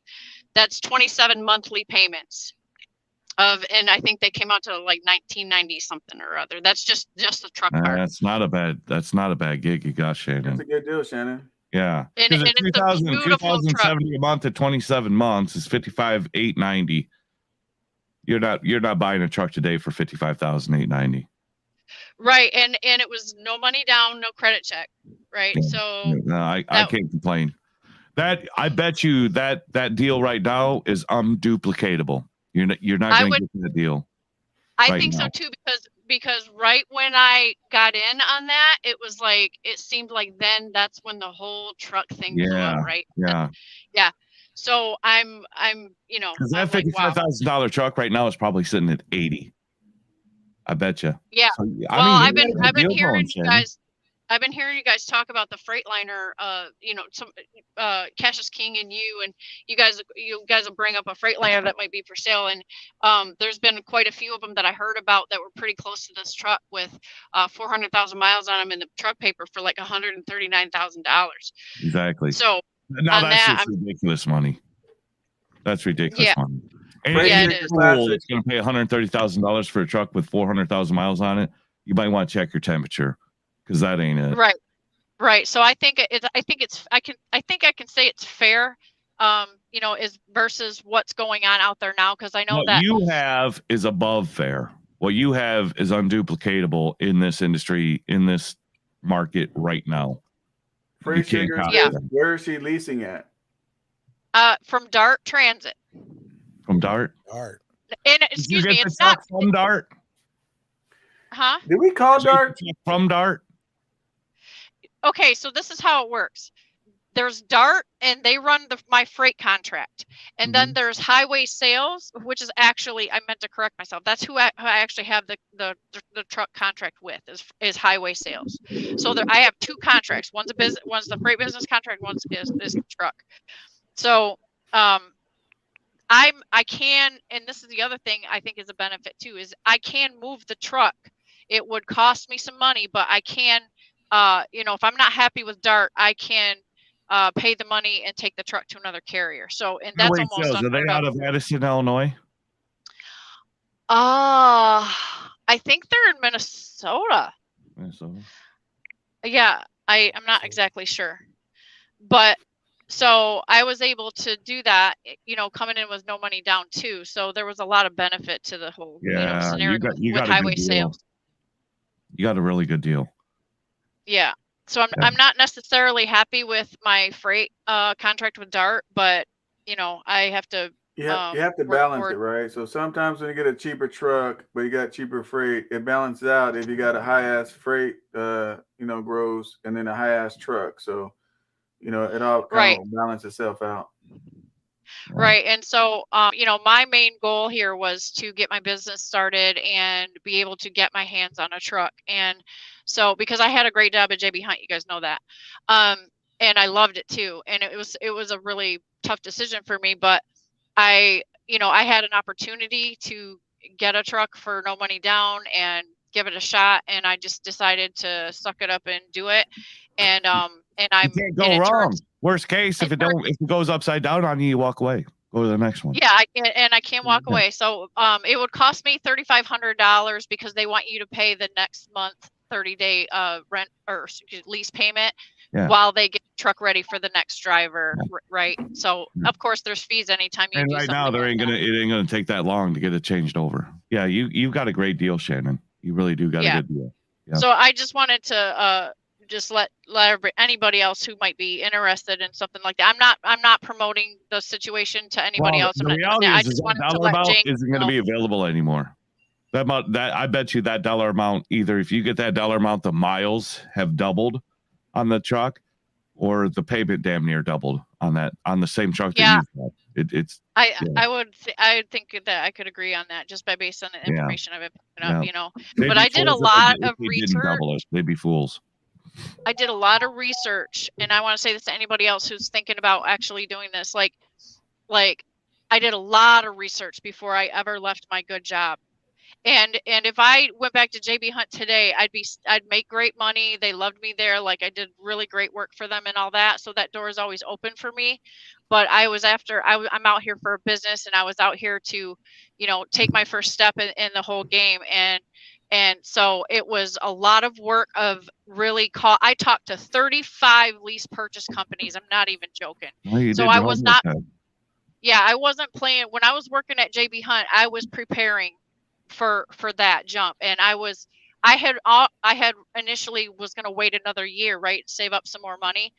But, the opportunity came, and the market went up, and I was just like, man, I just felt it in my gut. Like, it sucks, but I'm going to do it. So I did that. But I would recommend to anybody, like, please do your research and understand that you have to think about fuel costs. Because one thing I learned, especially since fuel is going up, like, okay, so that's my truck payment and all the things that we just spoke about. But then, I know that I'm running cheaper freight, because that's the company that DART is. So make sure that you're looking at the company that you would be doing this with and what kind of freight they're running in that. And then also right off the bat, learning that just about half like if I get a load over for a rate and I see the rate, I can almost count right off the bat, half of that money is going to go straight to the fuel that it costs to run that load. So I just, it's important for the new people trying to think about leaving a good company job. You really need to please make sure that you understand the math that you're dealing with, because it's very important to be successful, that you know what you're getting into and you know how to do your numbers. Because I've seen a lot of guys jump over at DART in the orientations and things like that, and I could, it's like you can already tell, like they have they don't have the business completely mindset. Blind. They come in completely blind. They want it so bad. They want it so bad that they don't even think of the consequences or anything else. They just, I want it. I'll make it work. I'll make it work. And then when they give you 2 weeks of no truck payment, they're sitting in the hotel or taking that truck home so they can show off their neighbors and their girlfriend. And, hey, I made it. I'm an owner operator. This is my truck. And then 2 weeks go by. Boom, we need a truck payment. I ain't ran no miles yet because I'm still bragging. Still bragging that I'm an owner operator. Right. And I ran into a couple of guys that were leaving DART as I was coming into, and they were quitting. Right. And so I was trying to find out, talk to them a little bit and find out why. And they were like, it's just, I have a mortgage payment. I have this, I have that. I think that a big part of me being able to stick this out and take some punches and things like that with getting into this and learning how everything works is that while I was preparing to make the jump, while I was at JB Hunt, I made sure and used all my money to take care of any debt that I had. And so I'm not a person with a significant other, little kids at home. My kids are grown, and I took care of all the financial responsibilities at home so that they would be no more, so that I could be all in for this and really You got to set yourself up for success. And you can't do it if you got home bills and you got the new car payment, new house payment, you got new this, new that, boat, camper. You ain't gonna right. And I'll tell you right now, I don't think that anybody with a family or responsibilities, financial responsibility like that, car payments and house payments, I would not recommend that you even try even this situation, because I don't think if I had any bills at home that I wouldn't have been able to make it through the hard parts that I've been through already. The reality is there's going to be months just like myself. I had January, February that were minus 4 cents a mile for 2 months. I was minus 4 cents a mile. Most people, and you got to be able to make it through that. Yep, they can't go 2 months without a paycheck. They can't do it. Much less 2 months with that kind of money leaving the house. They may not even have it, much less be able to lose it. Right. And on top of that, like I have not been home but one time since the beginning of November when I started. Yeah. Like I've had to grind it out. And I'm doing, I'm trying to pay for my vehicle, and that was my first goal of my business, was to get a piece of equipment. So this is what it takes. Yeah. Like consider that anybody who's got a good job right now, like how bad do you want it? Because you're going to sacrifice. You're going to sacrifice your home, or you're going to sacrifice that truck, and that dream of being an owner operator will disappear. It's hard to chase two dreams at the same time, man. It's hard to chase two dreams at the same time. What do you guys say on that podcast? I mean, I'm just one of them guys that's lucky. I'm blessed. Like I did all the grinding shit early, and it paid off later. I was lucky enough to fall into that slot where I was able to buy a truck during the pandemic. They were costing next to nothing. Captain Hindsight is always 2020. You know what I'm saying? Hindsight is always 2020. I wish I would have bought two, but bought a truck during the pandemic, paid it off in a matter of months, and now I just work whenever the fuck I feel like it. Oh, I'm sorry, I don't know if I can cuss on your platform. Yeah, we're way past the whole. Yeah, we're way past that point. We're grown over here. Podcast. Let me explain something. Past monetization. Even though I'm monetized, I don't give a shit about a goddamn YouTube check. Only thing I don't like is music, because they'll delete the damn video, give me a strike. Yep. I don't give a crap. I don't need no YouTube check. Yeah, so I don't either. So I mean, I cuss on my channel too, but like I say, I'm lucky, I'm blessed. I can't complain, man. I write my own ticket. There's nothing else, I say to a lot of people it's tough because equipment is high now and rates are high too, though. So, you might have to work a little harder. But for how long? That's the problem, podcast. That's exactly for how long? We don't know. Yeah. And Not we don't know. Not for too much longer. Not for too much longer, podcast. I'm gonna tell you why. You don't know. Yeah, exactly. And you don't know the exact. It's like stocks. Like you don't know the exact time when rates are gonna bottom out and equipment is still gonna be high. Yeah, and you're paying $90,000 for a $40,000 piece of shit. Exactly. And then, With a check engine light on every day. Yeah, you can support a $90,000 truck, but the problem, it drops. Maybe it won't. The problem with our whole scenario is this: we've never experienced this before. But if you sit back times, no doubt. If you visualize everything and just use common sense, you don't got to be a trucker guru.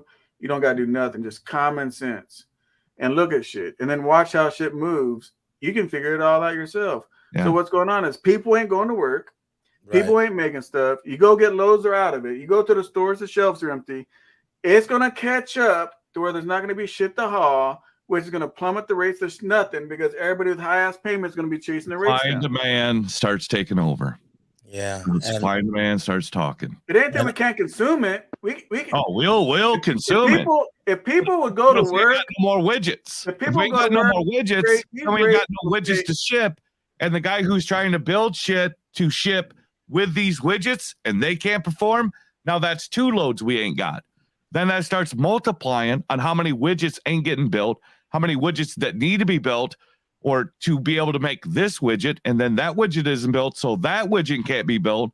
Now our shipping is shit. It's going to be down nothing but food. That's it. See, normally with trucking, right? Normally You go through the holidays, everybody buys shit up, then we run like crazy. We're stocking the shelves, and the shelves get all full, and then the rates go to shit because this is different. But to see if everybody go back to work like they're supposed to do and produce, it would stay crazy as hell for like 3 years. You figure we were shut down for like a year. It takes at least 3 times that to catch back up where we're at before we shut the country down. But people got to go to work first. Yeah. So it's not that we ain't run out going of to shit. consume. But we're not going to buy nothing. It's nobody's going to work, bro. Nobody's going to work. And I think people. I think shippers, receivers, or whatever. They're buying more. Quick, you're making noise, quick. I got you. I just had to put some shades up. Go ahead. They're buying more than they're ever bought before. They've got more storage plots, or they rented a fucking place to put storage because they don't know if there's going to be another shortage. So if we're going to start stockpiling this shit. Because they don't want the empty shelves. I mean, look at water. We didn't have water because it was empty. Toilet paper is empty. But the Walmart, everybody, they've got that shit stocked up already, waiting for some other retarded thing to fucking happen. And when that balances out, we're in a fucking hell. We're in a fucking world of hurt. But if the prices stay too long. Then the price of doing business, the cost of doing business is going to go up. So yeah, these rates might stay here. These rates may stay here. They might go down $1 a mile, but the cost of doing business is going to go up. So our revenue is going to drop, even though the rates are high. So we can keep talking about, I made $15,000 this month or this year. But how much did you keep? Yeah, and how long you think you're going to be able to sustain that? How long you think you're going to be able to sustain that? That's what I say, man. A lot of people with the equipment, I don't feel like paying, and I'm glad I don't, because I don't have an equipment bill at all. You know what I mean? Like, it's not part, like, that's not part of my business. I'm lucky. There's no overhead. I did all the work in the beginning to get rid of the overhead on equipment. So my whole bill is a fucking insurance bill. But other than that, I mean, with the rates being lovely and everything, you would think, some people would think like, okay, I'm gonna go out and I'm gonna work hard as hell, and they don't pay attention to the tax code and what's happening with the 1099 workers and how they kind of pushing all of that shit out and trying to tax people so fucking hard right now and trying to find every single way to get you to pay. They're trying to grab pennies. Our government is grabbing pennies at this point. They're trying to grab every fucking penny they can get. We're taxing Cash App. If you have $600 more transactions a year, you got to pay taxes on it. Yeah, it's crazy. And they're passing 6 or 7 more laws that we're not even voting on. They're gonna do, it's dog-eared in on everything else. I think it's 7 new laws to tax cryptocurrency. Our government right now is going after the middle class, lower class, and that's us. I mean, we might think we're high society, we're high class. We're not. We're middle class, lower class. And our government, even Democrats that love the poor folk, are coming after us. Yeah, facts. They're not going after the fucking rich guys. They're not going after. They're worried about $600 a year going to your Cash App before they start taxing you. $600 a year. They're worried about that shit. How crazy is that? Yeah, that's insane. So if your kid is in another state in college, hey dad, can you send me some money? Cash App, and now you got to pay taxes again on that same money you paid taxes on before. Same dollar. It's income. Now it's income. Our government is pinching pennies and going after everything or anyone to get their fucking taxes. Over $600 a year on cash. Not a single transaction a year. Yeah, me and my girl was talking about ridiculous. That. And I don't know, I know a lot of cats that was like, I don't want to tell on myself too much, but they were running like their whole poker business through Cash App. You know what I mean? And and that shit's over now. Like we talking about thousands and thousands and thousands of dollars in transactions a day. Exactly right. They got hip to that shit, and now, man, $600 though. That's insane. $600 a year. Yeah, me and my girl was talking about that. Any transaction on Cash App is now taxable. Yeah, me and my girl was talking about that just the other day. Like, man, that's insane. A year. God, I can see $600 on a single transaction, but a year. A year ago it was $25,000 a year ago on Cash App. You could get $25,000 a year on transactions. And not have to even do anything. We are now at $600 a year. Our government is broke. Broke. Yeah, man. They ain't got it. Well, They're I would scratching just say, everybody for a fucking penny. I would just say for Ridiculous. everybody, just really move cautiously. Yeah. You know, if somebody has a job that pays very well, stay there. Yeah. Because I'm gonna tell you guys something right now, and I keep saying this over and over and over and over again. I had one new truck at Peterbilt for 6 fucking months. You know what I'm saying? 6 months. I had another one right beside it is in there for 5 freaking months. I had And that another one in bankrupts a lot. Missouri or Mississippi or some shit for a whole month. Yeah. It bankrupts. You guys are owner operators. You think I'm gonna go get a new truck? How much of that can you guys absorb? Yeah, Well, the payment's still there. Well, if you're paying a but they don't payment. understand downtime. They think, oh, new truck ain't gonna break. Why do you think new trucks have warranty? Because they're going to break. And what I look at, Going to. and what I look at is this: That's a even owner fact. operators have paid off trucks. You know, be careful and be cautious. Stock up some parts. If you got, you know, start doing some preventive maintenance right now on your truck, even if you don't need it, because when you do need it, you probably won't be able to get the part. And Yeah, then you're out of that business. back order shit ain't no joke. That back order shit is not a joke. No. Every time you go to a shop, they giving you all this bullshit about millions and billions of dollars in back orders, just in Cummins parts alone, or just in this parts alone. It's just like, man, I don't want to hear that shit. Just fix my truck, dude. I just want to. Yeah. Well, they're looking at buying a pallet, so it's sitting on a barge somewhere. But if you bought just a part from overseas, there would be no issue. Right. Yeah. So you got to figure. We're not buying pallets of fucking water pumps. We're looking for water pump. You got to figure that truck that I had in the shop, right? So that's a new truck payment. A trailer goes behind it, right? Brand new trailer's behind it. Right. The insurance, all the bills for that one truck for 6 months. Yeah, you guys crazy. just do the math on that. Just on your payments, just do the math on that for 6 months. Another one we'll for figure 5 $3,000 months. for both of them. Doing 6 months times 3. No, we were $18,000. My truck payment. I'll tell you, No. my truck payment by itself is $25. My trailer payment's $1,000.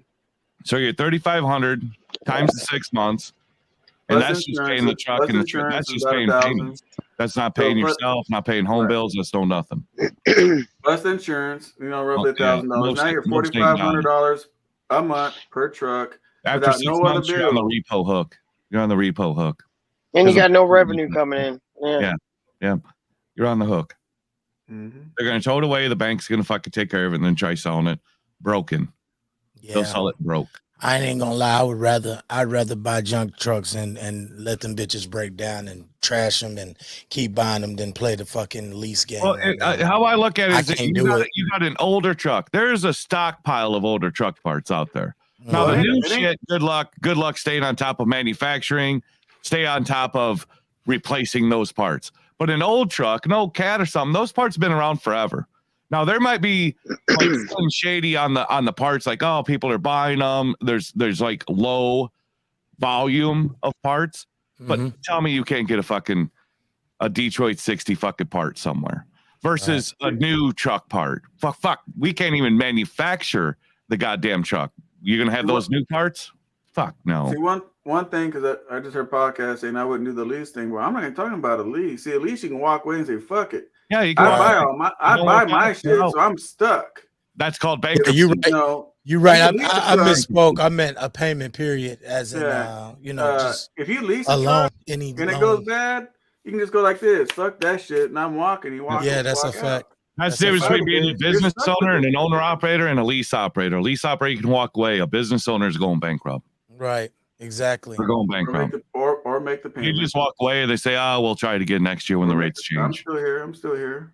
Yeah, that's I just right now the way the rates. This is just my advice. It's it's so many ways to skin a cat. You know what I mean? So it's just like, the way that I approach it is I would rather, while the rates is up, buy trucks that are low on the overhead side, like, find you a cheap truck or whatever. Yeah, does it break down? They all break down. They all break down. They all break down. So, if you can maintain that truck and pay it off in like a month, you find you a truck that's, low overhead, 10, 12, 15 grand or some shit, and run it locally. The rates are so good. Because that 15 grand is now 30. Yeah, now, yeah, you gotta. It's tough now. Now is you gotta You're pulling scrape. that piece of shit out of the fucking field for 30 grand. Yeah. That And the whole motherfucker been thing ran for is 10 years. the whole thing is everybody 700,000, 800,000 miles on it and shit. It's a Oh yeah. Almost 98 everybody. International going for 30 grand. Almost everybody, man. Wonderful You time to know, own your shit. one breakdown in the shop of parking your truck, even if you pay cash. Your one breakdown of parking your truck, like that one I had in there for a whole month in Missouri or Mississippi, whatever the fuck it was. That was for a fucking turbo actuator, bro. A simple ass turbo actuator, a whole month. A turbo actuator. Yeah, so bro. even when you have a paid off truck, if you're a one person sucks. truck and you have something go wrong, an air compressor, anything, a clutch fan, anything, and they ain't got the part, your truck is stuck. The truck's stuck and there's no revenue. But the When my insurance water pump went stays, out, the they back said office you're stays, everything going to be sitting stays. because there's no water pumps. They just happen to have a water pump. But I was planning on renting a car and driving home. Yeah. I said there's no water pumps, son. There's You're a done. guy broke down in Indy didn't have water pumps, but the guy in Missouri did. How these guys don't have that relationship saying, oh, well, we can't get a water pump, but the guy in Missouri can get a water pump. Why the fuck did you talk to them and get a Here's what's goddamn water crazy. pump? Here's what's crazy, James. Check this out. So when my truck was stuck out there, whatever the fuck state it was for that stupid turbo actuator, I could get it out here in Cali. I called the Peterbilt dealership because it's under warranty. I said, hey, we got them out here. How about I just buy it's under warranty? But I'm like, I don't give a fuck about the warranty. But remember, it was towed in. I don't know what that tow bill was, like 4 to 10 grand for the tow. And I was like, I'll just send you the part. Oh, we can't do that. We got to order the part. I said, what about if the Peterbilt dealership here, I buy it, don't touch it, and they mail it to you? It's Peterbilt to Peterbilt. Nope, we can't do that either. We got to get it from They want to do their price up. They want to do their fucking price up. So you buy the fucker for $1,000. They want to add their $200 or $600 on top of it. Yeah, but it's customer service. Outside parts. They don't want outside parts. They want their parts. Just like if you bought parts and you got them in your side box and you install it, now you're paying premium to install it because they lost that money on selling it to you. Yeah. Well, aren't they contracted to the supplier also? They're not contracted to shit. No. If you bring in your own parts to put it in, so why couldn't you get it from a different Kenworth dealer? Yeah. Everybody has their own ball field. Yep. And you got to play ball. And I would have said, fuck that shit or whatever, but then I'm stuck paying the tow bill, stuck paying all kinds of different things. And who knows what they would have charged me for everything they even did to it, storage, and the whole situation. So I just had to let it sit there. I flew my driver out here back to California, put him in another truck, and he was off running again. Well, what if he was an owner-operator? He'd have been stuck. Yep. Yeah. Stuck, broken, bankrupt. Truck been coming back. Yeah, it's He wouldn't been insane. able to hang. He wouldn't been able to hang. Let me ask y'all this: how long y'all think that is it? You think it's gonna be like it normally is? It's gonna match the rates, like as long as the rates are up, the truck prices are gonna be through the roof, or is it gonna, or is it gonna dip before, or do you guys think that It's different? It's different this time, bro, and I'm gonna tell you why. Most cases, when the rates go up, the trucks go up. When the rates go down, the trucks go down. Most cases. Right. This is a whole fucking different situation, bro. Yeah. There ain't no trucks. We got a So there ain't no supply and demand issue on the So truck. when there's nothing to haul, the rates are gonna go down, but that don't change the fact there's no trucks, which will keep the rates up on the trucks. All you can do is wait for repos to start kicking in. Mhm. Once repos start kicking in, start buying them up from the bank. Yeah, and I think you've seen the effect of that. What's happening, SoCal, when you were doing the calls asking about the leases. That's when I asked you to call Dart. You were calling around and finding out that most of those lease companies no longer have trucks. Yeah. And Dart still has trucks, by the way, but most of them have ducked out of the game because they know they can't get any more equipment. You give Dart a couple more months, they're going to be cannibalizing those trucks they got available. It's going to go I think they're doing it now. Yeah. What's we that? call Penske live because that's what we've been doing. Just so you And know, they got podcast. We've nothing. been calling a lot of things live, so people can Yeah. learn and see what's going on. which is awesome, by the way. Thank you. We call Penske, which they charge, including mileage, $8,000 a month, and that we call them live. And the thing he says, don't worry about it. Within so many hours. We'll send you out a 6 brand new hours, truck. 5 to 6 hours. We're gonna get you a And new I was truck. like, Really? and I told him, I said, You got that that's many good. laying around? That's a good sales tactic for a guy, Yeah. you know, want to spend $8,000 a month. Do you have a truck available right now? No, not right now. I said, so what's guaranteeing you to switch out a truck if somebody's got your program? Oh, I can't guarantee that. It's just if it's available. And I'm gonna tell you something. I knew a dude. This is why I called him. I knew a guy that was in that program, and he bragged to me about the whole situation. I said, okay, that's cool. So he broke down. 3 weeks he sat home paying that shit, and they still didn't give him a damn truck. Yeah. So I put him in my silver 389. Yep. You know, I helped him out. You know what I mean? So just because these people tell you guys shit, don't mean that's really realistically what it is, man. You better pay attention. No, We're in different times right now. Yeah, we're in different times, and really, if you're not paying cash, be owner operator. I just wouldn't do it because a lot of people are one part, one breakdown, one something of parking that damn truck because they ain't got the part. And if you got a payment on that bitch, you're in trouble. If you're paid cash, you can park it and wait till the part shows up and you go drive for somebody. You don't and lose hopefully you got enough in your business. I agree. Of your fucking home bills. Hopefully. I totally agree. I agree. That's exactly the approach that I would take. Keep your overhead low. Get something that you could pay for cash, so you don't have a payment. So when shit goes belly up, you could just, like he said, park that thing and go work for somebody else real quick under somebody else's numbers. And then when you get your shit back together, reactivate your numbers. Do what you got to do and go back to work. Here's what's cool. You don't even have to deactivate. You can still, when you got a paid off truck, really quick, FA Truck, and I appreciate the $20 cash out. My dude has been here for hours. Thanks so much for all the info you guys are sharing. You're very, very welcome, bro. Here's the whole thing. Let me give you a scenario. If I'm a cash owner operator, right? Right. And whatever happens in my truck, who gives a shit? A water pump? I don't give a shit. Something happens. And the shop says, because this is what happened to me a whole bunch of times, not one time. We got to order the part, and we don't have a date yet when they're going to come in. Nobody knows. Not even the warehouse where we get the shit. Nobody's got a date. So if you're an owner operator and you're paying cash, you bought your truck cash, and that happened. Let's say you got $30,000, $40,000 sitting in the bank, right? What I would do is park the truck immediately since they ain't got a date. Keep your authority. Keep paying your insurance and stuff. Keep paying your bills on your trucking, and go get a trucking job so you don't touch that savings account. Leave that alone. So you can continue business later down the road. Well, that seems odd, because owner operators are owner operators. They're not going to go demean themselves and be company guys again. That's crazy talk. Yeah, right. Money. Yeah, right. When you're on a grind, you're on a grind.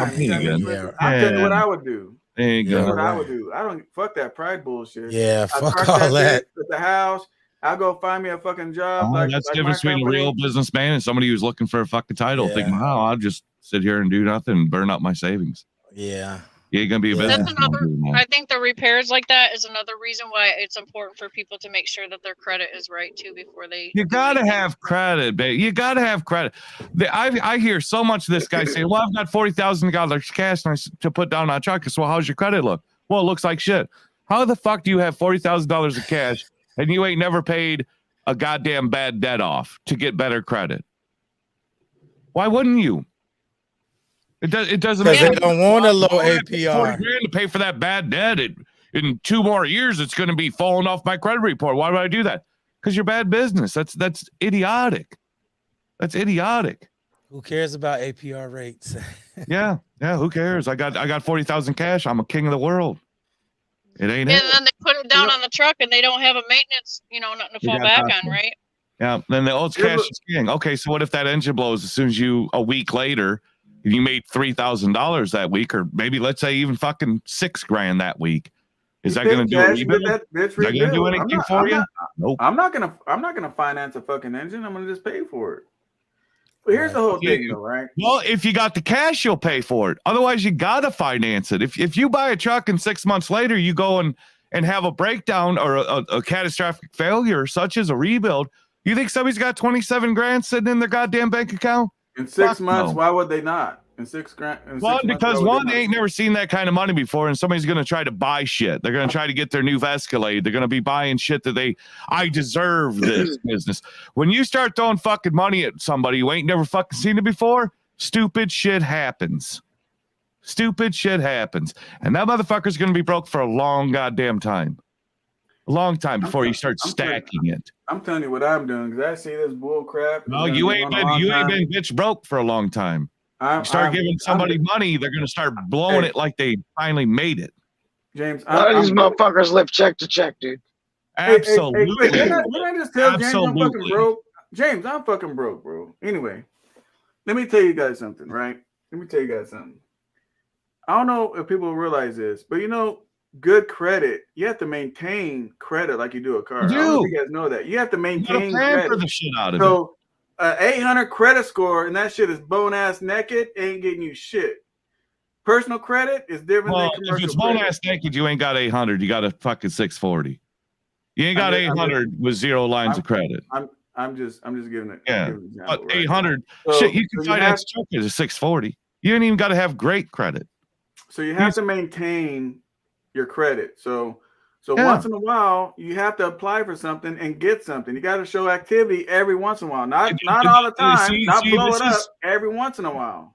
That's the problem with goddamn credit cards, SoCal. Somebody gets a goddamn credit card, and what do they got to say? You got to have a balance on it. You got to do something with it. So what do? They go buy shit they ain't got no business buying so they can pay payments on it. What you do is you put your goddamn electric bill on it. You put your cell phone bill on it. You put something on it that you're already paying every goddamn month. That uses that credit. You don't go out and buy more shit. Don't tell You them. take care of what you already fucking got. Hey, don't tell them. Don't tell them because I'm hoping that they do all this shit so they can foreclose buying on these shit. Well, I gotta use houses. my credit card, so I'll go to the fucking So store. they- and start Podcast. buying shit. I don't know if you know this, man. I've already spoke on this shit. If it wasn't for that goddamn Biden fucking and everybody's goddamn pocket feeding these faggots, I mean, you know what I'm saying? I'm waiting because that's what's going to happen for the trucks. This is what's going to happen for the trucks. I can't wait. The house market's I going to can't crash, wait. and I'm waiting for that. I can't wait. I'm gonna be a I can't buyer. wait. I'm waiting. I'm gonna be a buyer. sitting I there am like not this. paying twice as much for a goddamn truck than it's worth. I'm waiting for everyone else to fuck it up. That's why I don't work that hard right now, man. I'm not out here breaking my neck because I'm just waiting. I'm waiting on it's coming. Too many people are getting spoon-fed, getting checks wrote to them and not working. Oh, God. They're buying shit they got no They're business buying buying. shit they can't afford. And they don't know how to sustain. and they don't 7-year know how to be contract on a consistent. 1-year goddamn rate. That's what they're doing. I can't wait. I made 15 grand this fucking month, so now I'm gonna commit myself to 7 years on this $60,000 pickup truck. Yeah, 7 it's years. stupid. These rates ain't gonna last 7 goddamn years. The saddest part on all this is this. A lot of people are taking advantage of the government's niceness. What I mean by that is when they said, hey guys, don't worry, you won't get thrown out. Man, I knew somebody's in these nice townhomes, right? He says, God damn, man. He goes, my neighbor every fucking day has got Amazon packages coming to his house. Yeah. I said, for real?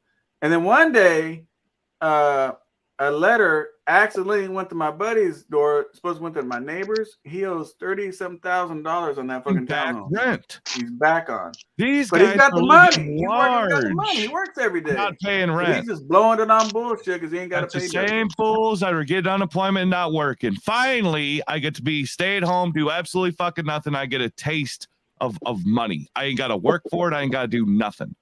And then when they finally run out of that, then they don't want to go to work. Why? Because, well, now I got to work for half of what I was making on unemployment because the goddamn government kept giving you more than what your unemployment would have been.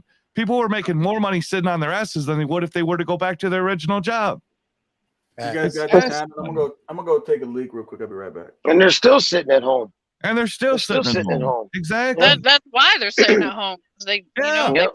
That's why it takes us twice as long to get loaded because no one goes to fucking work. And then everyone gets a taste of welfare in their mouth and they can't shake it off.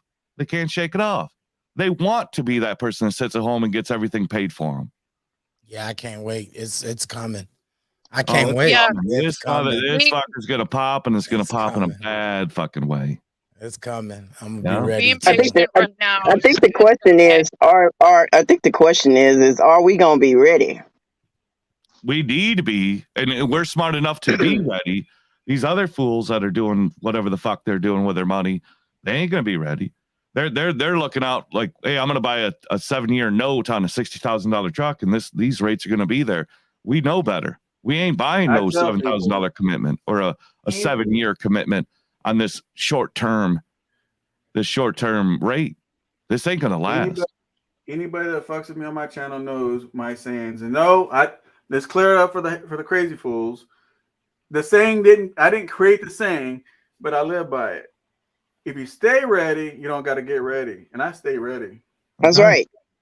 That's what I'm saying. To me, you can only speak for your own experience. I can speak for me that I'm pretty much ready, or whatever it comes, whatever happens. But because, like I said, if this is new money for you, and this is the only market you've ever known, you're gonna get a. This is not new money. This is old money that I saved. That's yours. But we're talking about all these new owner operators that coming out here paying twice. Well, hey, like I said, $1 a mile. Yeah, like I said, if they come in this shit broke, you come in this shit broke, you gonna be broke. Oh, they're gonna leave broke. Yeah, they might be rich this week. Next week, she gone. She gone. You come into this shit now with like a fixed cost of like $1.90 a mile, all in. It ain't gonna. And the shit drops, you're fucked. Yeah. If that truck goes down and you can't drive it for a week, you're fucked. Yeah. You know, just your fixed costs are way too fucking high. Yep. You know. Well, how much do you pay yourself a week? $1,500. Holy fucking tits. Yeah. $1,500. You already done lost. You paying yourself that goddamn much. I only pay myself $200. I only pay myself $200 a week. Exactly. You got guys out here paying themselves $1,800 a goddamn week. It's like, what in the fuck are you doing? What you gonna do with $1,800? Shit, what can I do with $1,800? Shit, I'm cheating myself. No, it ain't gonna last. That $1,800 real quick. You gonna be able to survive? Nope. Because they've already got it justified. I got to pay myself $1,800 to survive. You ain't gonna be in this business. Damn.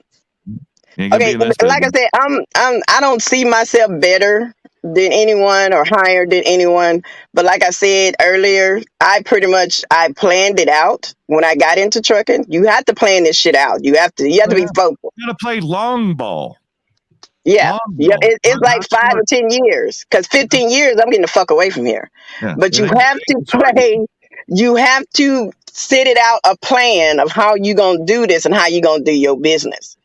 I mean, see yourself more than tomorrow or Friday when you get paid. See yourself in 5 years and 10 years and 15 years. Have your money saved up. Because even though it might take you a long time to save it, if you 33 years old, please save your damn money. Start buying silver, baby. Do something, anything, but don't live up to the Joneses. Exactly. The Joneses. Because if you ain't banking it and you're doing nothing but spending it, it ain't it. It ain't it. Go ahead. I was just gonna say, one valuable thing I've learned from so far is how to, and it's been very challenging, but I've learned to run my business on $1.12 to $1.25 a mile. You got to bank on the business, not your personal asset. It's got to be all about the business. If you're personally poor but your business strong, that's a hell of a lot better than business poor and personally rich. It's all about the business. It's all about the business. Yeah, the consistency. You got to keep your business wealthy and yourself poor. If that's what it takes, that's what it takes. But if you want to live rich and keep your business broke, it's going to be short-lived. Everything's going to get repoed. You're going to be at square one again. Shit. And if you're living paycheck to paycheck, and you might do that as a company buy, but if you live paycheck to paycheck as a owner operator, fuck, you're done. Don't think that one big paycheck you get is You it. are done. No, something they're not is all wrong. going to be big. They're not all going to be Something big. is wrong. Put that money away. Yeah. Something is wrong. Yes. Yep. You are broke. You live in. I got a maintenance fund. I pay myself 5 cents a mile, goes to the maintenance fund. Everything else is you got mine. a business account. Are you fucking kidding me? 5 cents a mile, 10 cents a mile, 12 cents a mile, 20 cents a mile. That's your maintenance. So if your engine blows tomorrow, you got it? Nope, because I ain't run enough miles. You ain't collected enough miles. Yes. You didn't collect. But it's good to encourage the ones that ain't got it to get it. I mean, that's what we were saying earlier, that we need more YouTube channels to encourage the ones that want to get it. You know, That's what because you that's what have I've been. more YouTube channels just about shit and bullshit and want to pull like fucking crabs in a bucket, and we have this wrestle shit that we competition against each other. Yeah. I'm like, we all in this shit together in the same. We behind an 18-wheeler, okay? It doesn't matter if you drive a dry van, flatbed, whatever you is. All this supposed to be like a unity group here when we supposed to be encouraging each other, not putting each other down because, hey, you made more than less than This ain't a me. pissing contest. It ain't Here's about here's the craziest thing, right? On this channel, that's exactly what I do. Yeah. I don't tell people how much money I make. You want to know You why? can 'Cause put it your doesn't shit matter on the what I make. glass. It means nothing. I can sit back and say, It I can means sit back and say, nothing. hey guys, look what I make. So if the Yeah, next it guy don't next to me matter. don't make it, now he feels Nope. bad. He thinks he's failing Yeah. because he's not up to doing what I'm doing. So Right. I don't talk about that bullshit. Or you I get teach some the naive fundamentals out here that of says, well, if he trucking could do it, I could do it. and And how he to ain't make your gonna. money. And then that's it, man. I give you guys the tools to go out and go do it, and that's it. Yep. What I'm doing, it doesn't matter. What my lanes, my money, none of that shit matters. Yep. Right. If I talk to my brothers or my sister about how much money that I make off of certain load, they say, Jesus Christ, that's more than I make in a fucking week or a month. And I said, you'd be surprised what goes out every month. You'd be surprised what goes out every month. And the whole thing, it don't matter how many channels do it because people got to want to listen, and a lot of people don't listen. When I go to James's channel and they're talk blind, trucking and S-corps and business, because I'm always my head's always on that, right? So it don't matter whose channel, what they're talking about. I'm just always linked that way, right? So when I go over there, they get mad at me on James's channel. Man, so goes over here, messing up, alcohol, da, da, da. I don't want to hear about no this and business and money. We don't care about, So Yeah. That's the sad part. There's a sad part. There's a very small audience. Yeah. A small audience that wants to see that shit. It is. I've been, and they bigger than us though. That's the problem. Here come trouble. You absolutely right, man. I mean, it's a Man, tough climb. am I sound like a man? Damn. No, I need to quit smoking. No, I said here come trouble. I said here come trouble. You Here come, not sir come. Yeah, I said here come trouble. You absolutely right, but it's a tough climb uphill because that drama shit, man.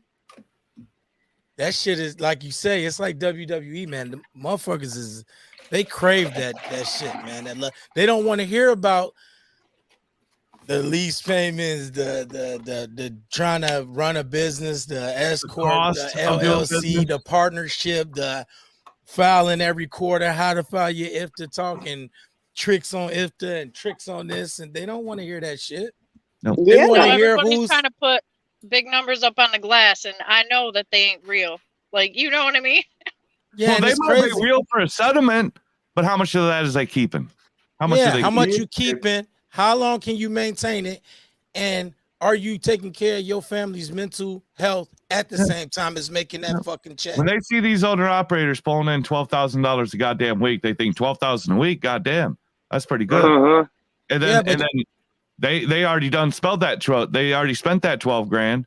But what did it cost to stay in business? What's the cost of doing business? What it cost to do that 12 grand? Yeah. You got to do 12,000. Also, you working your ass off to do 12,000. Is it worth it? Is it worth your son out there being a fucking drug addict? Because you working so fucking hard, you ain't even paying attention to your kids. You gone 6-7 days a week. You running your 70 out and probably doing illegal shit, running through waste stations and shit, living on the fucking, living on the edge. God damn, he caught me. God dang, I didn't know he could see me when I did that. Damn it. Hey man, and your kids is out here robbing motherfuckers because you're not even watching them. You too busy worried about the money. You ain't even taking care of your family. We spend more money on fuel than most people make in a month. We spend more on fuel. Yes, we do. Oh, damn, there's big money. There's big money in this business, but you don't even know what we blow. $1 to us means nothing anymore. If an alternator goes out on a car, that's chump change. Years before we got into trucking, replacing that alternator, that was a big fucking deal. Nowadays, that's chump change because $100 for an alternator is nothing compared to $700 in a truck. Yeah, right. It don't even. If I could get out of a dealership getting a truck fixed for under $1,000, I feel blessed. Yeah, that's a win. That's a W. That's the W. Here's the whole thing too. This was a foul on the play right here. Is like number one is don't worry about staying up with the Joneses because I'm gonna tell you guys something right now. most of the Joneses that people look at, it's not on the outside, it's what's going on the inside. And I explained this on my live one time. We keep this quad. How do I keep this quad? How do I keep this car? So I talked about this.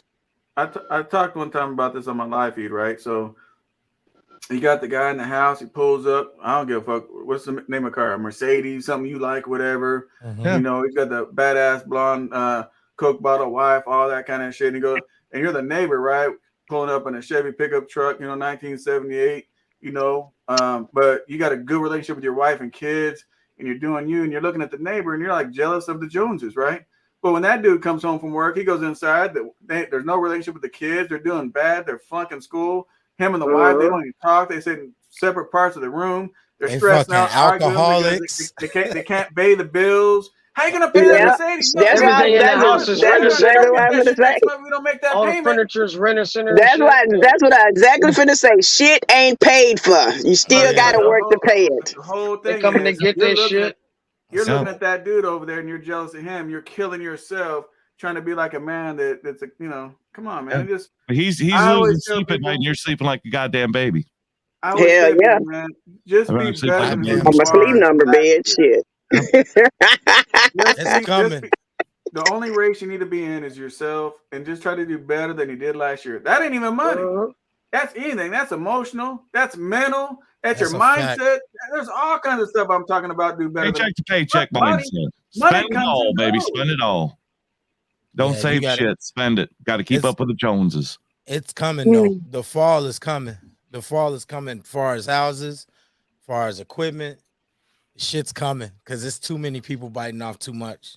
Oh they my can't God! chew all that shit. We got guys overpricing the market on houses. I can't wait. Nevada was out there, put $20,000 over their asking price, and still lost the bid. Nobody's working. Wow. And nobody's working. How the fuck y'all paying for this shit? Right. You heard? Exactly. I went to Texas in June. I want to just want to know who's the one that ain't working. Go buy some fucking property. I got family out there. I went to go visit. I said, let's go buy some shit up. God damn it. Fucking guess me keeping up some money. Hello? Hello? 1295. Hello, it's me. Quick. Hello? Yeah, he found a curve. He found a curve of Samsung, so that's what he's getting. So there you go. So at least he called. Good boy, Roy. Good boy. So I went to Texas twice, right? And God damn it, fucking houses are retarded in fucking Texas. I'm not talking about Dallas, Texas, like downtown city shit like Los Angeles. Yeah. I'm talking about out there in the fucking sticks. They building. What the fuck no. Yep. Yeah, it's insane. They building. It's insane. It's coming though. It's coming. Trust me. Hey, it's coming. It's coming. I already know. I already know. I just didn't know it. Flashback with the accountants and the mortgage holders were adding a zero to your income so you could qualify for that house. Yep. Then the next year after that, we're in foreclosure. We can't pay for this house. How the fuck didn't you pay for this house? How come you can't pay? Well, because I don't make $100,000. Exactly. I make 10. Did y'all know that they got now government assistance grants so you can get a house? What if you can't afford it? 17,000. I think it's 17,005 something. This rule shit, where they'll do a down payment for you. I wouldn't give a damn if those motherfuckers said, "Hey, we're the government. We'll do the whole down payment. We'll let you buy." They can keep that, man. I wouldn't trust the government with my goddamn house. I'm a wholesale guy. I'm not a retail guy. When you're a hustler, you don't buy shit retail. You buy shit wholesale or this kind of price. You don't buy shit at, way the fuck after fucking retail like it is right now. What up, Richard? Hey, what's up, SoCal? What's up, everybody? What's going on? Hey, you really think it's gonna crash? I don't think it. I know it. It's got to. Let me tell you guys. It's got to. It can't hold like this without You're gonna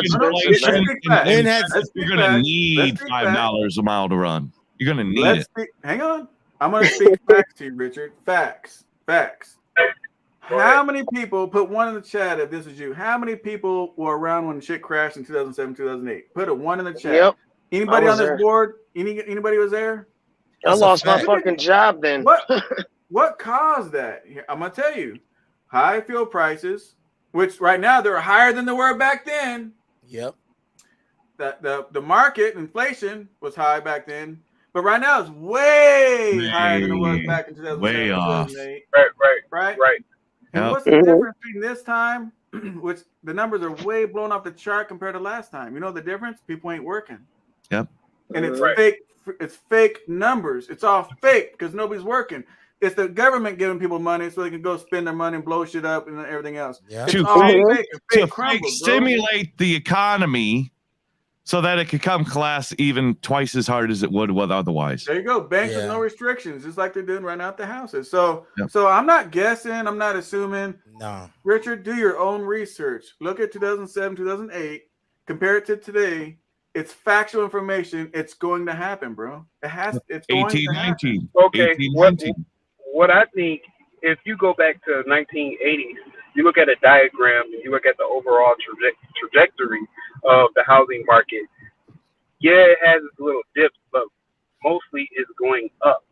It's like, okay, so we might dip down a little bit where you might be able to find you a steal, but if you, like I said, go back to 1980s and you look what it costs, because I just actually closed on a house right before the new year. And back in 1978, they bought the house for $78,000. So, and they sold the house for $265,000. And it's in a good area, 9 and 8 rated schools. So what I'm trying to say is the overall trajectory of houses in the market, yeah, it's going up. It's going to dip, but it's going to go up. You know, like back when I'm 35 years old. I was always able, when I was growing up, I was able to go to the store and get a bag of chips for 25 cents. So now I can't get a bag of chips for 25 cents. No. You know, you're going to spend $1.50 for a bag of chips. You know, so like things don't stay the same. Like we're moving in a different. We're not even talking about that. That's different, bro. That's Yeah. different. In the heyday of trucking, they were making 6 cents a goddamn mile. Every year, it was $2. It was $2 for breakfast back in the day at 6 cents a mile. We are at whatever the hell we are, but our breakfast is $10 now. So every year, right? On regular life, right? Every year, January, the new cars were probably $1,000, $2,000. They're higher than last year, right?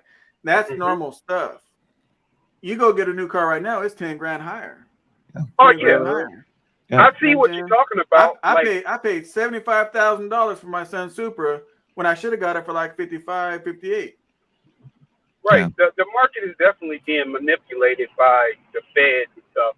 And, you know, they're trying to save people from crashing. You know, a lot of people don't know what they're going to do. You know, a lot of people are not putting themselves in a position where they can sustain themselves and carry on with their life. You know, a lot of people just not ready. Wait till the cost of living, not just buying a car, not buying a house, but the cost of living, to put food on your table, to put electricity, gas. When that shit starts going up, natural gas doubled, if not tripled. Game is over. They you could choose not to buy a house. You could choose not to buy that car, but you can't choose not to eat. You can't choose not to have heat and electricity. And when those start going up, the fundamentals of life start going up. It's a game changer. Game changer. The whole thing, Richard, game changer. The whole thing, Richard, is you're comparing cost of living to the inflation that we're dealing with right now, and that's two different things, bro. That's oranges and apples, believe it or not.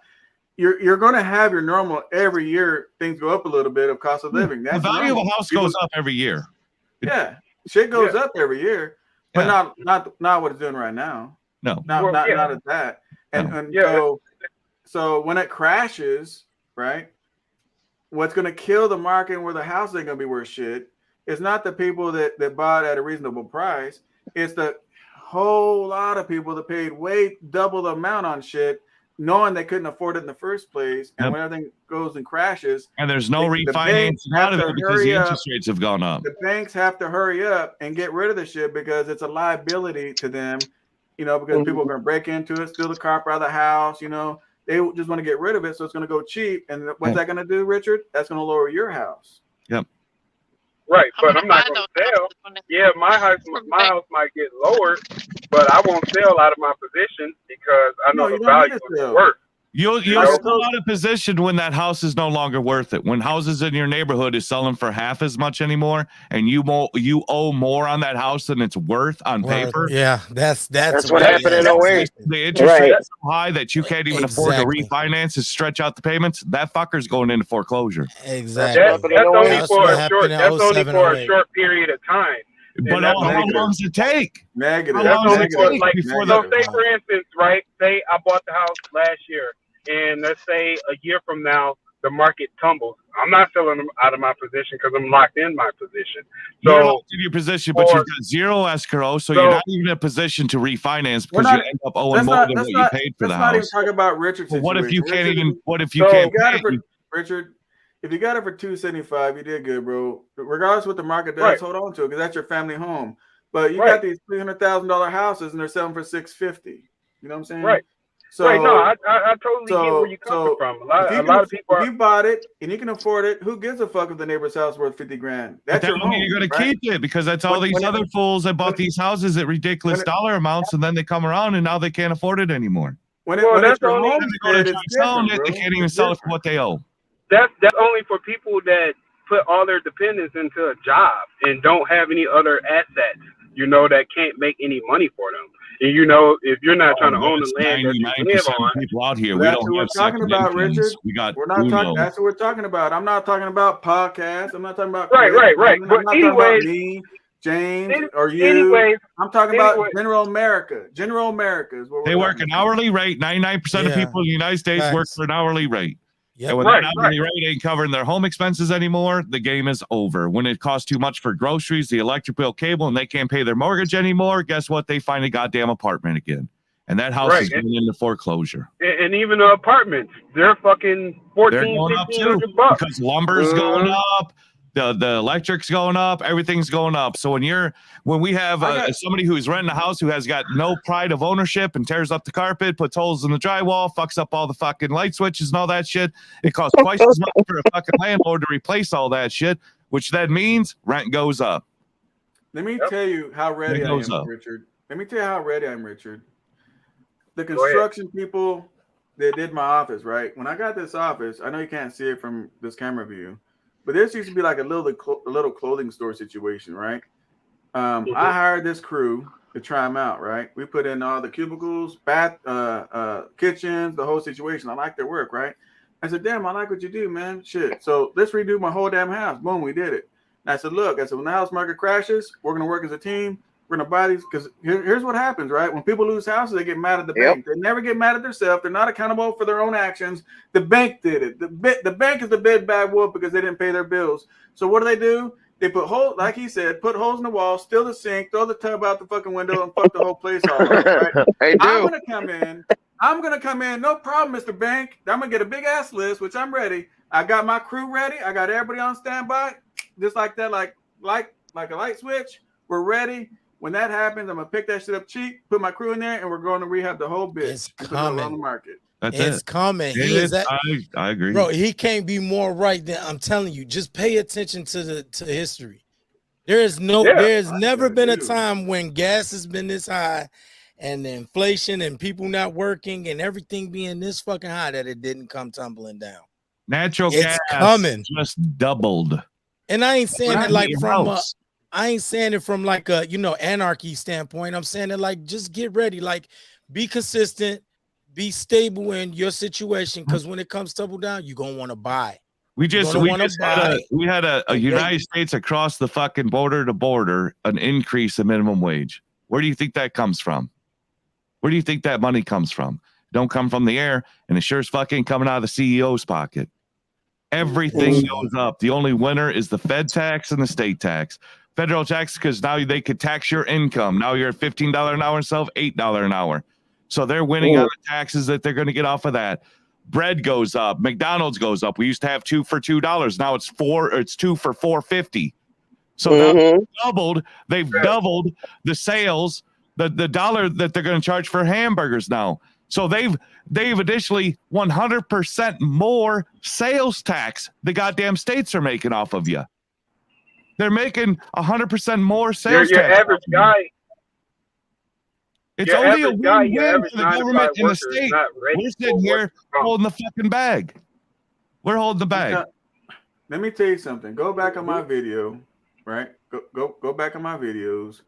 I think it was titled "Lease Drivers." Something about lease drivers beware, or lease drivers watch this. Way back when COVID first started, the first month I think COVID did it, I warned everybody. That what's happening right now was going to happen. I warned everybody. Go watch the video. What's that? Almost 2 years ago. Go watch that video. That video says exactly what's going on right now. 2 years ago, I said it. Go watch it. I wish I would have bought a trailer about 2 years ago. I really do wish. I can't find a trailer for shit now. Richard, I bought a trailer 2 years ago for $14,500. I sold that I sold that fucker for $40,800. You can find flatbed trailers. It's crazy right now. It's crazy. Right. That selling that trailer paid for both trailers and my tractor is what selling that trailer did. It got me debt free as far as the business is concerned. Hey, Off of a fucking trailer. SoCal, one question. I'm about to branch off shortly here and activate my authority. I'm just trying to think. Should I get IRP plates or local plates? IRP. Unless you're running nothing but intra. Here we go again. Listen to this. Stay ready, so you don't have to get ready. Right. They're the same Yeah, price. true. The same price. Yeah. You'll feel really shitty spending that kind of money on local plates, and then a guy's got some run going out of state, and you're fucked. Right. I'm in the Chicagoland area, so I operate out here a lot. Stay ready, so you don't have to get ready. Yep. Thanks. Appreciate it. But hey, I'm about to get out of here. I like the podcast. I like everything. Everything is pretty cool. You guys be safe out there, and be ready, man. Like SoCal say, stay ready so you don't got to get ready. You got to, baby. You got to always think ahead. Don't live today. Live for tomorrow. And fuck what I say. For today, it's going to be short-lived. Fuck what I say. Go look at the history. Go look at 07, 08. Go do some Googling. Go do some research and see what happened back then, and then compare it to what's happening today. That's all you gotta do. Fuck what I say. Don't believe a damn thing I say. Go do research and look at it yourself. That's just crazy. Yeah. Yep. All right, guys. Y'all take it easy. Later. Best showed his ass cracking. What are you gonna do when the government? Says, what are you gonna do when the government crashes? Ain't no checking going out. Then we're all screwed. Say what? Anybody understand that question? What are you gonna do when the government crashes? Ain't no checks going out. Then we're all screwed. I don't depend on the government, man. And I don't either. And if people are sitting back waiting to get paid with the government, they're all gonna get screwed, man. They're all gonna get screwed. That's why not everybody else gets to come in. They get paid when I drop off a load. Yep. Look at fuel prices when Trump in office or Bush. It will depend on the Republicans take the House and the Senate. It's way beyond that, bro. It's way beyond that because our president keeps signing these goddamn executive orders. So people got to get to work. I'm telling you, man, people got to get to work. Earl, you crazy. And if they don't, I mean, eventually, you're gonna go to the shelf, just like truck parts and just like everything else. You're gonna go somewhere, and you're not gonna have something, and they're not gonna have it for a long time, and it's gonna get worse and worse. And the bad part about it is when people go to work, things don't happen like this. When they go to work, it takes 6 months, a year to see after people go to work, to see what's going on, to see stuff's going back on the shelves, to see a little tiny little dent. It's going to take over a year. Yep.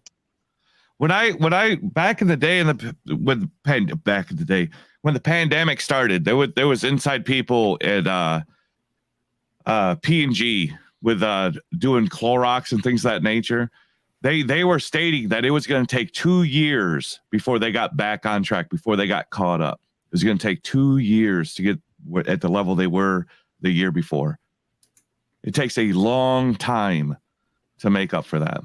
A long time. Well, and look at trucks maybe too. that's what we're Like, doing. We're chasing the rates because they're all trying to catch up. And what happens when they all get caught up? Hey, read what Nevada just said. Job I Drop my chucked truck off for a off. rear Go ahead, gasket go ahead and read it. replacement. Guy told me he had a truck waiting for an oil pan gasket for 3 months. Yep. An oil pan gasket? An oil pan Jesus. gasket. Damn. I'd be 3 forma months. gasking that I'm telling you. motherfucker is I'm what I'd be telling doing. I told him Nevada just to tighten the fucking bolts, the thing will quit leaking. That's No, what that's I not said. Nevada, Well, bro. I That's asked another truck. Nevada. I said, are those bolts torqued down? He says, well, they said I had the same leaking problem. in Tighten one the bolts. spot, Done. it might be torqued bolts, but he's going to try that first. I'm looking at the flimsy damn thing. He got to wait on for 3 months. 3 months for an oil pan gasket. I'd form a Yeah. gasket. Very true, Trouble. Very true. Can you make those yourself? Yeah, I'd be. You can, forma gasket. actually. Well, Yeah. yeah. If it is, it's out of warranty. That's right, Nevada. If you put that forma gasket on there, game's over. Well, I would have tightened the bolts. That's what I did, and it's quit leaking. Even the Cummins guy said, no, that's fine. How'd you get it to stop? I tightened the bolts. Yeah, that's what I would have did. Well, So it depends on the dealership. If you got a brand spanking new truck like he does, and there's wrench marks in the bolt and it's leaking, you just voided the warranty. Yeah. Yeah. And it depends. Nevada says, because he talked to the dealer, and I'm just going to speak for Nevada. They said that if it's leaking in one spot, possibly could be torqued. But if it's leaking all around, that's more than a torque issue. That's a gasket failure. But he was talking about somebody else. Yes, he's talking about somebody else. He's just got his truck in the shop now, and there he was told So the that front this guy cover's waiting- leaking. Yeah. Yeah. Oil pan gasket. You know, back in the day, you know, back in the day when my uncle and them drive their truck, they used to get this long thing. You know, the gas is like the little rubber stuff, right? That's like fucking cork board. It's Yeah, they're and what rubber. they They're do rubber is, now. You can make yeah, they buy that and they cut it out to the size of the fucking cover head and put the shit back on there. Yeah, but now it's all. The reality is, if you got a messed up, it's all fancy if you shit got a messed up nowadays. gasket, right? You can just, you don't have to pull the damn oil pan off. Just drop it down a little bit, shoot it with some silicone, put it back up, let it dry, and you're Well, fit. they're saying that that's going to void warranty, but that's Shit, I'm not doing no silicone now. that's fucking up shit. Void warranty or keep making money. Gasket. They call forma gasket. When I started doing overheads, or not overheads on my cars, but if I change valve cover gasket, you don't trust that gasket to do it all. You put a bead of forma gasket around it, James, and then put the gasket. James, you got your monitor? Look what's here, James. Where's Froy at? Bring it in. Let's show everybody. Oh yeah, that's it. That's exactly what I got, brother. It's the same. It's the same thing. That's it. That's gonna work beautifully, baby. There it is. I'll have them unbox it for us. Have him take his sweatshirt off. Put him back on the big screen. Have him take his sweatshirt off. Come on, we got a couple ladies here. But do you want to wait? Do you want to wait 6 months for a gasket, or fix it and keep running and making money? Well, if you fix it and keep making money and it's going to void the warranty, I think I'll sit for a couple months. I don't want to fuck up 4 more years of warranty work.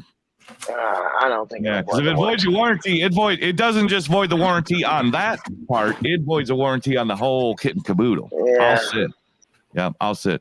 Me and Nevada will be playing cards in Vegas. We don't. Yeah, we're fine. We're fine. Yeah, Nevada, you ain't got no sweat. I gotta see if this thing's gonna fit, man. I gotta relocate this whole desk situation. Tell Floyd to take his sweatshirt off. There's a couple ladies in here itching. Come on, Floyd. Throw some man meat. Oh, you got a both of them. Wow. Come on, Floyd. I'll let you watch that real quick. I'll be right back. Yeah. Let me put 'em on Move your let me chair put 'em on out a the solo way. for you. Move the chair out the way. I'll be right back. I gotta go. Yeah, here we go. Seeing some man sweat. Come on, Floyd.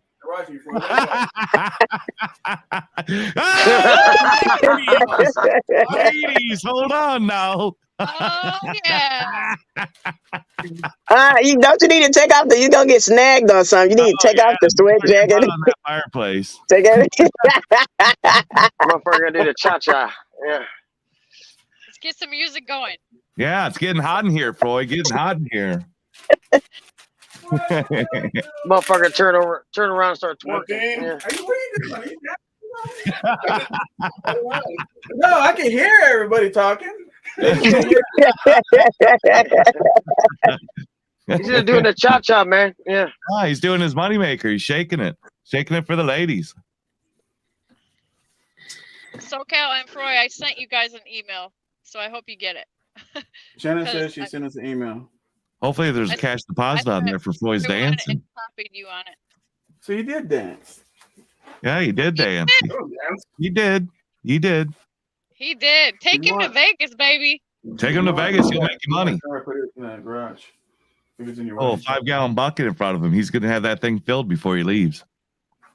Froy can make your beer money, James. Oh, gosh. I've been drinking good stuff. I'll be getting good stuff.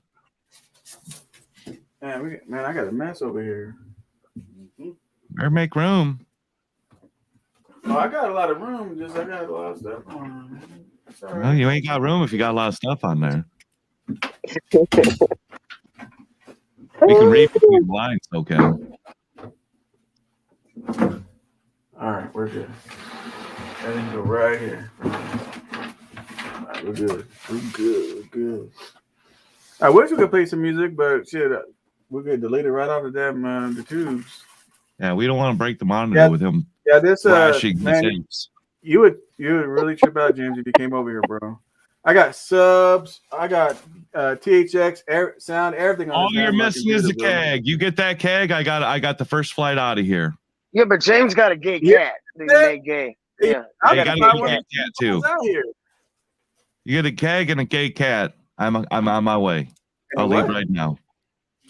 A keg and a gay cat. Yeah, James made his cat gay. It's a cat he calls a girl. I guess you're not coming, man, because I don't rock like that. I don't give a shit if it's a cat or not, man. I'm good on all that. You just call a boy a girl. Hey, She'll fit right in. So while we were gone, we flew the drone in here. In here? Ask how well that worked out. Here's this craziest thing. I lifted it up off the ground, and I held it, and I hit the throttle up a little bit. It's like, it was trying to fly from my hand, bro. That's a racing one. Oh, it's probably. Yeah. Try to tell these guys. Motherfucker got a cat motor in it. How's the Peterbilt look out there? Good? Go film it. Take it out. Oh, we can't. It's probably on blocks. It's probably on blocks. Peterbilt looks good, but the wheels look a little. Which one's out there? The blue one? No, my new little toy with the cat. What color is it? The red and black one. It's gonna get painted though. Once things get back to normal. Let's see. They sell sheets of gasket material. Just yeah, that's what I'm saying. You can make your own gaskets. Yeah, you can make your own gaskets. Mm-hmm. I don't know about the oil pan gasket because that's pretty big, but I mean, yeah. On the race cars, we just use the silicone for the oil pan. Form a gasket, baby. There you go. There you go. That's for you, James, right here. That's for you. Look at what Ringo says. Oh my God, he took his sweatshirt off. Is that from? Oh, you talking something else? Pete always. Right. Hey. Comments. James was getting it was gay moment. Yeah. James was having a gay moment. Damn, I thought at least me and Shannon would have noticed that, but he's like, damn, he took his sweatshirt off. James, Shit. don't rock like that over here, man. We don't rock like that over here. Damn. Shit. I think you can't be reached out and touched, James. Just Come because on, you're man. on the other side of the state. I can appreciate a good-looking man without being gay. Come on. Okay. Because No. you're 2,000 miles away, don't think that someone's going to reach out and touch you. Just say no. That big motherfucker might show up in Vegas and meet you. Yeah. Oh, What's up with the gay joke? Yeah. What's up with the gay joke? Yeah. Yeah. He'll be shaking his moneymaker for me. Joke out, just send there you go, pictures. running your mouth again. Yep. Just send pictures. That's it. It's all fun and games until he starts pelvic thrusting, and it's getting a whole new game. It's all fun and games until you're in a headlock, motherfucker. Yeah, whole new game until I get some black eyes. He ain't gonna do nothing but say yeah. Start throwing dollar bills. All for the games, you can't see where you're walking. Yeah, it'll be raining money. Yeah, old we're boy. going to Vegas. You coming? Yeah, Vegas, 17th to the 22nd. You got 3 weeks. Hey, Ain't nobody James. going no fucking Vegas. Hey James, here's my second one. Brand What in is the that? box. The Z? Yeah, brand new one. Looks like clone. Looks like. I'm sorry, Miss Shannon. You said something? Oh, is that I your was asking if he was going to Vegas. Hell no, I ain't going to Yeah. Vegas with these you need purrs. some- Not with James going, because we're gonna be in jail. Oh, we're going. James gonna have us in jail. James No, gonna have what them is- in jail. jail. No, what? He's He gonna have them in jail. We got No, goals. he's gonna get baby. me in jail. I mean, I know that motherfucker. If Yeah. we ain't in jail, we ain't doing it right. James finna fuck something up. Let's go this way. Let's go this way. Get away from this motherfucker. Yeah. Well, they ain't gonna have no moonshine, so I'm not coming. I can make arrangements for that. We can make some. I can make arrangements. We can make some toilet wine. Hey, I forgot. Drink some what? Some toilet Toilet wine. Yeah, like they did in Hey, James. James. Yeah, I forgot to ask Freud to get a longer HDMI, right? Because the one that comes with the TV is a little bitty short one. That's all you need to get to the computer. But I believe in stay ready and got get ready. Look, I already had one brand new. Oh, see, you could have used that big fucker behind your desk there. You could use that one behind you. Which one? The TV behind you. You could have used that as a monitor. No. Oh, the TV. You could have used that as a monitor. I let everything have its own little job. Ooh, add the shoulder. Yeah, Freud. God, damn, look at those arms. Look at those arms. So we're gonna have That to run t-shirt's it about to through rip, here. baby. Those arms are gonna wrap around your fucking Oh, neck, James, and be yes. squeezing the shit out of you as you're passing the fuck out. Hey, I told you what I already told you what he gonna say. Yeah, tighter. Yeah. as he passes the fuck out, mumbling. Mumbling Thumbs shit up, coming out of guns his mouth. Come to roll those sleeves up. Give us those fucking pow-pows. Hey, can you roll the sleeves up? Come on, Freud. James is having a gay moment. Oh, you want to see his Wait a minute. tattoos? We can't see it, SoCal. We can't see it. Yeah. Hang on. Let me put you on the sword. Hang on. All right, now do it, Freud.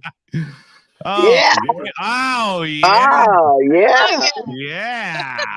Oh, yeah. Yeah. That's a cool tat right there. Yeah. Oh, yeah. Mucho grande. Yeah. Yeah. You notice how Yeah. the women and Let's James see where Best he's are going to put his commenting on this tramp motherfucker. stamp. Let's see where that's going to go. Hey, Yeah. James is down with the ladies. He's on our I'm team. down with too. the ladies. I'm down with the ladies. Okay. Shit, yes. Every now and then you glad to see a little man show an arm. Shit. Every other YouTube you see asses and women tits and shit. Yeah. Yeah. Ooh, I can get off now. I'm getting hot. Oh, yeah. Damn it, girl. Those tech stands for us, baby. Just No. Yeah. So you in the way. Shit. yeah, get out the way, SoCal. Okay, Damn it, Beth. My dumb ass is doing it wrong, man. Yeah, you in the way. I had to give Best his man card back. Hey, man. Hey, there you go.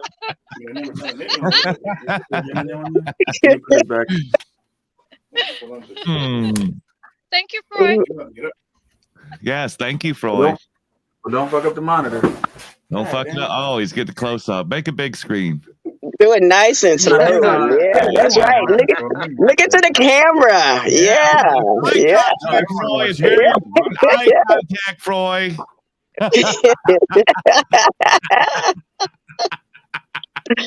Oh my goodness. I need to go home.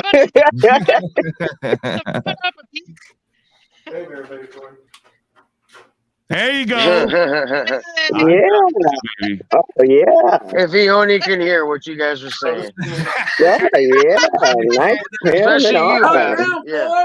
He's gonna go home and take a shower. He's gonna feel dirty. God damn. Yeah. Hey, Yeah. where'd he go? He's laying on his back. Wait a minute. He can really hear us? He can really hear us? That don't look right. SoCal. It don't look right. He's under your desk. Oh And both of you are under the desk. man. Well, Oh my God. SoCal. Oh my God. Oh my God. Oh my God. Good Oh Lord, my man. God. Oh my God. I'm so Y'all getting jealous. kinky. I'm so jealous. So jealous. So jealous. Oh boy. Nope, he That's a down. big Oh ass yeah. desk. Oh You two yeah. big motherfuckers under that Oh, desk. That's a big ass desk. Freud's on his back at this point. Later. Hey, you guys are too funny with that bullshit. Oh, SoCal's checking the wiring down there. Yeah. Go down further. Go down further. Oh, Yeah. get in Yeah. there. Yeah. Yeah. Yeah. I was fucking watching somebody and I fucking put my whole drink on the camera. I just fucked up the whole thing. That's a sticky down there, Freeland. Oh yeah, you say so, baby. You're right. James Oh, Best, you're a freak. He is, Oh yeah. he is on his back. James Best, you're a freak. You know that, right? We up here tuning on. Ooh, yeah, back action. All right. Yeah. Yeah. That's that money maker. Yeah. Oh yeah. Push it out there. Push it out there. Thank you, Troy. Oh my God, I'm gonna get in trouble. I'm gonna get in so much trouble. I can't let my husband see this. I cannot let my husband see this. No, you cannot. That is a heartbreaker. He is a heartbreaker. Yeah, look into the camera. Yeah. Eye Yeah. contact. There you go, baby. Oh, it's getting hot in here. It's getting hot.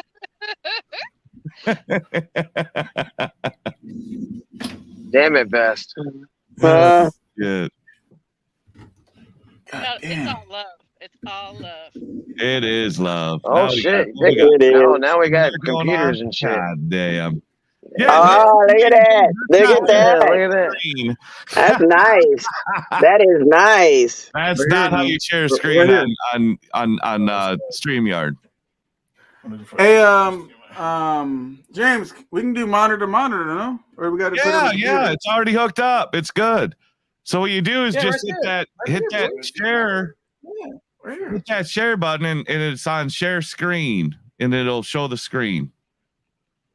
I'd rather see more Freud though than that screen. Figures you would. Yeah, for the ladies, for the ladies. Yeah. Thank you, James. You're welcome. You're welcome.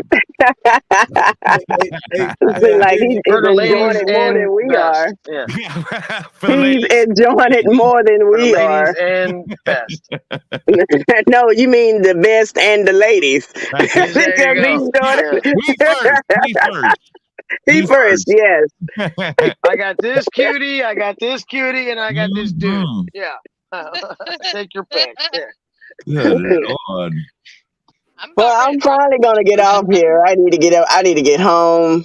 My Yes, you husband, need to take a I'm shower, about to baby be girl. in trouble, Hey, or James, my we Where got you, a husband where about to be you, in where you, trouble. where you from? Where you from? I'm from We only have Texas. one. We only have Okay. one I'm from AC Texas. left, Roy. I'm up the Chicago James. area. Oh yeah, y'all up there. Yeah. I I'm don't. in I don't Indy do now, up but north. I'm about probably 60 miles from James, from where I live to where he lives. Yeah. Yep. Oh yeah. About Yeah, 60, we 70. from everywhere. We from everywhere. That's the Yeah, this is my same first here. time ever We coming ride. on James' channel or coming on live. He always there. I Yeah. need to interview her. I need to interview her. I would You- love it. I would love it. You need to go on Best's channel and watch the chaos over there. It's crazy. I Yeah, it's fun. do. I do. Yeah. It'd be so Hey, funny to James. me. It's all about it. Miss Hey, Richie James. would Yeah. know what's up.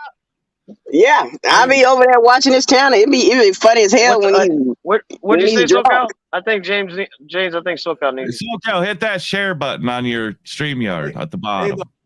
Hey, the whole thing, James, is I can't do monitor to monitor. I'm going to have to hook it to the computer. Yeah, you got to hook it up to the computer. What are you going to hook it up to? I thought I was going to go monitor to monitor. Yeah, but you got to hook the monitor, the HDMI on the monitor, and then bring it to the HDMI on your computer. Oh, James says we have to do HDMI to the monitor to the computer. Yeah. So do it on the display on the back of the Display port, right? video card on the computer. There's an HDMI on there. So you we're plug. not hooking nothing from monitor to monitor, right? Nope, not monitor to monitor. Monitor to computer. So we did this. Otherwise, all you're going to do is mimic your monitor. So you want to go monitor to computer. So there's an HDMI port on the video card in your monitor or your computer. Yeah, I just need you to clear the way so I can put this big ass. Otherwise, you're gonna just duplicate screens. You want individual screens. So I was right. So we have to hook it up that way. Yep, monitor to computer. All right, cool. So do you have to have 2 HDMI ports for that, James, or do you? Most of them come. Most of the. But I don't want to fuck up with graphic cards on a computer. They're going to have HDMI ports anyway. They're usually going to have 3 or 4 of them. But most computers are going to be like the HDMI cable or something like that, where you got to screw it in. It's got all the pins. James, I'm not gonna hook it to the computer itself until after I'm done with this stuff because I don't want it to fuck up while we're live. I don't think it's gonna fuck up. It's just a video card. It ain't gonna fuck up. How far you are in the back? It'll just Fuck it up. Install it and all that good We shit. got room to pull it. Fuck it up. Yeah, plug it in. Fuck it. If it goes out, it goes out. Might not be The able to live see us feed's for a over. second. Yeah, it won't go out. It's just a monitor because I got one monitor here that turns off, turns on all the goddamn time over here. It ain't gonna do shit. Monitor. Yep, and then put it in your HDMI port on the computer, and you'll be good to go. All right, go ahead. So much knowledge in this live today. We've learned a lot. I know. We learn how to hook up computers, how to truck that, how to do back You just got to office, hang how out do for taxes, 9 hours to get there.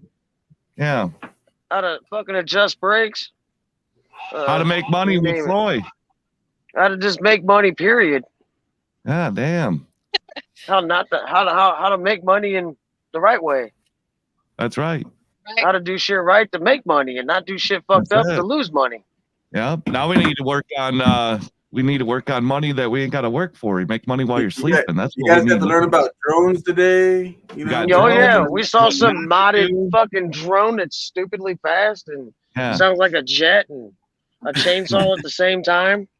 Yeah. About took off a SoCal's hand and almost took him through the roof of the building. Let go! I can't. I almost flew away. Let go, SoCal! Hey, James, you see my mic set up, right? I see that. You got like a boom mic, like you're in California, so that's about right. Yeah. I got a question about drones, guys, because I don't know that much about them. But Ask James. James is a professional at that shit. I don't know shit about drones. I don't know if Nevada is still in here. brakes. Yeah, I don't even adjust brakes. If Nevada's still in here, I don't know if he is, but maybe he could answer it. Because I noticed, like, on some of his videos, it looks like he has drone footage of his truck driving. And so I was wondering, can you, with a drone, do you always have to remote control it, or does it have the ability to follow you? Yeah. I think it will follow you. I don't know. You have to ask someone that has drones about that, but I think it can go into a follow mode. Will a drone follow you? Yes. So if you want to take a video of your truck, SoCal, and you want your drone to like do a aerial, you can do that while you're driving. It's so cool. Yeah, if you have a good drone, it will follow you. Correct. Yeah. I mean, it might not do 65 miles an hour, but if you're just cruising around the parking lot, yeah. Well, if you're cruising around a parking lot, it'll follow you, or down the road, not too fast. Not the cheaper drones, not the $100 ones, but yeah, you get a good drone.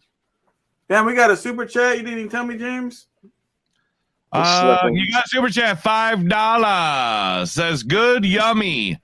Get business advice, trucking advice, tax advice, and now tech advice, and eye candy, which Richard had forgot to mention. You're almost at 9 hours, SoCal. You're almost at 9 hours, bud. Troy. Yeah, get that eye candy back in you. Where'd he go? So this is the wrong cable. This is not even HDMI. This is a different one. What is that, man? I have no clue. It's the wrong one, is what it is, James. HDMI. What else? Oh, is it a D port?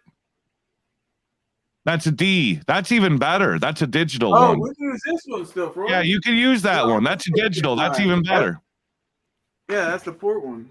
Yeah, that's a digital port one. That's even better. Well, Nevada says the drone will also fly into things if you put it in that mode, in the following mode. Yeah. Oh, that's cool. That's the mode. That's the mode I got figured out. Driving through shit. Running into shit, yeah. Yeah. Yeah, throw that to your display port on the computer. I know your computer's got one. This is a display port cable. Is what this Yeah. is. Better than HDMI. It is better than the HDMI. Yep, display port is the best. Yeah, I was wondering why I bought it. This is what I got hooked up to it in the first place. Yep, that D port's the best. Display port. Yep. We got your back, SoCal. We got you. No, actually, I think Roy does. Yeah, well, definitely Froy's got him. Yeah. Yeah. Yeah. Oh, shit. I think that's plugged in. This should have been done already, SoCal. I don't know what the fuck you're doing over there. Hey, just on a side He's note, I playing. noticed that Fox Live News, I just saw a headline. I didn't get to click on it, but said something about Joe Biden spoke today on the transportation, on the supply chain. Christ. Man, Yeah. doesn't that fucking retard ass idiot? That guy's a fucking wrong. He's an embarrassment. It's probably his resume for fucking Even as Swift. a Democrat, you should be embarrassed of that fucking retard ass Oh my idiot. God! If you're a Democrat, you should never vote Democrat again. Because this guy He ain't it. Yeah, he No. ain't it. No. What a goddamn embarrassment. Go blue, no matter who, right? Go blue, no matter who. Go blue, no matter who. That's funny as hell. You just won. You just won. Goddamn class clown. That looks good as fuck right there. Be proud. Well, we James. got to turn it on first before you That start. must look pretty good, because good as fuck's a good look. Yeah. Oh. I just gotta hide some of these wires. Damn, I definitely can't see my speakers no more. Hot Thief's asking, how's the Canadian convoy going? Does anybody have an update? Yeah, they're probably still driving around. Nevada probably. They're still driving around. What a fool. Creeping. They out there creeping. Yeah. Doing drive-bys and shit. Some bullshit. Same as the motherfuckers in front of Washington honking while Trump is talking. Same stupid Yeah. bullshit. Yeah, It ain't gonna change D-rated nothing. now. Well, I heard there Go was get the $6 million motherfuckers some hats. raised, so Yeah. I guess they can afford to drive around for a little while. Oh. That'll hold them for a little bit. They'll probably pay a salary of everybody, or part Well, of their salary. Canadians probably will. The Canadian government will probably pay them to go on strike like that. Yeah. If this shit goes out, I apologize. It ain't going to go out. It is what it is. It's going to take it like nobody's business. I could have made a dumbass comment about that, but I'll leave it alone. Well, you could, Yeah. but you... Like that. Yeah. Drinking Molson Ice. Hot seats going places tonight. Hot seats going places. I'm going to be eating frozen pizza. I remember when ice beer first came out. I thought Oh, that it was was delicious, wasn't it? That shit'll fuck you up. woo. Bud Ice is still the best ice beer out there. And then at the same time, Bud Dry came out. Do you remember that? Yep. That's hard to Yep. find anymore. Yeah, they still make it, I guess. Zima? Is Zima still out there? They Zima. they started reproducing Zima because all of this seltzer started getting popular. And they figured, well, hell, let's try Zima again. It Yeah. wasn't bad. I liked it a lot at first, but I got sick of it real fast. It was awfully carbonated. You almost had to drink it on the rocks because it was so carbonated. You had to break those Yeah. bubbles up. Otherwise, I got hiccups badly. Yeah. But I've had Before some I Zima in became my a day. trucker, I used to like beer. But Yeah. Yeah, beer's don't have always time good. for that. We got it plugged in. Well, if you ain't got time, you drink the ice. It'll make up time. You just lost pictures, SoCal, on your screen. Oh, fuck. Sure did. Still Didn't got I? the background though. You're all right. You're still here. What the fuck happened? Must be your camera, I guess. Tilts, yeah, Sean Hart tilts those were fucking potent. Troy. What's that say up there? It knocked Have my you camera tried out. the Bud Light with the orange in Yes. Yep. it? Man, that's good. Bud Light lemonade is good, but the Bud Light lime, I'm not down with it. I ain't doing I it. don't like the lime in the beer. No, but when I no. tried that orange, It's I was like like, a Corona. The reason why there's lime on a Corona when you go to Mexico, it's a garnish. It's there to keep the flies out. But somewhere along the line, us idiotic Americans decided to start shoving them in there, and then drinking it. Well, That's I not- like my Corona that way, and Yeah. but it can't be done with an American beer like Budweiser. Like it doesn't work. No, it don't work. Here But you it's go. all- You're back on. It's supposed to be a garnish, Get back on, bro. nothing more. All right. And then in Mexico, you put it on there to keep the flies from getting into your beer. I didn't know Because that. they make all the margarita, yeah, they make all the margaritas and stuff with these limes, so they got limes all over the place. So when they sell a beer, they put a lime on top. You can buy a Budweiser and get a lime on top. Well, I'll tell you what, I like squeezing Corona. that little bit of lime in your Corona really, to me, it really did it for me. So I didn't know nothing No, about. I'd rather I put a thought little that salt in it. I'd rather put a little salt. I like Coronas. I'll fuck up some Coronas. Corona tastes like water. I don't really like beer, so I'll See, drink the Corona. funny thing is, you get a Modelo, and there's no lime in Modelo, but they put it in a Corona. Yeah, you got beyond I'll that. drink a Corona without a lime. I don't care. Just, Yeah, just like the way Corona goes down. yeah. Yeah, it's a really good Mexican beer. I Yeah. gotta Smooth. Do you know why they put an umbrella in the fruity cocktails? Why? Keep the flies off again? No, it's not to keep flies off. It's to keep the sun out, so it stays frozen. Yeah, it stays cold. It doesn't melt. Whatever. No, that's a fact. They put an umbrella in it to keep it from the sun out from melting it. Yeah. Do you know why? He's a professional alcoholic. He knows. I'm telling you, I know things. I wake up knowing things. Do you know why there's a worm in a bottle of tequila? Spit. What is it? It's to prove the alcohol content of vodka of the tequila.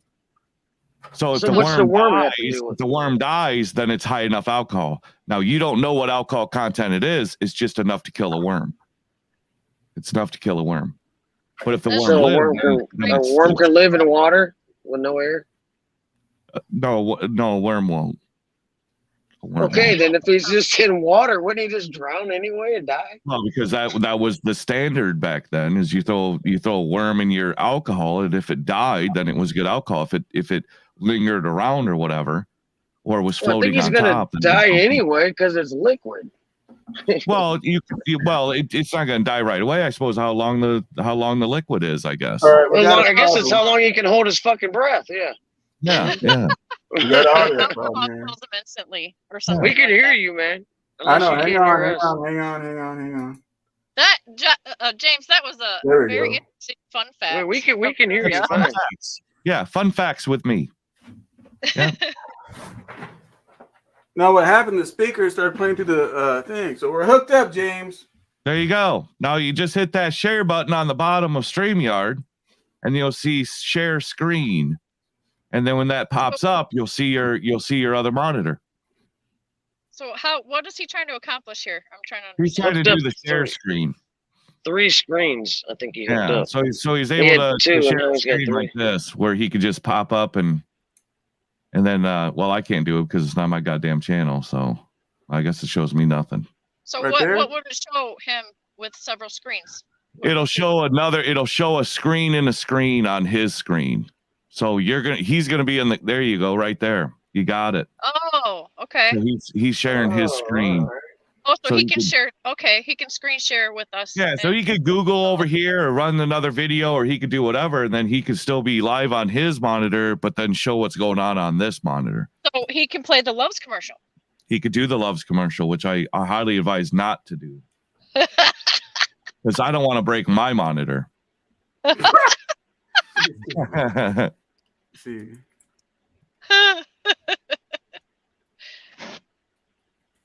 That's pretty cool. Yeah. Yeah. The bad thing is you got to have 2 monitors to be able to do it. That's the Wait a shitty minute. part. What just happened? Nothing. So you can see it? Yeah. We You can see the Saver. thing in the middle. Yeah. I see your alien guy there. Yeah. Yeah, but I'm With looking the at something girl else. in the top border. Well, we see the alien head. Well, you're looking at the wrong monitor. You got to keep your eye on that monitor that you got up here. Don't be working on Okay. any other monitor. Work on that So one. here's what happens now, right? So you see the monitor, right? Yeah. The Alienware thing. Yeah. So when I go over here and I do a search thing and I click it, it shows it up on my first monitor, and then I can't see you guys. Well, you might have to go into settings and then differentiate A and B, like 1 and 2. Which one's monitor 1? Which one's monitor 2? So right click it. Left bottom corner. Yeah, and then go look for display. Troy is the man. Yeah. Yeah, I'll take a shirt Don't off. leave, Troy. Where'd you go? Yeah. Have him come in with a shirt off next time. He ain't allowed in here. Mm-hmm. Yeah, it's not letting me. If you go and close that out, is that your screensaver right there? That alien? Yeah, right. It's the screen. Yeah. See, I can do that on other screens. Right click it, and then go to screen or display settings. Now go to display settings. Now you're gonna see 1 and 2. So you're gonna see. Yeah. Now I went to my first screen. Yep. And now you're gonna see 1 and 2. So the one that's big that's the monitor that you're on currently. So you want your main one.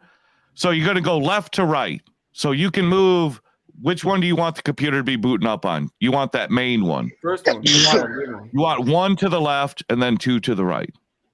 And then you can assign what monitor is what.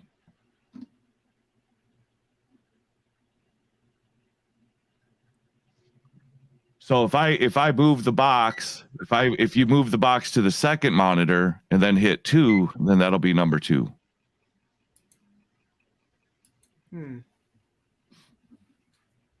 And then you should be able to get the Windows jobby on both. Let me see if I do personalize. You should be able to get the the bottom where you got the Windows shit. You should be able to get that on all of your monitors.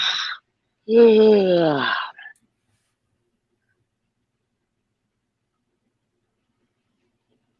Otherwise, whatever you see on the first monitor, drag it over to the second one. Because now you can move your mouse from one monitor to another, so you can move whatever's on the first monitor. You won't let you watch?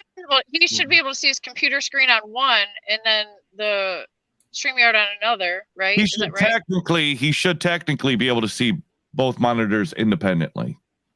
So he could do whatever he wants to on one screen and then do whatever he wants to on the other one.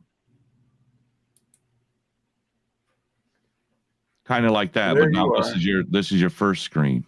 No, this is you right here. I'm looking at that's mine. Yeah. Oh, how do I get rid of that? I don't even know. Here nor there. So I gotta go back. I got you motherfuckers on my TV now. Yeah, there you go, baby.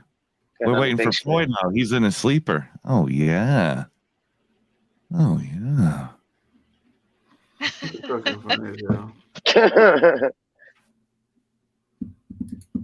So I can come over here, display settings, but it pops up on this side. Oster's in the house up here on the panel. Oster, are you in here? Oh, he's muted. Oh, he's now there. I'm muted. So you should be able to get this is your main display. Oh, okay. Yeah, I can't remember how the fuck you do it. How to get both monitors so they got two, I think. bars on both. So this is already as the main display. Yeah. Display sound notifications to warnings.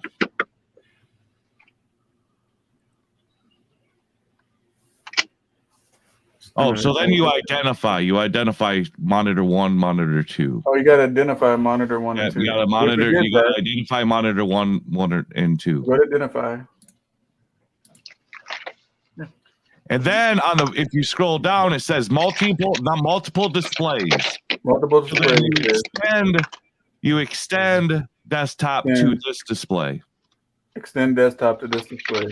Yeah. Click here. That's in the multiple displays on the bottom. Show only one display. Oh, you fucked up. No, you don't want to show it on one. You want to, because it's either going to duplicate desktop on 1 and 2. Revert. Well, you want to extend desktop. Okay, because otherwise just turn it off. Yeah, so that's not it. Show only 2 settings display. I don't know. Yeah, so you want it on that one where it says display desktop 1 on 1 and 2. No. I want it separately. So if I'm searching something, so you go to expand desktop to the display. Yeah, because you can open up Google Chrome over here on this side. Let me see. Yeah. Let me show you something. Let me show you what I'm talking about. First of all, we got to do is stop sharing, right? Oh, here it is, right here. Add a screen. So There you I'm go. right See, here, right? now you got that table on the bottom. So I There can you go. operate here, but as soon as I click on something, it goes to my first monitor. Yeah. Click it again. Try it again. Click on whatever you want to click.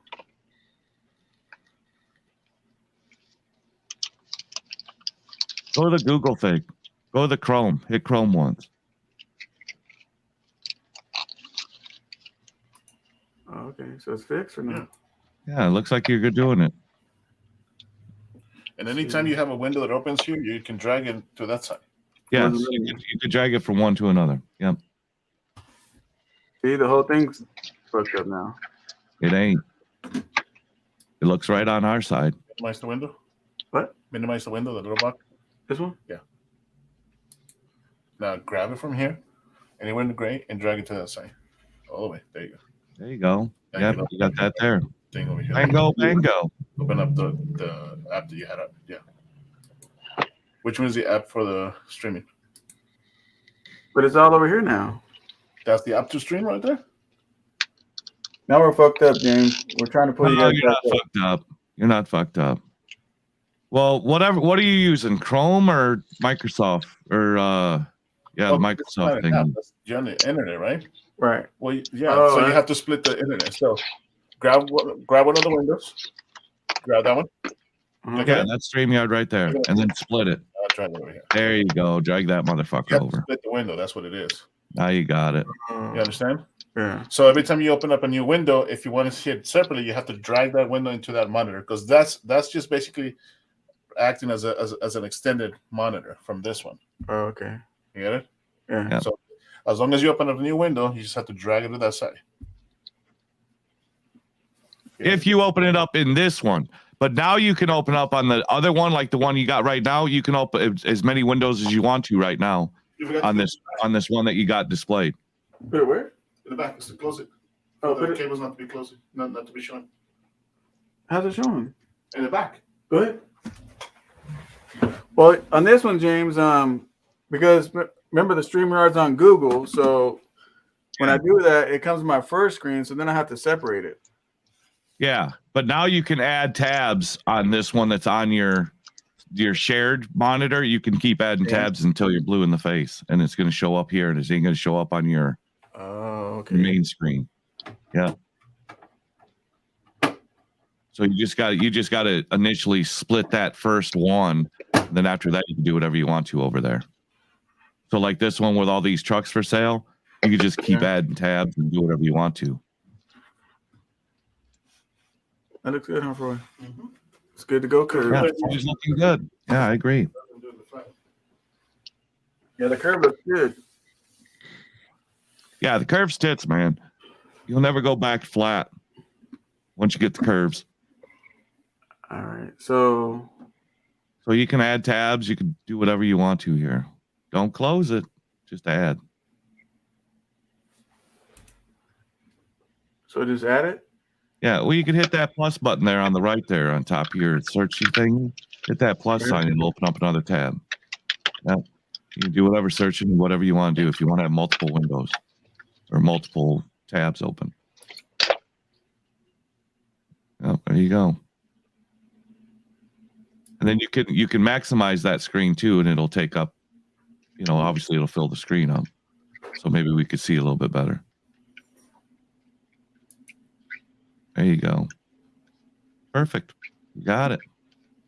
See, guys, I'm learning something today. You're learning things. See, you never stop learning, SoCal. Never stop Did learning. someone get kicked out of here? I didn't know about it. Let's see. Back in. Yeah, Oser was in there for a minute, and I think he bailed out on you.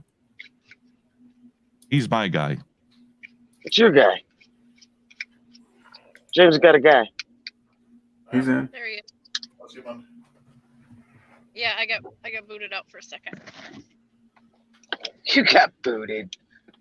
I did so I'm on a pilot and I'm in the truck and I'm on my tablet, so it's like, sometimes the internet does whatever.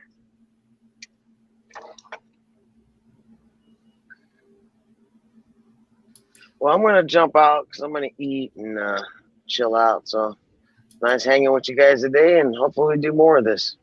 Have a great weekend, Quick. All right, buddy. Later, SoCal. Later, James. Yeah. I booted myself out. All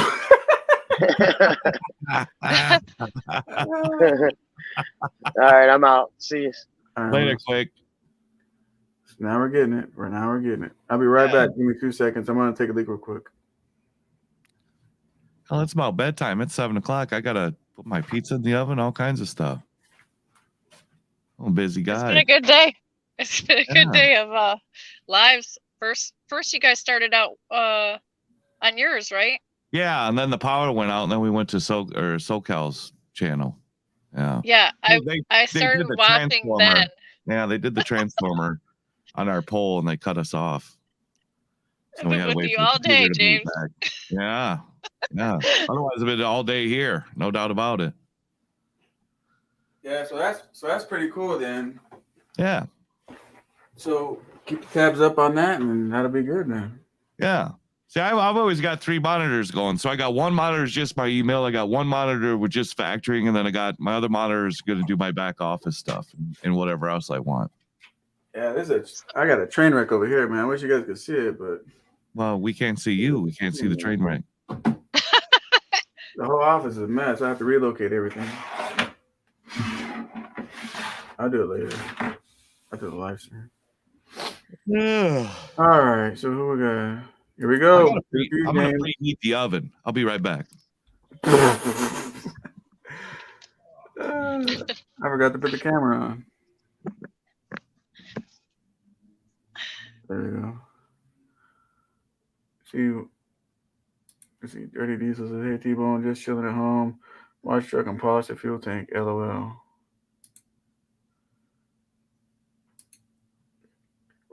Not yellow yet, but he's ordering the paint. What up, Stuart? If anybody wants to come in, we can come in. Yeah, so Shannon, that's what we're trying to figure out because I'm gonna be getting on the load boards and different things. So I'm trying to share stuff with people, and like, damn, man, how come I see where it says share and all that stuff? I'm like, wait a minute, how come I can't do it? And that's what it was, a whole nother monitor. So Yeah, that's gonna be cool for your when you're doing calls and stuff, and you can bring stuff up and looking up information. yeah, it's gonna be real neat. So I still have to practice with it and figure it all out. But if I shut this one down, I don't know if it'll shut that one down, but we'll figure all that part out too. So We're unstoppable now. we're just trying to learn this stuff, man. We're trying to learn this stuff to help teach people. Sean says, James, what happened to my pizza? Oh, James, who's got a damn alarm going off? All right, guys. Any questions? You can extend. Oh, here we go. You can extend the screen. Oh, you have the monitors by hitting the windows. And at the same time, it lets you extend the monitor or duplicate it on the monitor first. So, James. He went to go turn his pizza oven on, he said. Yeah, I had to warm up my No, he's pizza back. in the oven. Okay. So, let me hit share screen so you can see what I'm looking at real quick.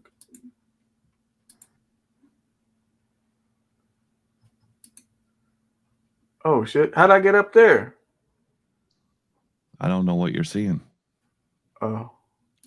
If you share screen, then you got to pick I which see- screen I you see want to why. share. Here we go. Yeah. So you want to pick the right one. Otherwise, it's just going to be like a mirror on mirror on mirror on mirror. Right.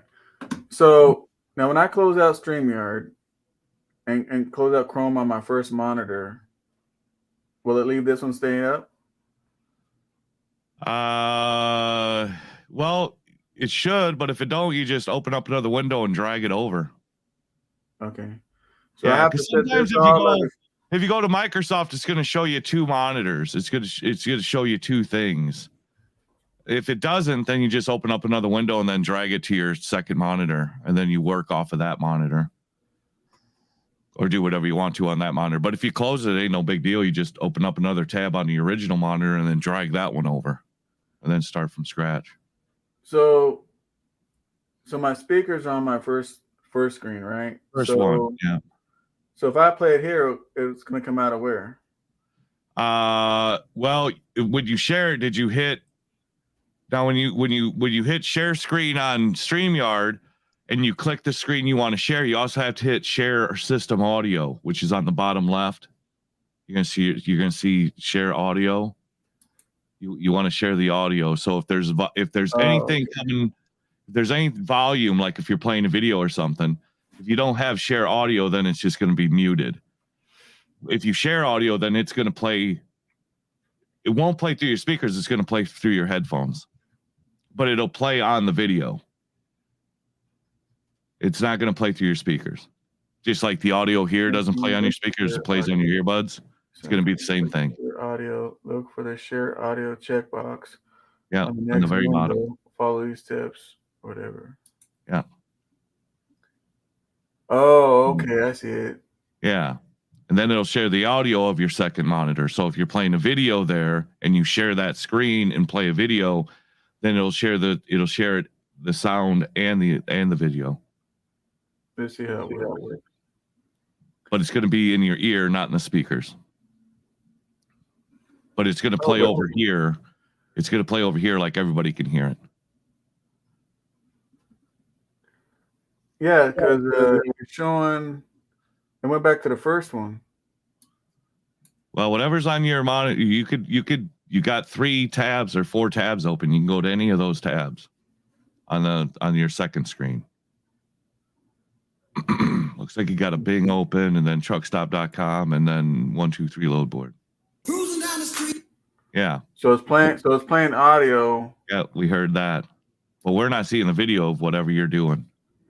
I know. Why is that? What monitor are you on? Well, I'm on the second one. So right? you're on that one? I went here, but then it shot over back to the first one. When I opened it up, then drag that fucker over here. So if it opens up the first, there you go. Like that. Now you got it. Got it. Now you might have to go in the settings some more, because anytime you do anything on that second monitor, it should stay on that second monitor. It shouldn't be going to your main monitor. Oh, okay. Yeah. So it might be where you're extending it. You may need to go in those settings and do the extension, because it should come up. Like I've got the same bar as you got across the bottom, but if I open up something, it stays on the monitor I'm clicking it on. I don't click on it and it doesn't show up on this monitor. It shows up on the one I'm clicking on.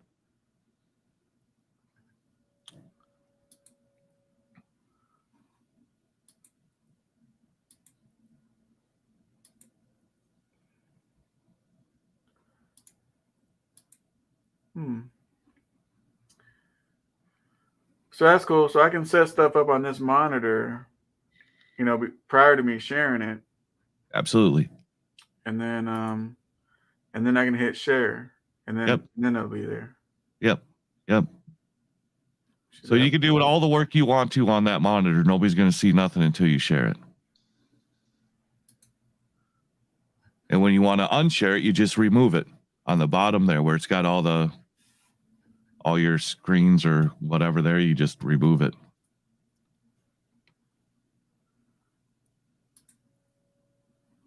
Let's see.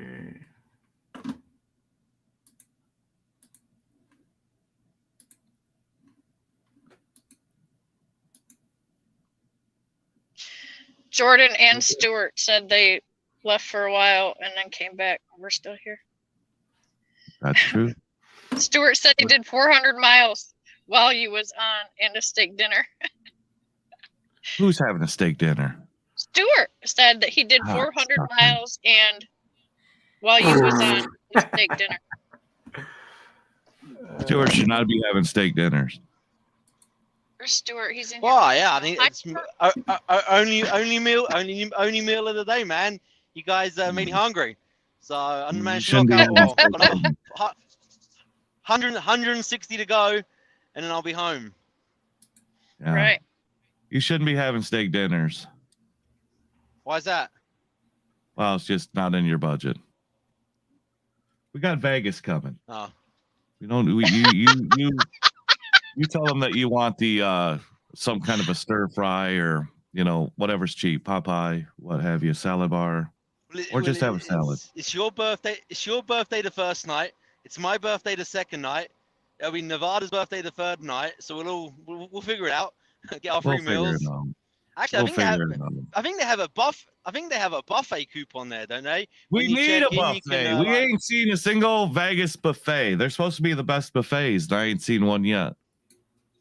I ain't seen a buffet I think yet. you can buy it for like $60 or something, or $40 a You get day. the whole day though. You can eat Yeah, the whole day buffet. Yeah, we you can keep get all coming day. back. You get for 24 more. hours. Oh yeah. Breakfast, lunch, That's and what we dinner. I mean, need. that's freaking $60 all day. It's really not that bad. $40, That's not whatever it bad. is. No, that's not bad. Yep, that's what we need to fucking hunt down.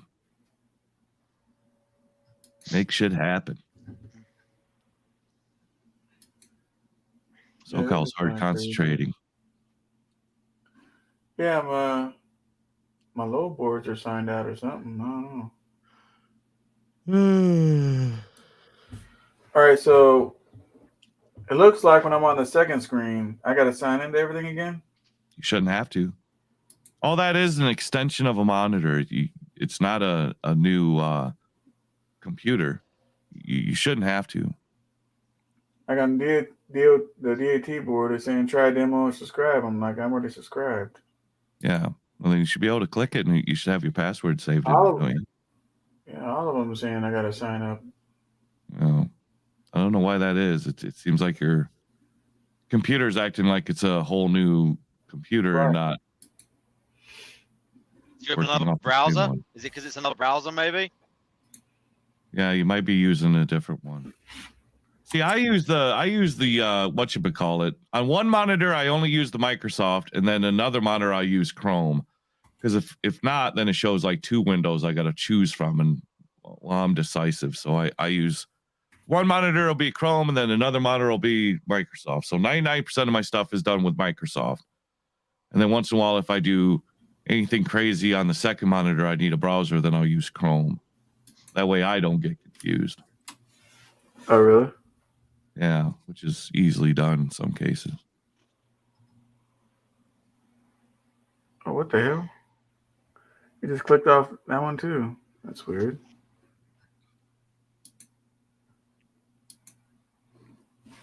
So Let's just go back to your settings. Right click a blank screen. And then let's do the settings. Have you identified your monitors 1 and 2? Yes. So hit identify, and then 1 and 2, you can do that. And then scroll all the way down to the bottom. And you're gonna see multiple displays. Right. And then what do you got it on? Extended desktop to this display, or do you got 1 and 2 and 1 and 3? No, I have 2. 2 is my main one for some reason. I don't know why it ain't 1. And then you can change that. You can all you gotta do is grab the number 2 and then move it to the left. So the 1 is you don't want that to be 1. You want your main screen to be 1. So if you see a 1 showing up on the second screen, grab that 1 off of where you see it on top, where you see the 1 and 2, the 3 at the identify screen. Just move 1 over to the left, and then it'll swap them. So when you say rearrange your display, you see that rearrange display. You can move that. You can move that number. Just click it and then grab it and move it to whatever position you want. And when I hit identify, it shows my main monitors too. Yep. So what you want to do is when you see when you do that display and you're seeing rearrange your displays, it says select which display below to change the settings, all that bullshit. So click on 2 and move it to the left or right, either side of that other 1. Then it'll swap them. Yeah, it'll swap them. But it didn't swap it. And then hit identify again. Wait a minute. There's not an Yeah. apply When you button. show identify, it's gonna identify it on the monitor of like, okay, this one's number 2, this one's number 1. Yeah. Oh, fuck it, so didn't do it. Yeah. So then take the 1, put your mouse on the 1, click down, hold it, and then move it to the right. Then move it to the right. There you go, all the way to the right. Done.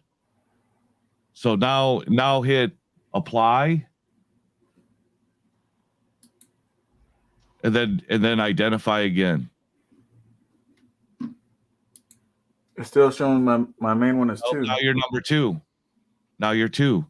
Before on this one screen that you're sharing was a 1. Now it's a 2. It is? So your main screen is 1. Oh, because it shows 2 on mine. It shows 2 on the screen you're sharing. No, it shows 1 on the screen I'm sharing. We're seeing 2. You're scared. Really? You're sharing the wrong screen then.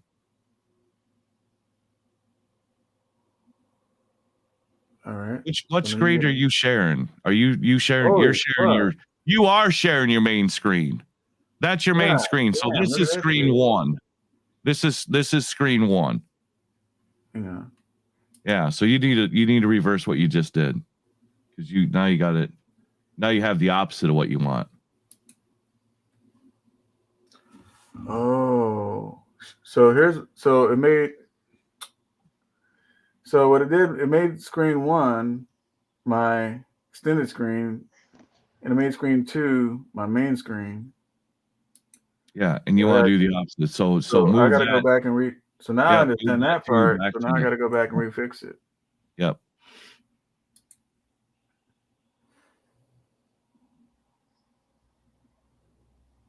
James, you need to get one of these jobs for freaking like online tech support or something, man. Walking in field like this. Yeah. Well, now it put me on the other side. So, what the fuck? Everything went to Because the other side of you're my sharing- thing. what you have up Oh. right now is main screen, and that could be the share button is confusing you on the bottom. When you hit the share screen, you want to share your second screen, not the one you're on. So Yeah, this is correct. Number 1 screen is your main screen. So go back to the share button on the bottom of StreamYard, and then pick the other screen. No, so you're on StreamYard right now. Yeah, you moved it over to screen 2 then. Yeah, so hit the share button on the bottom of StreamYard. Yeah, hang Then on. you're gonna see 2 monitors. You do not want screen 1, you want screen 2. So I have it backwards. So on my mouse, I can't go from screen to screen. I got to go outside the wrong screen and come out through the wall. So you're going left. You're going left. So that's But I wanna where go you. right. Yep. So open up your display again. All right.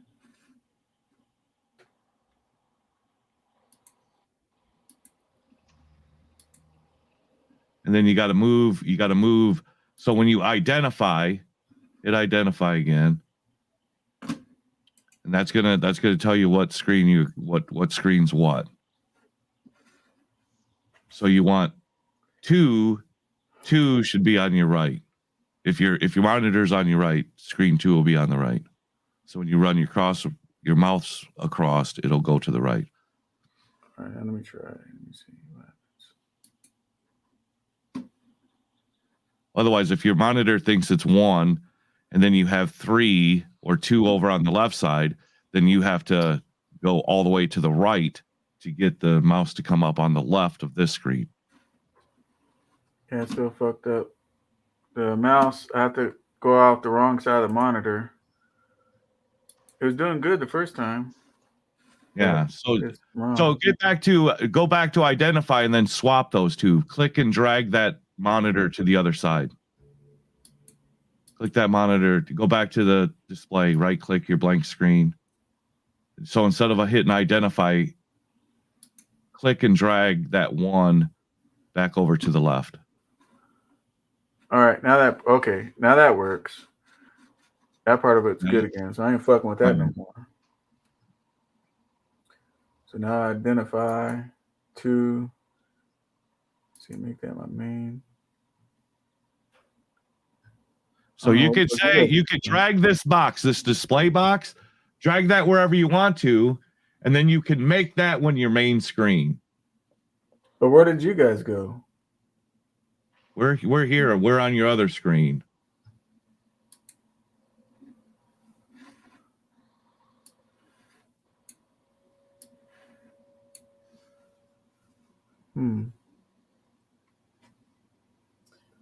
Yeah, I can't even see the damn StreamYard no more. I gotta put you guys back.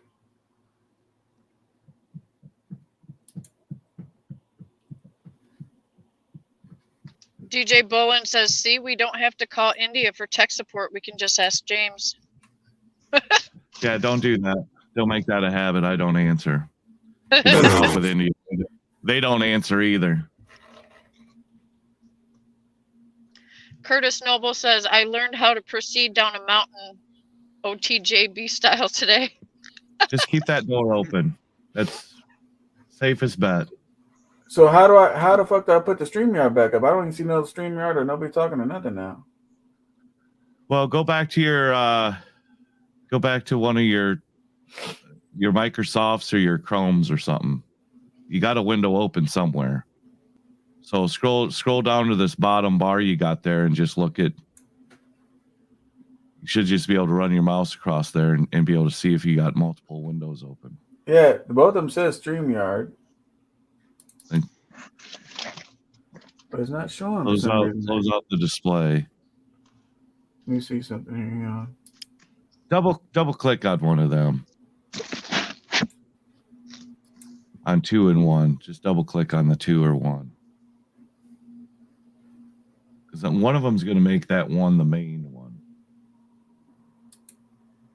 But you're still on StreamYard, so somewhere along the line, either on this main monitor you got or the one you're using, if you scroll on the bottom on your Microsoft or your Chrome, you should be able to see the window pop up. There you go. I'm not sure what the fuck I just did, but yeah. So you want to unshare this or remove it? There you go.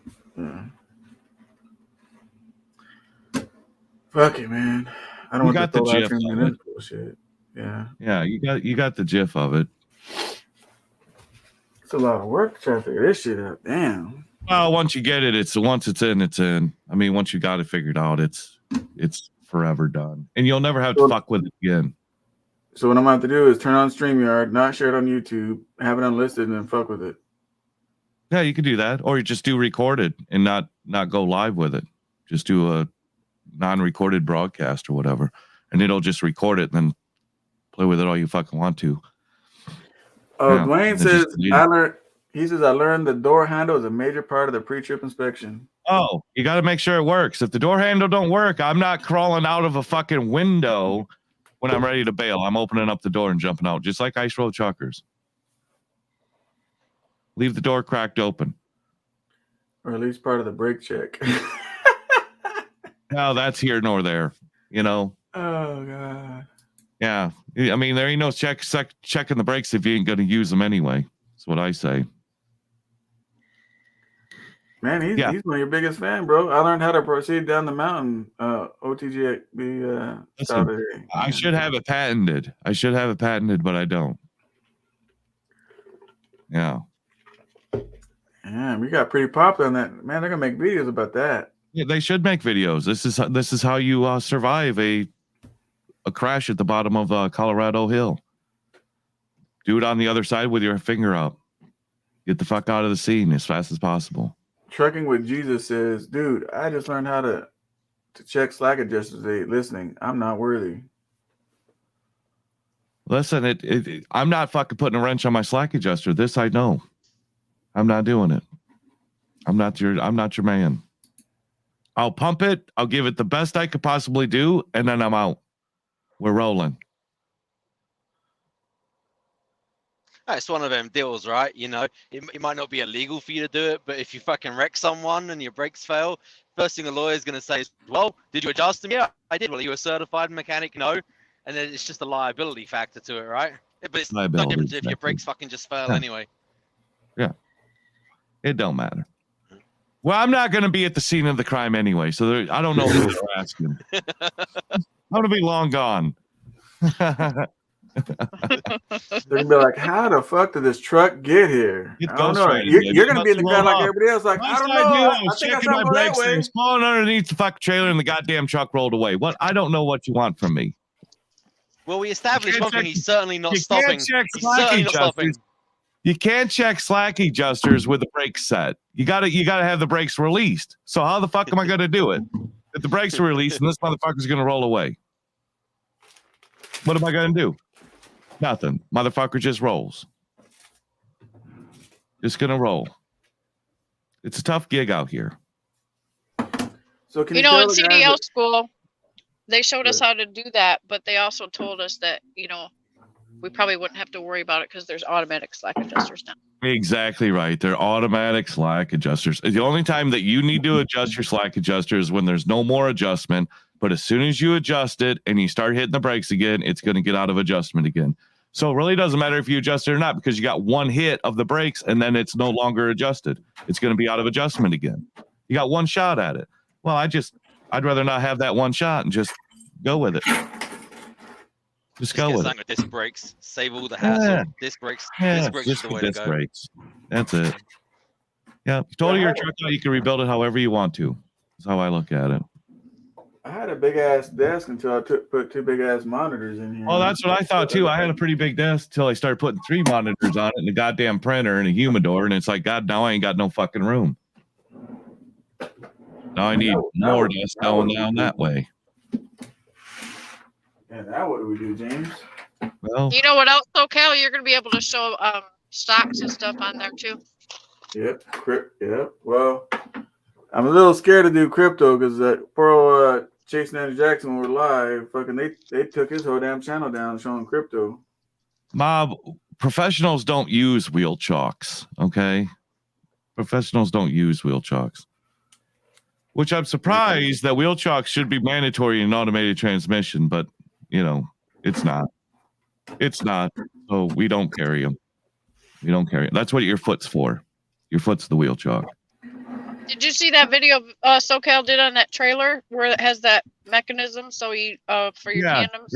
Yeah, both of my trailers have that. I was looking at my trailer. I don't see that on my trailer. Yeah, you got a piece of shit then. I never seen that before.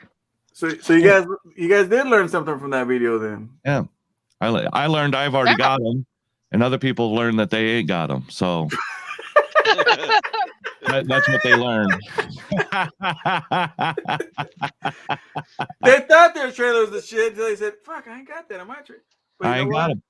When people order their new trailers, now they can ask for it, right? That's right. So when was it? When did that start happening? I got 2013 that's got them. No, 2016, I think. Well, 2013's got them.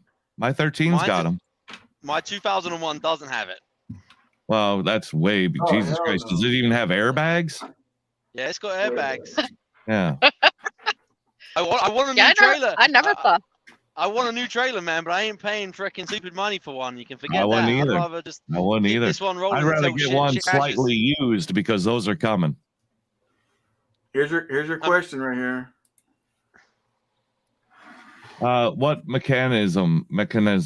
I don't know either.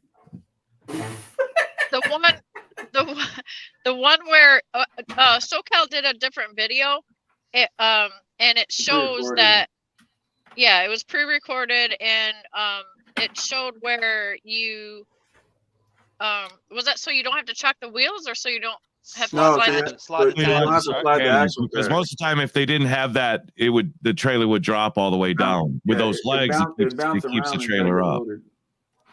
So what it does, T-Bone, all it is a set of legs that flip up when there's enough air. When you release the air in the trailer, then the legs come down and then the trailer rests on those legs. They're right behind your airbags, right on the axle. SoCal, you could try out your new system and see if you can play that video real quick. Oh, that's true, huh? We can do that. I don't fuck up. I'm still trying to make it. All right, here we go. Yes, they got manual slack adjusters. Absolutely unfiltered.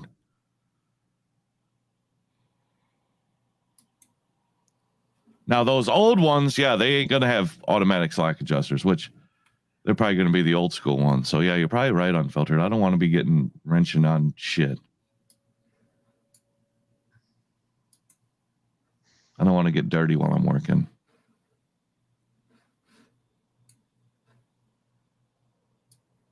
Okay, now I'm on some half screen shit. How the fuck did I do that? Hang on.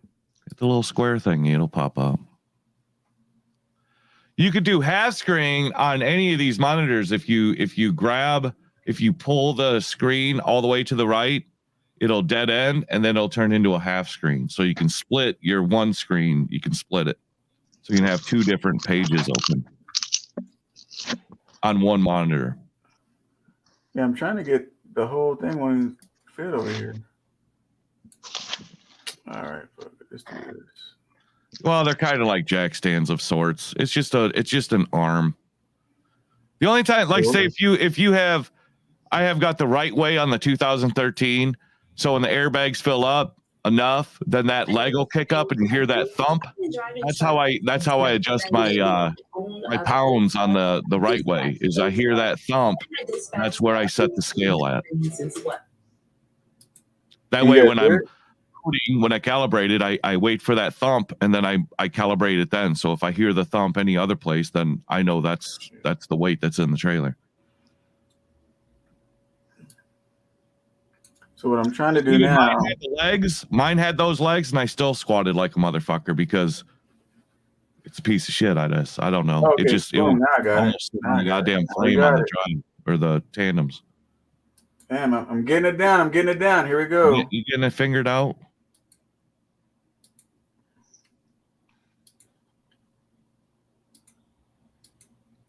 Get Froy in here. Tell him to take his top off. He'll get it figured out. Uh-oh. I forgot to. Now I There didn't it say share. I didn't say share audio, but will you guys hear our audio? I don't need to hear it. If you didn't hear audio, then no, we won't see audio. Yeah, you don't need audio. You don't need audio. I guess it is. There it is. Yeah. You hear the audio? Yep. Yeah.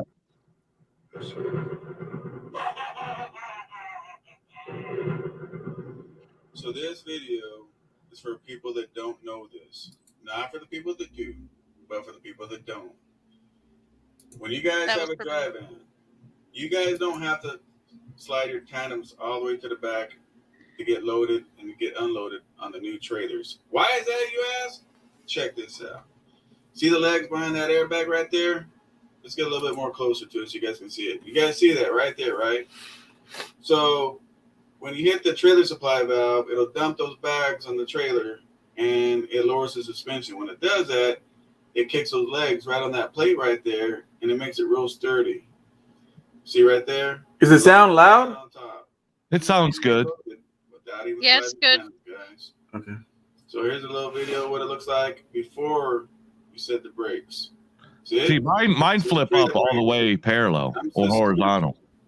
And right there, the trailer brakes are up, so are the legs. And all you gotta do, if you don't know what I'm talking about, is pull the little valve out. Pull that little valve out. Anyway, I hope you liked the little video, guys. Until the next time.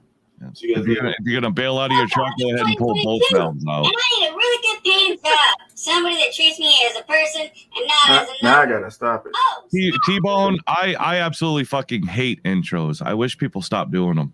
I wish they'd stop. My intro is tight as fuck. I don't give a fuck. I hate them all. Check this out. Watch this. We'll just do the intro. Because the reason why, not because I want to hear the intro, I'm gonna do the sound thing. I'm gonna do share sound now. I want you to tell me if you hear it differently. Because it might, you know what I mean? So let's see, share audio this time. Yeah. Now tell me if it sounds different, okay, James? Yep.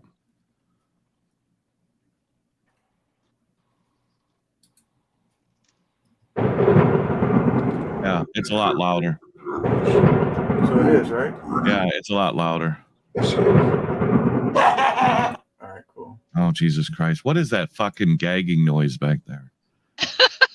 What gagging noise? The fucking So how can I laugh back there? So what I have to do is turn off the speakers on this one then. Yeah, you don't want the speakers on at all. Yeah, because that's where you're gonna get that echo and all that good shit. Gagging noise. Yeah. Would it be under display settings? For what? The audio.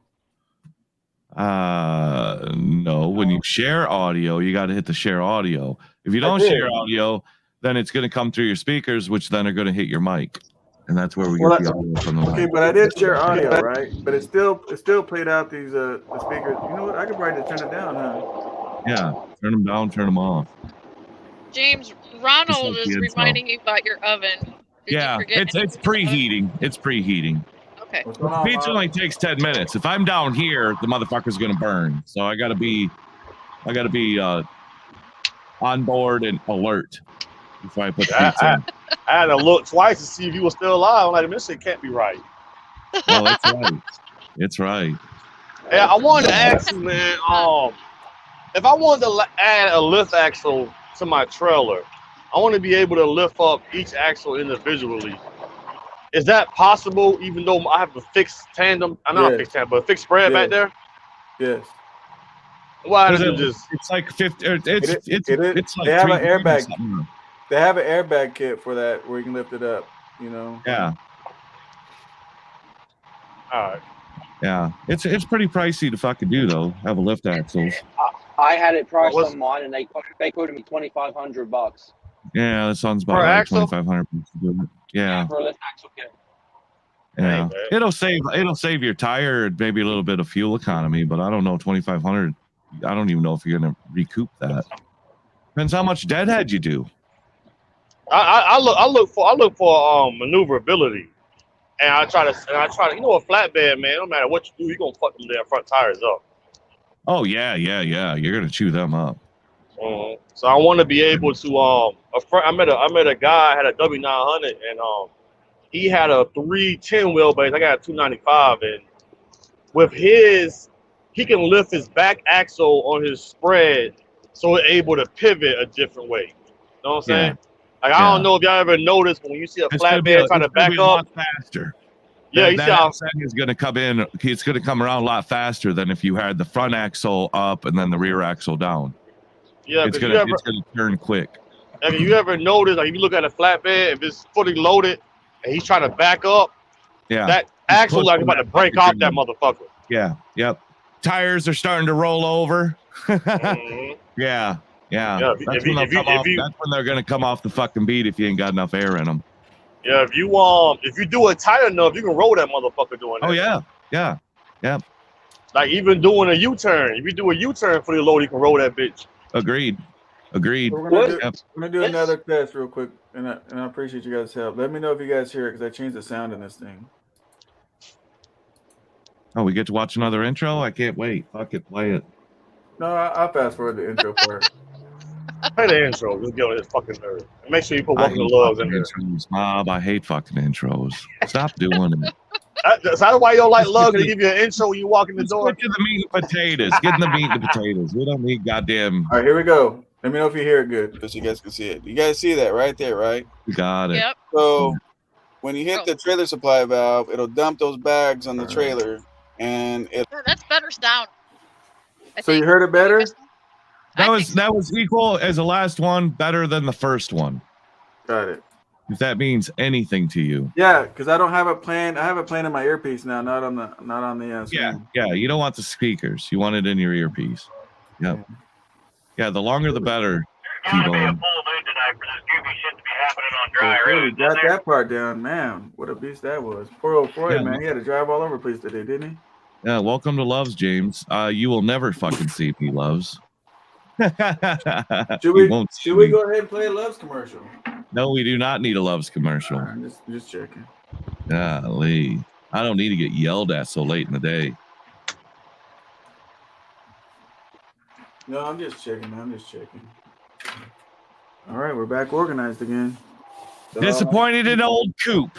Thought highly of him. Shake my head. Jason or Jesus, you're not the only one, brother. Didn't he like steal money from y'all or something like that? Oh yeah, he shystered people out of money and all this shit. Quits, and then he lies on Coach's channel saying that he got his own authority, bought his own truck and trailer. Now he's doing drop and hook with fucking Cardinal. Like, how the fuck do you do drop and hook when you got your own trailer? Well, I made a load for Cardinal. Oh, shut the fuck up. Shut the fuck up. Once a liar, always a liar. It's difficult to back yourself out of a lie. On that note, on that news that I heard, I was laughing because I was like, wait a second. Yeah. It wasn't that long ago that he didn't have any money. Yeah. So and now all how of a do you sudden now he's got a truck, trailer, and authority. Yeah. Well, he said his brother. He said his brother got it He for him. or ran some under his shit. brother's authority. So he bought the truck and trailer, ran under his brother's authority until he got his own authority. But currently he's stating that he's got his own authority. Yeah, because insurance for that would be very expensive. Am I right? God, the dude ain't got it. The dude, he Man, couldn't buy a goddamn storage trailer, much less a goddamn trailer. He can't even buy a storage unit, much less a truck and trailer. He ain't doing shit.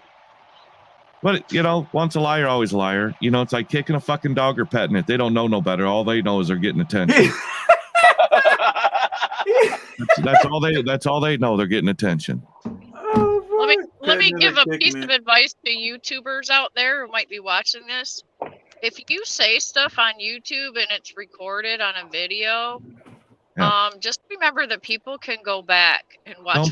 Don't be a lion cunt here. Once it's on the internet, it's always on the internet. Exactly. Just be honest, whether it's favorable to you or not. That's why you're on YouTube, is for the truth and the facts. We're not here to live in your fantasy world. We want the legit facts. Not what you think they are, or what you want us to perceive that they are. We want the truth. And if you can't show the truth, then go to Patreon. Hey, what movie was that? Remember that? Someone said something on a movie one time. Goodwill Hunting, wasn't it? Is it Goodwill Hunting with Tom Cruise?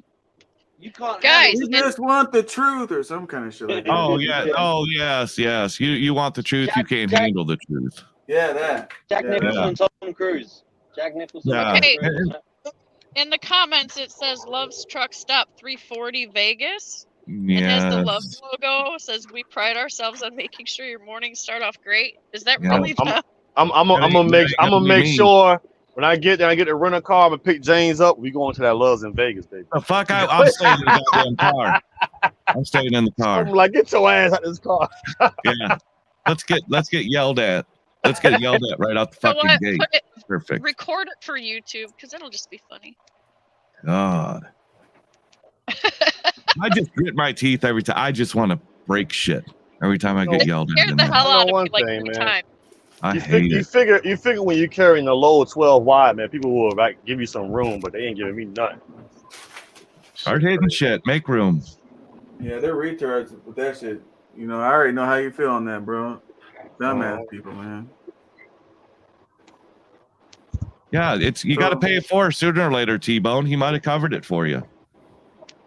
He might have covered it for you. Pay it forward, but he wouldn't. I have a great idea. Let me see how I can do this.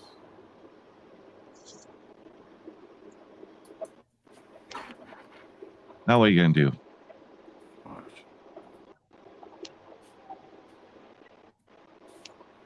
Yeah, they had a big ass accident on 465 in Indianapolis. Goddamn four-wheelers, it's getting dark out. They go nuts. Like 1, 2, 3, 4, 5, like 9 of them motherfuckers. And I'm in the lane, the only open lane, and everybody is just trying to like take my hood off while they pass me. Like, fuck out of here, man. You're gonna like this, James. Yeah. Oh, brother. Is it your extended version of your intro? No. Hey, you know my intros are shorter than they used to be. God damn, dude, what the fuck? Some people make a goddamn full video of intros, and then somebody said, "Well, we can't have long videos like you." And I said, "If you got to make up your goddamn video in nothing but intro, then maybe the video ain't for you. Maybe this ain't it. Maybe this ain't your calling." Because I think you got to have like 5 minutes or something like that to get monetized. So they ain't got enough to talk about, so they fill up the rest of the fucking time with intros and outros and midtros and countdowns. I hate those. Yeah, Here we go. Hey, fucking guys, countdowns. this is just for James right here. Watch this. Oh my god, I'm taking my headphones off. I already see what it is. I'm not doing it. We're all family here. I love it. I don't know if it's because like we're in the middle of nowhere. It's kind of a small town. I mean, we're awesome. We work really well together. I never miss a day. I love it. That's why I mainly come for the customers too. It's like we're a family. I don't want that. That's a shitty ass commercial. You know, if we have different. Hey, that No, shit is no, funny I as don't need hell. it. We're family. I don't need. We ain't family. You and I are not the same, is what I tell them. You and I are not the fucking same. Oh man, that's fucking funny as fuck. What do you guys think about that? You guys We can hated hear it, it. right? We hated it. Yeah, I that can was make a good. better I commercial mean, than we could that hear shit. it good. Yeah, say it was the worst Yes, commercial that's ever. exactly right, T-Bone. I skip anytime I hear an intro, other than I'm gonna say this, and I shouldn't fucking say it. Trucking with Jesus, I do like his intro because that music just, I don't know, it just feels right. But anybody else's Trucking with Jesus. I knew he had a channel. His music, the little bit of fucking music there, I just that Oh, music just hits me right. I don't know what it is. I'm thinking about Black Jesus. I don't know why. But anybody else's intro, Oh, I what hit what fucking Jesus skip were we button, talking and then about? I'm halfway through a fucking sentence. I ain't going back. I ain't going back. Hold up, I got the name missed fucked some up. people's fucking uploaded videos because I'm trying to get away from. I'm trying to fast forward their goddamn intro as much as I can, and then I'm already at the end of the video. Well, I'm not going back. Next. Hey, what Jesus are we talking about here? Trucking with Jesus. He's got that fucking music. I just fucking like it. That's a GP guy, ain't it? Yeah. Or was a GP guy, but he's just got that dang, fucking music. Yeah, I thought they had 3% turnover, man. What's up with that? Yeah. This is the thing. If I think the intros are pretty cool because people get creative with them and stuff, and they're neat to Once watch. you see it one goddamn time, it's enough. Because especially like when you watch somebody every day, you get the notification, you watch them, you click Yes, it's them the out. same goddamn fucking thing over and over again. I fucking hate it. That's when it gets listen, rough. listen to Jesus's intro. I like that intro. It's just something about that song or something. All Just of them? any of them. He's got the same intro on all of his videos. Get the fuck out of here. I like it. That's some old kumbaya hanging around the corner, hanging around a fire marshmallow. It eases me into. I just like that fucking. I don't know what it is, but I like that goddamn tune. Let me get my marshmallows out. Yeah, I love that goddamn tune. Happy driving music. Yeah, happy. I like it. It puts a smile on my face when I hear it. I like that tune. I don't know what it is about it, but I like it. This shit? Yes. Yeah. I like that tune. You got bad taste, James. I just dig it. Every time I hear it, it puts a smile on my face. I don't know what it is. I like it. You're pissed off about the love chicks. Ain't welcome to love. I listen to that motherfucker all day. I just like that little fucking tune. I don't know what it is. It just, I don't know. It puts me in a happy place. I like it. Yeah, I like it. I'm not sure what place that is. But. Yeah, go watch Nevada's and you want to fucking bleed out. His goddamn intro's like, what the fuck am I watching? Why the fuck am I here? Yeah, some of Nevada's intros like, God, what is too much? His goddamn video in itself. But he tries. He tries to change his up, but it's creative. I gotta give him that. Just give me a little fucking tune. It don't need to get fucking crazy. Give me a little fucking tune and then get to it. Throw your logo up there, whatever, and then get to it. 3 seconds top. Tops. I'm telling you. There's some people like Jeffrey Likes got like 45 seconds before it's like, Jesus, where are we fucking going with this fucking thing? We got one thing and another thing and another thing. It's like, what is this shit? So here we go. Too much. Which one? Any of them. They all got intros? Yes, every goddamn one of them. And it's, hold on and get your popcorn. It's going to be a minute. What's going on, everybody? I just want to send a message and let you guys know. That's got an intro? What's going on? No, we don't have an intro. Check out Wilbur. You got lucky on that one. Yeah, that one's definitely going to have an intro. Don't know a limit. Yep, here we go. Don't know a Settle in, folks. It's going to be a minute. She ripe like a peach and she snappy to snip it. Whatever do for that link up in person. This ain't it. That's when we fought through a murder. She wrote it. Still live with courage to do. This ain't it. That's got music, and I'm not part of the video right there. It's got a fucking music I do not fucking like. It's got that hip hoppy bullshit. It's not my gig. Nice. The hip hoppy bullshit. Yeah, hip hoppy bullshit. It's not my gig. Not it.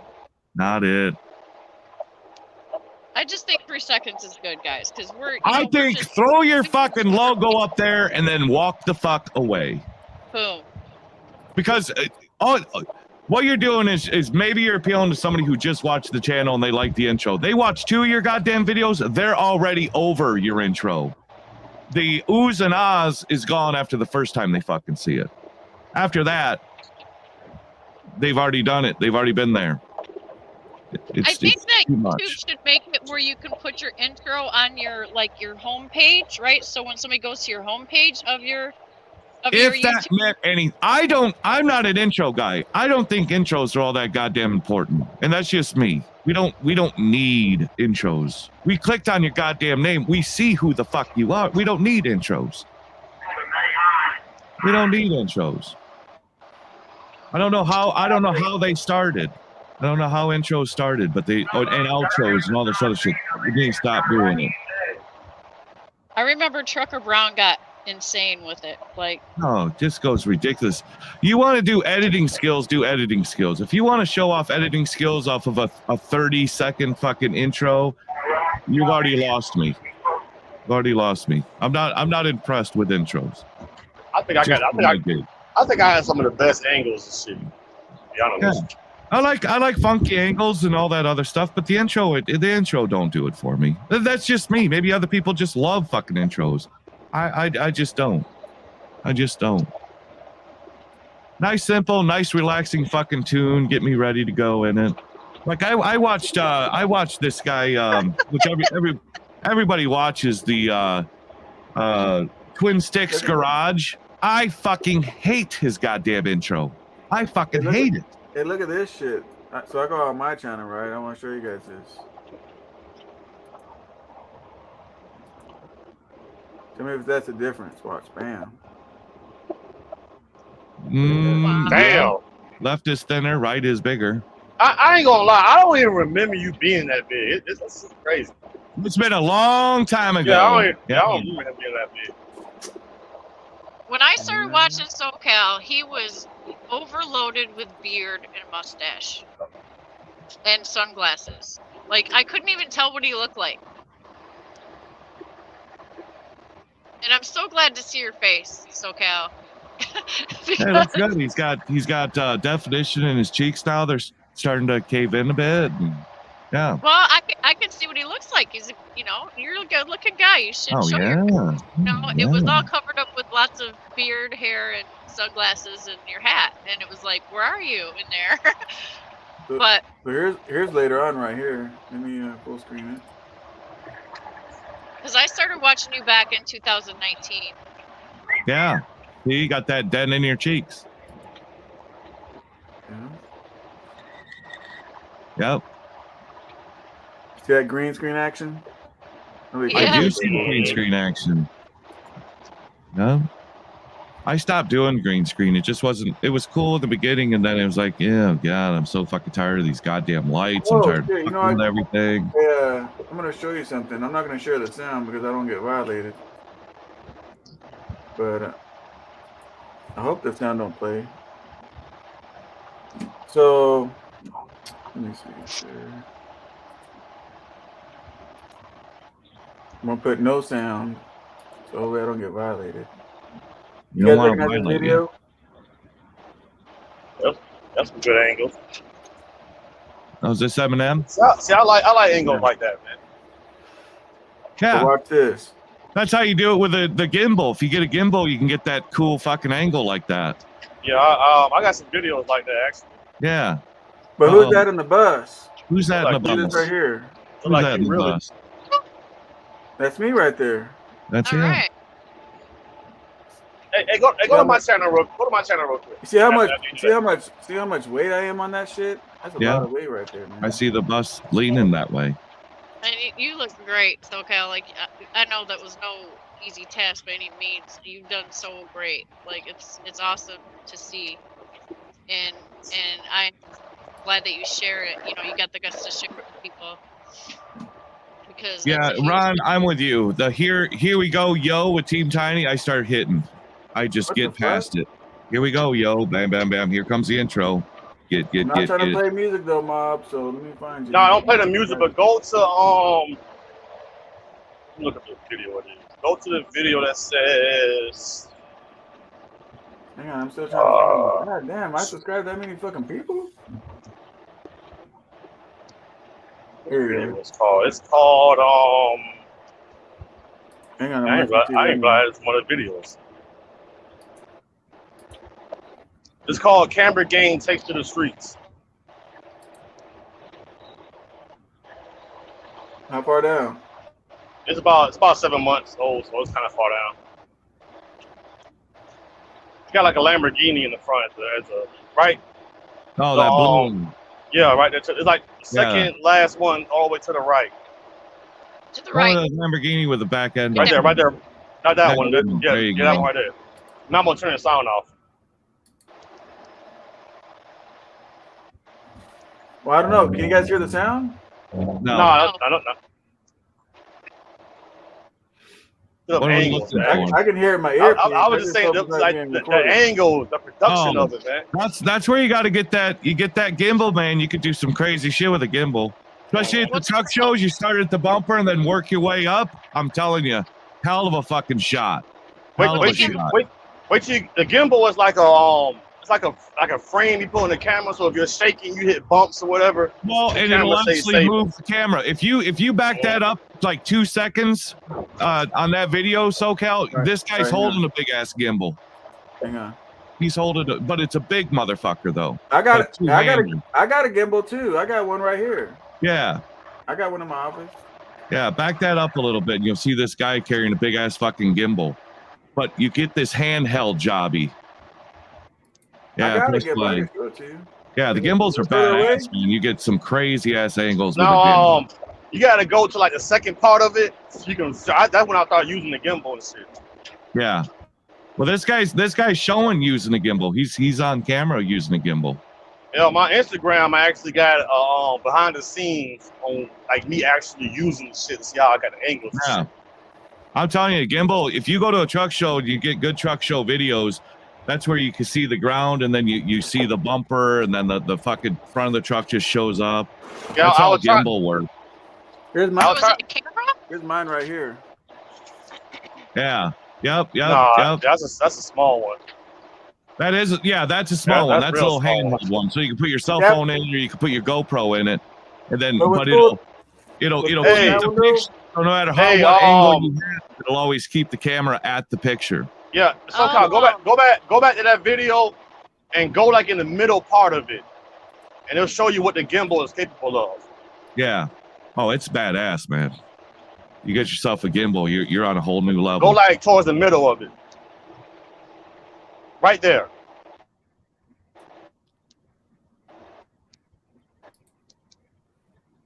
And you'll see when the car starts, you see how the steady camera is or whatever? Yeah. But see, that's it. When it starts going up. And then when the car starts moving, see how steady that shit is? Yeah. But the gimbal will go from the bumper all the way up to the hood, and it's just nice and clean transition. It's just, but it follows the hood. Real stable. It's beyond stable. It actually moves with the picture. So the picture so much doesn't move, but the camera moves around the object, and it just gives a total different look than anything else. It's awesome. And think about it.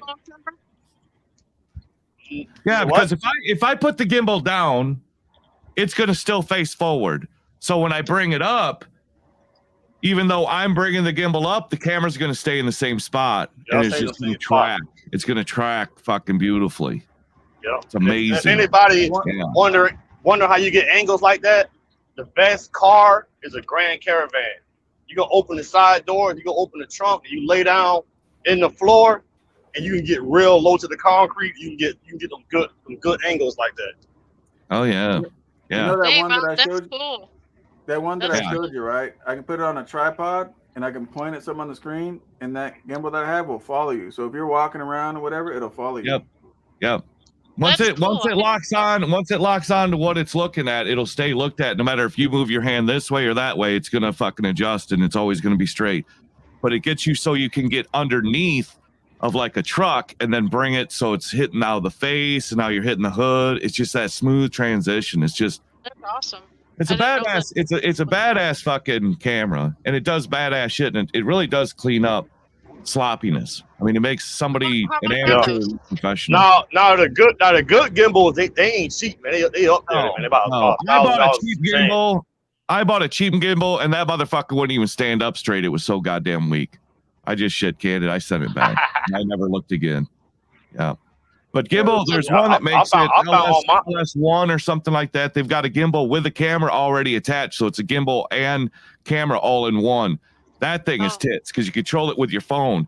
So you can have it on a tripod and then you could just move the camera up and down, left and right, however you fucking want to, right off your phone. That's awesome. Yeah. How much are they, like 500 or less? Yeah, $400. $400 for that one. The one I got, if you buy a brand new, was like $1,500. But I bought it used. I bought all my shit used. Yeah, the one gimbal that you had in your video, that was a big one that would put a camcorder or something on it, and then you can. Yeah, you put the camera in the middle of it. It's like a whole, it's like a box almost that you hold. Yeah, like a frame. Yeah, that's the best way I can describe it. Yep. Yeah, they are. You want to up your game? Get yourself a fucking gimbal. You'd be surprised what kind of footage you can get with a gimbal. And to be honest with you, you would be surprised on what somebody will pay for them type of videos. Yeah. You would be surprised. I did a friend of mine. I got an M5 BMW, and he just wanted me to show him him walking to the car turning on or whatever, then hitting the gas, drifting around the corner, stuff like that. Now it takes a long time. It takes like a whole day to do it, but it comes to like a 5-minute video. Well, look at that day of work. That day at work, like $1,200. You know what I'm saying? Yeah. People will gladly pay for that shit. Yep. Damn. The DJI Pocket 2. There he is, unfiltered through our lens. He uses one. I want that camera, but I can't flip the bill for that. I can't do it. But that's the one I would be. That's one I want if I get one. Is that one, because it just does fantastic shit. I mean, imagine if you went to a car dealership, because they're all on the internet and shit. They've always got the car online, and now imagine if you had a gimbal and you were putting up fucking good content with just doing cars in a car dealership. Let's say if you only got $10 a car for a quick 30-second video of the outside or whatever. Easy. I have a friend of mine that do car content, and they make some good money doing that shit. But you just gotta be consistent with the interior and shit with a gimbal. It's all nice, smooth transaction up and down, where it'll go to the floorboard and then slowly work its way up to the fucking dash and shit. Easy money. Hey, We're learning so much today here. Oh, okay. I go back. love that DJI. I just can't. I can't swing it, man. It's too rich for me. I'd love to have one. If you buy it and you have a way to make your money back, then it's pretty much free. You know what I'm saying? Yeah. If you can make your money back on it, absolutely. But I don't think I can make my money back. I don't think I can make my money back. But I definitely would. That's the one I got my eye on. No, I got a video on there that I shot on my Mustang, and I left the fucking gimbal at home, and you can look at it. It still got good angles, but you can see the fucking shakiness in it. Yeah. You know It's not a smooth transition. It's not smooth. You know what I'm saying? I didn't like how it came out. Yeah. That DJI is fucking. That's awesome shit, man. I was trying to find some of my old James over here, but I can't find the goddamn thing. Yeah, I'm hidden. Here we go. Hang on. SoCal Ron's asking a question. When can we expect the live stream on you calling the Cummins dealers and repair shops part 2? Well, that was supposed to be today. Well, we got sidetracked. I'm trying to get 10 hours sidetracked. Here we go. Yeah. We got a little sidetracked today. Hey, this is beautiful right here, Mom. Check this out, Mom.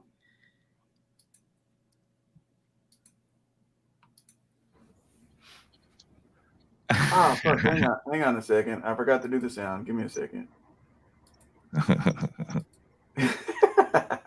playing the highlights. Watch this. These goddamn YouTube minutes decide who ain't gonna fucking say something. Then you wonder what the fuck I fucking chat in. Say what you fucking want, clap it. You fucking cunt! Right there.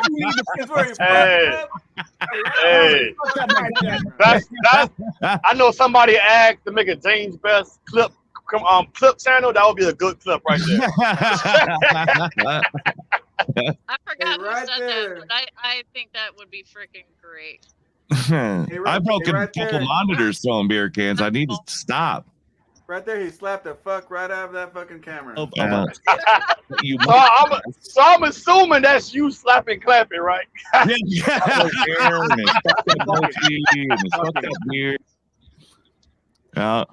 A citizen, because that's hilarious.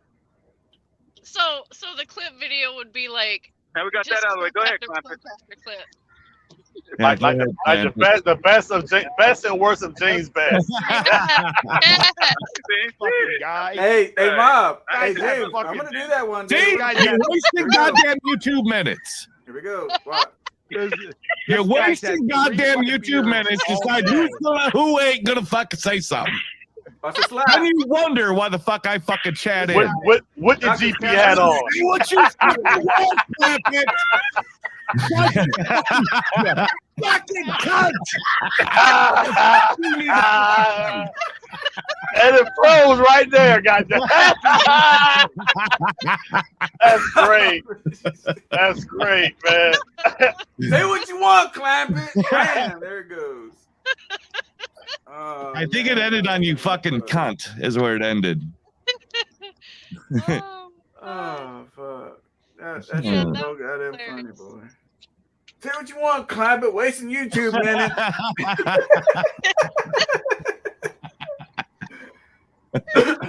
I'll show you a funny ass part. Watch this stupid shit. Watch. Hang on. It continues on. Watch this. That would make a great intro. That one clip right there. Yeah, there you go. That's my intro. 4 beers in fucking 12 hours. Watch. Clampett thought he got kicked out. Watch. Yeah. Clampett. Confused and shit. Yeah, he's carrying the fucking weight. Think goddamn YouTube minutes. You're wasting goddamn YouTube minutes. Decide who ain't gonna fucking say something. Then you wonder why the fuck I fucking chat in. Say what you fucking want, Clampett. You fucking cunt. Say what the fuck you want to say. My God. 4 beers. 4 beers in fucking 12 hours. Not even oh my God. He just had a heart attack. Damn it. He just had a brain aneurysm. Well, now I'm trying to figure out the camera so you can still hear me. You can still hear, but you can't see. I think we lost him. Clampett looks nothing like his voice, man. No. They moved him. That's it. Stream's over. Oh, that was funny. What happened? Watch this. Listen. Are we still live? Somebody say something in the chat if we're still live. Confused. Happy got to talk. You're the Confused and lost. Look at him. 2 minutes there, James. What happened? Are we live? Nope. Okay. What I was gonna fucking say before this fucking dipshit can't fucking stop. I mean, it's absolutely comical how bad this guy can just fucking. He has diarrhea of the fucking mouth. I mean, as soon as you fucking start talking, he's got to start running his fucking cocksucker, and he just doesn't stop. It's like he can hold the world fucking record for holding his breath because he talks so fucking much. Am I wrong, SoCal? Am I wrong? Nope. Clampett had the perfect opportunity to drag your name in the mud without saying nothing, and he missed the ball, man. Years old. Yeah. And we're talking about RVT. How does he have the darkest red hair that you've ever seen on anybody, but yet his beard. There's a part of this where he thought. Yeah, he left. He says, "Fuck it, I got better shit to do." There he goes. Oh, hold on. Let me connect you. What kind of hair gel he used? His hair looks real fucking fluffy. He said what it was. It was some crazy ass fucking shit he puts in his hair. I can't. Some foreign shit. He's lost. Look at him. Yeah. That's why he doesn't have a YouTube channel. He's clueless. Look at him. He's trying to figure it all out. See, he don't realize he's still alive, bro. Clueless. He can't be a one-man show. Look, are you on here? What's up? What up, dude? Lost. I think he called you. Yep. Why can't I fucking hear you, bro? I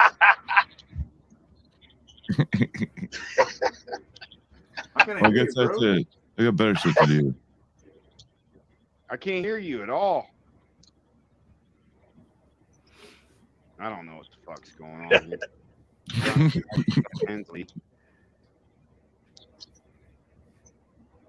Yeah, so that was that. That shit was funny.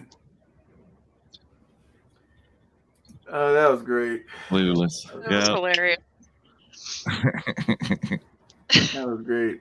My YouTube man, and there goes the camera. Where is your goddamn camera? How'd you get reaching distance from your camera? I can't even reach my camera. Oh, mine's right here. Is it on top of the monitor or something? Yeah, it's up above the monitor, but just behind the monitor. Yeah. Yeah. That shit was fucking funny as fuck, man. Oh my god. There's hundreds. There's hundreds that if somebody clipped them and put them together, it'd be the funniest thing ever. I saw quite a few fits. Yeah. The best of the best. Yeah. Some people get too sensitive about it though, but well, they're not it, right? yeah, Then. it's all in fun. Yeah, they ain't it. They ain't it. Oh, this shit's great. Hang on a second.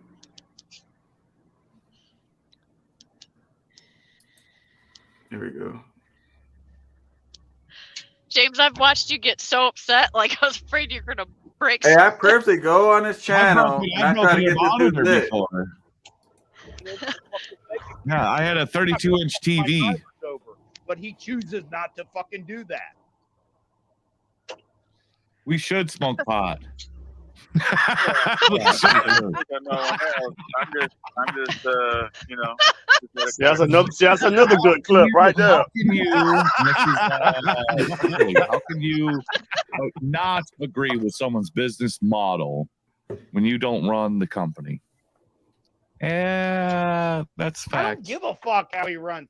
That's facts. I That's agree that it's not my business. How can you agree with someone's business model when you don't run the company? I agree. He's about to go out. People say, hey, me doing 60-40 is the stupidest thing ever. I need to do a 70-30. Did you say stupid? To the company. 70 to the company, 30 to the contractor. I think at the end of the day, it is up to the. No, it ain't of a tit that you might possess. I agree that it's not my business. How can you agree with someone? You're fucking either. Personally, it's just my personal opinion. So that's you asked me a question. Who I think is the shitbag? I think Trucker Brown's the shitbag. If you agree, include selling her out by doing goddamn YouTube minutes. You're wasting goddamn YouTube minutes to decide who ain't gonna fucking say something. Then you wonder why the fuck I fucking chat in. Okay, say what you fucking want, clap it. God, you fucking cunt. Say what the fuck you need to fucking say.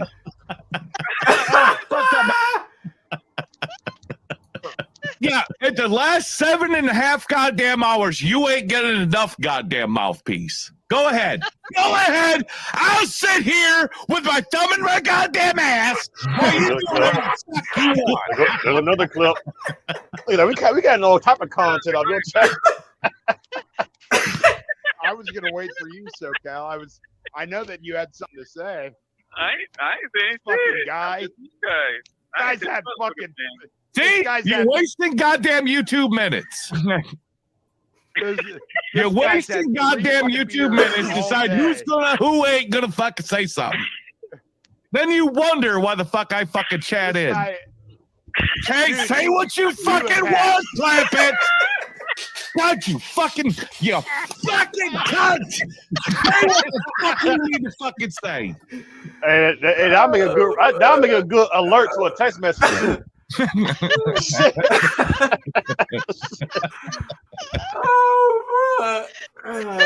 Say what you want, clap it. And it fucking cut. I'll be my alert for my text messages. Right? Oh my god, man. That shit is too goddamn much, James. Oh Can't take James nowhere, man. Can't take me nowhere. Don't You can take play me that nowhere. motherfucker over and over again. It just don't get old. It just don't get old. That shit. Oh my god, that was funny as hell. Clampett wanted to talk so bad, so James stay quiet, and then Clampett had nothing to say. He said, "We're gonna say something, SoCal?" No, I ain't saying shit. That's you. There you go, wasting YouTube minutes. Wanna know why I chime in? That's it. We only got so much time, baby. We only got 11 hours and 55 minutes. They cut us off. Got to be quick. Yeah. Arthur said, "What did I miss? Should we play for Arthur?" Oh, Arthur, you missed quite a bit. Hang on, Arthur. We don't want you to miss this, man. Missed This quite a is bit. the whole. Hang on. We got. It's funny every time.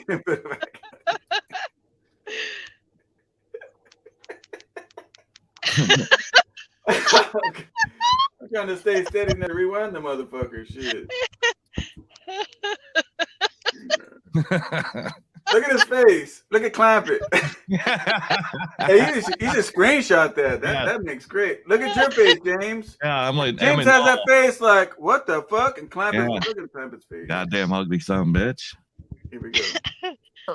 Yeah, in the last 7.5 goddamn hours, you ain't getting enough goddamn mouthpiece. Go ahead. Go ahead. I'll sit here with my thumb in my goddamn ass while you do whatever the fuck you want. Now we got that out of the way. Go ahead, Clampett. I was gonna wait for you, SoCal. I know that you had something to say. I ain't saying Fucking shit. guy. I said, go ahead, Clampett. Guys had fucking. See, you're wasting goddamn YouTube minutes. You're wasting goddamn YouTube minutes deciding who ain't gonna fucking say something. Then you wonder why the fuck I fucking chat in. Hey, say what you fucking want, Clampett. God, you fucking cunt. Say what the fuck you need to fucking say. Let's do Bathtub Chronicle. Yeah, in the last 7.5 goddamn hours, you ain't getting enough goddamn mouthpiece. Go ahead. Go ahead. I'll sit here with my thumb in my goddamn ass while you do whatever the fuck you want. Now we got that out of the way. Go ahead, Clampett. I was gonna wait for you, SoCal. I know that you had something to say. Fucking guy. Guys had fucking. See, you're wasting goddamn YouTube minutes. You're wasting goddamn YouTube minutes deciding who ain't gonna fucking say something. Then you wonder why the fuck I fucking chat in. Hey, say what you fucking want, Clampett. God, you fucking cunt. Say what the fuck you need to fucking say. All right, fuck that, my God. 4 beers. I can't even breathe, boy. Oh my god. Oh my god. That's what you meant. What did GP Transco have? But you just killed any possibility for a sponsorship with that right there.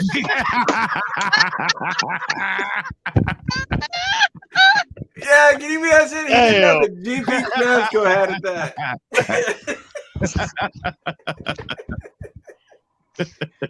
Hey, you know what? I might edit that whole motherfucker out, and I might make a GB commercial out of that. Hey, I thought about the same shit. That's what I thought about the same shit. Oh, fuck. Hey, have like truckers codes talking about we paying 60 cents a mile, and then have James Best talking shit with his Oh man. Oh, you're giving me ideas, James. I'm gonna take your channel off your ass. They won't be coming to me with stupid fucking questions. That's for sure. Oh my god, I got a headache. I was laughing so hard, dude. I should got a headache. God damn. Video DJ's talking about. You should. Oh, that was Jesus. You'd have to go in the archives for that. That was a long time ago. Yeah. I just bought that goddamn thing. I bought a 32-inch TV for a monitor, and I ended up breaking it the same goddamn day with a beer can. Let's see. Yeah, a clip video is definitely in order, James. I Yes. think that would. Yeah, I'll find another one. That shit was funny as fuck. I had the green screen. I don't know if I had green screen yet or not. It was a long time ago.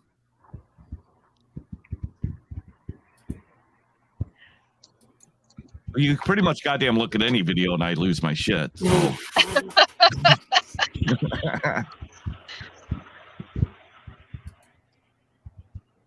I'm scrolling. Yeah, there'd be a lot of rants, Cool Truck, and that'd be a lot of rants. I don't know if you got that much goddamn time. Yeah,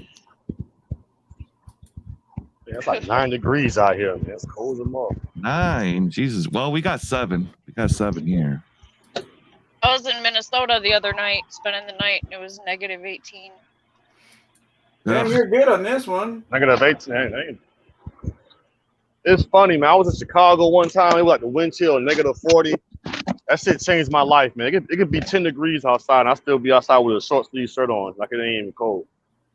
Jeez. You get some minus 18s, and then you go to a 20 Damn, to 20 degrees. It feels like summertime. Yeah, I feel like summertime. Yeah. Yep. Hey, watch this one. He fucked this dude up on this one, James. God damn, I feel bad for the dude. Yeah. I was in that live stream, I think, on that one. I don't believe that. Is it flashing on your screen? Yeah.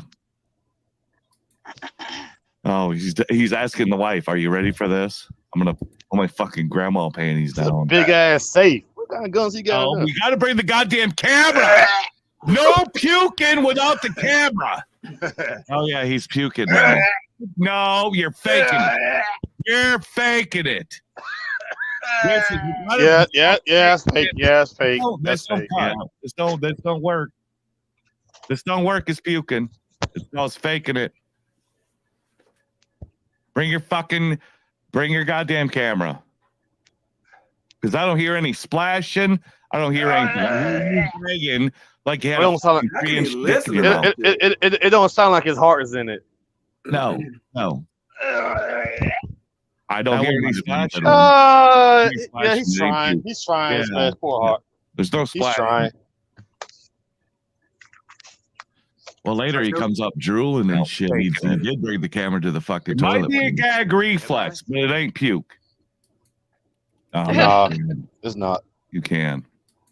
With no, I know what it sounds like to be puking when you're drunk. That ain't it. After so many drinks, it's water coming out. I mean, it's like the looks fucked up. Don't he though? He's not praying to God or anything. I think this is gonna be fantastic. Hold on, look at this guy. This is gonna get exciting. What? I don't want to play. Aaron laughed. Channel. Fucking he'll fucking. I don't know what you're reading. I've read it to you. Did you? Why is Clampett nose crooked? Why is not straight? I don't either. I don't know. That's just funny. I'll find another one.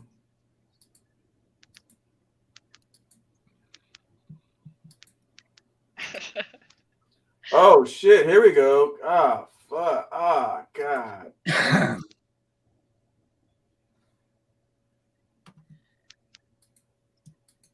Here it comes.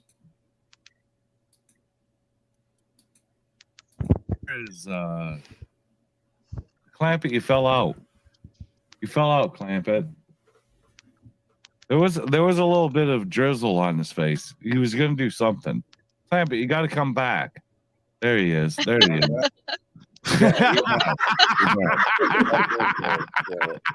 Your phone fell in the toilet?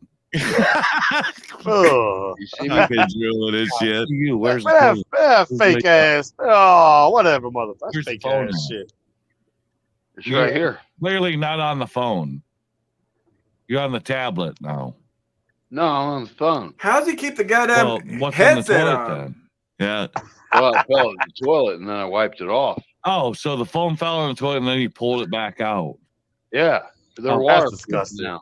Oh, it's waterproof now. Okay. Jeez, So, guys. are you gonna puke for us, or you Play just play the video? we're gonna play fucking coach's video. You're gonna hear the audio. We'll let some folks jump in. I'll listen. Coming in now. I'll do the drinking. You just sit there and do the puking. replay. You do the puking. I got the drinking down. Then we will. Yeah, there you go. Huddle that motherfucker. What are you drinking, James? Codeine? Huddle that Like, he got a syrup bottle in his hand. What the fuck is that? Syrup bottle. I mean, some syrup, man. Some leaves. Shit. Shake that gut up. Get that fucking poison rolling. Tabby got a big ass ball spot on the top of his head. Gut. Unload the fucking gut. Get all that liquor out of you. By the way, James, I really like that hat you're wearing. I'm just saying. Yeah, I like that hat. I like that hat and that shirt, really. Yeah. Yeah, it's a win-win. Poor Clampett. We would have got Clampett puking if I didn't fuck up the camera. We would have been pretty well getting him tied up, which is always the goal. You did one where you like really went off the chain. I'm trying to find that one.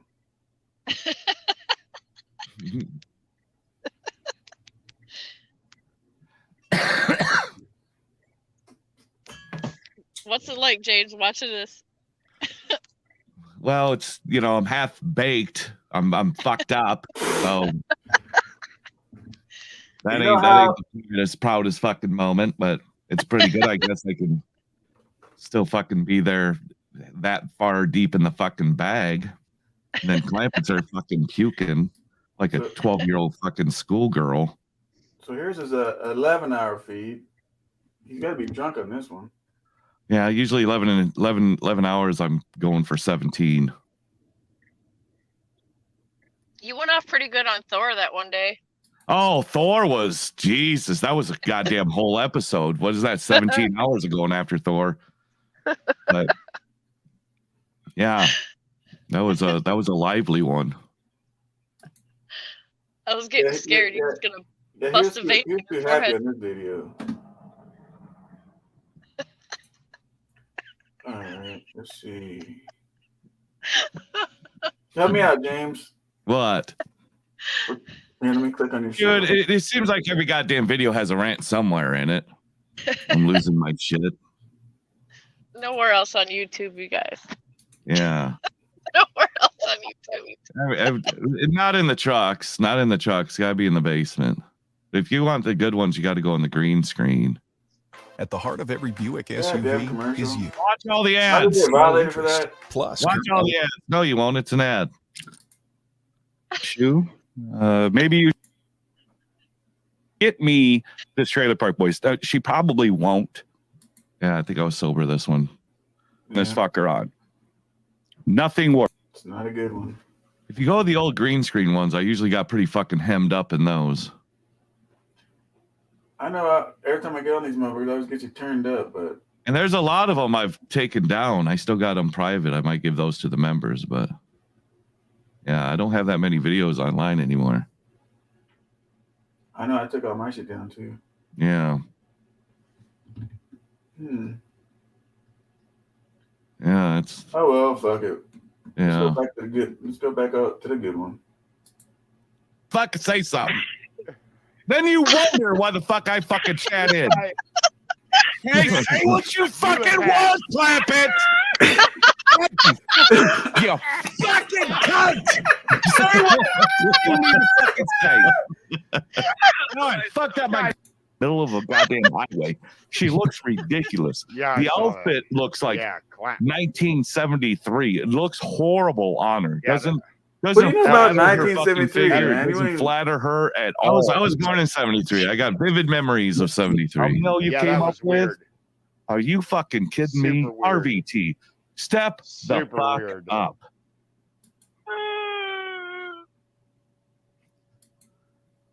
Include selling her out.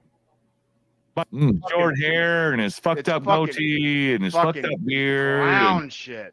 Oh my god, It he's got is fucking such worst hair clown fucking shit. ever.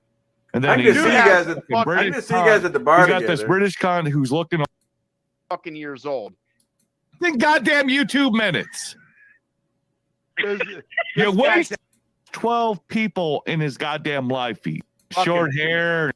This Couldn't hear you, Clamper. god damn. They're God damn it, I can't get that. It was Clamp it! God, you fucking cunt! What the fuck do you need to fucking say? All right, fuck that, my god. Yeah, in the last 7.5 goddamn hours, you ain't getting enough goddamn mouthpiece. Go ahead. Go ahead. I'll sit here with my thumb in my goddamn ass while you do whatever the fuck you want. Now we got that out of the way. Go ahead, Clamper. Got that out of the way. Go ahead, Clamper. I know that you had something to say. I ain't saying shit. See, you're wasting goddamn YouTube minutes. You're wasting goddamn YouTube minutes to decide who ain't gonna fucking say something. Then you wonder why the fuck I fucking chat in. Okay, say what you fucking want, Clamp it. You fucking cunt! Say what the fuck you need to fucking say. Come on, fuck up my goddamn 4 beers. That would make a good ass fucking intro right there, man. No Yes. bullshit. For Clamp it. Be a good intro for Clamp it. Hey, I really think I should make that an intro on one of my videos. Yeah, I think the Knob Creek videos, those are buried, Donnie. Those are buried. You know what? Hey, Mob, are you still here, Mob? Oh, Mob left. Check this out. I think we should make a road rage rant video. Chop up all these beautiful clips. That'll be funny as shit. You should do that, James. I ain't got time to be doing that. Somebody was talking about doing one earlier. I don't remember who it was though. I don't know if That's it was a lot of work. this live feed or. Oh, there's enough content to do it. Well, there's plenty of that, yeah. Yeah, you could probably go 12 hours just fucking rage. Goddamn YouTube minutes. You're wasting goddamn YouTube minutes to decide who ain't gonna fucking say something. Then you wonder why the fuck I fucking chat in. Okay, say what you fucking want, Clamp it. God, you fucking cunt! Say what the fuck you need to fucking say. All right, fuck up my goddamn 4 beers. 4 beers in fucking 12 hours, and he's not even coherent. That was great, man. That was great. Oh, Clamp was trying not to lose it right there. He was trying not to laugh. I don't think Clamp knew what the fuck to do because remember, it's them two on the screen. I was on James's phone. So when he slapped it, Clamp is there all by himself. And I remember one part of it, he was like, what happened? Did I get kicked off? Yeah, did I get booted? I don't give a fuck anyway. I didn't want to be on the show or some kind of shit like that. I just can't find that part. I got better shit to do. Yeah, I got better shit to do. I'm trying to find that part. You and Clampett are cool with each other though, right? Oh yeah, absolutely. Okay. Absolutely. Okay, I Yeah. That's funny. Good times. It was a good time. It's always a good time with Clamp. Yeah, he's got broad shoulders. You could bring up anything. Yeah, that shit was funny, man. He was all lost. Oh well. Well, shit. It's already 8:30. I gotta get a pizza at me. Yeah, it's time to shut this thing down. God damn it. Yeah. Almost 11 No, you're hours. at I pulled a damn 10:41. You're yesterday. doing all right. Today's Friday, man. I wasted my whole Friday.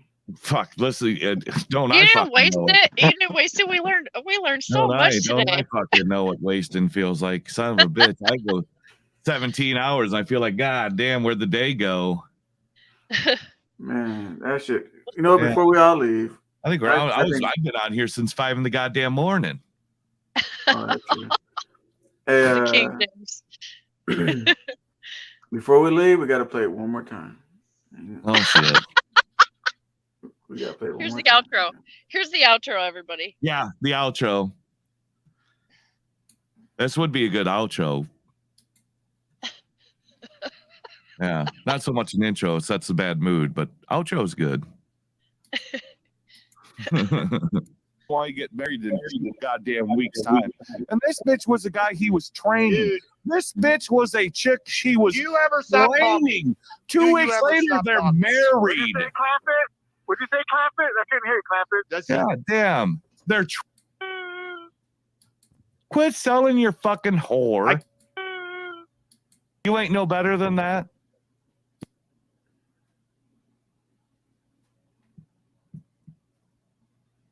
There it is. I'll sit here with my thumb in my goddamn ass while you do whatever the fuck you want. Now we got that out of the way. Go ahead, clap it. I was gonna wait for you, so now I know that you had something to say. I ain't saying Fucking shit. guy. You guys Guys had fucking. See, guys you're had- wasting goddamn YouTube minutes. This You're guy's had wasting 3 goddamn fucking YouTube beers minutes. all Decide day. who ain't gonna fucking say something. Then you wonder why the fuck I fucking chat in. Dude, Say what you fucking have- want, clap it. God, you fucking cunt. Say what the fuck you need to fucking say. Now I fucked up my Guys had goddamn fucking camera. 4 Oh, man. That was great. Yeah, good times. What do you guys say about that, James? It was good. It was fun. It's fun. We gotta do it again sometime. Yeah. All right, guys. Well, I appreciate everything, man. We had a fun time, James. This shit was definitely fun today. Oh, absolutely. It was a good time. You know, your buddy hasn't said nothing today. He's been fucking muted the whole goddamn time, it looks like. Why is he muted? I don't know. Did you mute his ass or did he mute himself? No, he did it. There he goes. It sounds like he's fucking eating. Maybe he don't even know he's here. I don't know. Yeah, the whole time he's been here, and I'm like, dang, he's not even talking. Hey, he might have muted himself. I don't know what he's doing. Curtis has a question for you, bro. Hang on. Can I do a clips channel on you and your moments? Listen, if you want to dig all that shit up, Curtis, by all means. By all means. I don't know who's going to watch. Well, I know there'll be a few people watching it, but I don't know if it's going to do you any good on your fucking on your channel, but it's definitely worth a shot to give it a whirl. All right, Mr. James. You guys have a great night, man. I'm going to cut on out. Yeah, it's been fun, brother. You too, man. All right, everybody. All right, thank you. Later. Thank you guys for joining, man. And until next time.